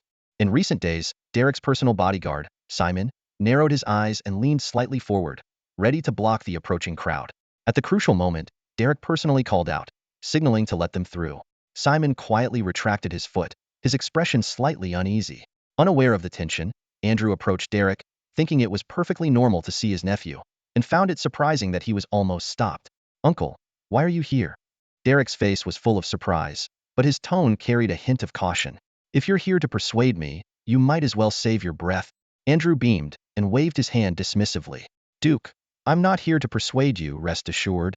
He deliberately changed the way he addressed Derek. Normally, they were close and addressed each other by name, as Derek had instructed to not stand on ceremony. But today, Andrew's intention was clearly different. "Please, Your Grace, put on this ceremonial attire." We need to change the flags and spread the news the Northern Duchy has been established. Andrew's voice was filled with confidence. As soon as he finished speaking, a group of knights and officers swarmed around. The banner of the Kingdom of Locke was swiftly taken down, replaced by the double-head dragon flag symbolizing the new regime. Derek was forcibly draped in an opulent ceremonial robe, and he loudly protested, "What are you doing? You're putting me in an untenable position. I will punish you all severely." Though Derek's shouts were vehement, everyone present could see that the resistance of the North's foremost knight was far less imposing than usual. Simon was about to intervene but was promptly stopped by Adrian. Before everyone's eyes, Derek was pushed into the position representing the ruler of the duchy. The hastily made ceremonial attire was draped over him, and the double-head dragon flag fluttered high, becoming the sole banner in the castle. Dozens of knights knelt on one knee in unison, swearing allegiance to Duke Leopold of the North. "My lord, we are your sword, ready to cut down any enemy. The North needs your protection. Please establish the duchy." The knights' voices were loud and resolute. Suddenly, a thunderous cheer erupted from outside the castle, coming from the troops stationed around. "Long live the Duke! Long live the Duke!" The deafening cheers could be heard clearly even within the castle. This had been prearranged by Andrew and his companions, with news of the Northern Duchy's founding spreading in all directions. Derek's face was livid, seemingly furious. At that moment, Adrian seized the opportunity to step forward, speaking earnestly, "Your Grace, the die is cast. King Arthur won't believe this is just a misunderstanding. Please lead us in resisting the new king's oppression." The Northern Principality was established in this dramatic turn of events, catching everyone by surprise. The air in the meeting hall seemed to freeze as all eyes turned to Derek, seated at the head of the table. Moments earlier, Andrew had forcefully led a push to break the tenuous balance, compelling the knight officers to kneel and swear their allegiance. The flag symbolizing the new principality was swiftly unfurled, fluttering in the hall. Derek sat there with a complicated expression. He had long resisted the idea of founding a state, but circumstances had forced his hand. The nobles present understood that whether voluntary or coerced, this decision would create massive ripples. Count Perez stood nearby, his brow furrowed. As a wise man, he knew this move was a direct challenge to the Lewis family's rule. King Arthur could not ignore this. Otherwise, his legitimacy would be questioned. The old count sighed and muttered, "Chaos is coming. No country is founded without war." His gaze swept over the assembled nobles, calculating silently. The barbarian kingdom had seized an opportunity against the Holy Cross Kingdom, winning a significant victory. Now, it was the Northern Principality's turn, though it could also be called the Duchy of Leopold. Count Jeffrey stood in the corner, his face dark. He felt a pang of bitterness. A young upstart had taken control of the North, rendering the Jeffreys family's generations of effort a joke. Duke Leopold, now to be called Duke Derek, was clearly unprepared for this moment. The knight's bold actions had put him under immense pressure. King Arthur would not stand by, the Holy Cross Kingdom would seize the opportunity, and even the barbarian kingdom might join the impending conflict. The looming threat of a three-front war was clear. Derek would have to survive this ordeal to make the Northern Principality a reality. Otherwise, today's events would be nothing but a fleeting dream. Count Perez glanced at the worried Count Jeffreys with disdain. The young man's vision clearly fell short of the older generations. The old count did not believe in coincidences. He sensed that today's events, seemingly natural, hid deeper schemes. Whoever emerged as the ultimate winner was likely the mastermind behind the scenes. Just wait and see, he thought. At this moment, Derek began accepting the nobles' allegiance. Surprisingly, including many northern nobles, they chose to support the newly formed Northern Principality. As a knight of noble northern lineage, Derek's appeal was stronger than expected. After accepting the reality, Derek quickly started issuing orders. His gaze first fell on Verret, his tone stern. "Verret, return to the Yinla mountain fortress and keep an eye on the barbarians. If I see a single barbarian in the north, I'll personally take your head." This reprimand, though seeming punitive, demonstrated Derek's control over his subordinates. Given the recent events, it was easy to question his authority. Verret wisely accepted the order without showing any discontent. Next, Derek turned to his uncle, Andrew, with a tone of resignation. "Uncle, why did you get involved in this?" "Return to Degenport. I need to reorganize the principality's customs and tax systems." Andrew humbly replied, "Yes, your grace. I'll reflect on my actions immediately." After dealing with the instigators, Derek's gaze softened slightly as he looked at Adrian. "Adrian, go to the front lines in the province of St. Peter and command my troops to prevent the Holy Cross from taking advantage." Adrian promptly complied, "Yes, your grace." The crowd then realized that the Duke had recently defeated the Holy Cross army and executed a Church Knight commander. The Holy Cross forces and morale were severely weakened, making a swift counterattack unlikely. Count Perez felt a chill. This was no coincidence. Derek had clearly been plotting all along. While others assumed he was merely reclaiming lost territory, his ambitions ran deeper. Burdett, Derek called out again. Your Grace, I'm here. The commander of the Abbey Knights, Burdett, stepped forward quietly. Dressed in black, he had kept a low profile until now, surprising many with his presence. Count Perez's mind raced. He knew the power of the Melgen Abbey was not to be underestimated. This new northern principality was shaping up to be far more complex than anyone had imagined. Derek gave Burdett a gentle smile, his eyes gleaming with shrewdness. He spoke softly, I need the monastery's support. Burdett immediately straightened up, his expression serious and earnest, as if responding to a supreme ruler. He solemnly replied, Your will is a divine command. The monastery knights await your call. Derek nodded in satisfaction and continued, The monastery knights have already proven their loyalty. Over the past year, they have not only replenished the reserve knights, but have also secretly expanded their numbers. Now, they are ready to march at any moment. Turning to Simon, his tone became stern. Simon, you go ahead and take control of all the cities and armies in the north. For those who wish to leave, escort them out of the territory. As for those who resist, his voice lowered, hang them. The brutal order echoed in the room, but no one questioned it. Struggles between nations have always been ruthless, and this was just another aspect of it. Derek continued to assign tasks, his voice steady and powerful. The army is the first step. Next, the officials in the duchy will quickly receive new appointments to fill the vacancies in the kingdom cities. A slight smile played on his lips. 3 years of training have not gone to waste. Each administrative position has several deputies. Now, it's finally time for them to be put to use, he added. I don't expect them to outperform their predecessors in the short term. As long as they can keep the government running, that's enough. Time is on our side. Count Perez stood by, his brow furrowed. He thought to himself, this is too coincidental to be improvised. Behind all these coincidences, there must be meticulous planning. He had to admit, Derek, this young man, had done quite well, using strategies so sophisticated that even he couldn't stop them. The Count's gaze swept across the room, noticing that many nobles were just as bewildered as he was. Aside from those who were fervently pledging their loyalty, there were some who were still wavering. After all, the Lewis family had generations of accumulated ruling foundations, and their legitimacy was unquestionable. If it weren't for King Arthur's sudden actions, they wouldn't have had any doubts. Now, let's just wait and see, Count Perez thought to himself, realizing that he had guessed one thing correctly. Derek was indeed well prepared. Although the lower-ranking officers and civil servants were unaware, some critical arrangements had long been in place. Before the news of the duchy's establishment had even spread, the Duke's orders had already been quietly issued. Numerous sheriffs received instructions and were assigned specific tasks. They quickly mobilized, shouting, Brothers, the Northern Duchy is established today. Follow me. Sheriff Solon raised his arm and led his soldiers out the door. His shadow stretched long under the sunlight, and the sound of his leather boots hitting the cobblestone street echoed with determination. Solon was the town sheriff, formerly an officer under Duke Leopold. In a fierce battle, he witnessed the defeat of the Holy Cross warriors and earned a knighthood for his valor. Although he didn't receive land, this title elevated him to the ranks of the nobility, making him a reservist noble. It was this status that qualified him for a low-ranking official position. The northern region was short on sheriffs, and under the Duke's arrangements, Solon came to take up the post. This job wasn't far removed from his old trade-leading troops. Arresting criminals and maintaining order were tasks he handled adeptly. Solon came from humble beginnings, not even qualifying as a free farmer.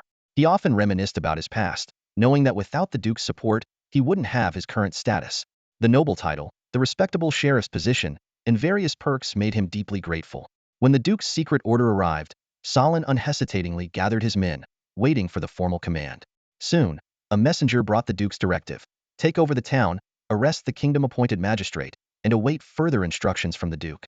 A resolute glint flashed in Solon's eyes. From the messenger, he learned of the formation of the Northern Principality, a news spreading like wildfire in the region, casting a shadow of tension. He recalled the scene a few days ago when the magistrate had a heart-to-heart talk with him. The man's pale face was full of anxiety, urging him to hold his ground and remember who granted him his title and salary. Solon couldn't help but smirk. He knew well that his title was the Duke's doing. His sheriff's position was arranged by the Duke, and his salary came from local taxes, not the king's bounty. More importantly, that meager salary paled in comparison to the benefits he received from the Duke's customs. The magistrate's advice not only failed to sway him, but made him more determined in his choice. The sheriff's soldiers quickly responded to their commander's order. Solon recalled the training he received before taking office, where the Duke taught him how to be a good sheriff and win over his subordinates. He remembered it well, using half of the customs revenue to reward his soldiers. Several captains were retired veterans from the Northern Army, loyal and reliable. With Saladin's command, the soldiers flooded into the administrative office. They moved swiftly, giving the officials no time to react, and soon subdued everyone.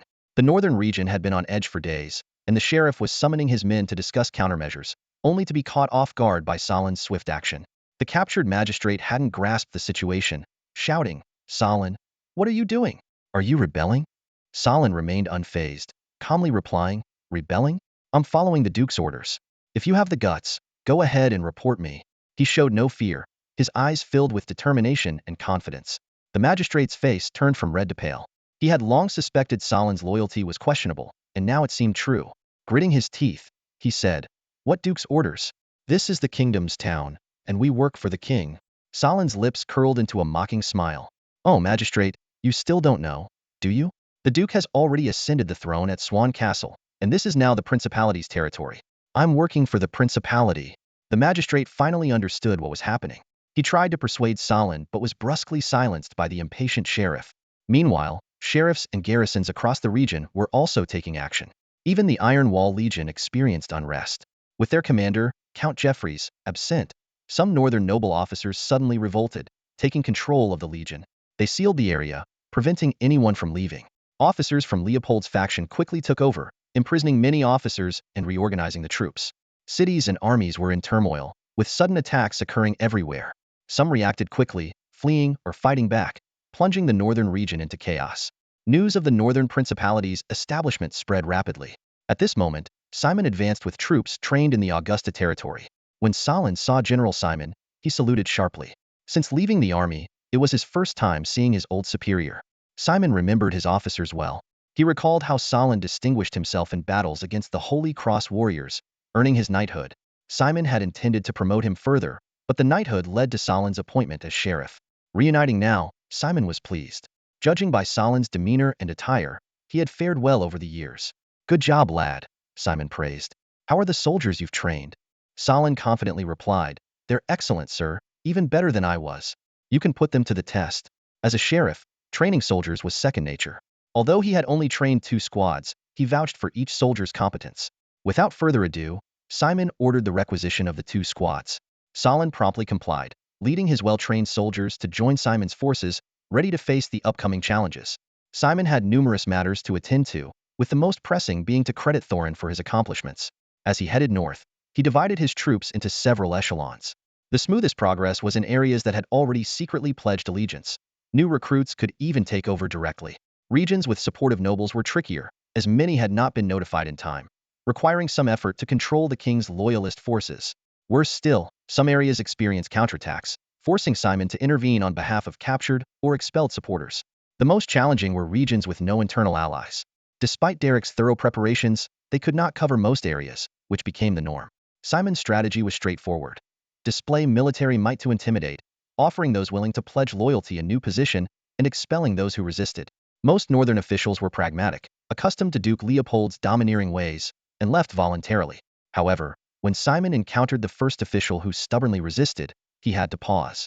The official shouted angrily, "Simon, you lowly commoner! The king granted you land and noble status, and this is how you repay him. And Leopold, does he really think he's the king of the north? You'll both meet your end." Simon turned pale with fury, facing such direct scorn for the first time. The long-standing discrimination from these old conservatives was infuriating enough, but now they dared to insult him and curse the Duke. "Lay siege," Simon roared. "Today, I'll capture him and make him regret it." For the elite northern army, taking the small town was no challenge. By nightfall, the official who had been so defiant was brought before Simon.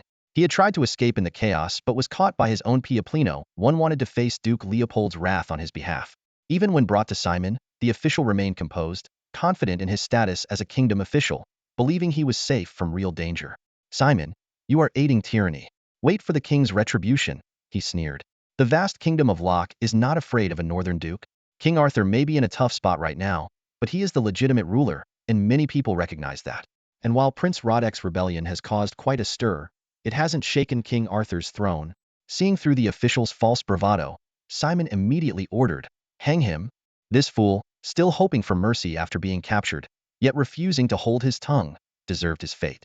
Fools who can't read the situation deserve to die, Derek sneered, staring at the corpse in front of him. The unwise northern noble had just been hanged on the city walls. The Lewis family had cultivated unwavering loyalty over many years, but Derek wasn't worried about those with divided loyalties. As long as he maintained firm control, he could gradually eliminate all dissenting voices. Simon stood beside Derek, his face expressionless as he watched the swinging body. As a perfect executor from a commoner's background, Simon had little connection with other nobles and had loyally followed Derek for years. His ruthless nature was now proving to be an advantage. Continue, Derek said coolly. Once we've hanged 100 dissenters, the northern resistance will crumble. Simon nodded and immediately turned to order the next execution. This wasn't an invasion by foreign forces, but an independent action by the Duke of the North. Most people lacked the resolve to resist to the end. Later that day, another group of dissenters was led to the gallows. They thought the threat of death might deter Simon, but they didn't realize this cold-blooded butcher had long since become numb. With a blank expression, Simon read out the sentence. Don't want to die? Then see how your families enjoy the wind-dried special. After the execution, Derek swiftly dispatched sheriffs and administrators to begin local conscription and training. With abundant food, a large population, and the financial backing of the Leopold family, the army quickly expanded. By the time King Arthur received the news, Simon's forces had already advanced into the northern provinces. In the palace, King Arthur, who was dining, suddenly flew into a rage, smashing the delicate porcelain in his hand. What did you say? Say it again, he roared at the trembling palace guard. The guard, shaking, repeated, The Duke of Leopold has declared independence, and the 4 northern provinces have all seceded from the kingdom. Damn traitor! Despicable betrayer! King Arthur fumed. He believed he had treated Leopold well, granting him a noble title upon his ascension and adopting a laissez-faire approach to the north in recent years. He hadn't expected such betrayal in return. Suddenly, King Arthur drew his knight's sword and plunged it into the chest of the servant beside him. You are a traitor too, he screamed, though it was merely an excuse to vent his anger. Ever since he had ascended the throne through unscrupulous means, King Arthur's emotions had been unstable. In the south, his brother, Prince Roderick, had already raised the banner of rebellion and garnered the support of many nobles. Even within the royal family, there were dissenting voices. After all, Louis II had spent his life winning people's hearts, and not everyone could accept King Arthur's actions. King Arthur's rule was far less effective than his father's, and the immense pressure revealed the brutal nature that had remained hidden during his time as a prince. Summon my generals, he ordered coldly. I will crush Leopold. I want to hang him myself. Soon, King Arthur's trusted generals arrived at the palace. The bloodstains on the floor had been cleaned, and a team of black slaves was scrubbing the cracks. These slaves, who had helped King Arthur ascend to the throne, had received no reward. Instead, their situation had worsened. The proud new king had nothing but contempt for these lowly individuals, and his promises meant nothing.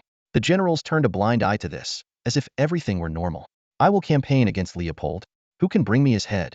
King Arthur asked bluntly. The generals exchanged glances, none daring to answer rashly. Although King Arthur was powerful and the Lewis family had deep roots, dealing with the battle-hardened Duke of Leopold was no easy task. After a moment of silence, one general cautiously spoke up. Your Majesty, we need to organize our troops quickly and put pressure on Leopold. At the same time, I suggest we contact the Holy Cross Kingdom and the barbarians to form a pincer around the north as soon as possible. The northern region finds itself in a precarious position, surrounded by potential threats and having lost the kingdom's support, which has dramatically increased the pressure. Anyone with a keen eye can see this. Though King Arthur is brutal and arrogant, he is far from foolish. If he can accept help from the black people, he can certainly utilize the strength of the barbarians, as long as they prove effective. Following some advice, a group convened urgently and promptly sent out envoys to persuade 2 nations to join forces. King Arthur was even willing to relinquish the lands he had reclaimed in recent years, solely to destroy the northern duchy. He decisively declared, all I want is the northern province. He also instructed the envoys to tell the barbarians that he would recognize their status and was even willing to cede territory and wealth. These words clearly demonstrated King Arthur's strategic foresight. Although Derek was unsure of King Arthur's exact reaction, the general situation was not hard to infer. By this time, Simon had arrived in the Monta province, a region where the influence of the northern nobility was waning. However, numerous monks from the Melgen Abbey were moving among the nobles, lobbying for Duke Leopold. The kingdom's army found itself in a difficult position, with every noble potentially becoming an adversary. Due to their proximity to the north, the residents of Monta province had a better grasp of Duke Leopold's significance. To be honest, they never expected to confront this legendary duke, and the feeling was unsettling. Especially with the northern army openly stationed at the border, their double-head dragon banners conspicuously displayed. The tension was palpable. Amidst this tense atmosphere, Abbot Massimo of Melgen Abbey, accompanied by a squad of abbey knights and 2 carriages, boldly entered the military camp of the Monte province garrison. This garrison was part of the kingdom's standing army, led by a commander from the capital. Unlike most soldiers of the era, they were well-equipped, well-trained, and comprised of young, strong, and capable warriors. This garrison acted as an iron wall, ready to expand quickly when needed, forming a formidable main force. This model ensured combat readiness while saving costs, avoiding the enormous expense of maintaining a large army. In theory, with a major battle looming, outsiders should not easily enter the camp. However, Abbot Massimo's status was exceptional, and his entourage entered the camp without any hindrance. Dean Massimo sat in the carriage, his thoughts swirling. As the wheels rolled over the muddy road, his emotions ebbed and flowed. Derek's rapid growth had taken him by surprise. It seemed like only yesterday that the young man who had once threatened him had now become a force to be reckoned with. Recalling the sweeping changes at the monastery, Dean Massimo shuddered. The knights loyal to Duke Leopold were like fervent believers, keeping him awake at night with the fear that he might be struck down at any moment. However, now that he stood on Duke Leopold's side, that fear had transformed into a sense of security. These knights, though stubborn in their faith, were undeniably formidable in battle. Dean Massimo felt a calm confidence about the impending move into the military camp. He calculated that, with his extensive network and influence, this task would be a mere trifle. Along the way, devout noble officers guided him, showing respect for his position. As the gates of the camp came into view, Dean Massimo saw that Commander Farid was already outside, waiting to welcome him. Although Farid was not a devout believer, he was a shrewd man who knew how to show the right amount of respect. After all, many of his officers were devout followers, and offending Dean Massimo would be tantamount to courting disaster. Farid had his own plans. He knew the purpose of Dean Massimo's visit, and was aware of the close relationship between the Melgen Monastery and Duke Leopold. Yet, as a loyal servant to the Lewis family for 5 generations, he silently vowed never to betray the king. Farid wore a polite smile, but his mind was steeled against temptation. The carriage came to a slow stop, and Dean Massimo stepped out. Farid noticed another carriage, its tracks unusually deep in the mud. He discreetly noted this detail while warmly approaching. "It's an honor to meet you, Dean Massimo," Farid said sincerely. "I've always wanted to visit the monastery, but official duties have kept me busy. Today, I finally have the chance to hear your teachings." Dean Massimo knew that Farid had never set foot in the monastery, but he maintained a gracious smile. "Commander Farid, you're too kind. I am here today on someone else's behalf, and I apologize for the sudden visit." The two exchanged pleasantries as they walked inside, where the high-ranking officers of the camp had been waiting. Dean Massimo got straight to the point. "I come bearing a few words and a gift on behalf of someone." He clapped his hands, and knights outside immediately carried in several heavy chests. Farid was momentarily taken aback. As he stood puzzled, the knights opened the chests. Instantly, the room was filled with a dazzling silver light, so bright that everyone had to shield their eyes. The 3 large chests were brimming with gleaming silver coins, their sheer weight leaving everyone speechless. Farid instinctively stood up, his eyes fixed on the gleaming silver coins inside the box. The room fell silent, and the sound of him swallowing was clearly audible. "Thighs, what does this mean?" Farid stammered, his hands trembling involuntarily. As a high-ranking legion commander, he had always believed that he wouldn't lose his composure over money. However, with 3 chests of silver coins before him, he had to admit he was shaken. Farid's gaze darted between the coins and Dean Massimo, struggling internally. Dean Massimo watched Farid's reaction with satisfaction, recalling that his own response to seeing such a sum for the first time wasn't much better. He calmly said, 200,000 silver coins, a gift from His Grace the Duke. Please accept it." Farid's head shot up, surprised at the directness. Is this money really that easy to take? This is blood money, he thought. Despite the enormous temptation of 200,000 silver coins, even after sharing with his men, Farid barely managed to curb his greed. He tore his eyes away from the coins and hoarsely refused. "I won't betray the king. Please, take the money back." Farid had no intention of taking the money by force. He knew all too well what its origins implied. Dean Massimo was not surprised by Farid's response. He calmly said, "Commander Farid, please accept it. His Grace the Duke only wishes to make a friend, nothing more. I will be staying here for 10 days. Rest assured, I won't force you." With that, he turned and left, leaving Farid and his men in stunned silence. "Commander, this money?" Someone couldn't help but ask. Farid waved a hand. "Leave it for now. This money isn't easy to take. Let's see what he really wants." Though disappointed, his officers didn't dare oppose him. Farid couldn't resist stepping forward and grabbing a handful of coins. The familiar feel of the silver sent a surge of restlessness through him. He immediately ordered the room to be surrounded, his expression complex. The next day, another carriage arrived at the camp.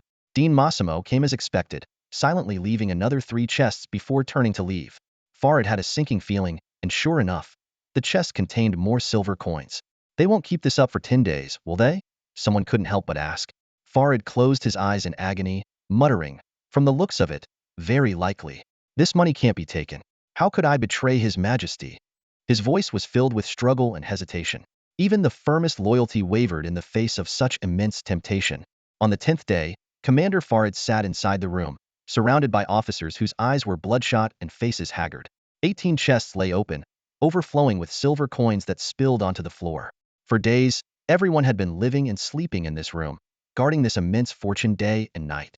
Farid's inner turmoil grew, as his once steadfast resolve began to crumble. Just then, one of his subordinates rushed in to report, "Sir, Dean Massimo is here again." Everyone perked up, their fatigue seemingly wiped away.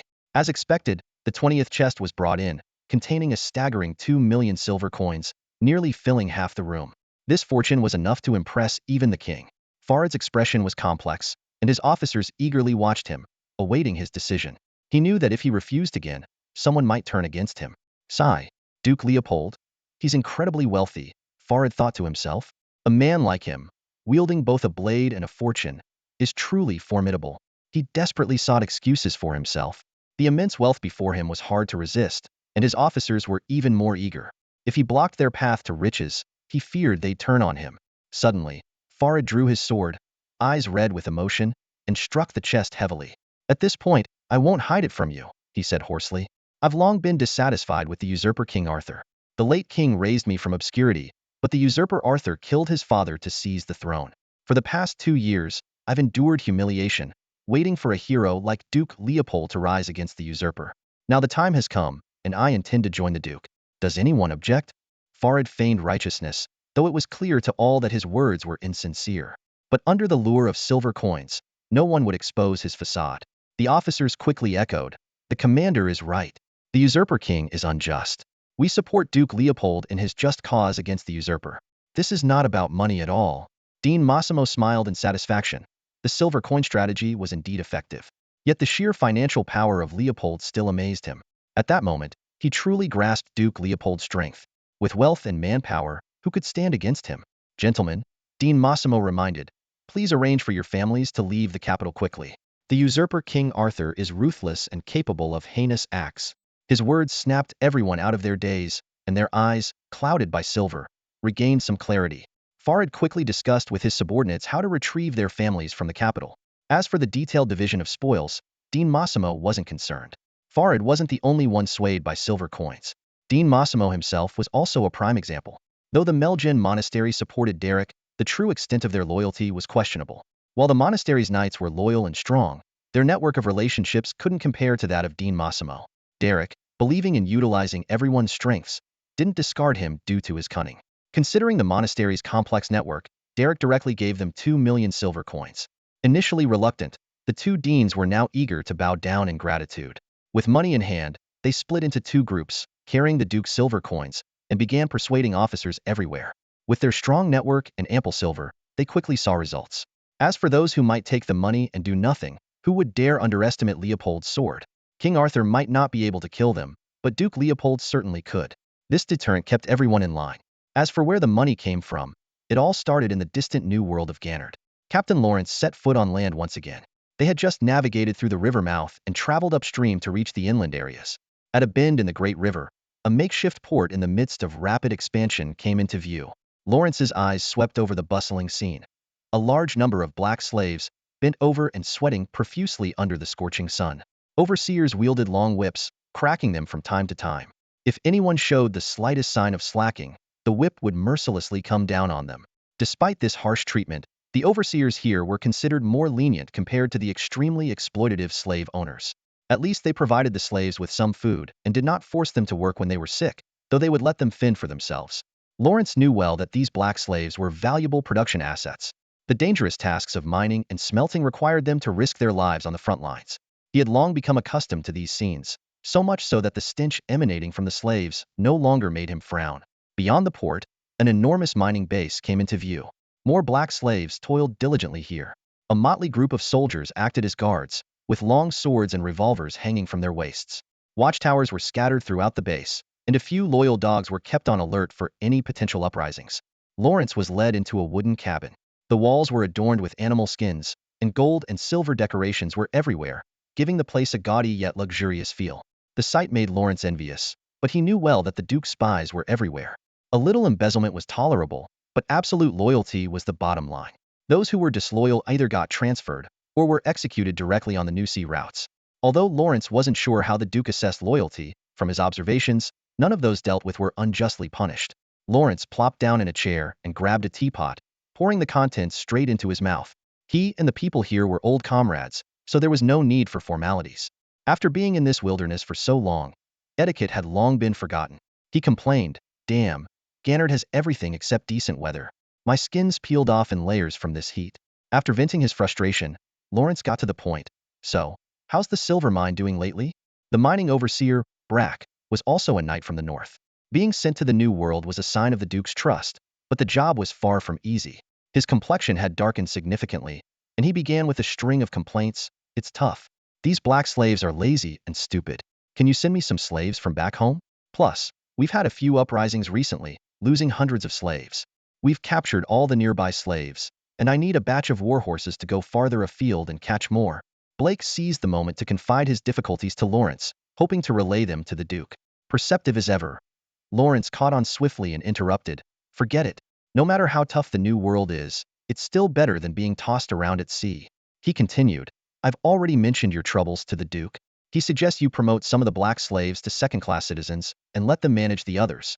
Additionally, since the cost of replenishing slaves is too high, why not try trading goods with nearby black slave tribes to see if they're willing to provide slaves?" Blake furrowed his brows upon hearing this. Despite being old comrades, Blake found it hard to accept the suggestion due to deep-seated prejudices. He muttered, "Black slaves are stupid and clumsy. How could they possibly manage others? Besides, these people are very stubborn and would never sell out their own kind."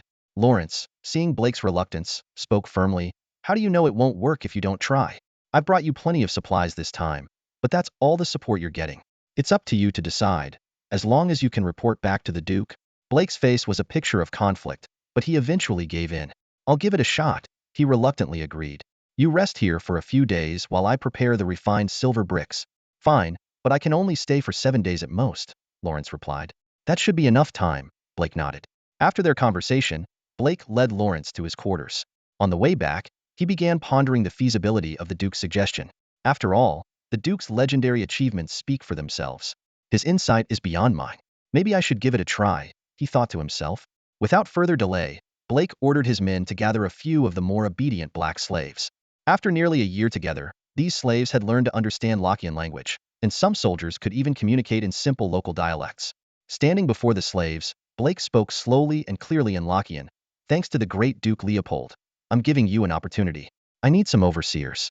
You will enjoy the status of second-class citizens, won't have to do labor, will have ample food, and can even own property. In the future, you'll have considerable freedom. All you need to do is help us by supervising the miners and keeping an eye on their every move." The slaves only half understood, so Blake had to repeat himself several times. Eventually, they hesitantly agreed. For them, the concept of racial pride was almost non-existent. The temptation of a full stomach without hard labor was enough. Among them was a particularly clever slave named Abraham. Since being captured by the Lockians, he had quickly learned their language and had always shown cooperation to avoid beatings and get more food. Because of this, he was chosen. Initially, Abraham found it hard to believe that these yellow-skinned people could be so kind-hearted. But when the guard handed him a whip, gave him rough clothes, and even provided a few loaves of bread in advance, he felt the change in his status clearly. Chewing on the bread, Abraham followed the guard back to the mine. His new appearance immediately caught the attention of the other slaves, but under the guard's watchful eye, no one dared to approach. The guard roughly divided a section of the mine and told Abraham, "From now on, you're in charge of this area. These slaves are under your control. If anyone causes trouble, come to me."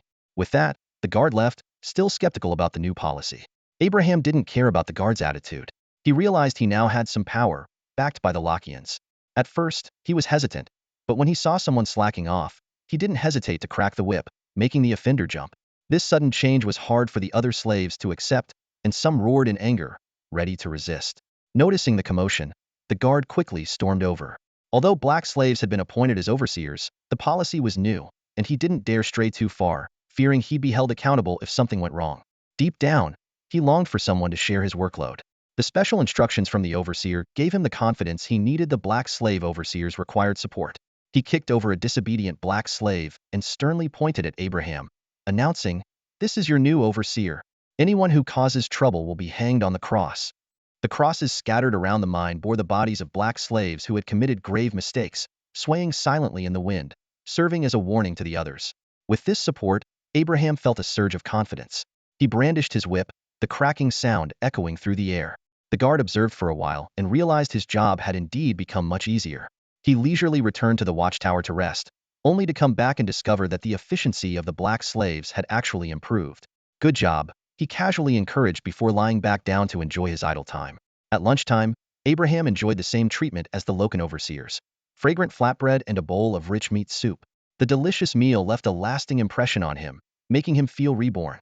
After eating, he felt the full weight of his new status. He glanced at his fellow slaves, still gnawing on moldy hard bread, and a pang of pity struck him.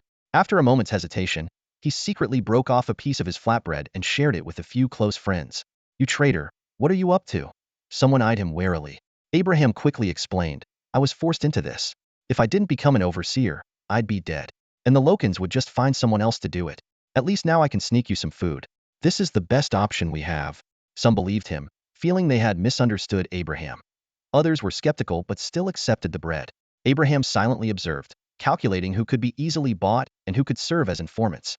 Given the frequent uprisings in the mine, he didn't want to lose his life unexpectedly. The change in status was something Abraham adapted to surprisingly quickly.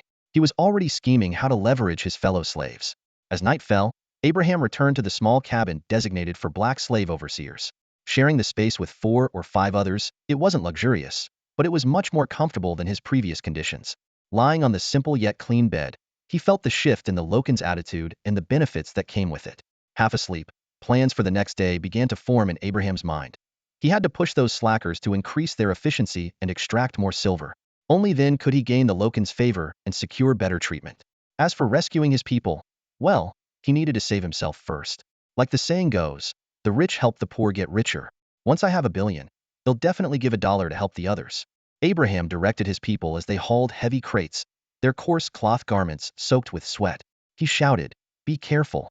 Everyone gets a bowl of meat soup once we're done something I fought for with the masters. Move quickly." The change in Abraham was evident. A full meal and a night of rest had rejuvenated him, and his clean, coarse cloth clothes highlighted his refreshed appearance. However, as his gaze swept over the ragged, foul-smelling slaves, a hint of disdain crossed his face. Having clawed his way out of the mire, he now looked down on those still struggling in it. The mine guard stood lazily on the periphery, avoiding direct interaction with the slaves. Abraham, a black trader, understood his people's minds better and exploited them ruthlessly. The vigor with which he wielded the whip was no less brutal than that of the rockmen. Suddenly, Lawrence and Black arrived on the scene, surrounded by a group of burly guards. The previously lax overseers immediately straightened up and greeted them with respect. Black observed the scene closely, astonished by the significant improvement in the slaves' efficiency. He struggled to understand how these beings, whom he considered no better than dumb animals, could show such a transformation. His respect for the Duke, who could perceive the slaves' conditions from afar, deepened, filling him with a sense of reverence. Seeing this, Lawrence couldn't help but remark, "I told you, the Duke is divinely ordained. We mere mortals can't comprehend it. Just follow orders."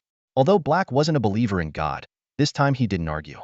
The two walked into the warehouse, immediately assaulted by an indescribable stench. The bright whale oil lamps illuminated the entire space, where rows of crude wooden crates were nailed shut and neatly stacked. Nearby was a pile of simply processed bison hides, emitting a pungent odor. The warehouse was also cluttered with miscellaneous items like sheep horns and giant beast teeth. Though it wasn't his first time overseeing a shipment, Lawrence couldn't help but squint, the lure of wealth almost shaking his loyalty. But he quickly recalled the tragic fate of the traitorous captain and his family, quelling his greed. He understood that the generous salary and high status granted by the Duke were far more valuable than the risk of fleeing. Black, accustomed to the scene, ordered his men to open several crates. The rough wooden boards were pried apart, revealing massive silver bars inside, gleaming brightly. "Conditions in the New World are limited, so I could only refine them roughly," Black explained, casually picking up a heavy silver bar. But it's much easier to transport than before. For Black, the silver had lost its allure. In this new world, it was less useful than a can of preserved food from the homeland. Lawrence forced himself to look away, battling the enormous temptation. The allure of this wealth was truly hard to resist.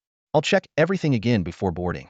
It's protocol, don't overthink it, Lawrence said sternly, his eyes revealing a businesslike demeanor. Blake nodded in understanding. It's all for the Duke, he replied, his tone carrying a hint of resignation but also a strong sense of duty.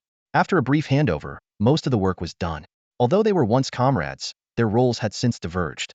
Lawrence's mission was officially to transport goods, but he was also secretly observing Blake. Blake was fully aware of this and didn't try to hide anything. Stepping outside, away from the ears of their subordinates, Blake lowered his voice. I need you to take some things back for me again this time. Lawrence gave a knowing smile. No problem. The Duke has met with me and mentioned this. He allows you guys out here to smuggle a few things, so don't worry about customs. Blake exhaled in relief. Although it was illegal, the Duke's endorsement meant he needn't worry. Thank the Duke for his understanding. Life out here is really tough. Lawrence sympathetically patted his shoulder. Compared to himself, who could return home a few times a year, Blake was stationed here long term. It was understandable he wanted to earn some extra money. Derek is quite lenient and willing to provide substantial financial compensation, Lawrence reminded him. But everything must be approved first. Otherwise, you'll end up like those fools who got caught. Your whole family will be joining you underground. In the distance, Abraham watched the Rockmen leader's every move with envy. Blake's tall stature, refined attire, and sophisticated weaponry all struck a chord with him.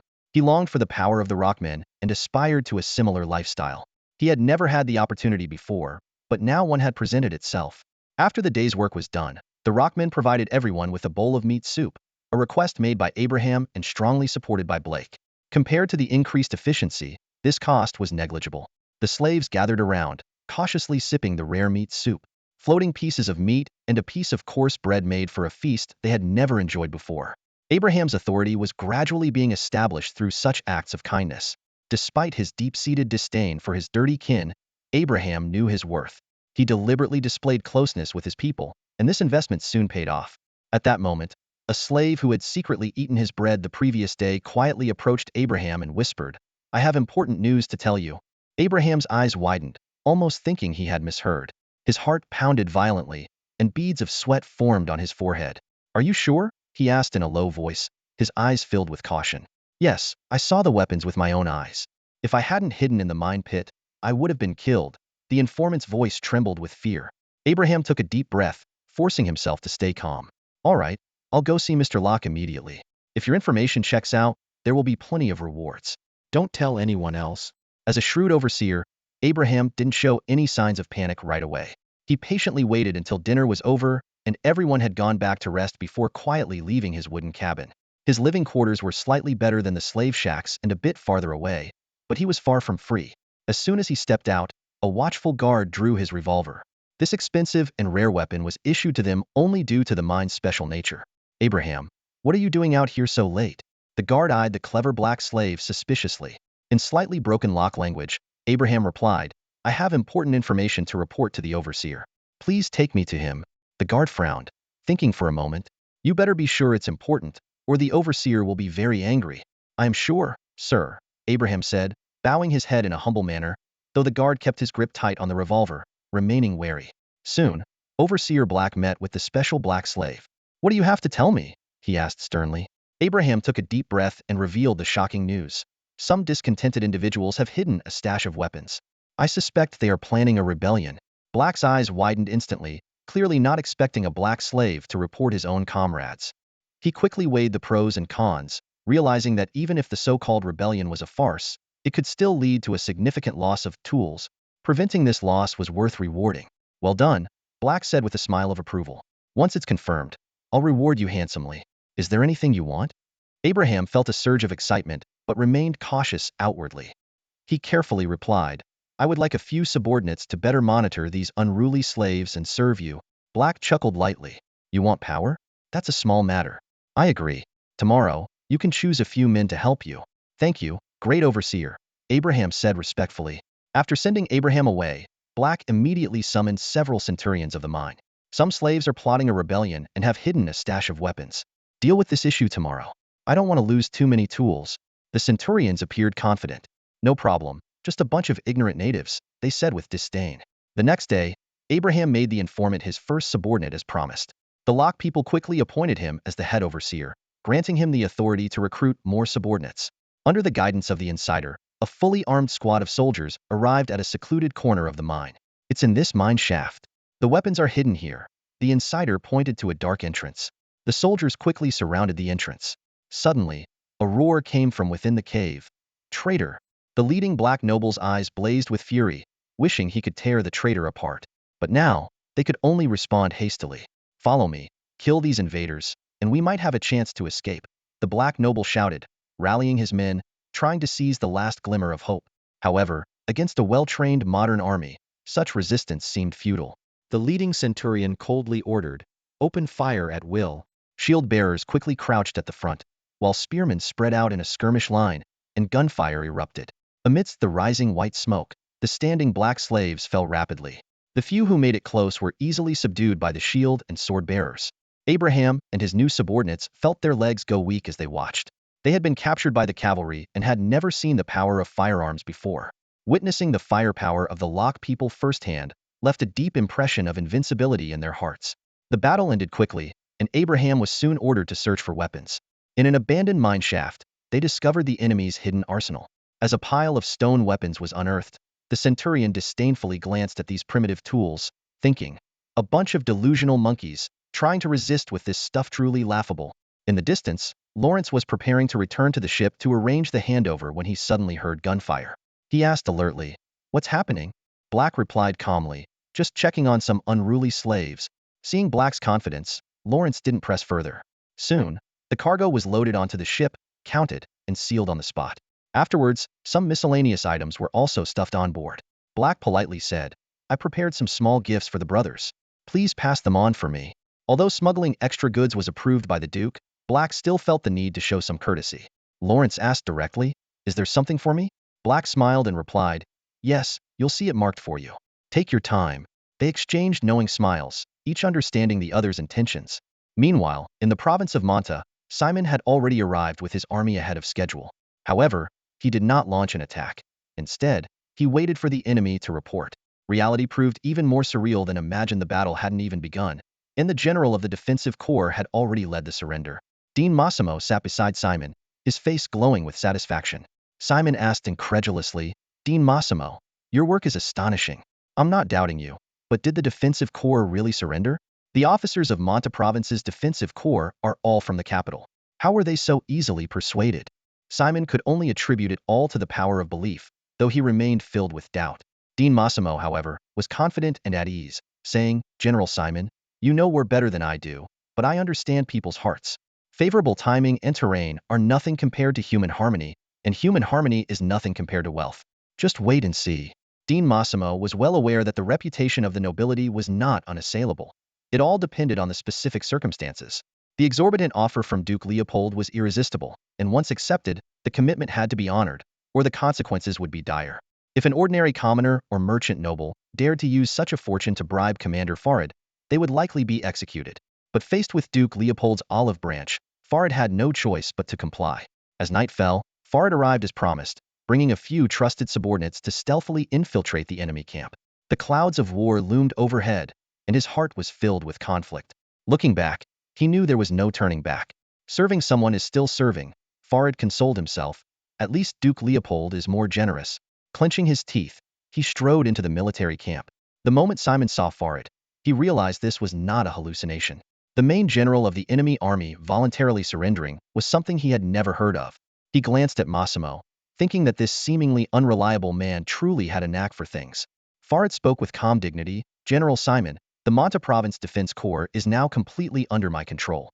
You can send someone to take over at any time. The Corps currently has over 11,000 soldiers, and according to the latest orders from the usurper King Arthur, it will be expanded to 30,000 to guard the front lines and cooperate with the Royal Guard. The reserve forces include local reserves and city guards, with officers partly selected from noble knights and partly appointed by the king. I have been authorized to handle preliminary matters and will continue to serve as the Corps commander." He paused for a moment before continuing, "As planned, I need to hold out for half a month, after which reinforcements will arrive. Currently, the kingdom has 15 grain depots and 7 armories. The entire Manta province has about 20,000 regular troops, with even more private noble armies. This is the most detailed defense map. With that, he handed a roll of parchment to Simon. Simon took the map, feeling somewhat at a loss. With this intelligence, combined with the defection of the defense corps, conquering Manta province would be a breeze. He had expected a hard-fought battle, but victory had come so suddenly. Looking at Massimo again, Simon's respect for him deepened.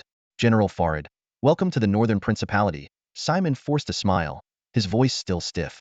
However, I need you to stay undercover for a while. Can you do that? Farid instantly understood. You want me to defect at the crucial moment? As the person in charge of a province's defense, he quickly grasped the risks and rewards of this plan. If he could deal a heavy blow to the royal guard, it would certainly leave King Arthur in a bind. His heartbeat quickened, a mix of excitement and anxiety. As Farid hesitated, Massimo suddenly spoke. 500,000 silver coins. Will increase the payment. The shrewd dean had seen through Farid's thoughts, knowing that for him, it was all about the price.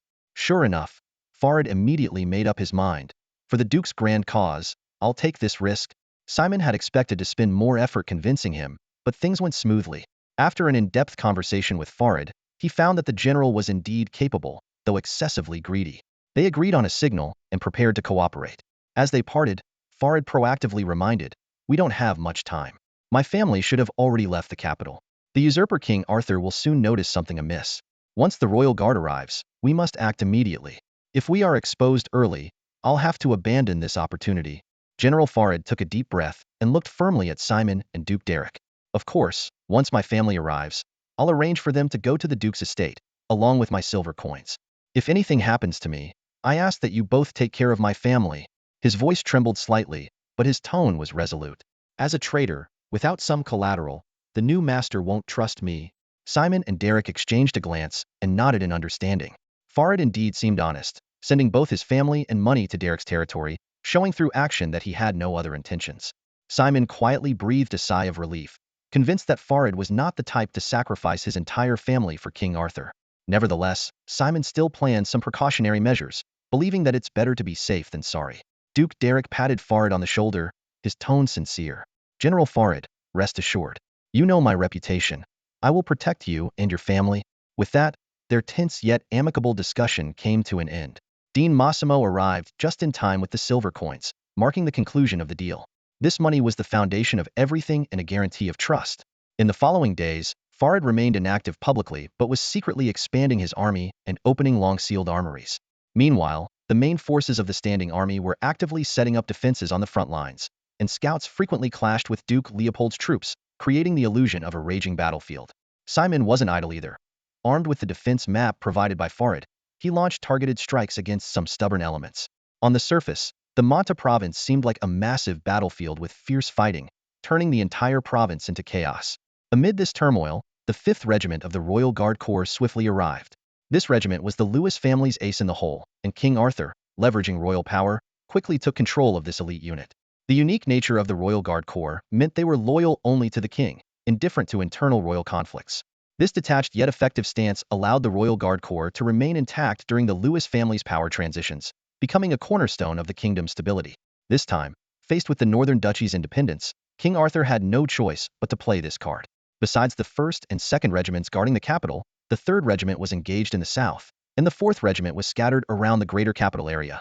Along with local garrison troops, noble private armies, and city guards, King Arthur's military strength was substantial, allowing him to withstand several waves of conflict without jeopardizing his position. Upon arrival, the 5th Regiment quickly set up camp. According to the king's orders, they were to engage in long-term operations in the north. Regiment Commander Rog was granted authority over all military forces in Manta province, indicating the king's trust in him over generals like Farid. Rog was also a cautious man. Before departing for Manta province, he personally visited Farid's family to ensure there were no issues, displaying his thoroughness and the importance he placed on this mission. At that time, Farid's family had not yet received any news. Fate seemed to play a cruel joke on him. If he had waited just one more day, perhaps everything would have been different. Rog was merely being cautious, well aware that the likelihood of someone like Farid causing trouble was minimal. After all, King Arthur had already granted him status and honor, and Rog was convinced that Farid would never betray him. Betrayal is a difficult path. Without substantial benefits, who would take such a risk? Even if he fled to the Northern Duchy, why would the Duke trust him so easily? Could he retain his current status? As a pure soldier, Rog couldn't imagine Farid having any treacherous intentions. Upon arriving in Monta province, Rog immediately sent someone to find Farid and invite him to a meeting. Farid had been stationed in Monta province for 7 or 8 years and was well acquainted with the local situation. With a major battle looming, Rog had no time to slowly explore and urgently needed Farid's assistance. When Farid received the message, he was taken aback. The Royal Guard Corps had arrived much faster than expected, completing the originally estimated 15-day journey in just 2/3 of the time. Faced with Rog's summons, he dared not delay, as the king's order was clear. Rog was the commander, and he was merely the deputy. Farid hurried to the Royal Guard Corps' camp, instinctively observing the layout. Given his status, such scrutiny wouldn't arouse suspicion. The Royal Guard Corps lived up to its reputation, well-trained and disciplined. The royal family's foresight was evident. This army had rotated through real combat, making them formidable. The only shortcoming might be their lack of experience in large-scale warfare. They were elite, but not yet a truly powerful force. Farid silently assessed that to defeat such an army, it would require several times their own numbers. He had to admit, the royal family's foundation was indeed deep. He memorized everything he saw and heard, then went to meet Commander Rog. Although the two had never interacted before, they had heard of each other's reputations. The Royal Guard Corps, due to its unique status, seldom interacted with influential nobles. Rog got straight to the point. Commander Farid, we'll cut to the chase. Duke Leopold's forces are at our doorstep, and we don't have much time. Rog spoke bluntly. I've reviewed the recent battle reports. Duke Leopold's troops are too precise, directly targeting nobles who support us. We need to curb this behavior. Farid's heart skipped a beat, unsure if this was suspicion or a test. He knew all too well why the Northern Duchy's forces were so precise. The intelligence had come from him. But he couldn't admit this to Rog. There must be traitors among the local nobles or even within the army, Farid said firmly, secretly mocking himself as the biggest traitor. He continued, Duke Leopold has close ties with the Melgin monastery, and the northern trade caravans frequently travel through Monta province. Many nobles have connections with them. Despite my efforts and those of some officers to control this, we can't completely rule out the possibility of defections. This is my failure, and I've been secretly investigating and have even detained a few suspects. Farid didn't hide anything, directly pointing out the potential issues. Our biggest challenge now is a lack of manpower, leaving many gaps in our defenses. Your arrival can help share some of the defensive burden, significantly reducing the enemy's audacity. Rog hadn't expected Farid to have already taken action. He understood the close ties between Monta province and the north, making it extremely difficult to eliminate such issues completely. Commander Farid, this isn't your fault. You've done an excellent job, Rog praised. Continue to root out the traitors, and I'll detail your contributions in my report to His Majesty. Rog thought highly of Farid, considering him a bold and capable general. No wonder Monta province's defenses remained stable.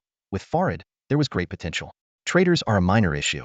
With our arrival, we can significantly ease your pressure, Rog continued. The immediate priority is to counter Duke Leopold's offensive, hold Monta province, and then look for opportunities to strike back. Commander Farid, we need to discuss our plans thoroughly. Understood, Farid replied. Half a day later, Farid left the Royal Guard camp with the latest defense maps. Commander Rog was indeed a decisive figure, quickly establishing new defensive lines, expanding the forces while resisting pressure from the north. Farid had to admit, Rog's responses were impeccable, and with Farid filling in the gaps, the defenses were nearly impregnable.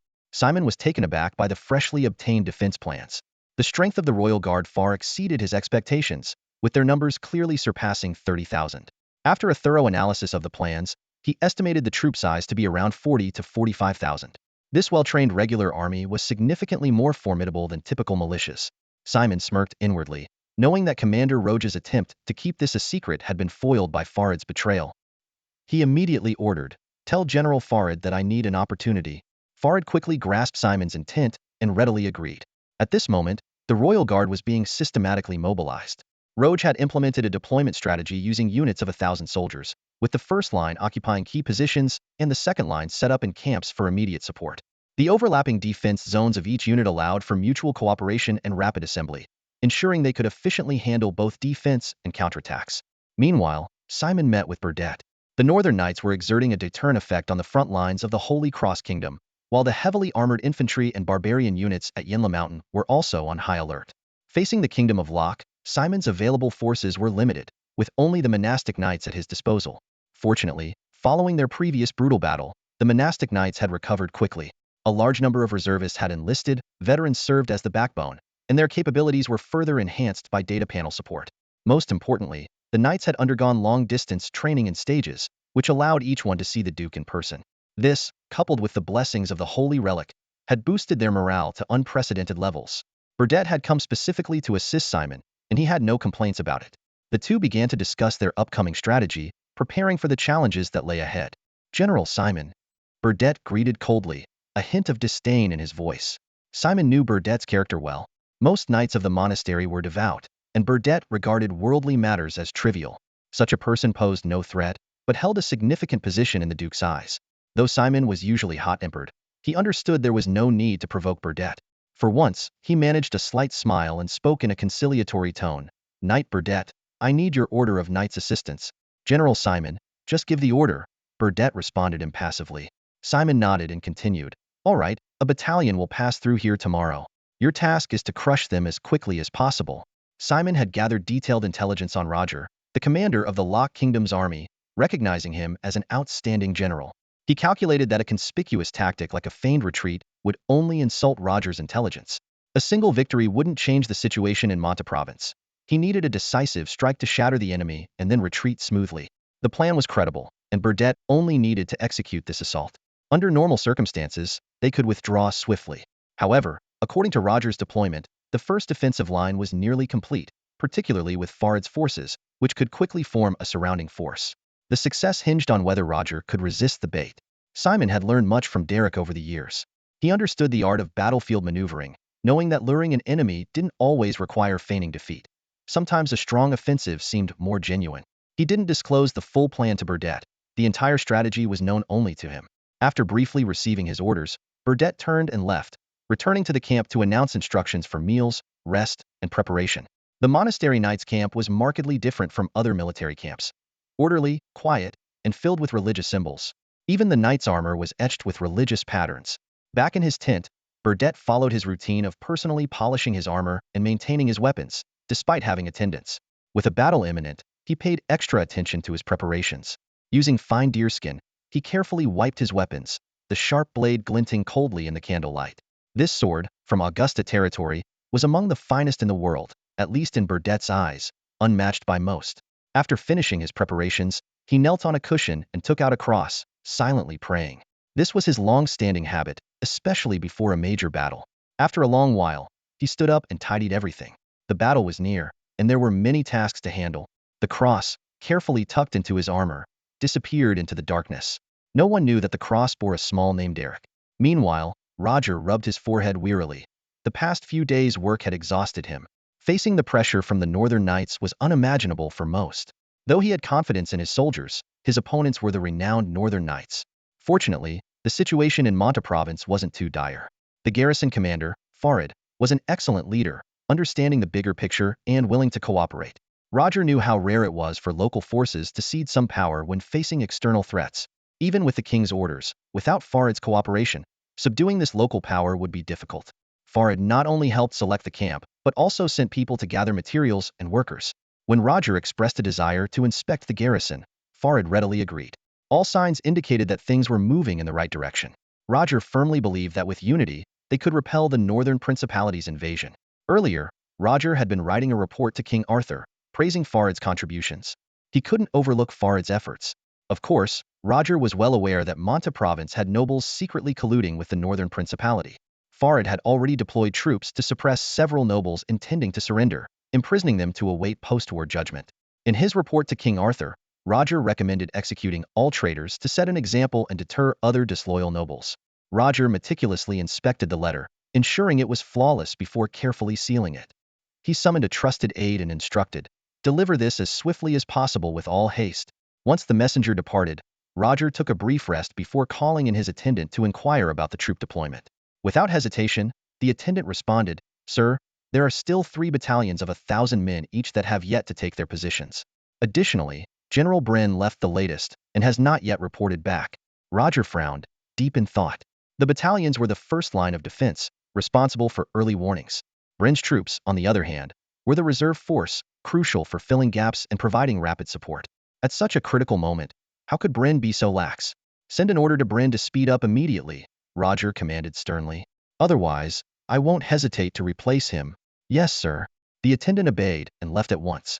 Meanwhile, General Bren was leading his troops at a slow pace. His late departure today had a hidden reason. As a native of Monte province, returning home filled him with excitement.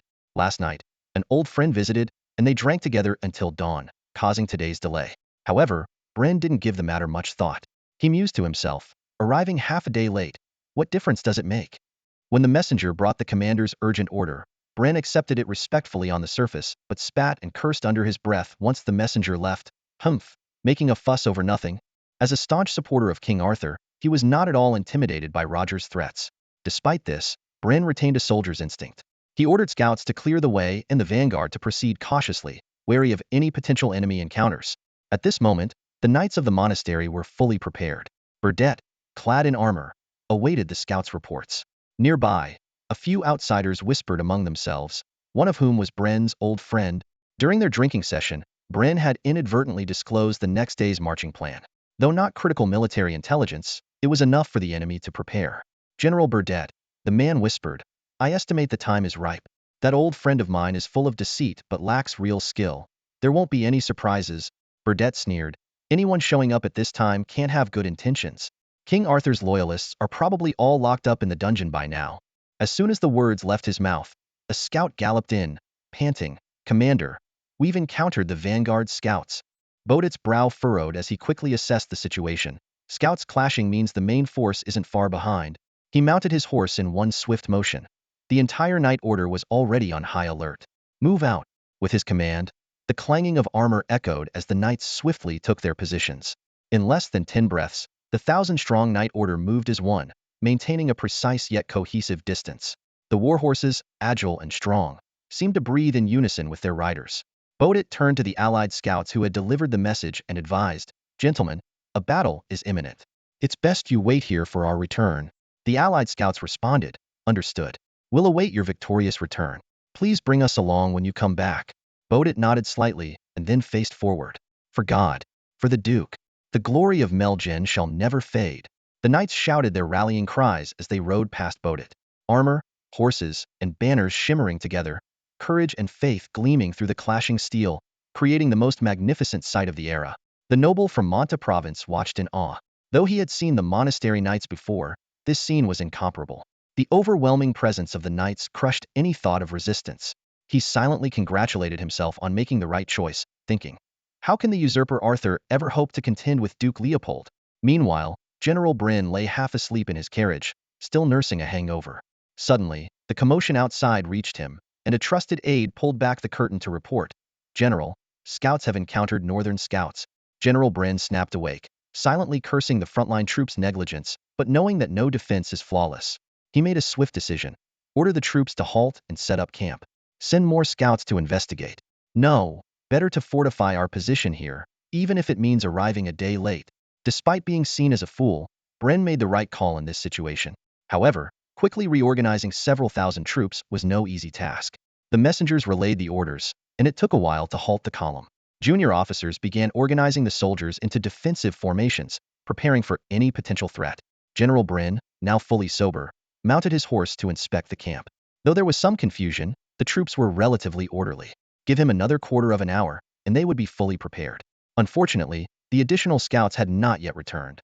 Suddenly, a flock of birds took flight in the distance, forming a dark cloud. Ants emerged from their nests, and small insects scattered in panic. Human senses had yet to detect anything, but soon enough, General Bren felt the ground begin to tremble. His first reaction was, an earthquake? General Buren was momentarily stunned, then realized the truth. It wasn't an earthquake.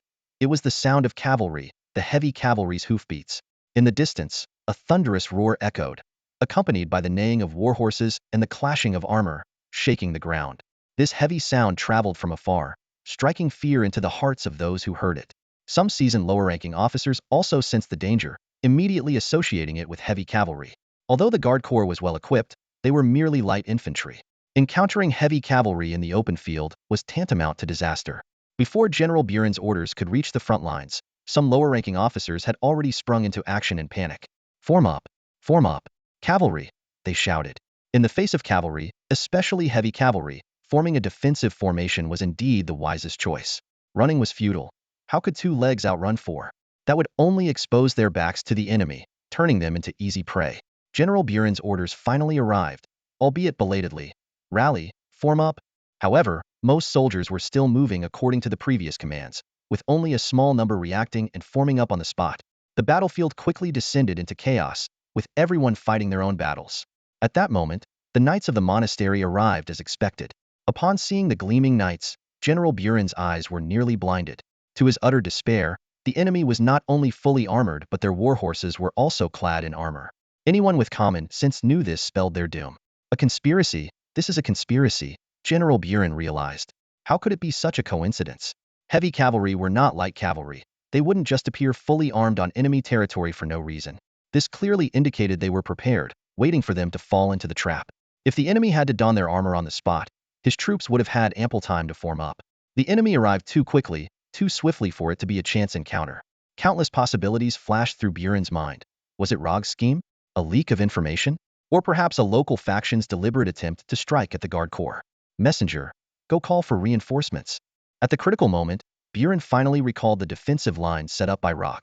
Not long ago, he had mocked this defensive line, but now he had no choice but to pin his hopes on it. Burdett, however, would not give them a moment to breathe. Having waited a day, he couldn't let it be in vain.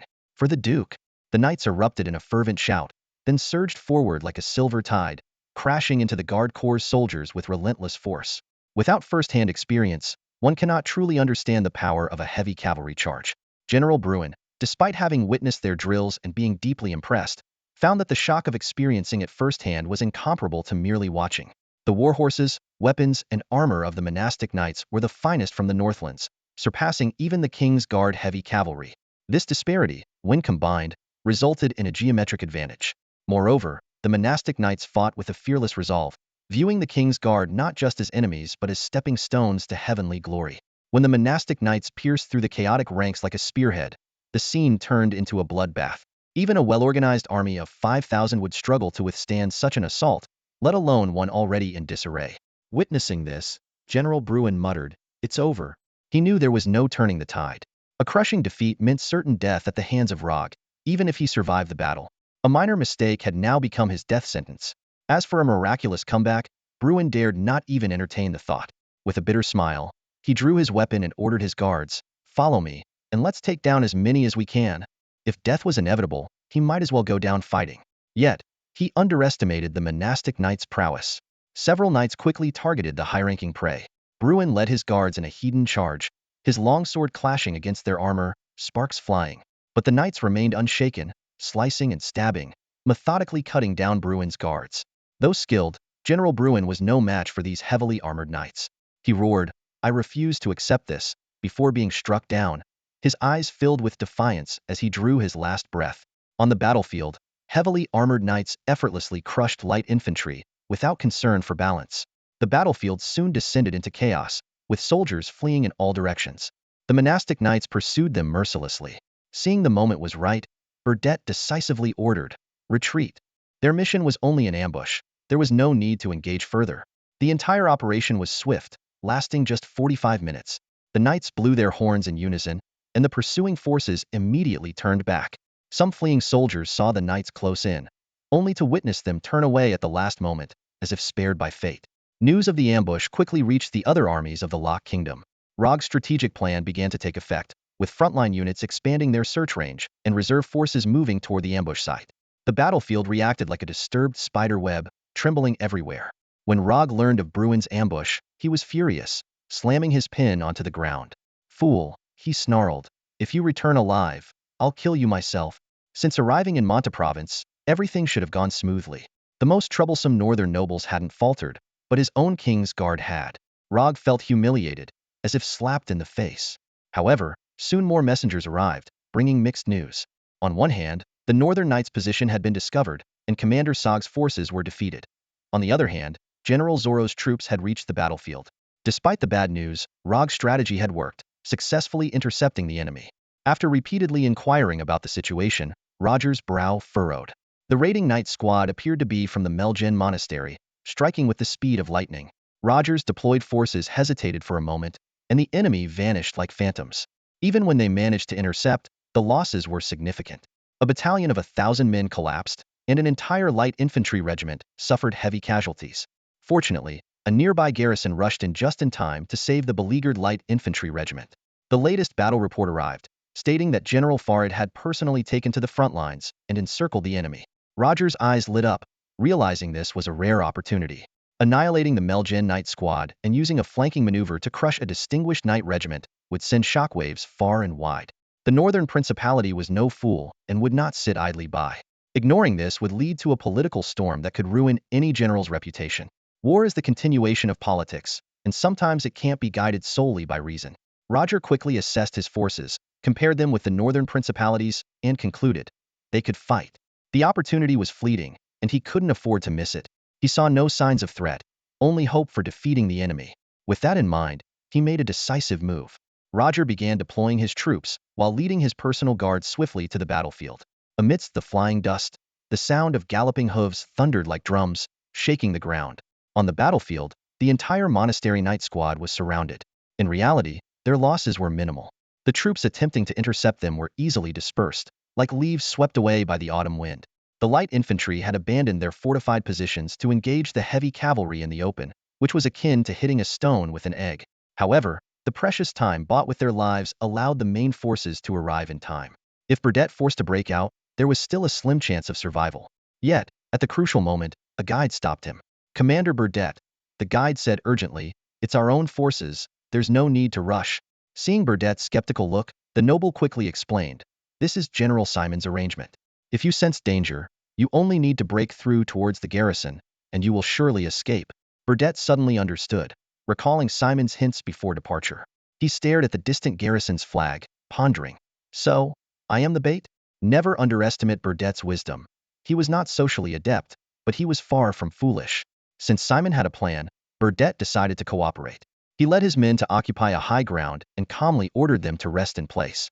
Farid stood amidst the carnage of the battlefield, his eyes scanning over the trampled bodies and wounded soldiers. 1,000 cavalrymen and 5,000 light infantry had sacrificed their lives here, leaving behind chaos and despair. Although many soldiers had survived, their dazed expressions made it clear that they were far from ready to fight again.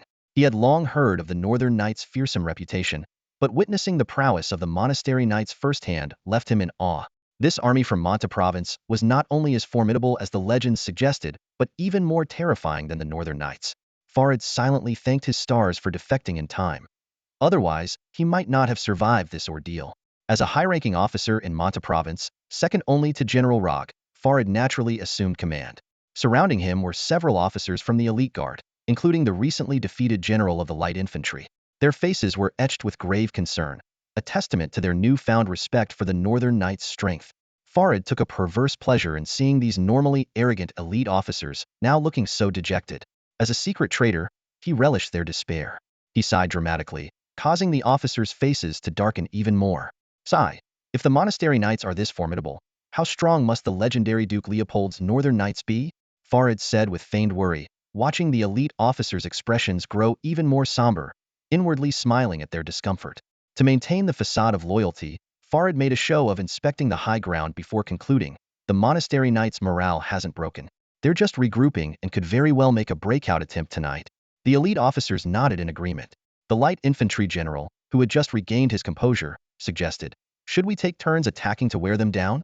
Farid immediately shot him a glare. "Why don't you volunteer your men for that? Our best move is to wait for General Rog's reinforcements. A hasty attack might give them the chance to break through. A duck already in the pot can't be allowed to fly away, can it?" The general shrank back, afraid to speak further. The others also fell silent, each wary of being sent to their doom. As dusk fell, the monastery knights remained in their positions. Finally, General Rog arrived. On his way, he had encountered the remnants of General Brun's forces, which delayed him but also provided valuable battlefield insights. One survivor's account stood out. He recalled that as the retreat signal sounded, a knight had been just 2 steps away from killing him but chose to turn away. Such discipline and restraint, coupled with their decisiveness, confirmed that this was a genuine battle, not a trap. General Rog was elated, thinking, a heaven-sent opportunity. It was a testament to both his strategic planning and a stroke of luck. Had it not been for his timely arrangements, the enemy might have already broken through. Upon reaching the battlefield, Farid's eyes swept over the besieged order of the monastery knights, and a subtle smile tugged at the corners of his mouth. Turning to General Roger, he spoke with a calculated enthusiasm. "General, how far are your reinforcements? Should we launch an attack under the cover of night?" However, beneath his words lay Farid's true intentions. If Roger agreed to a full-scale assault, Farid would betray him immediately, seizing control of Roger before dealing with the elite guards. Political gain dictated his every move. The Order of the Monastery Knights could suffer heavy losses, but they must not be annihilated at this moment. According to Simon's plan, this night would be the most perilous for the knights. If Roger were reckless, the Order would face complete destruction. Under a fierce attack, the knights would struggle to hold their ground. Farid calculated silently. If the situation became critical, he would rather forfeit a greater victory and defect immediately. However, Simon had already discerned Roger's character, knowing this general was no fool. Sure enough, Roger appreciated Farid's suggestion, which confirmed Farid's loyalty to the king. Roger had learned from his subordinates about Farid's previous decisions, viewing them as signs of prudence. He preferred such a steady deputy over a reckless adventurer. Roger patiently explained, "No, we cannot act rashly. Instead, we must give them a glimmer of hope. If the knights launch a counterattack at night, we will let some of them escape." A glint flashed in Farid's eyes as he quickly grasped Roger's strategy. "You intend to lure them into a trap?" he asked, feigning concern. "Isn't that too risky?" Roger, even more pleased, couldn't hide his satisfaction. "War is a gamble. When the reward outweighs the risk, we must act. I've ordered the surrounding troops to converge on us. This time, we will teach the Northern Principality a profound lesson." He patted Farid on the shoulder. "Thanks to your support, we'll make our mark on history together." Farid maintained a perfectly measured smile on his face, but inwardly, he sneered, "I'll be sure to pick out a sturdy coffin for you. A very sturdy one." War cannot always be measured by numbers alone. Rog understood the intricate relationship between war and politics well. His talents should have earned him widespread fame, but unfortunately, his opponents were no pushovers. Now, the opportunity had finally arrived, and Rog seized it without hesitation. As the surrounding troops began to gather, Rog did the unexpected and had them wait on the outskirts. Sure enough, when night fell, the knights launched a breakout attempt. Prepared for this, Rog commanded his forces to block the knights, allowing only a handful to escape. Standing on a hastily constructed platform, Farid gazed at Rog's calm and collected command, a hint of envy in his eyes. Rog's abilities were indeed exceptional. This was true talent. Farid sighed inwardly, knowing that no matter how strong one's abilities were, if they chose the wrong side, they would ultimately become a thing of the past. Rog directed his troops with meticulous precision, constructing layer upon layer of defensive fortifications. First, he encircled the knights, then set up makeshift camps on the periphery. The entire formation resembled a coiled hedgehog, its spikes pointing in all directions. When assigning defensive tasks, Rog strove for fairness, allocating the local troops from Monta province to appropriate positions. Farid cooperated fully, with the garrison corps taking responsibility for more than a third of the defensive line. After a day of waiting, the banners of the Northern Principality finally appeared on the horizon. A flicker of excitement crossed Rog's eyes as he turned to Farid and said, "General Farid, this is our stage as soldiers. Every general dreams of strategizing and defeating formidable enemies." Simon rode on his horse, wearing only light leather armor, without his knight's armor. His gaze swept over the main forces of Monta province, particularly the 5th Guards, core King Arthur's only strength in the north. After a careful observation, Simon had to admit that Rog was indeed an outstanding commander. Both his tactics and strategy were exemplary. Without such skill, he could not have arranged such a tight formation, nor would he have been easily deceived. This plan was designed specifically for the clever. Simon knew well that the true outcome of war depended on more than just the general's abilities. Information gaps, equipment, morale, soldier quality, and even luck were all crucial factors. However, he had no intention of pursuing so-called fair competition. Just like when he worked in his father's fields, no one talked about fairness. If he had an advantage, he should make full use of it. Otherwise, he would be wasting his unique conditions. The Duke's early planning, Dean Massimo's efforts, and Knight Burdett's cooperation and sacrifices all laid a solid foundation for victory. Simon assessed the enemy's formation and ordered the officers around him, prepare to attack. He specifically chose the area guarded by the Guards Corps as the breakthrough point. With the sound of drums echoing, the soldiers of the Northern Principality, despite their fatigue, charged into battle. Flags fluttered in the wind as the soldiers advanced in unison. Rog watched the advancing formation of the northern soldiers and had to admit they were indeed elite, worthy of the northern nobility's army. He turned to speak with Farid, but noticed that Farid had already returned to the garrison corps. Rog thought nothing of it, assuming it was a responsible move for a general to return to his main force before a major battle. At that moment, Farid, whom Rog had silently praised, was conspiring with his trusted subordinates. "Keep an eye on the flags. Once General Simon gives the signal, we act immediately." Farid felt a tinge of nervousness. This was his first time rebelling on the battlefield. He stared intently at his subordinates, his tone stern. You've all taken the money, and this is Duke Leopold's money. It's not to be taken lightly. Don't screw this up. Don't worry, the army is under our control, ready to turn at any moment, a subordinate replied confidently. The garrison corps is made up of Monta men. Few of them have any loyalty to King Arthur. As long as we work together, there won't be any obstacles. Farid double-checked everything to ensure there were no loopholes. Duke Leopold had paid handsomely, and as a professional, Farid intended to execute the plan flawlessly.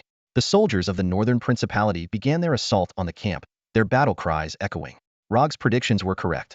No matter how elite, an army was still made of flesh and blood. Being prepared in advance could maximize their advantage. Everything was unfolding exactly as scripted. With more and more places under attack, Rog's attention was completely absorbed, focusing intently on directing the defense. On the other side of the battlefield, Simon watched it all with a blank expression. To Simon, these sacrifices were necessary. In his eyes, soldiers were nothing more than numbers, stepping stones to victory. He understood well that from a general's perspective, some must be sacrificed. Though serving as bait was infuriating to the individual, this was the harsh reality of war. Simon patiently waited, watching as the elite guard gradually became surrounded. Rog's plan seemed flawless, yet unknowingly, he had fallen into a trap. While inflicting damage on the enemy, his troops were mired, making extrication increasingly difficult. Time ticked by, with Simon calmly observing the battle. Once he confirmed the elite guard was fully entangled, he gave the order. Send the signal. It's time for Farid to act. On the Northern Duchy's front, flags suddenly rose. This was the prearranged signal, and Farid, in the distance, immediately understood. No one else noticed the subtle change, but Farid, who had been closely monitoring, grasped it instantly. Quick! Move now! Farid ordered in a low voice. The officers in the camp swiftly responded, donning armbands. We're rebelling. King Arthur is tyrannical, patricidal, and ruthless. We must resist. Long live the Duke, they shouted.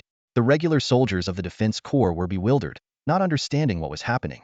But they were accustomed to following orders without question and quickly complied with their officers' commands. Farid knew well that it was through these loyal officers that he could control the entire corps.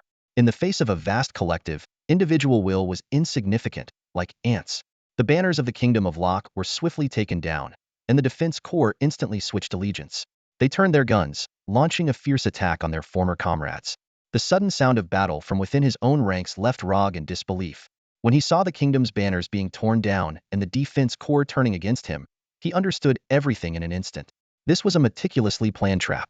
Although Rog still couldn't pinpoint the flaw in his plan, Farid's actions explained it all.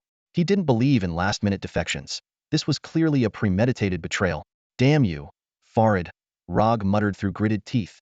What a brilliant performance. Even I was fooled. Rog felt a cold chill run through him, realizing that in this situation, no reinforcements could help. Everything was doomed. Roger stood on the high platform, filled with despair as he watched his army crumble. What was supposed to be his moment of glory had turned into his grave. The fall from heaven to hell happened in an instant. Despite the dire situation, Roger neither panicked nor begged for mercy. He stood there quietly, a complex light in his eyes. Accepting defeat with dignity was his way. In the game of war, a single misstep could spell disaster. He declined the offer from his guards to flee and chose to face his defeat heat-en. General Simon of the Northern Principality was experienced and shrewd. Even with a decisive advantage, his troops advanced in an orderly manner, systematically dividing the enemy forces. They skillfully coordinated with Farid to strike at weak points. Cries of "surrender" and "you will be spared" echoed across the battlefield, showing Simon's lack of bloodthirstiness. For Roger's soldiers, surrendering wasn't a heavy burden. Serving in the army was just about changing allegiance. Soon, large portions of the army laid down their weapons, and Roger's platform was surrounded by heavily armored soldiers. Simon rode across the battlefield, his horse's iron hooves trampling the blood-soaked ground. His bloodlust stirred slightly, but his current status rarely allowed him the chance to engage in combat. He was intrigued by Roger, seeing him as a worthy adversary. When Simon finally came into view, Roger signaled his guards to lower their weapons. "There's no need for more bloodshed," he said. "I'll talk to them." Roger noticed that Simon's guards were equipped differently: light leather armor, short swords, and some strange weapons. He had heard of the northern firearms but had never seen them. Simon ascended the platform forcefully, surveyed the surroundings, and suddenly remarked, "Nice view." "Are you Simon?" Roger asked. "I am," Simon replied. "What? Not satisfied?" "Admitting defeat is part of the game," Roger said with a hint of reluctance. "But in different circumstances, I could have beaten you." Simon raised an eyebrow. "You won't get that chance." Roger's face fell, and he instinctively reached for his sword. Simon, sensing danger, asked, "What, thinking of dying? You're my prisoner now. Without my permission, you can't die." With that, he lunged forward. Roger instinctively drew his sword, but Simon was quicker, grabbing his arm and twisting it to subdue him. "Bind him," Simon ordered, and his guards immediately tied Roger up. Roger struggled, but to no avail. Simon sneered, "Still loyal to that fool King Arthur? Behave, and maybe you'll get to see the Duke." The battlefield was quickly cleared. With the cooperation of Fard and others, Monta province fell easily into the hands of the Northern Principality. The newly formed Northern Principality now controlled 5 provinces with a population exceeding 5 million. This news spread like wildfire across the southern kingdoms, and it was said that King Arthur was so furious he killed several people and didn't eat for the entire day. In the south, Prince Roderick was thrilled by the news. King Arthur's humiliation brought him secret joy. The rise of the Northern Principality would inevitably divert much of the Rock Kingdom's attention, providing him with a golden opportunity. Supported by the southern nobles, Roderick had amassed an army of tens of thousands, despite being heavily suppressed. Without their support, he would have been captured by King Arthur long ago. Now, Roderick saw a glimmer of hope. Eagerly, he went to visit his grandfather, Earl Begin, to discuss future plans. However, upon arrival, he was stunned by the sight before him. A large number of fully armed knights had gathered, seemingly preparing for some significant action.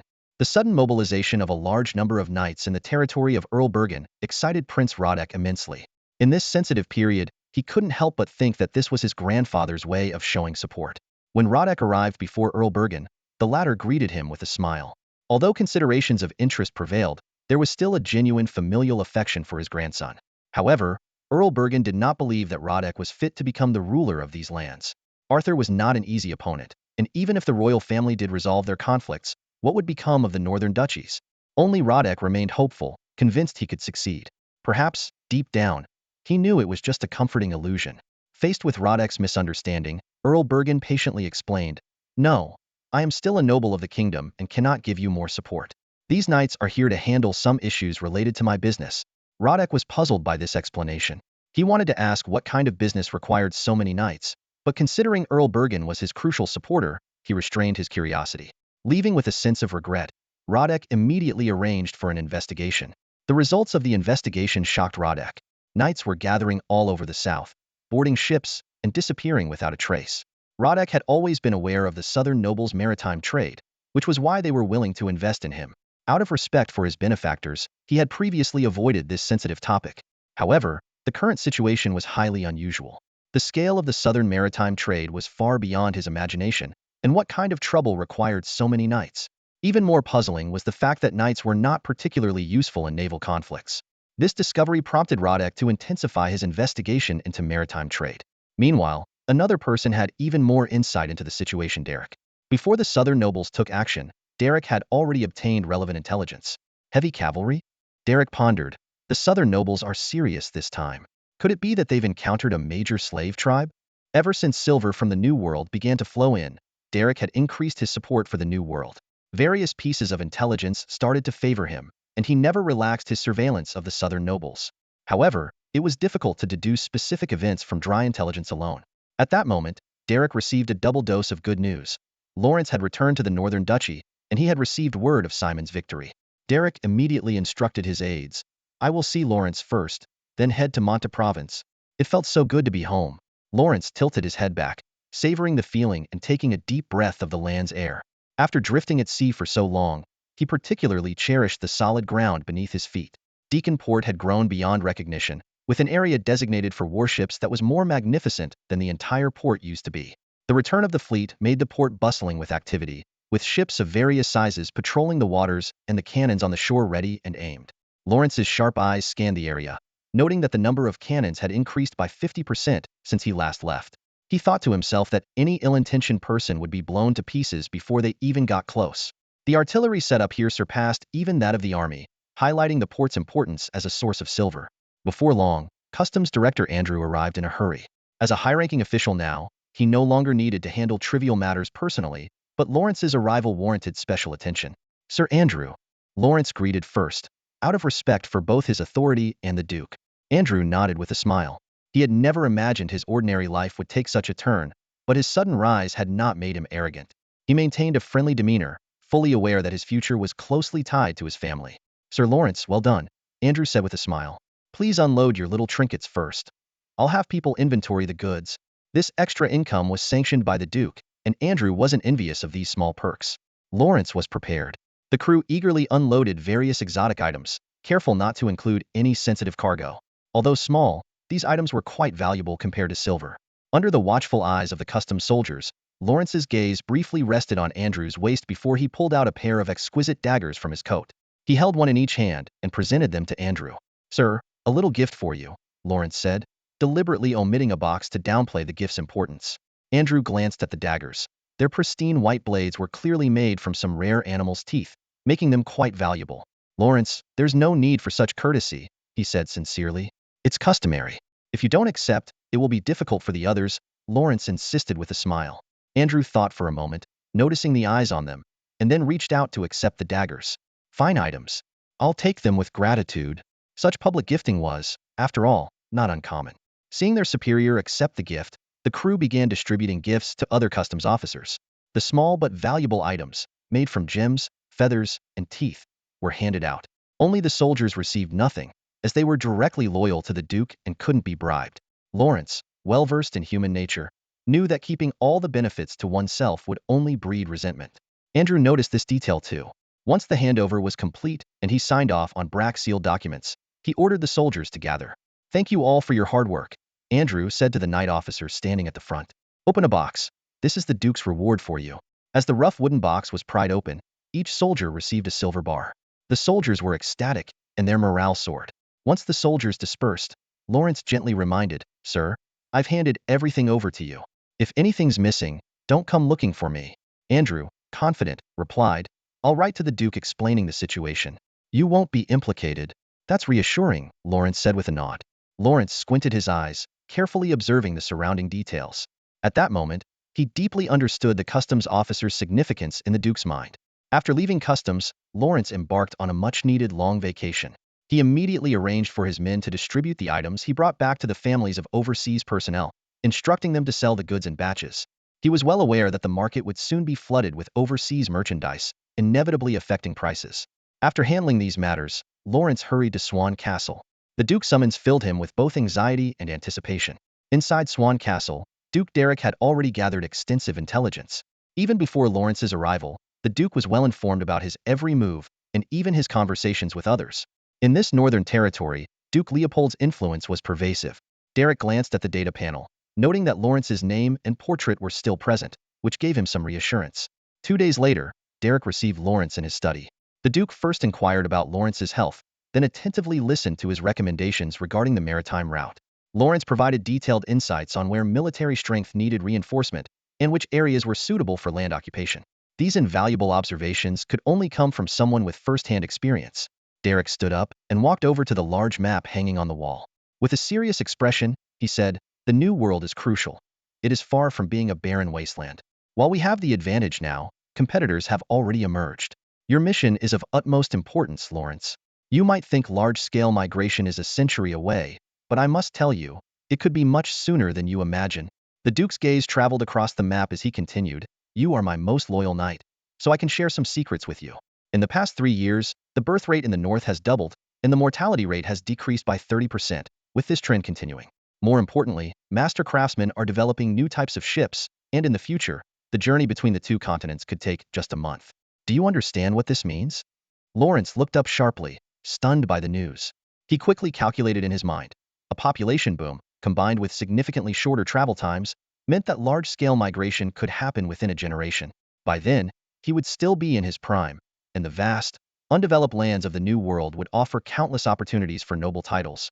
A barony would be just the beginning. An earldom was no longer an unattainable dream, and even a dukedom was within reach. This immense temptation stirred Lawrence's ambitions.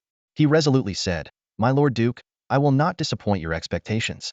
I will do everything in my power to clear all obstacles at sea for you. Derek nodded in satisfaction, stepping closer to Lawrence and patting his shoulder. He lowered his voice and said, That's more like it. Don't let the sea dampen your ambition.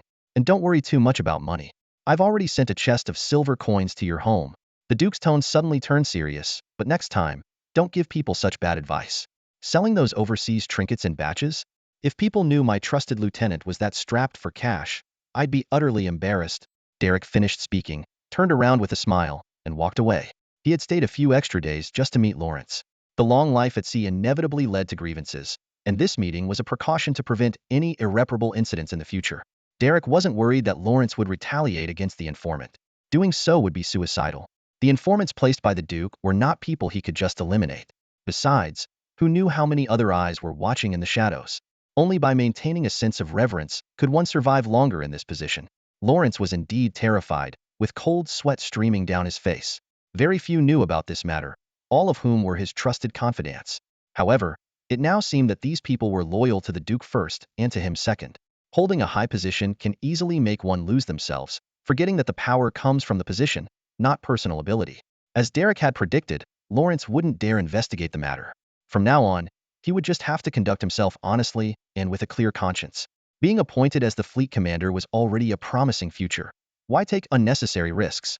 Derek rode swiftly and soon arrived in the province of Monta. His first stop was the Melgen Abbey. Upon his return, his status was vastly different. Abbot Massimo and Abbot Rosanara had come 10 miles down the mountain to greet him, their attitudes humbly deferential. Abbot Massimo, Abbot Rosanara, thank you for your efforts. Securing the province of Monta would have been impossible without your contributions, Derek said as he dismounted, expressing his gratitude. This simple gesture moved the two abbots deeply. This is what we ought to do. You are God's emissary on earth, a saint among men. It is our honor to contribute to your great cause, Abbot Massimo said repeatedly. Derek believed only a fraction of this flattery. The zeal of Abbot Massimo had little to do with faith. However, there was no need to expose this. As long as the results were favorable, it didn't matter. God is God, and I am myself. I remember your contributions, Derek said as he walked. The young men you recommended last time seem quite capable. They can be entrusted with more responsibilities. This simple statement brought immense joy to the two abbots. After all, those young men were their protégés, and seeing them succeed naturally made them happy. Abbot Massimo eagerly took the reins from a servant and said with a smile, Duke, your judgment is as sharp as ever. I believe more young nobles will be willing to serve you. I will immediately intensify my efforts to persuade them. Derek decided to stay temporarily at Melgen Abbey. It was close to the front lines and protected by the Abbey's Night Order, making it an ideal location. Simon had been busy reorganizing the Monta province's army, breaking up and reassigning the troops. Many surrendered soldiers were being reconditioned, with the most stubborn sent to work in the mines while the rest were slowly reformed. Fortunately, King Arthur hadn't anticipated the swift fall of Monta province, even losing his elite guard, so they still had time. Upon hearing of the Duke's arrival, Simon immediately dropped his tasks and rushed to the abbey. He arrived to find Derek exercising, having just finished his warm-up. Duke! Simon barely steadied himself before a practiced sword flew his way. Perfect timing. Spar with me, Derek said, launching into a vigorous bout. Simon didn't hold back, but was genuinely outmatched. Despite the beating, he felt invigorated. Now that he held significant power, it was difficult to feel as carefree as before. There were too many responsibilities. Simon wanted to say, I missed the days when I had no money, but kept it to himself. Simon's disheveled appearance drew soft laughter from the twin nuns attending nearby. However, Simon didn't dare look their way. The last time the Duke visited the abbey, he had served as his personal guard. Derek sat down and poured a glass of water for Simon, handing it to him. How does it feel to be in charge? Quite exhilarating, isn't it? Duke Derek asked with a teasing glint in his eyes. Simon let out a bitter laugh, beads of sweat forming on his forehead. Please, don't mock me, Your Grace. The pressure is immense. Every day, I feel like I'm walking on thin ice, terrified of losing a battle or falling into an enemy's trap, he replied. His voice tinged with nervousness as his fingers unconsciously brushed the hilt of his sword. Derek nodded thoughtfully. It's hard to understand the weight of this position without experiencing it firsthand, he said, pausing for a moment. But if you were to give it up, I doubt you'd be willing to, right? A determined look flashed in Simon's eyes. A man must strive to achieve great things. Backing down after getting an opportunity would be disgraceful, he said, straightening his posture. Besides, I need to prove myself in my first battle in charge. I want to show that I'm not just a useless figurehead. Derek gave Simon a meaningful look. Being afraid shows you haven't lost your head. The day you have no fear is the day you're close to defeat. Simon nodded thoughtfully, silently admiring the Duke's wisdom, which seemed akin to that of a sage. The two continued to chat for a while longer. Duke Derek's visit to the Monta province wasn't to strip Simon of his power. With the expansion of their territory, Derek needed more reliable hands to share the responsibilities. However, Monta province's unique situation, particularly the influence of the Melgen monastery, couldn't be overlooked. Even if it was just for appearances, Derek felt the need to visit personally. Additionally, he wanted to observe Simon up close, just in case he needed to take over directly. In the following days, Derek embarked on a series of meetings. He met with defectors, including Farid, local influential nobles, and some reluctant defectors. Meanwhile, those caught collaborating with the enemy were sent to the gallows. Despite pleas for clemency, Derek refused. He knew that to establish a foothold in Monta province, he needed to show both mercy and decisive action. Rog, who had been imprisoned, learned the true identities of those nobles during this time. He was filled with regret. If he had investigated earlier, Farid's plot might have been uncovered. With the loyalists now executed, his heart grew even heavier. Just then, the jailer opened the cell door and said, "Rog, it's time to come out." Roger had resigned himself to the gallows, a fate he found bitter but inevitable. Yet, fate had other plans. The heavy, damp door of his cell creaked open, and instead of the executioner, he was greeted by Duke Leopold himself. The dimness of the dungeon had dulled Roger's sharp edges, but it hadn't broken his spirit. When the jailer roughly unshackled him and shoved him into a waiting carriage, Roger didn't resist. It was his final act of defiance. The carriage sped away, eventually halting in front of a heavily guarded building. As Roger stepped out, he recognized a familiar face: Derek. The area was swarming with heavily armed knights, their hands resting on their sword hilts, eyes filled with suspicion and menace. Roger knew that the slightest wrong move would be met with swift and lethal force. Despite the dire situation, Roger maintained his knightly dignity. When one of the knights warned him to behave, Roger calmly replied, "Rest assured, I haven't forgotten a knight's pride." Their eyes locked, and Roger's gaze was steady and unafraid. Derek wasted no time with formalities and got straight to the point. He ordered a chair for Roger, a detail that did not go unnoticed. Though he was still a prisoner, this small gesture of respect warmed Roger's heart. "General Roger, tell me about your original plan. I want to know how you intended to stop my southward advance," Derek asked bluntly. Roger hesitated for a moment, but decided to be forthright. He detailed all his actions since receiving his orders, including his plan to monitor the families of Farid and others. Derek listened attentively, acknowledging Roger's strategic acumen while also pointing out its flaws. The two men engaged in a spirited discussion on military strategy, and for a moment, Roger forgot his predicament, fully immersed in the professional dialogue. An hour later, Derek unexpectedly extended an olive branch. "Roger, let's cut to the chase. How about working for me?" The proposal left Roger in a quandary. He realized Duke Leopold understood him better than most, but surrender was no easy matter. With his family still under surveillance in the capital, Roger found it painfully difficult to accept. "Your Grace, I appreciate your offer, but my family is still in the capital," he replied with difficulty. Derek instantly grasped Roger's concern. He proposed a compromise. "I understand. Tomorrow, King Arthur will receive news of your death. In a few years, I'll find a way to bring your family out. As for you, take on a new name and work for me elsewhere." How does that sound?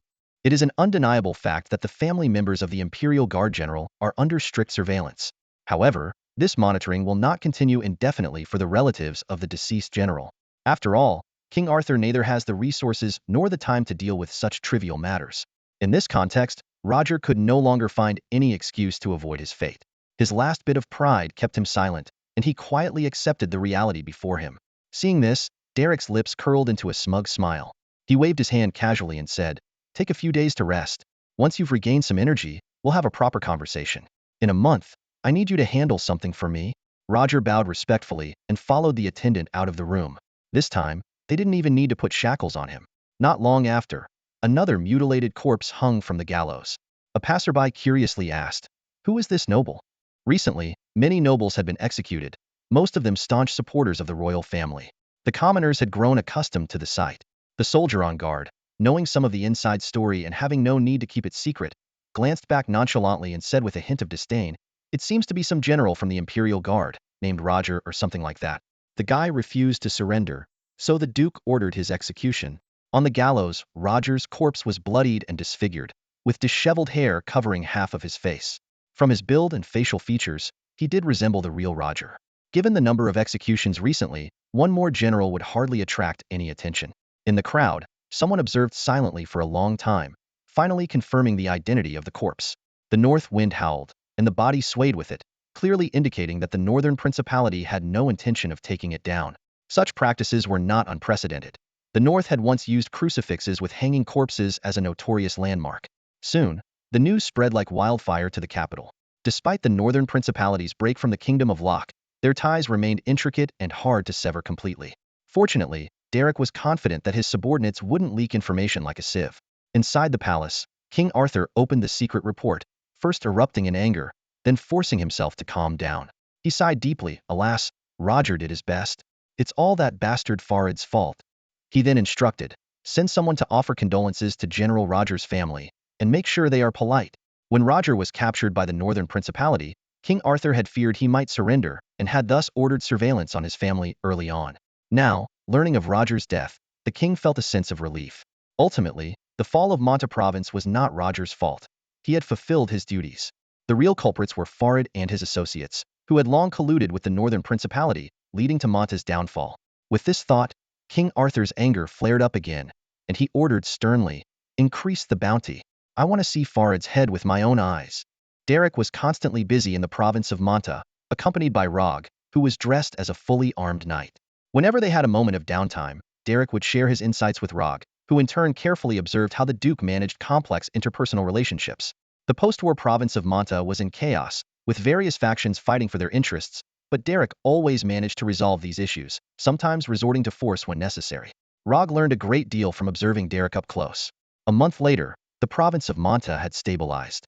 King Arthur's army launched an unwilling counterattack, only to be harshly defeated and forced to retreat. Subsequently, Rog was sent to Deegan Port to board the latest battleship. It was only upon boarding that he learned the truth. He was to set sail. After more than a month of rest, Lawrence personally accompanied General Rog, who was traveling under the alias Zorro. Although Lawrence did not know Zorro's true identity, the Duke's orders were to take good care of him, so Lawrence treated him with great hospitality. He provided a detailed briefing on the New World, including the supply points along the way, the strength of the fleet, and the factions involved in the new trade routes. Rog was surprised and asked, do the southern nobles also know about the New World? This news made him realize that the future of the Kingdom of Locke was in jeopardy. Lawrence explained that the southern nobles were the first to discover the New World, and thanks to Viscount Chavez defecting to the Duke, they learned about it. Rog suddenly understood why the southern nobles' support for Prince Rodek had been so inconsistent. After their long conversation, Lawrence arranged a cannon demonstration. The thunderous sound made Rog deeply aware that times had changed, and the power of cannons was enough to revolutionize warfare. He couldn't help but think that the province of Monta would eventually fall. The fleet soon arrived at the White Sands Islands for resupply. As the nearest supply port, it was well developed with 6 gunboats and auxiliary ships, and the island had permanent artillery installations. Governor Ben warmly welcomed his comrades, and Rog joined them for a lavish meal. During the meal, Ben complained about the monotonous life overseas, saying that his days were filled with either fishing or supervising the work of enslaved people. Lawrence comforted him, saying that the Duke would arrange a vacation for him. Despite his complaints, Ben did not shirk his duties. He also warned Lawrence that the Southern forces had recently organized a large fleet, potentially indicating significant actions, and advised him to be cautious on their journey. Although Lawrence heeded Ben's warning, he still lacked respect for the Southern aristocrats. Nonchalantly, he said, Ben, don't worry. Even if I can't beat those Southerners, I can always run away. Relax. Seeing Lawrence's confidence, Ben held his tongue, trusting that Lawrence knew what he was doing. Next, Ben led Lawrence and Roger on a tour of his island kingdom. As they explored various facilities, Roger's sense of awe grew. Witnessing Duke Leopold's vast hidden overseas power firsthand, Roger couldn't help but think that the Kingdom of Locke might struggle to survive. These overseas bases were not just expenses, they actually supported the homeland. Reflecting on what he had seen and heard over the past few days, Roger finally understood the nature of the goods Lawrence was transporting and the true reason for Farid's surrender. Noticing Roger's astonishment, Ben chuckled. It's ridiculous to talk about this with a miner. What they dig up barely covers the cost of the miners. How valuable could it be? Their journey didn't end there. Ben's base was just one of many supply ports. Along the way, they encountered more standardized ports, a few gunboats, numerous auxiliary ships, permanent gun emplacements, and station troops. The fleets passing through these ports brought much-needed supplies and provided necessary protection. At the very least, the regular arrival of the fleet kept the Southerners in check. It wasn't until they approached the New World that their routes diverged significantly. Lawrence's fleet would choose to detour and ascend a river from a more distant estuary. In the final days of their voyage, they finally encountered some decorations. A few small vessels skulked around like thieves. Old London raised his telescope and smirked. The Southerners are still persistent, trying to find our base. Let's give them a lesson. Immediately, several small warships shot forward like arrows, quickly encircling the scouting ships. Despite their evasive maneuvers, the scouts couldn't escape. After a crushing barrage of cannon fire, the scouting ships began to sink. This time, the survivors who fell into the water were actually rescued. However, this wasn't due to Lawrence's sudden pang of conscience. He recalled being reprimanded by Black for wasting manpower after killing sailors in a previous battle. So he decided to take these prisoners to the silver mines, a form of resourceful repurposing. Broken planks drifted on the sea's surface as the fleet sailed straight toward the silver mine, following a familiar route. Lawrence stood on the deck, his gaze sweeping over the calm waters, but his mind was in turmoil. The appearance of the scout ship was undoubtedly a warning the Southerners had noticed some activity. Combined with the intelligence provided by Night Bin, Lawrence had to consider whether the enemy was planning to target the silver mine. As the ships docked, Lawrence immediately headed to Black's office. The usual cheerful atmosphere was gone, replaced by a heavy sense of foreboding. "I've brought you some free labor," Lawrence began bluntly, "but it's not all good news. I suspect the Southerners are planning something big." Black's once hopeful smile froze instantly. "This isn't the homeland," he said worriedly. "Any response will be slow." "Don't worry," Lawrence suggested. "Mr. Zorro has been ordered to form a temporary legion in the New World. We can ask him to keep an eye on things for now." He briefly outlined the supplies and troops brought by the fleet, which consisted mainly of barbarians and Lacare, and even mentioned the subsequent reinforcements for Zorro. While the Northern Principality was preparing to preempt any threats, the Southerners were indeed planning a significant move. Ever since Sir Karen's deputy, Adam, defeated a White Fleet, he had been investigating in secret. Unfortunately, the situation was developing in the worst possible direction. The discovery of the New World suggested the existence of other continents, and the opposing civilizations' level of advancement, especially in armaments, was not to be underestimated. The large number of muskets and the information obtained from prisoners led Sir Karen to quickly communicate with the leaders of his faction, prompting the southern nobility to take action. Although the muskets in the hands of the whites were relatively primitive, their power had already caught the attention of the southern leaders.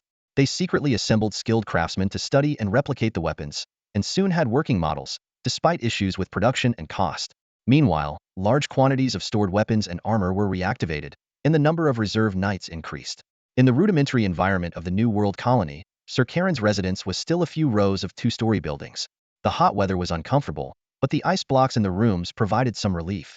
Those attending the small meeting were the colony's real power brokers, Deputy Adam, the head of the Night Order from the homeland, the colonial sheriff, and others. A map made from local rhino hide hung on the wall. Adam stood at the front, pointing to a spot on the map. "This is where the white men have settled, the closest point to us. They've built a port there, assembled an army and fleet, and are expanding their activities." He paused, then continued. "Based on the prisoners we've captured and our observations, there are at least 2 other similar ports. They've already had conflicts with the local natives and achieved some success." Sir Karen scanned the room, his gaze finally resting on a pile of muskets on the table. "Of course, there are many reasons for us to go to war," he said slowly, "but the most immediate and obvious one is these beautiful little things." Adam pulled out a handful of red gemstones from his pocket. Even with a simple polish, they sparkled enchantingly under the sunlight. His eyes gleamed with excitement, and his voice brimmed with temptation. "If we take these to the south, the noblewomen will go crazy over them. Dozens or even hundreds of gold coins. That's a conservative estimate." He glanced around, a sly smile spreading across his face. "Gentlemen, this is the true driving force of war." As he spoke, he distributed the gemstones to everyone present, as if handing out a special gift. Sir Karen, long accustomed to such displays, nonchalantly toyed with the gemstone in his hand. However, for the others, it was their first time touching something so precious. Their eyes sparkled with amazement and greed. Adam continued, his voice tinged with pride. "The gemstone mine is right here. That's the reason they chose to build the port in this location." He waved his fist, his eyes burning with ambition. "As long as we take over this port and drive out the white men, the gemstone mine will be ours." For Adam, this wasn't just a war. It was a once-in-a-lifetime opportunity. He eagerly pushed the plan forward, calculating in his mind. Bringing profits to the powerful would surely pave his way to a bright future. And making a fortune on the side wouldn't hurt, either. Sir Karen set down his gemstone and was the first to raise his hand in support. "I back this plan. The profit from the slave trade alone is too meager. We need to open new revenue streams. Otherwise, no one will continue to support us."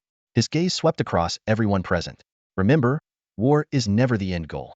The New World is the real prize, and we're all tied to it. Only by expanding the pie and gaining more supporters can each of us achieve greater power." The others listened, their eyes flicking between the gemstones in their hands and Sir Karen. They hesitated for a moment, but ultimately agreed. After all, the gemstones were tangible. Whether Sir Karen's grand vision would come to fruition or not, the immediate profit was undeniable. They all knew the real reason they had crossed the ocean to come here. Civilization and hope? Those were just lofty excuses. Money was the only true motivator. If war could bring wealth, then let the flames of war burn even brighter. Seeing the hands raised in agreement, Adam was nearly jumping with excitement. He couldn't wait to share his idea. We need to attack from the land. The white men's ships are too formidable. A frontal assault would be disastrous. But I've got an excellent plan. Even getting beaten can be a learning experience. Southern nobles, after years of setbacks, were divided into two camps: die-hard reactionaries like Count Lovett and those who actively sought change. Adam was undoubtedly among the latter. His brilliance lay in not choosing to confront the northern forces head-on, but instead turning his attention overseas, opening up a whole new battlefield.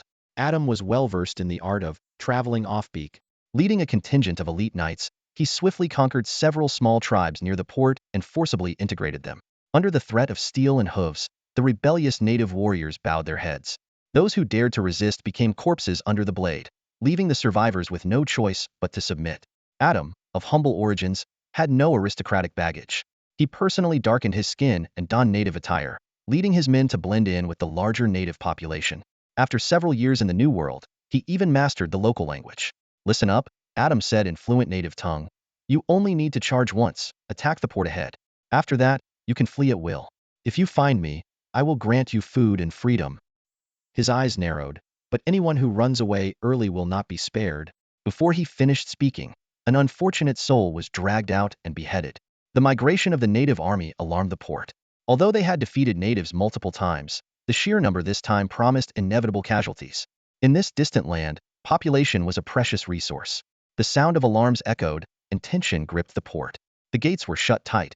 Well-dressed elites appeared on the walls, and ragged soldiers with muskets lined the ramparts. The port's overseer was furious. Where did these worms come from? Who provoked them? Though unafraid of the natives, and even having once made a living capturing slaves, he now held a gemstone mine and saw slaving as a distraction from his wealth. The officers exchanged glances, none admitting to any wrongdoing. Occasionally, they would venture out for amusement, killing a few isolated natives or hunting animals. When encountering large tribes, they didn't even count as a threat. Seeing no response, the overseer couldn't pursue the matter further. By then, the natives were swarming, charging the port. They carried stone weapons and rushed forward chaotically, just hoping to touch the walls before fleeing. Though dangerous, it was better than certain death. Initially tense, the overseer soon realized the native numbers were not overwhelming. Given their combat skills, taking the port was a pipe dream. As a seasoned commander, he was confident. Following the officer's orders, sporadic gunfire erupted. Shot natives fell one by one, affecting those around them. By the time they reached the walls, the native army had already collapsed without launching a single attack. They dropped their weapons and fled in panic, leaving the soldiers prepared for close combat stunned. The farce ended as quickly as it began. Watching the natives scatter like headless chickens, some even running into the sea, the overseer suddenly felt a pang of regret. "Those are my slaves." To him, the natives were already his property. If captured and taken to the mines, they would be excellent labor. "Chase them. Don't let a single one escape. Bring them all back," he roared. The port soldiers were unguarded. They were used to dealing with natives. Though the scene was bizarre, it wasn't unheard of. In the overseas territories, anything could make money. Capturing a slave was a sizable profit. The simplicity of it all was almost laughable, like watching ducks scramble. Adam gazed at the harbor from a distance, calculating his crude yet effective plan. He knew well that the enemy, who dealt with slaves daily, might underestimate the situation. After all, while slaves weren't as valuable as gems, they were still free wealth. Predictably, everything went according to Adam's script. "Let's move, we're retreating too," Adam commanded his men, sprinting away, fearing they might be mistaken for natives if they lagged. He had no worries about the enemy falling into their trap. For cavalry, no ambush was necessary. Once the enemy left the harbor, they were as vulnerable as ducks waiting to be slaughtered. To these knights, soldiers with muskets in the open were as fragile as natives facing gunfire. However, Adam didn't anticipate that his rapid-moving group would become a target. Bang, bang, bang. Several shots rang out, and one unfortunate soul dropped dead. If the distance had been shorter, the casualties would have been greater. Bullets whizzed overhead, and for the first time, Adam regretted being on the front lines. Behind them, the pursuing musketeers shouted, "Catch them! Slaves that strong and fast are worth extra." An officer on horseback, wary of the danger, hesitated to charge alone. Bullets flew past, and Adam ran for his life, finally spotting his own men. "Help me! Save me!" he yelled, catching the attention of the hidden cavalry in the woods. The outer squad immediately reacted, and and fully armed knights charged out. The musketeers, caught off guard, had never seen such armored cavalry. Adam stopped, hands on his knees, gasping for breath, and ordered between breaths, Take them down." The knights, though unclear on his exact words, knew what to do. The mounted officer tried to flee, but was speared off his horse. The musketeers panicked. Some tried to fire their guns, while others dropped their weapons and ran. In mere minutes, the hunters became the hunted, and the enemy's heads became trophies. Hearing the commotion, the resting cavalry donned their armor quickly. Soon, a force of armored knights emerged from the woods, with light cavalry as support. "Brothers, the enemy is out. It's our turn to make some noise." With this command, the thunderous sound of hooves filled the air. At that moment, the pale-skinned invaders realized they were far from being the rulers of this land. It was still unclaimed territory. For a decade, the southern aristocrats have persistently and unwaveringly pursued their goals, and now the moment to test their results has finally arrived. In the wilderness, a fully armed regiment of knights is assembling, the thunderous sound of their iron hooves reverberating like a storm. Although their hypothetical enemy has shifted from the northern knights to the pale-skinned invaders, the identity of the foe matters little to these knights. Their confidence stems from countless victories, a legacy built on the blood and sweat of their ancestors. Clad in heavy armor and wielding lances and knightly swords, the knights form a dense formation. This marks their first charge as a regiment, but the presence of their comrades around them provides boundless strength. They firmly believe that only knights can defeat knights, and the pale-skinned invaders before them clearly do not meet this criterion. In the distance, the pale-skinned musketeers are chasing down black slaves, oblivious to the impending threat. Their arrogance is born from past easy victories, where a few cannon blasts and volleys of musket fire were enough to rout disorganized resistances. This underestimation led them to leave the fortified port, falling into the carefully laid trap by Adam. Suddenly, the ground begins to tremble, and a line of dark shadows appears on the distant horizon. The pale-skinned musketeers look up in bewilderment. They have never encountered a cavalry force of this magnitude on this land. By the time they realize the danger, it is already too late. The knight regiment charges like demons emerging from the abyss, trampling over flesh and earth. In the ensuing chaos, some musketeers fire their guns, but the bullets merely dent the knight's armor. The struck knights waver momentarily before continuing their charge. These rigorously trained knights, with their robust physiques and unwavering resolve, combined with the superior equipment from the northern lands, make them true rulers of the battlefield. Panic spreads among the musketeers. Some attempt to organize a defense, but are swiftly crushed under the knights' iron hooves. Many others abandon their weapons and flee desperately. The knights surge forward like a tide, quickly breaking the enemy's formation, which collapses like rocks in a tsunami, overwhelmed wave after wave. In a mere matter of minutes, the battle nears its end. Inside the port, the aristocrats, still immersed in the anticipation of their unexpected wealth, are suddenly confronted with the knights at their gates. The light cavalry swiftly dismounts and scales the walls using grappling hooks. The port commander shouts frantically to stop them, but it is too late. The defending musketeers fire hastily, only managing to hit a few unlucky knights. More light cavalrymen have already reached the top of the walls, engaging in close combat with the defenders. In this confined space, the well-trained knights easily overpower the musketeers, who are only skilled at pulling triggers. The port quickly descends into a one-sided slaughter. Whether ordinary redcoat musketeers or richly dressed nobles, none can escape death under the knights' iron hooves. This battle not only demonstrates the might of the knights, but also fundamentally alters the power dynamics of this land. Under the knight's sword, everyone is equal. The heavy-armored knights marched through the port gates, signaling the conclusion of the clash between the two races. This battle ended even faster than the skirmishes in the wild. The mercenary musketeers, fighting only for money, had no spirit left to resist.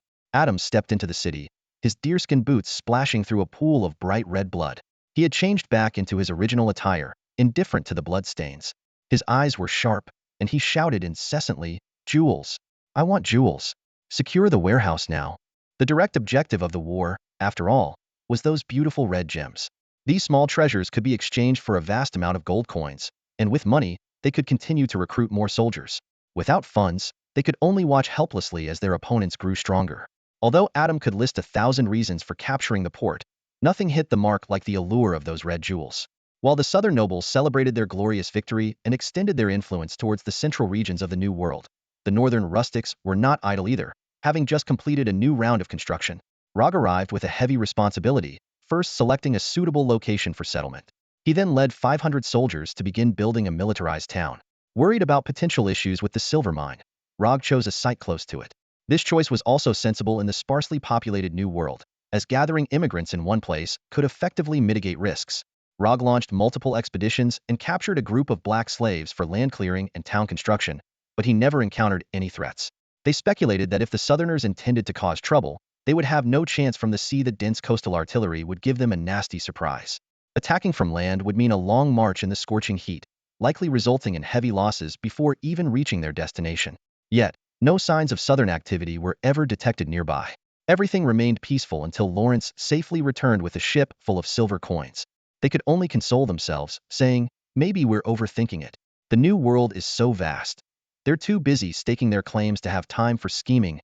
Lawrence assured the two, "When I get back, I'll petition the Duke to send more immigrants here." In truth, Rog's mission was to establish a settlement for immigrants. Derek was not blinded by the rich yield of the silver mine. He understood well that the New World's potential could not be summarized by a single silver mine. To firmly secure this land, a couple of expeditionary forces would not suffice. Only large-scale immigration and the establishment of local military forces would ensure lasting stability. Derek was still unaware of the events unfolding in the New World. In fact, even Viscount Chavez was kept in the dark. The Southern noble elites, driven by instinct and greed, had sealed off all information. They were unwilling to share the profits from the slave trade with Viscount Chavez, nor did they want to share the newly discovered gemstone mines. To them, Viscount Chavez was merely a minor noble. Despite his wealth from maritime trade, he couldn't shake their deep-rooted influence. However, they underestimated Viscount Chavez's ambition and audacity. The Viscount had secretly allied himself with the North, sending a wealth of intelligence to the Northern Duchy. He understood the cost of betrayal. If discovered, the Southern elites would never spare him. Therefore, he took a gamble, planning to bring down the entire Southern nobility. Derek sifted through the intelligence provided by Viscount Chavez, focusing particularly on the situation of the young prince, Roderick. Clearly, Roderick was being used by the Southern nobles as a pawn to restrain King Arthur, finding himself in a precarious position. He had no domain of his own and was entirely under their control, struggling to balance survival and resistance. Yet, Derek was not satisfied with Roderick's current situation. He needed a bigger target to divert King Arthur's attention. At this time, King Arthur was conducting a large-scale recruitment, preparing to form a new army with the Royal Guard as its core, intending to reclaim the Monta province occupied by the Northern Duchy. Derek realized that instead of facing King Arthur head-on, it would be more effective to use Roderick as an ally to distract him. Although their former alliance had lost its significance, Derek decided to honor the ally obligations by providing Roderick with some assistance. To protect Viscount Chavez's identity, Derek decided to contact Roderick through intermediaries. He quickly found some destitute nobles and easily enticed them with promises of profit to act as go-betweens. Derek believed this plan would create more trouble for King Arthur, granting the Northern Duchy more time and opportunities. A single decree of ennoblement can compel many to risk their lives for a duke. Such is the power of a fully sovereign state. Derek understood this well. He knew that overusing ennoblement would diminish its allure, so he kept the numbers strictly controlled. Even so, a baronial title was enough to make someone risk everything. In a remote inland port in the south, despite the ongoing maritime boom, the competition here was still lacking. Unlike coastal ports that handled vast amounts of goods daily, this place saw only a few small inland vessels. Recently, however, a baron named Cliff had purchased a warehouse near the port, and a few ships began docking daily to load goods into it. Cliff inspected the warehouse once more, frowning slightly. On the surface, he appeared to be running a legitimate trade, quickly amassing wealth through his northern connections. But he knew all too well that his cargo contained many illicit items. If discovered, the consequences would be dire. Yet, without taking risks, he would forever remain a fallen noble. A hereditary baronial title without land or industry was worth less than that of an ordinary merchant. The Northern Duchy's offer was too tempting. A baronial title with land and a stable trade route. For Cliff, it was an opportunity he couldn't refuse. Though he often woke up in the middle of the night, haunted by dreams of being captured and executed, each morning when his beautiful maid helped him rise, and he saw those who once looked down on him now groveling for cooperation, even the true nobles lowering themselves to invite him to their balls, Cliff regained his confidence. He made a silent resolution. Better to live with dignity than to exist like a worthless wretch. Derek, of course, wouldn't choose an incompetent man. Baron Cliff had some real talent. With a bit of support, he thrived. But now, the time had come to put him to use. With the arrival of a new batch of goods came a letter, and Cliff realized his good days were over. The letter instructed him to make contact with Prince Roderick and hand over all his stored items. Cliff furrowed his brow, weighing the pros and cons. This was undoubtedly a dangerous task. Prince Roderick was the prized possession of the great nobles. But at the same time, It was an opportunity to escape his current situation and soar to new heights. Baron Cliff knew well that a life lived aimlessly was not worth living. The Northern Principality had already paid him, and every extra minute he stayed alive was a bonus. His eyes gleamed with shrewdness as he calculated.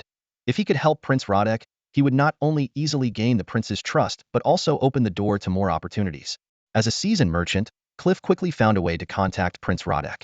The young prince was in a dire situation, frantically seeking supporters. However, certain covert forces easily swayed the attitudes of the southern nobles. The local factions were colluding, and if necessary, they wouldn't even let Rodek have a grain of rice. Such was the power of the local tiger. Rodek struggled to keep the situation under control while maintaining contact with the north. Although Duke Leopold was far away, he had generously donated a batch of weapons and armor. Initially, the spirited Rodek didn't think much of these small favors, but after facing numerous setbacks, he realized not everyone was willing to fight for the future of the Lewis family. When Baron Cliff finally managed to contact Rodek through indirect channels, the prince's first reaction was to suspect that his brother had caused more trouble. It was only later that he realized this might be someone from the Northern Principality. Unless King Arthur made a significant move, the southern nobles wouldn't suddenly decide to strengthen Rodek's position. Rodek knew well that only the Northern Principality could truly influence the outcome of this war. He had finally waited for the right person but kept the invitation in his heart without showing any reaction. There were too many spies around, and he couldn't afford to act impulsively. Over time, through battles and leadership, Rodek had cultivated a group of loyal followers. Although the southern nobles had planted many spies, Rodek tolerated them on purpose. To continue receiving support, he had to accept supervision. But now, it seemed he had more options. It took Rodek just a minute to make up his mind. Take the gamble. If he lost, he would continue being a compliant puppet, and caution would be pointless. If he won, he could become the master of his fate, with plenty of opportunities for future cooperation. As long as he was strong enough, the southern nobles wouldn't care about the details. Rodek discreetly avoided the watchful eyes, taking a few of his most trusted followers and leaving the camp for the agreed meeting place. He wasn't afraid. Instead, he felt a tinge of anticipation. At this point, what was there to fear? Those with nothing to lose fear nothing. Baron Cliff arrived punctually. When they met, Rodek tried to recall who this person was. Apparently a newly risen merchant noble with some resources.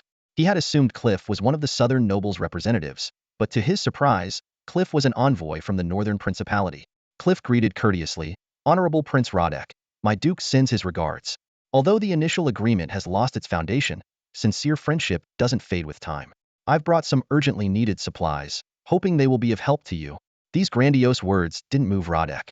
He had seen enough of the fickleness of people lately, and his head ached from hitting so many walls. Rodek responded bluntly, "Please convey my greetings to the duke. I also cherish genuine friendship, but right now, I'm more concerned with what you've brought me. Is it really free?" Cliff bowed slightly, humbly replying, "I will relay your message to the duke. As for the duke's gifts, they are indeed free. I will continue to stay in touch with you. If you need anything in the future, you can always reach out to me, and I'll offer you a favorable price." Duke Derek was generous. Once he decided to invest, he wouldn't be stingy. The handover of supplies was swift and straightforward, without unnecessary chatter. Of course, if Rodek wanted more good things in the future, he would have to pay for them. Prince Rodek was overjoyed. Although he lacked money, he was far from penniless. With an army at his command, how could he be destitute? His biggest problem was having money but not being able to spend it. Now, it seemed this predicament had finally found a solution. The southern nobles harbored a unified desire to control Prince Rodek, their intentions blatantly clear. They tightly grasped the lifelines of weapons, armor, and supplies, attempting to manipulate the young prince. However, Derek's strategy was entirely different. His goal wasn't control, but the outcome. As long as Prince Rodek opposed King Arthur, Derek's objective was achieved. He didn't care who ultimately emerged victorious. Even if Rodek overthrew King Arthur and seized the throne, it wouldn't matter to Derek. The scene of Baron Cliff opening the storerooms before Prince Rodek showcased Derek's generosity. Heaps of weapons, armor, food, and cloth were piled high, dazzling the prince. Derek understood the importance of first impressions, and his generosity starkly contrasted with the southern noble's stinginess. He calculated that as long as Prince Rodek survived, this investment would eventually pay off. After all, a shrewd merchant never makes a losing deal. Prince Rodek was utterly stunned by this display. It had been a long time since he had seen such largesse, especially in contrast to the stinginess of the southern nobles, which left him astounded. After the initial shock, a surge of boldness filled his chest. He silently vowed, "Arthur, my dear grandfather, just you wait. I'll make you regret it." With weapons in hand, his desire for revenge ignited. Now freed from his constraints, the flames of retribution burned brightly within him. The more he had been suppressed, the more intense his rebound would be. Over the next few days, Prince Rodek's trusted aides moved the supplies in batches. The new recruits quickly donned their new gear, and the ample provisions gave the prince immense confidence. He decisively purged a group of traitors, and with his army now under control, he vanished from everyone's sight. No one knew his whereabouts, and a sense of unease began to spread among all parties. It was clear to the discerning that a third-party force was involved. Earl Bagan was furious. His grandson had suddenly become unrecognizable, and even the spies he had planted were uprooted. This was a reality he found hard to accept. He had invested so much, not just because of their blood relation. Losing control of such a crucial piece was a devastating blow. The Earl of Bacon's fury was something Rodek had long anticipated. He stood at the high window of the castle, gazing into the distance, his mind awash with thoughts. Family ties are such a luxury for royalty. Rodek had never truly grasped this before, but his experiences had left him with a sliver of hope for familial affection. However, with the death of Louis II, those so-called relatives began to reveal their true colors. Rodek recalled how his grandfather had once manipulated him like a pawn, and bitterness welled up inside him. He realized that in this ruthless world, family bonds were nothing more than a beautiful illusion. This realization made his actions even more extreme. A year of exile had been like a sharp blade, honing Rodek into a more resilient individual. His growth was astonishing, and while his spies couldn't claim complete mastery of the situation, they had uncovered most of it. He had bided his time, waiting for the right moment to strike. Now that the moment had come, he was determined to remove all obstacles in one decisive move. Rodek understood that Derek's intentions were far from pure, but he knew that there is no such thing as unmotivated kindness in this world. Every gift comes with a price tag. Yet, if he didn't seize the present, what future could he hope for? A fleeting sense of gratitude flickered in Rodek's heart. Even being able to borrow from the future was a kind of grace. This humble gratitude made one ache for him. Over the past year, Rodek's greatest achievement had been to use the war and the resources of the southern nobles to cultivate a group of mid- and lower-level officers. Although the success rate among commoners was not high, some rose to prominence amidst the chaos of war. Rodek deliberately preserved these talents for potential future needs. With Derek's support, Rodek quickly tripled the size of his army. When soldiers were insufficient, he did not hesitate to conscript men. Compared to the brutal methods of other noble lords, conscription was almost a merciful act. He did not force the commoners to bring their own food and weapons to fight for free, which could be considered a wise decision. Rodek's first action after expanding his army was a counterattack. He did not directly target his former patron, but the objective was not far off. The southern nobles were a complex group, and not all of them supported Rodek. In the past, he had to endure in silence, but now, with real power in his hands, he decided to settle old scores. Tens of thousands of troops surged like a tide, catching the enemy off guard.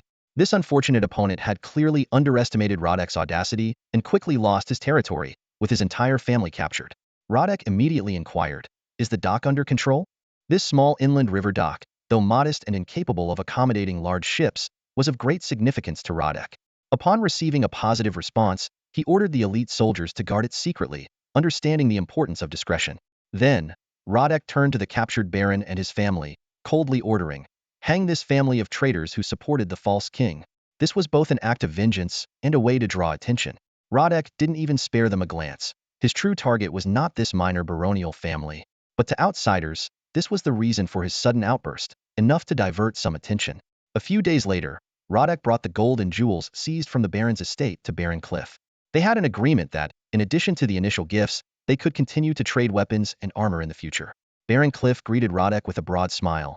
"Prince Rodek, your efficiency is impressive. I'm sure you'll soon dethrone the false king." The Baron calculated that Rodek's success would be beneficial to his own rise and wealth, so he naturally hoped the prince would put in more effort. Rodek felt quite pleased with the flattery, but his mood soured when he saw the inventory list. "Are you joking? 200 gold coins for a set of heavy knight armor. 100 gold coins for a standard knight's set. This is outrageous." He recalled that 4 years ago, when Derek first started, the prices for these items were less than half of what they were now. Even accounting for wartime inflation, these prices were exorbitant. Rodek felt like he was being fleeced. Cliff spoke earnestly to Prince Radke. "Honorable Prince, I assure you, I have no intention of deceiving you. Recently, the value of silver coins has depreciated, and with people buying equipment in large quantities, this price is quite reasonable."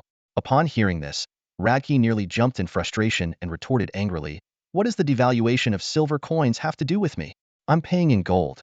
As for the supposed bulk purchases, I don't believe a word of it. Besides me, Who else would be so eager for equipment? Cliff simply smiled, offering no further explanation. Instead, he asked, "Do you want it or not? Currently, we are the only ones in the market able to provide such a large quantity of equipment. Take it or leave it." Radke was silent for a moment, struggling internally. Finally, he gritted his teeth and made up his mind. "I'll buy it." He quickly listed his requirements, feeling a tightness in his chest as he saw the cost exceeding his budget by at least 50%. As Cliff arranged for the collection of payment, he cheerfully offered Prince Radke 2 pieces of information. "Honorable Prince, as a token of our pleasant cooperation, I have 2 pieces of information for you, free of charge." Lowering his voice, he continued, "There is indeed someone buying weapons and armor in bulk, and it's none other than your grandfather, Count Bergen. If it weren't for the Duke's special instructions, this batch of goods wouldn't have been available to you. Additionally, your brother, King Arthur, is smuggling weapons and armor at prices at least 30% higher than what you're paying." These pieces of information were clearly intended for Prince Radke, and Cliff believed the prince would grasp their significance. Sure enough, the prince, who had been fuming moments ago, quickly calmed down. Radke's mind began to race. Count Bergen buying equipment in bulk clearly wasn't for his own use. What was he planning? Connecting this with the movements of the southern nobility, a seed of doubt was planted in Radke's heart. As for Arthur paying more, it naturally brought a sense of satisfaction. However, the royal family already had some production capacity and reserves, so why go to the trouble and expense of smuggling equipment? Could it be to deal with the northern duchies? Radke dared not think in this direction, as he was the weakest link. If King Arthur's target was him, expansion. We must expand the army. Prince Radke was no longer worried about the cost. He decided to wait and see the outcome of this transaction before making further plans. Sticking to the principle of payment before delivery, the small dock controlled by Prince Radke came into play. Although not large, it facilitated Baron Cliff's operations. As night fell, a large ship anchored in the middle of the river, as there was no suitable berth at the dock. But this didn't hinder them. Small boats shuttled back and forth, transporting the goods like ants moving their nest, completing the transaction quietly and efficiently. Rodek stood on the riverbank, his gaze piercing through the darkness to catch the glimmering lights on the water. As the small boat docked, wooden crates were unloaded one by one, with one being placed directly in front of him.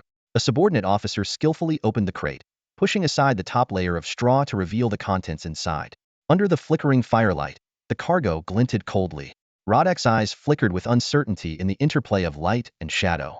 "Secure it and store it quickly," he ordered curtly before turning away, unwilling to linger any longer. This shipment stirred a sense of envy in Rodek. The Northlands had changed dramatically.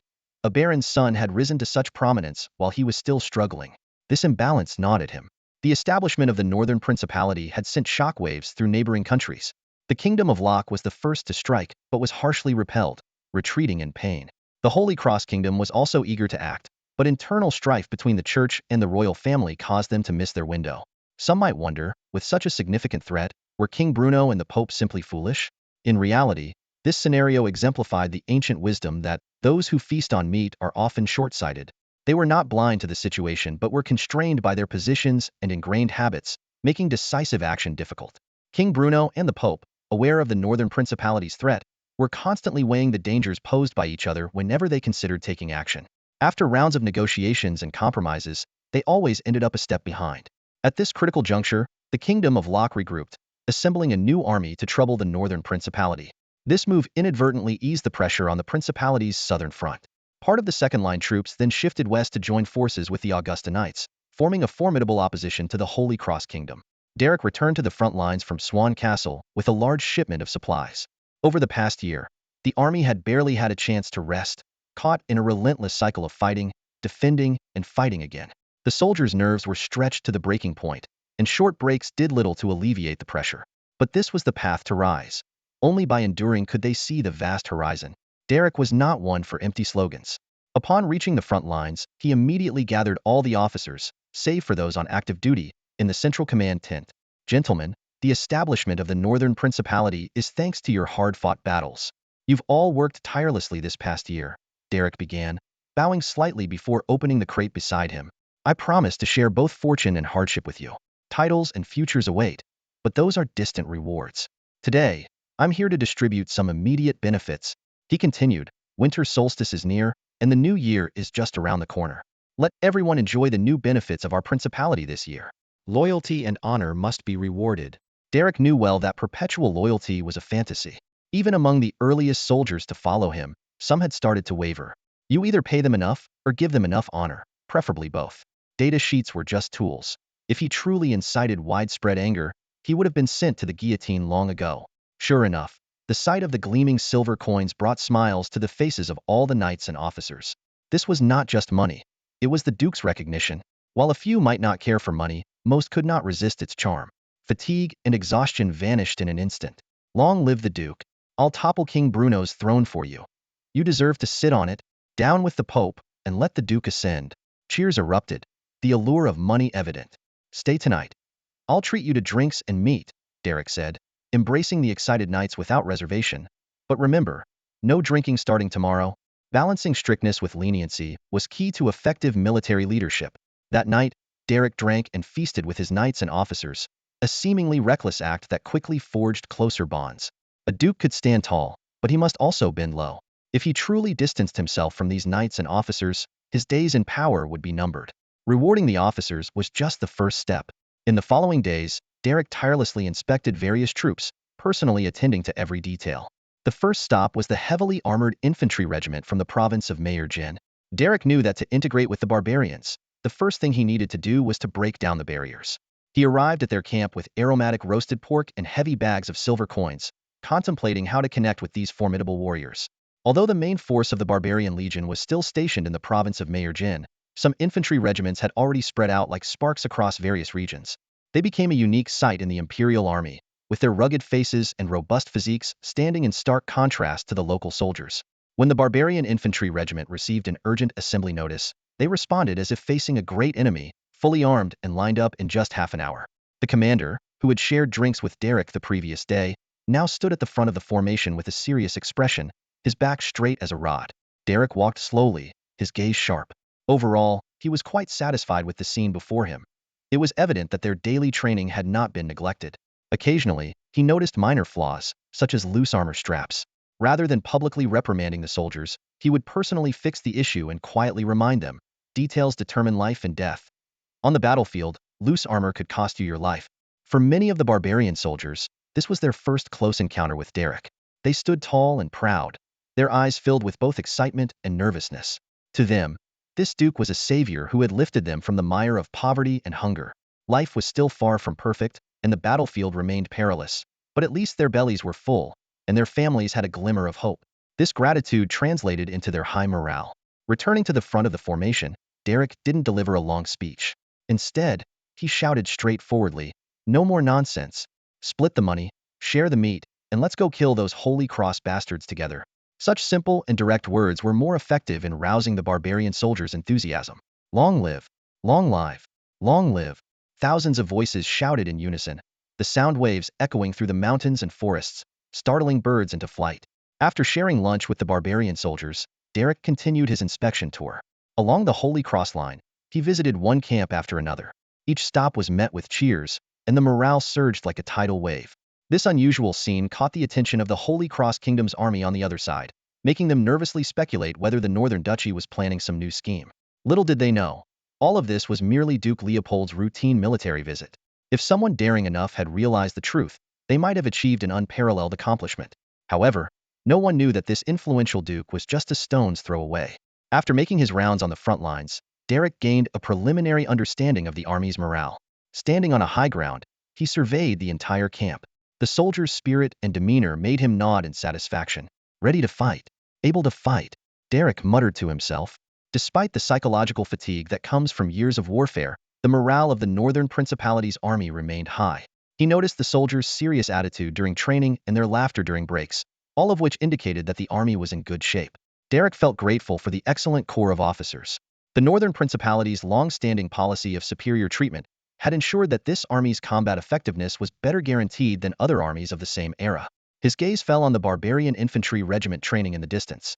These fierce warriors wielded giant axes, their roars echoing through the air. Derek nodded to himself, knowing that an army fighting for a belief was far more reliable than mercenaries fighting merely for money. Just then, a messenger hurried over, handing him the latest intelligence. Derek unrolled the parchment and quickly scanned its contents. The movements of the Holy Cross Kingdom were no longer a secret. Their preparations were excruciatingly slow.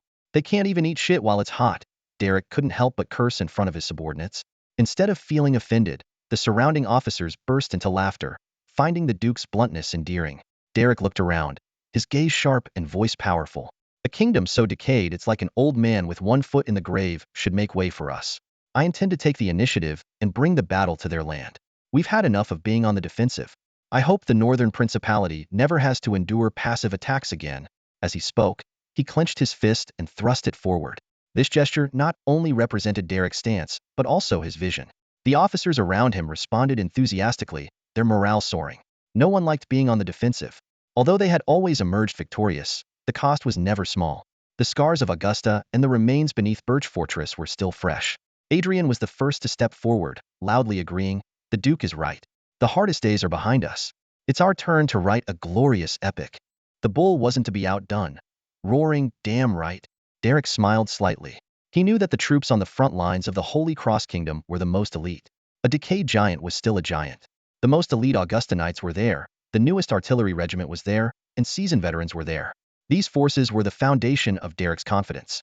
However, while the Northern Principality was gearing up, the Holy Cross Kingdom's army was frustratingly slow to respond. Moreover, they hadn't even decided on a supreme commander. Count Connor had retired, and Duke Fernandez was still in disgrace. The kingdom's truly experienced commanders were long dead, and even the new generation of experienced officers couldn't match up to the likes of Count Connor. The Holy Cross Kingdom's current predicament was having soldiers, but no generals. While having no generals wasn't a big deal, they could always train more. As commoners' lives were cheap, the real issue was the constant infighting between the king and the church. They were well aware of the threat from the Northern Principality and the urgency of the situation, but their long-standing habit of pulling each other down persisted. Reading the meticulously detailed intelligence, Derek couldn't help but curse. Are these Holy Cross people brain-dead? Baron Baring, standing nearby, smiled, feeling no embarrassment. To him, the Duke's curse was aimed at the Holy Cross people, and as a noble of the Northern Principality, it had nothing to do with him. As for his father, who was a Holy Cross man, Baron Baring thought, being cursed by the Duke shouldn't bother his old man too much. Duke, the Holy Cross people are corrupt and backward. King Bruno is incompetent. It's only right that our Northern Principality rises. This is a good thing, Baron Baring said cheerfully. He was already a baron of the Northern Principality and naturally wanted to see it prosper. Besides, he genuinely believed the Holy Cross Kingdom was hopelessly decayed. After all, in a place where someone as capable as himself couldn't even earn a title, something was clearly wrong. The army has yet to decide on its supreme commander, but His Grace the Duke already has detailed intelligence in hand. Derek couldn't help but shake his head. What future could there be for a country like this? However, he quickly realized that he was the true parasite of the nation, as it was he who had brought this intelligence. Acquiring this information wasn't difficult. Although Earl Connor had stepped down, his network of contacts remained intact. Stripped of most of his power, Connor had no choice but to deepen his collaboration with Derek. Coupled with a few traitors conspiring with the Northern Duchy, uncovering the details of the Holy Cross Kingdom's army was a breeze. Derek agreed with Baron's assessment. The Holy Cross Kingdom was indeed on its last legs. Even without their interference, the kingdom was doomed to fall. Reflecting on the success of the barbarian strategies, Derek surmised that the Holy Cross Kingdom's current situation couldn't be much better. Since the kingdom was on the brink of collapse, it was better for him to deliver the final blow personally than to let someone else do it. Yet, after carefully studying the intelligence, Derek had to admit that the Holy Cross Kingdom still had some depth. The king and the nobles weren't fools. Otherwise, they would have been overthrown long ago. They were arrogant, not stupid. After several painful lessons, the people of the Holy Cross Kingdom had become exceptionally vigilant. Although the supreme commander hadn't been decided, each army was acting with extreme caution. The large corps were assembling without a single unit left isolated. All the corps commanders had heard of Derek's formidable reputation, and the painful lessons were right before their eyes. No one wanted to be the next fool written into the history books. The intentions of the Holy Cross Kingdom were crystal clear. Even if they couldn't defeat their opponent, they would ensure the enemy paid a heavy price for breaching their defenses. In the face of powerful cannons, they chose to rely on fortified cities. The assembly of large corps was a demonstration of the kingdom's deep reserves. They had enough strength to engage the enemy in a prolonged struggle. However, Derek let out a derisive laugh. Gentlemen, the times have changed, he thought. The people of the Holy Cross Kingdom still didn't fully grasp the power of artillery. Everyone believed that the Northern Duchy could only defend itself, and their previous actions seemed to confirm this. This complacency allowed the Holy Cross Kingdom to continue their internal strife. Even among his own people, no one could fathom Derek's true intentions. Although the number of frontline troops had increased by 50%, no one thought this was enough to topple the Holy Cross Kingdom. What they didn't know was how many of these additional troops were artillerymen. Derek suddenly turned to Baron, his eyes gleaming with cunning. Baron, how would you like to trade for a new fief? Huh. Baron Balin was momentarily taken aback, a flicker of confusion crossing his eyes. Duke Derek nodded with satisfaction and continued. Your intelligence has been very useful. I know your previous fief was a bit small, so after the new year, I'll grant you a larger one. This statement proved that Derek was not acting on a whim. Baron Balin's fief was located in the Augusta territory.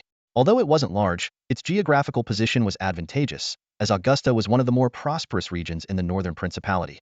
Baron Balin was both surprised and delighted, thinking to himself, since the Duke has spoken, he will surely keep his promise. It seems my efforts haven't been in vain. The Duke has noticed them. He quickly pledged his loyalty. Thank you, my lord. It is an honor to serve you. I will continue to gather intelligence for you. Unlike the stingy and ruthless King Bruno, the Duke seemed more like a wise ruler. If it were you, whom would you choose to pledge your allegiance to? Meanwhile, the barbarian infantry regiment had resolved to fight to the death. After being rewarded, they immediately set off.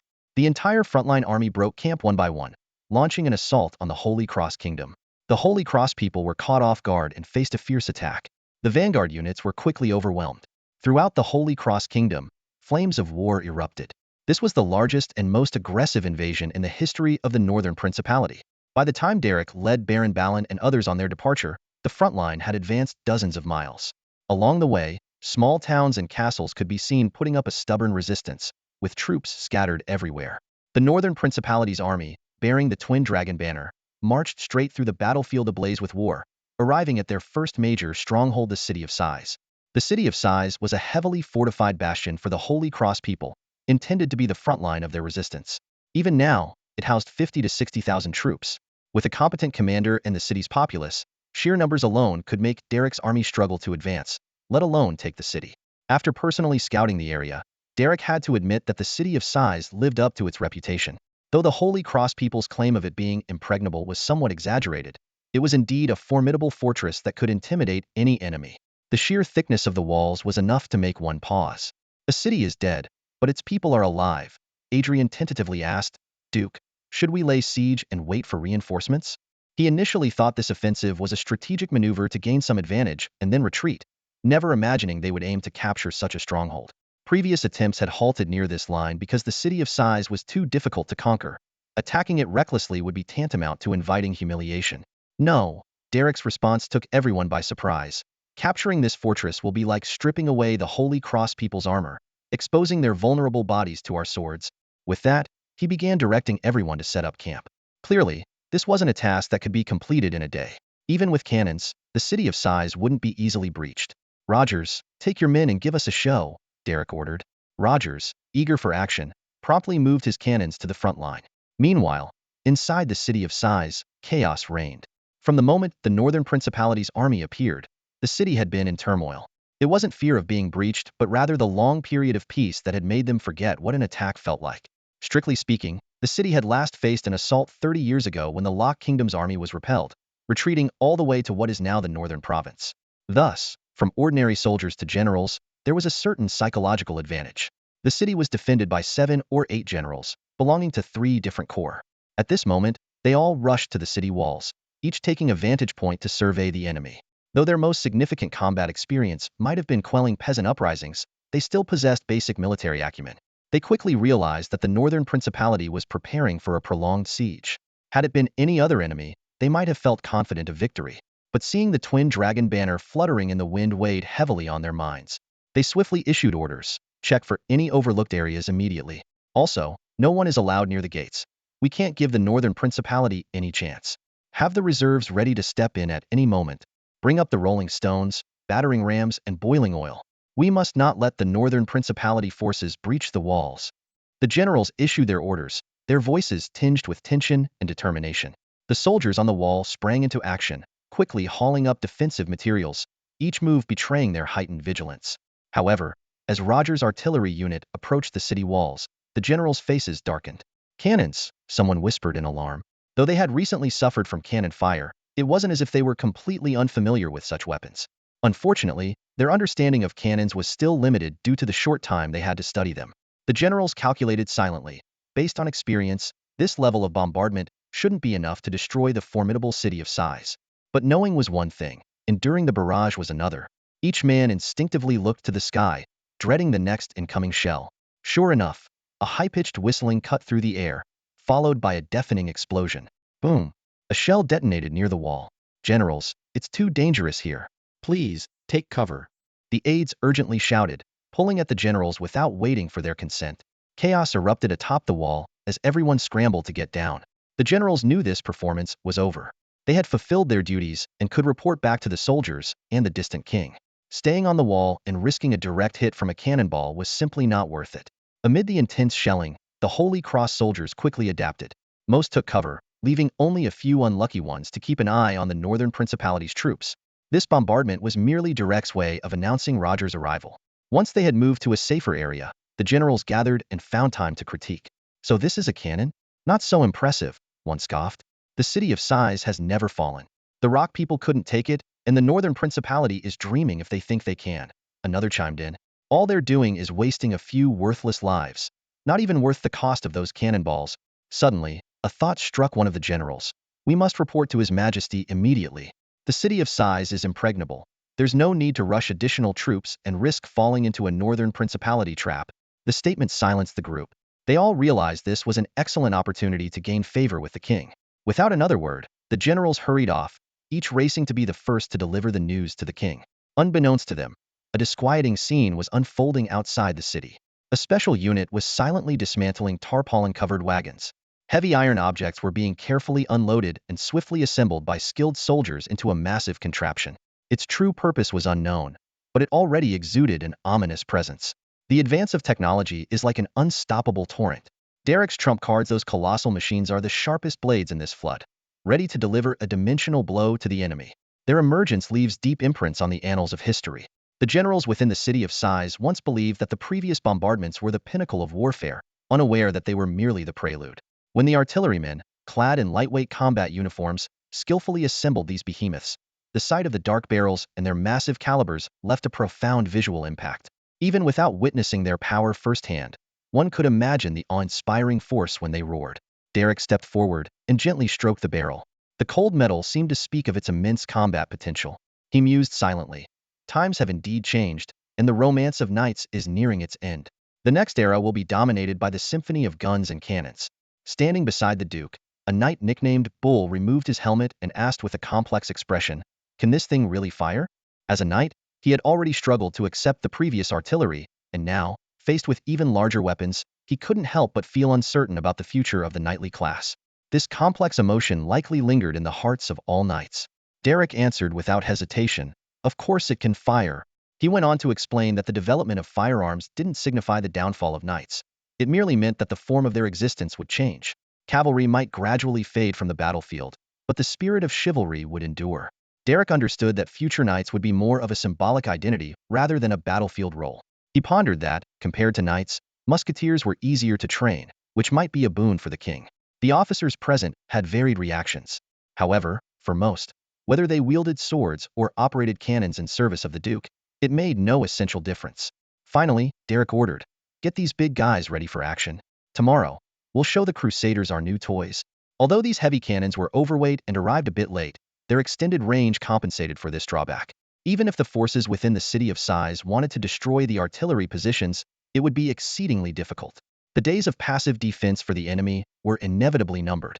The following morning, the blaring sound of the bugle roused the sleeping camp. After a simple breakfast, the infantry regiments began their preparations. Derek led the officers to observe from a distance. The soldiers swiftly took their positions like ants, and the artillery signalers holding red flags dispersed to their posts. Rogers and the other artillerymen quickly set up their positions, but today's stars were the newly arrived heavy cannons. "Begin," Derek commanded. "Ready. Adjust aim." "Correct." The signalers waved their flags frantically, and the artillerymen, under the command of the artillery chief, expertly loaded the shells. "Fire!" Boom! A deep cannon blast echoed across the sky, starkly different from the previous day's shelling. The generals within the city of size took cover, knowing the wisdom of avoiding peril. Suddenly, boom! The entire city wall shook violently, as if struck by Thor's hammer. The intense explosion unleashed a storm of fire and shrapnel, with the heat wave tossing soldiers near the impact point. Those closer had their eardrums ruptured instantly, rendering them deaf to the cannon fire. The impact site was left with a massive crater, surrounded by charred remains. This was just the beginning. Shells rained down like a deluge, and the regular artillery joined the symphony of destruction. The city's forces were utterly stunned. Despite their psychological preparation and attempts at protective measures, they now realized it was all in vain. The generals were terrified, dropping their bowls to the ground. Some guards risked their lives to assess the situation, reporting that the city wall was in complete disarray. Each heavy shell cleared a large area, leaving only mangled remains. The officers in charge were caught off guard, and their command fell into chaos. Fortunately, the Northern Duchy's forces did not seize the opportunity to launch an attack. Soon after, several centurions scrambled back with the guards. "General, it's carnage, absolute carnage." One centurion stammered, "A single shell can wipe out an entire company. We can't fight this battle. We can't hold the line, General. We should retreat." The Northern Duke is said to be a saint reincarnate. Maybe surrendering isn't such a bad idea. Facing such a brutal scene, these frontline officers, experiencing such a harsh war for the first time, were on the brink of collapse. Witnessing an entire squad of soldiers evaporate before their eyes was a devastating shock. These soldiers were no strangers to death, but to see lives snuffed out so effortlessly was terrifying. In the face of heavy artillery, life seemed as insignificant as blades of grass, utterly devoid of value. This newfound reverence and fear for life would not be easily quelled. In contrast, the generals at the rear had a much better experience.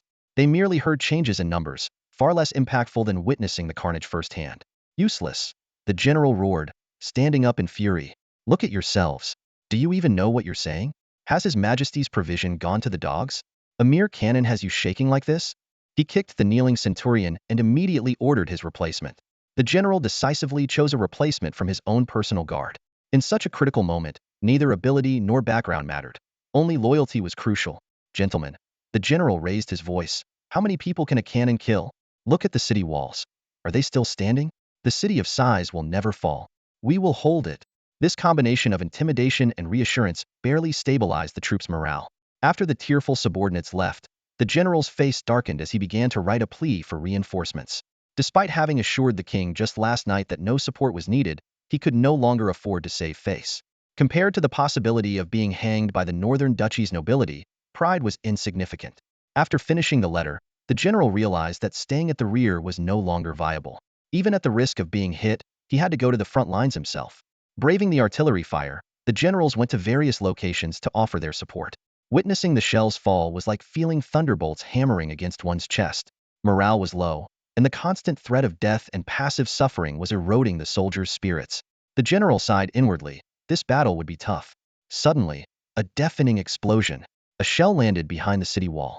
Although the soldiers had learned to hug the walls for cover, the massive blast radius still caught some unlucky ones. Right before the general's eyes, a squad of soldiers was wiped out in an instant. Bodies, pierced by shrapnel, fell like ragdolls, and blood quickly spread across the ground. This gruesome scene finally made the general personally feel the harsh reality of the battlefield. The Type 01 heavy cannon is truly formidable. Rogers, holding his binoculars, had a gleam of professional admiration in his eyes. As one of the leading artillery experts of the time, he was thoroughly impressed by this newly named Duchy Type 01 heavy cannon. On the battlefield, the power of this cannon was awe-inspiring. Scenes of field battles flashed through Rogers' mind. A single shot, and a 100-man squad would be obliterated in an instant. He muttered to himself, "It's a nightmare for infantry." Despite his admiration, Rogers objectively analyzed its drawbacks. "The weight is an issue," he said softly, "and the operational costs are high." He scrutinized the thick barrel, estimating, after 200 or 300 rounds, it would probably be scrapped. He quickly added, "Luckily, there are plenty of spare parts to keep it running." Rogers turned his attention to his own artillery unit. They coordinated seamlessly with the infantry, but his thoughts were already drifting towards the future of the artillery corps. Watching these powerful cannons dominate the battlefield, Rogers knew that no one could deny their importance. However, he and his fellow artillerymen were still on temporary assignments. The Duke had yet to formalize their status. Rogers understood his mission, to demonstrate the full potential of artillery. This was both a service to the Duke and a step forward for his own career. The two goals were not mutually exclusive. He lowered his binoculars and issued a loud command. "Aim precisely." "Is the barrel clean?" "For the Duke." "Hit them hard." Not far away, Derek happened to spot Rogers. The officers around him also held binoculars, their expressions focused. After several battles, especially with the introduction of heavy artillery, Everyone had come to realize the significance of cannons. Even knights like Bull, who used to champion cavalry, had to change their views. After all, they were Derek's soldiers first and knights second. These knights, who originated from commoners, didn't cling to history and chivalric honor like traditional nobles. Bull shamelessly sidled up to Derek, asking obsequiously, "Duke, how will the artillery units be arranged in the future? How about assigning me a squad first?" Derek put down his binoculars and glanced at Bull, seeing through his intentions. "I have my own plans for the artillery units," he said calmly. "Each infantry regiment can be assigned a few cannons for now, but the artillery officers will have to wait their turn." This was no joke. While cannon production was slow, training qualified artillery officers was even more challenging. Those who once wielded pitchforks couldn't be expected to have high levels of education. Even among the nobility, few were proficient in mathematics. Artillery officers, without a doubt, held one of the most intellectually demanding positions of the era. Derek continued, "If it's just one or two artillery squads, haphazard growth might be fine. But for formalization and scaling up, a complete system must be established." Adrian remained silent. He knew that staying quiet wouldn't cost him his share. At that moment, he was contemplating whether to send a few trusted men to learn artillery techniques. Switching scenes to the capital of the Holy Cross Kingdom, King Bruno was in a foul mood. The establishment of the Northern Duchy, in his eyes, was nothing more than a lucky break for a bunch of country bumpkins. Yet they dared to consider themselves his equals. "Who does Derek think he is, a duke?" King Bruno muttered angrily. "He's just a baron's son, and his ducal title was cobbled together through dubious means. His lowly bloodline is only fit to show off in front of commoners, worthless before the royal family." Recalling Derek's repeated offenses over the past few years, Bruno seethed with rage. Although he had agreed with King Arthur of the Lock Kingdom to jointly attack the Northern Duchy and divide the spoils, the church's interference had dragged him into a struggle between religious and royal authority. What infuriated King Bruno even more was the Northern Duchy's audacity to take the offensive. "A bunch of brazen peasants," he cursed. At that moment, letters from the city of Sighs arrived one after another. King Bruno eagerly tore them open, skipping the flattering introductions to get to the main points. "Though the Northern Duchy has numerous troops and Duke Leopold is renowned, I remain confident we can replicate past glories. First defeat the enemy at the gates, then pursue relentlessly, reclaim lost territory, and approach the Lock Kingdom." King Bruno snorted. "Humph. What's this guy talking about? What renown does Leopold have? It's all just dirty tricks." He muttered threateningly, "If you can't deliver on what you promised, I'll find an excuse to have you executed." The king read several more letters, finding the general's words similar. His frown deepened, a mix of anger and unease churning within him. The king secretly felt relieved that the city of Sighs seemed to be unharmed. This bit of good news brought him some comfort, even though he still lacked confidence in launching a counterattack. With this rare good mood, he enjoyed a relatively pleasant breakfast. However, the king soon realized a crucial issue. The city of Sighs urgently needed a commander. Although the conflicts with the church were ongoing, appointing a commander for a specific battlefield was not a difficult task. Through letters from the frontline generals, he keenly sensed a potential crisis. If the generals started infighting, it could lead to significant trouble. Just as the king was pondering which general should take the lead, an attendant cautiously approached with a pile of letters and said softly, "Your Majesty, these are the latest updates from the city of Sighs." The king's heart tightened. Such frequent correspondence was never a good sign. Sure enough, as he unfolded the letters, his good mood instantly vanished. The scenes described in the letters were chilling. The enemy's cannons thundered down. A single shot could shatter miles of city walls, and the entire city trembled. The stark contrast was hard for the king to accept. One moment he was rallying to strike at the enemy's heart, and the next, he was shamelessly begging for aid. The disparity was simply too great. The king realized that there was no time to worry about internal issues. The enemy could easily win without using any tricks. "Summon the ministers for a meeting immediately. Right here." The king, unable to contain his urgency, announced an emergency court meeting on the spot. The news of the Northern Duchy's invasion had already spread, but most people remained optimistic. Despite several defeats, they stubbornly believed that the city of Sighs would be fine. Otherwise, the king wouldn't have been leisurely enjoying his breakfast, but would have been in a state of panic. King Bruno briefly introduced the current crisis and then, with a piercing gaze, looked at his trusted ministers and asked in a deep voice, "Gentlemen, how should we respond now?" Silence. The sudden turn of events had caught everyone off guard. What was more unsettling was that the Northern Duchy had not used any deceit, but had launched a straightforward attack. Seeing no one respond, the king's anger flared. "Are you all mute? Are you waiting for the Northern Duchy to besiege our city before advising me to surrender?" The king's thunderous rage frightened the ministers, who quickly knelt on one knee and repeatedly bowed, saying, "We dare not, Your Majesty." Seeing no way to evade responsibility, someone finally mustered the courage to speak. Your Majesty, I believe it is time to consult the Pope. After all, if we lose, it will not benefit them either. The Northern Duchy is not as merciful as the Kingdom of Locke. Perhaps we should consider preserving some monasteries for them? The minister's suggestion was not without merit. He cleverly cited a historical precedent years ago. Louis I of the Kingdom of Locke had expelled the church but had still preserved a few monasteries for the clergy. The Northern Duchy, however, was likely to be even more ruthless than the Kingdom of Locke. The Kingdom of Locke had merely suppressed the church, with limited impact on the high-ranking clergy. But the Duke, who claimed to be a descendant of the saints, sought to surpass even the Pope in authority. While the church could endure some losses, as those were merely public assets, Cedric coveted the Pope's power itself, which was utterly intolerable. The Pope stepped into the palace once again, but the atmosphere was noticeably different this time. The usual unpleasant murmurs had diminished, replaced by an array of newly hung religious ornaments that seemed almost blindingly fresh. This wasn't due to the palace steward's negligence. It was a deliberate effort to signal to the Pope that His Majesty the King was willing to reconcile. The subtle hint was not lost on the Pope. After all, if he couldn't see through such a simple ploy, he would have been ousted from his position long ago. However, this gesture of goodwill was far from satisfying for the Pope.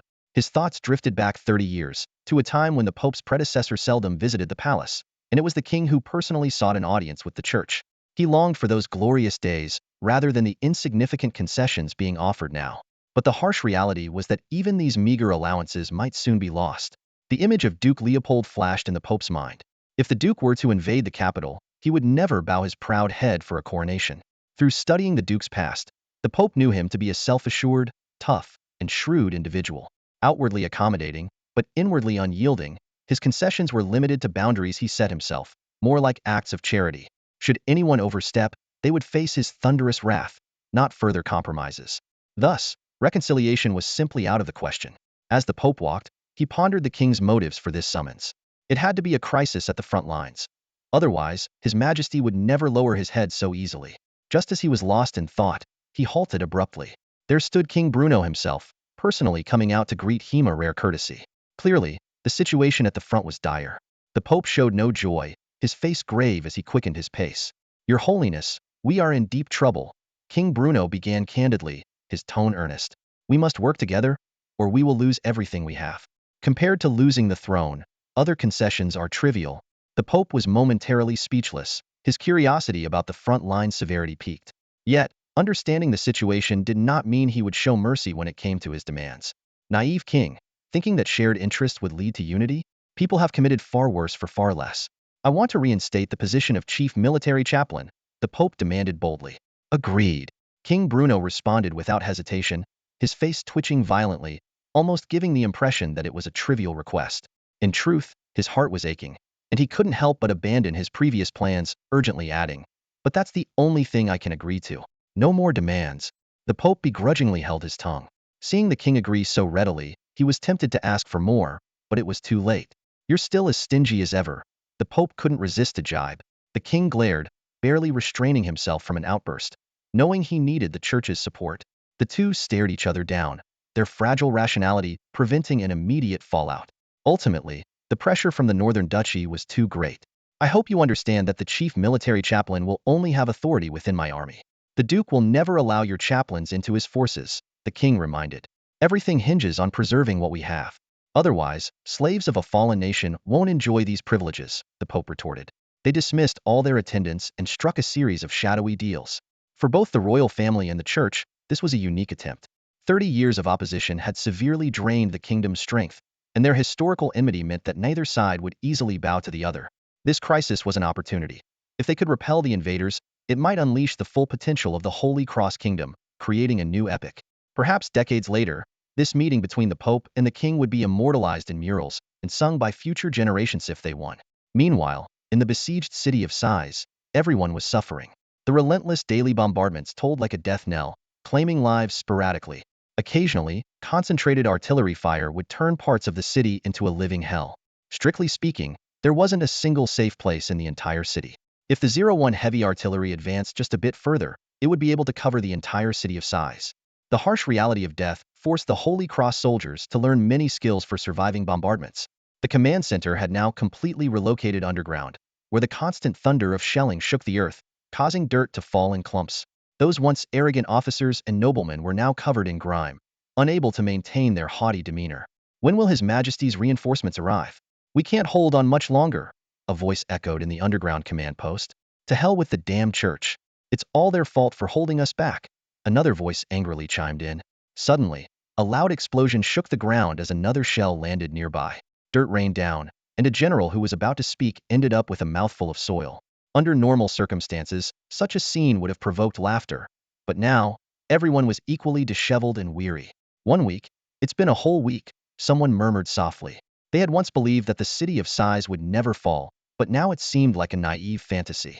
In truth, holding out for a week was already an extraordinary feat for an army that had never experienced the baptism of fire. Maintaining morale without breaking was a testament to their rigorous training. Suddenly, a dusty figure slid down the vertical tunnel, gasping for breath as he shouted, "Bad news. The Northern Principality is launching a massive assault." This dreadful news caused everyone to stand up instinctively. Sure enough, it wasn't long before the shelling ceased abruptly. However, this was not a good omen. The pause in shelling meant that the generals of the Northern Principality would not sit idly by. It was more likely a prelude to an infantry attack. In the past, they might have been confident. But now, after a week of relentless bombardment, could this army still hold the line? At the very least, the defensive structures on the city walls were all but destroyed and would be of little use. They hurriedly returned to the surface, beginning to direct the troops to prepare for defense. The reason for the Northern Principality's assault soon became clear. A section of the city wall had collapsed, revealing a massive breach. "Send men to block that area. Don't let them through," the commander shouted. A 1,000-man unit quickly arrived at the scene, ready to defend. Suddenly, the familiar high-pitched whistling sound echoed once more. The soldiers, who had endured a week of shelling, felt their skin crawl. "Artillery!" The officer's sharp warning was cut short as his body was thrown by the blast wave. The heat wave, like an invisible giant hand, tossed the soldiers into the air like toys.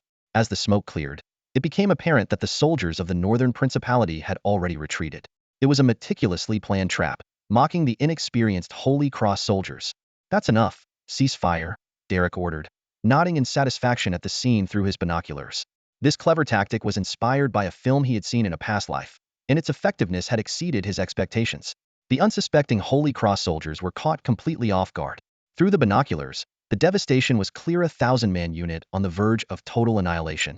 Derek smirked, thinking that this strike not only inflicted direct damage, but would also make the enemy hesitant and fearful in future defenses, significantly reducing his own side's troubles. As the signal flags waved, the infantry, who had just begun to retreat, launched another round of attacks. The barbarian soldiers, with their robust physiques, sprinted forward even under medium armor. Chaos reigned in the Holy Cross camp. Although the commanding general quickly responded by sending reinforcements, the soldiers, having witnessed the carnage firsthand, were slow to act and visibly reluctant. Before reinforcements could arrive, the Northern Principality's infantry had already breached the defensive lines. However, as the barbarians charged into the heavily bombarded area, they hesitated at the grisly sight. Limbs were scattered everywhere, and survivors were few and far between, most of whom were in a state of collapse. At that moment, a 1,000-strong reinforcement from the Holy Cross finally arrived, brandishing weapons and ready to fight. A low-ranking officer shouted, "Don't be afraid. The Rockmen are here too. They won't dare shell us." This term had long been used, as most people in the Northern Principality identified as Rockmen, except for the barbarians. "To hell with the Rockmen, I'm a Northerner," a barbarian infantryman roared, swinging his battle axe to cut down the enemy in front of him. To him, he was a loyal subject of the Duke, a part of the Northern Principality, not some Rockman. The battle reached a stalemate, with both sides having reasons they couldn't afford to lose. The Holy Cross soldiers didn't have to worry about artillery fire and had continuous reinforcements. Meanwhile, the Northern Principality's infantry launched attacks on other sections of the city walls to divert the enemy's attention. Though the barbarians were fearless and exceptionally strong, breaking through the defenses proved challenging. Just then, a cannon blast pierced the battlefield's clamor. Many instinctively turned to see Rogers had managed to drag a small cannon into position, delivering precise strikes. At such close range, and with expert gunners, each shot inflicted significant damage. Though a single cannon's firepower was limited, its psychological impact was immense. The Holy Cross soldiers, already terrified, began to waver, tipping the scales in favor of the Northern Principality. The battle raged from dawn till dusk, with the Holy Cross's resistance proving unusually tenacious. Their generals had no intention of surrendering, a testament to King Bruno's tight control over his forces. Having ruled for over a decade, he had firm control over all military units. The city of size was too important, and all the generals' families were under strict surveillance in the capital.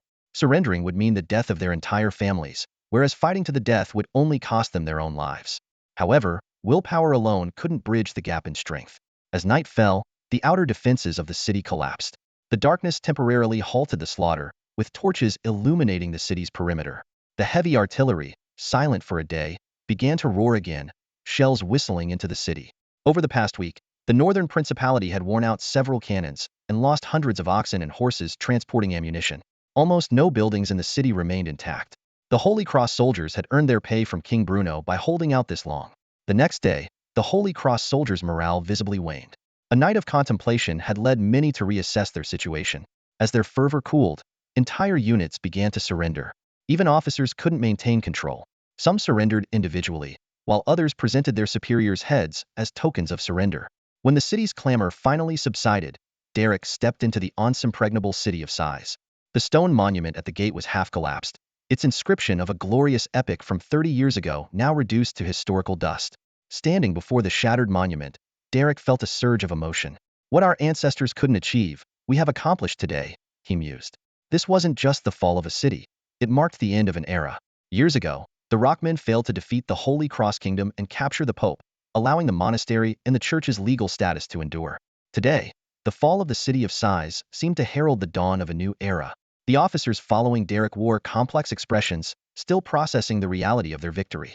As they walked through the war-torn streets and stepped onto the ruins of a once arrogant city, each realized that history was being rewritten by their hands. What was initially thought to be a tactical offensive turned out to be a decisive blow, shattering the mainstay of the Holy Cross Kingdom. The fall of the city of size was like the first domino to topple, setting off a chain reaction all the way to the capital of the Holy Cross Kingdom. No other fortress could compare in strength. This meant that the armies of the northern principality could advance unimpeded, conquering city after city. Bull was ecstatic, practically dancing with joy, his eyes gleaming with the light of victory. Duke, this year we can march straight into the heart of the Holy Cross Kingdom and capture their king alive. You could even sit on their throne, he declared, his voice brimming with anticipation, as if he could already taste the fruits of their triumph. Even the usually composed Adrian couldn't hide his excitement, his face flushed with exhilaration. I've heard that the Pope has been slandering you, Duke. When I catch him, I want to hear exactly what he's been saying, he said, clenching his fist as if he could already feel the Pope's collar in his grip. The officers were all equally fired up, their eyes gleaming with ambition. The fall of this formidable fortress was undoubtedly a major turning point, its symbolic significance far exceeding its military value. Derek didn't dampen their spirits. He thought to himself, after fighting so many battles, what's the harm in letting their confidence swell a bit? Yet, deep down, he felt a twinge of unease. Meanwhile, within the Holy Cross Kingdom, a delicate balance had been struck between the church and the royal court. The divine and royal powers had merged in an awkward alliance, one that still required some adjustment but, for the moment, promised to unleash their combined strength against the looming crisis. However, this cooperation brought new issues. The army now included some high-ranking clergy, which made the leading generals quite uncomfortable. While army chaplains had always been present, serving as both medics and counselors, the role of the high-ranking clergy, introduced 30 years ago by the church to control the military, was seen as an awkward and unwelcome addition. What irked the officers most was that these high-ranking clergy had the authority to interfere in military affairs. This severely impacted their vested interests. Previously, embezzling supplies, claiming unearned merits, and even having soldiers do personal chores were all easy tasks. Now, they had to tread carefully to avoid being caught by the clergy, who were particularly keen on defending the rank-and-file soldiers and using the opportunity to spread their faith. Just as these tensions were about to erupt, a more significant crisis quietly emerged. Scattered deserters brought shocking news. The city of size had fallen. This news hit like a sledgehammer, shattering everyone's dreams in an instant. The support troops suddenly found themselves aimless. Worse still, they were now dangerously close to the fallen city, fully exposed to the enemy. Fear washed over everyone like a tidal wave. If they couldn't hold the fortress, how could they hope to fend off the enemy in the open field? Before the officers could react, scouts brought even more urgent news. The northern principality's cavalry had appeared on the horizon, rapidly closing in on them. Encountering the cavalry of the northern principality was a significant shock for the Holy Cross reinforcements. Although the soldiers were mentally prepared, they couldn't help but grip their weapons tightly in nervousness. The high command, however, was utterly terrified, fully aware of the implications. The soldiers who fled the front lines were quietly placed in a secluded corner, barely noticeable in the vast army. The morale of the Holy Cross soldiers was high, and with the priest's encouragement, they bravely repelled the scattered northern cavalry. However, this small victory forced the entire army to halt and regroup. The ordinary soldiers delighted in the extra rest, oblivious to the anxiety among the high command. At this moment, the leaders of the army sat around a simple wooden table, their faces marked with worry. General Gill looked around at his silent colleagues and spoke gravely. The situation is dire. We are very close to the Northern Principalities' army. Do we advance or retreat? As the highest commander of this support mission, General Gill had absolute authority over military decisions. This should have been a good thing, but at this moment, he wished he didn't have this power. He was acutely aware of the perilous situation. Advancing meant facing the formidable northern army that had just conquered the city of Sais. Retreating risked being pursued into a rout. The general's gaze swept over everyone present, but he saw only bowed heads. No one wanted to take responsibility at such a critical moment. Inwardly cursing them as cowards, General Gill had no choice but to break the silence himself. The city of Sais has fallen, and the northern principality is unstoppable, he said slowly. The Duke is not someone to be underestimated. The kingdom's future looks bleak. We must preserve our strength for the kingdom. Though his words were diplomatic, everyone understood the implication. Someone immediately echoed, the general is right. The northern principality's army is limited. They can't occupy the entire kingdom. We must conserve our strength and wait for an opportunity to retaliate. Enduring humiliation is the true mark of a hero. His Majesty will understand. Soon, a consensus was reached. It wasn't that everyone lacked the courage to fight. They just saw no hope of victory and were unwilling to gamble on such odds. At this moment, the high priest, who had remained silent, suddenly asked, "But will the Locke people let us retreat safely?" This obvious question made the atmosphere even more tense. Finally, General Gill forced a smile and gave an ambiguous answer. "Rest assured, the army has sufficient contingency plans. Some brave warriors will sacrifice themselves for God and His Majesty." The high priest fell silent. He might not understand military strategy, but he understood human nature. The answer was already clear. Soon, the army split in two. A small portion stayed behind to set up camp and secure this transit point, ensuring the safety of supply lines, a crucial but relatively safe task, not requiring direct confrontation with the enemy. General Gill specifically chose a young officer of commoner knight background, Roman, to lead this task. Patting Roman on the shoulder, he said, "I have high hopes for you. There was much opposition to this appointment, but I chose to believe in you. Guard the supply line for me, and once we repel the Locke people, I will ensure you are rewarded. His Majesty won't hesitate to grant you land, and I will guide you on your path to nobility." General Gill spoke earnestly, his eyes locked onto Knight Roman. His words were filled with admiration and high expectations for this commoner-born genius. A warm feeling surged in Roman's heart as he recalled the general's years of dedicated mentorship. He held absolute trust in General Gill, his eyes shining with reverence. "General, rest assured, I will secure the rear for you," Knight Roman said, standing tall with a voice full of determination and vigor. He could almost see his future as a landed noble, creating a new family legacy. General Gill gently patted Roman's shoulder, and after a moment of contemplation, he slowly removed the precious sword from his waist. He handed the sword to Roman with a solemn expression. "Do well, and do not let me down," he said. Roman accepted the sword, tears welling up in his eyes, his voice choked with emotion. "I will not fail you, General." Watching Roman's departing figure, a complex expression appeared on General Gill's face. He couldn't help but ponder. People are emotional beings, and Roman truly has great talent. He had invested considerable resources and feelings into this young man. If possible, this mentor-student relationship might indeed become a cherished story. But in the end, Roman was just a commoner. All the investment, even the emotions, could be measured in terms of value. When necessary, they could be discarded. The general's sadness was more about his own wasted investment than about Roman. This was a necessary sacrifice. As the commander of the army, if he didn't leave his trusted aides to cover the retreat, how could others be convinced? Power equates to obligation, and now was the time to pay the price. General Gill hurriedly left, abandoning a large amount of supplies, and headed lightly towards the city of Sais. Roman should have noticed these anomalies, but his heart was too filled with emotion to doubt his benefactor. Little did he know, after evading the scout's sight, General Gill led his troops in a large circle, swiftly retreating to the rear. Meanwhile, the northern duchy troops from the city of Sais received news of reinforcements from the Holy Cross. The cavalry was the first to react, quickly assembling into a formidable force and sweeping towards the reinforcements. Had they arrived an hour earlier, they might have encountered General Gill. However, at this moment, they were drawn by the enemy scouts and discovered the camp being constructed. That's all for today. Thank you so much for watching. I hope you guys enjoyed. If you wish to have another part of this recap, please give us at least 1,000 likes. Please don't forget to comment and subscribe to our channel for more content like this. Until next time.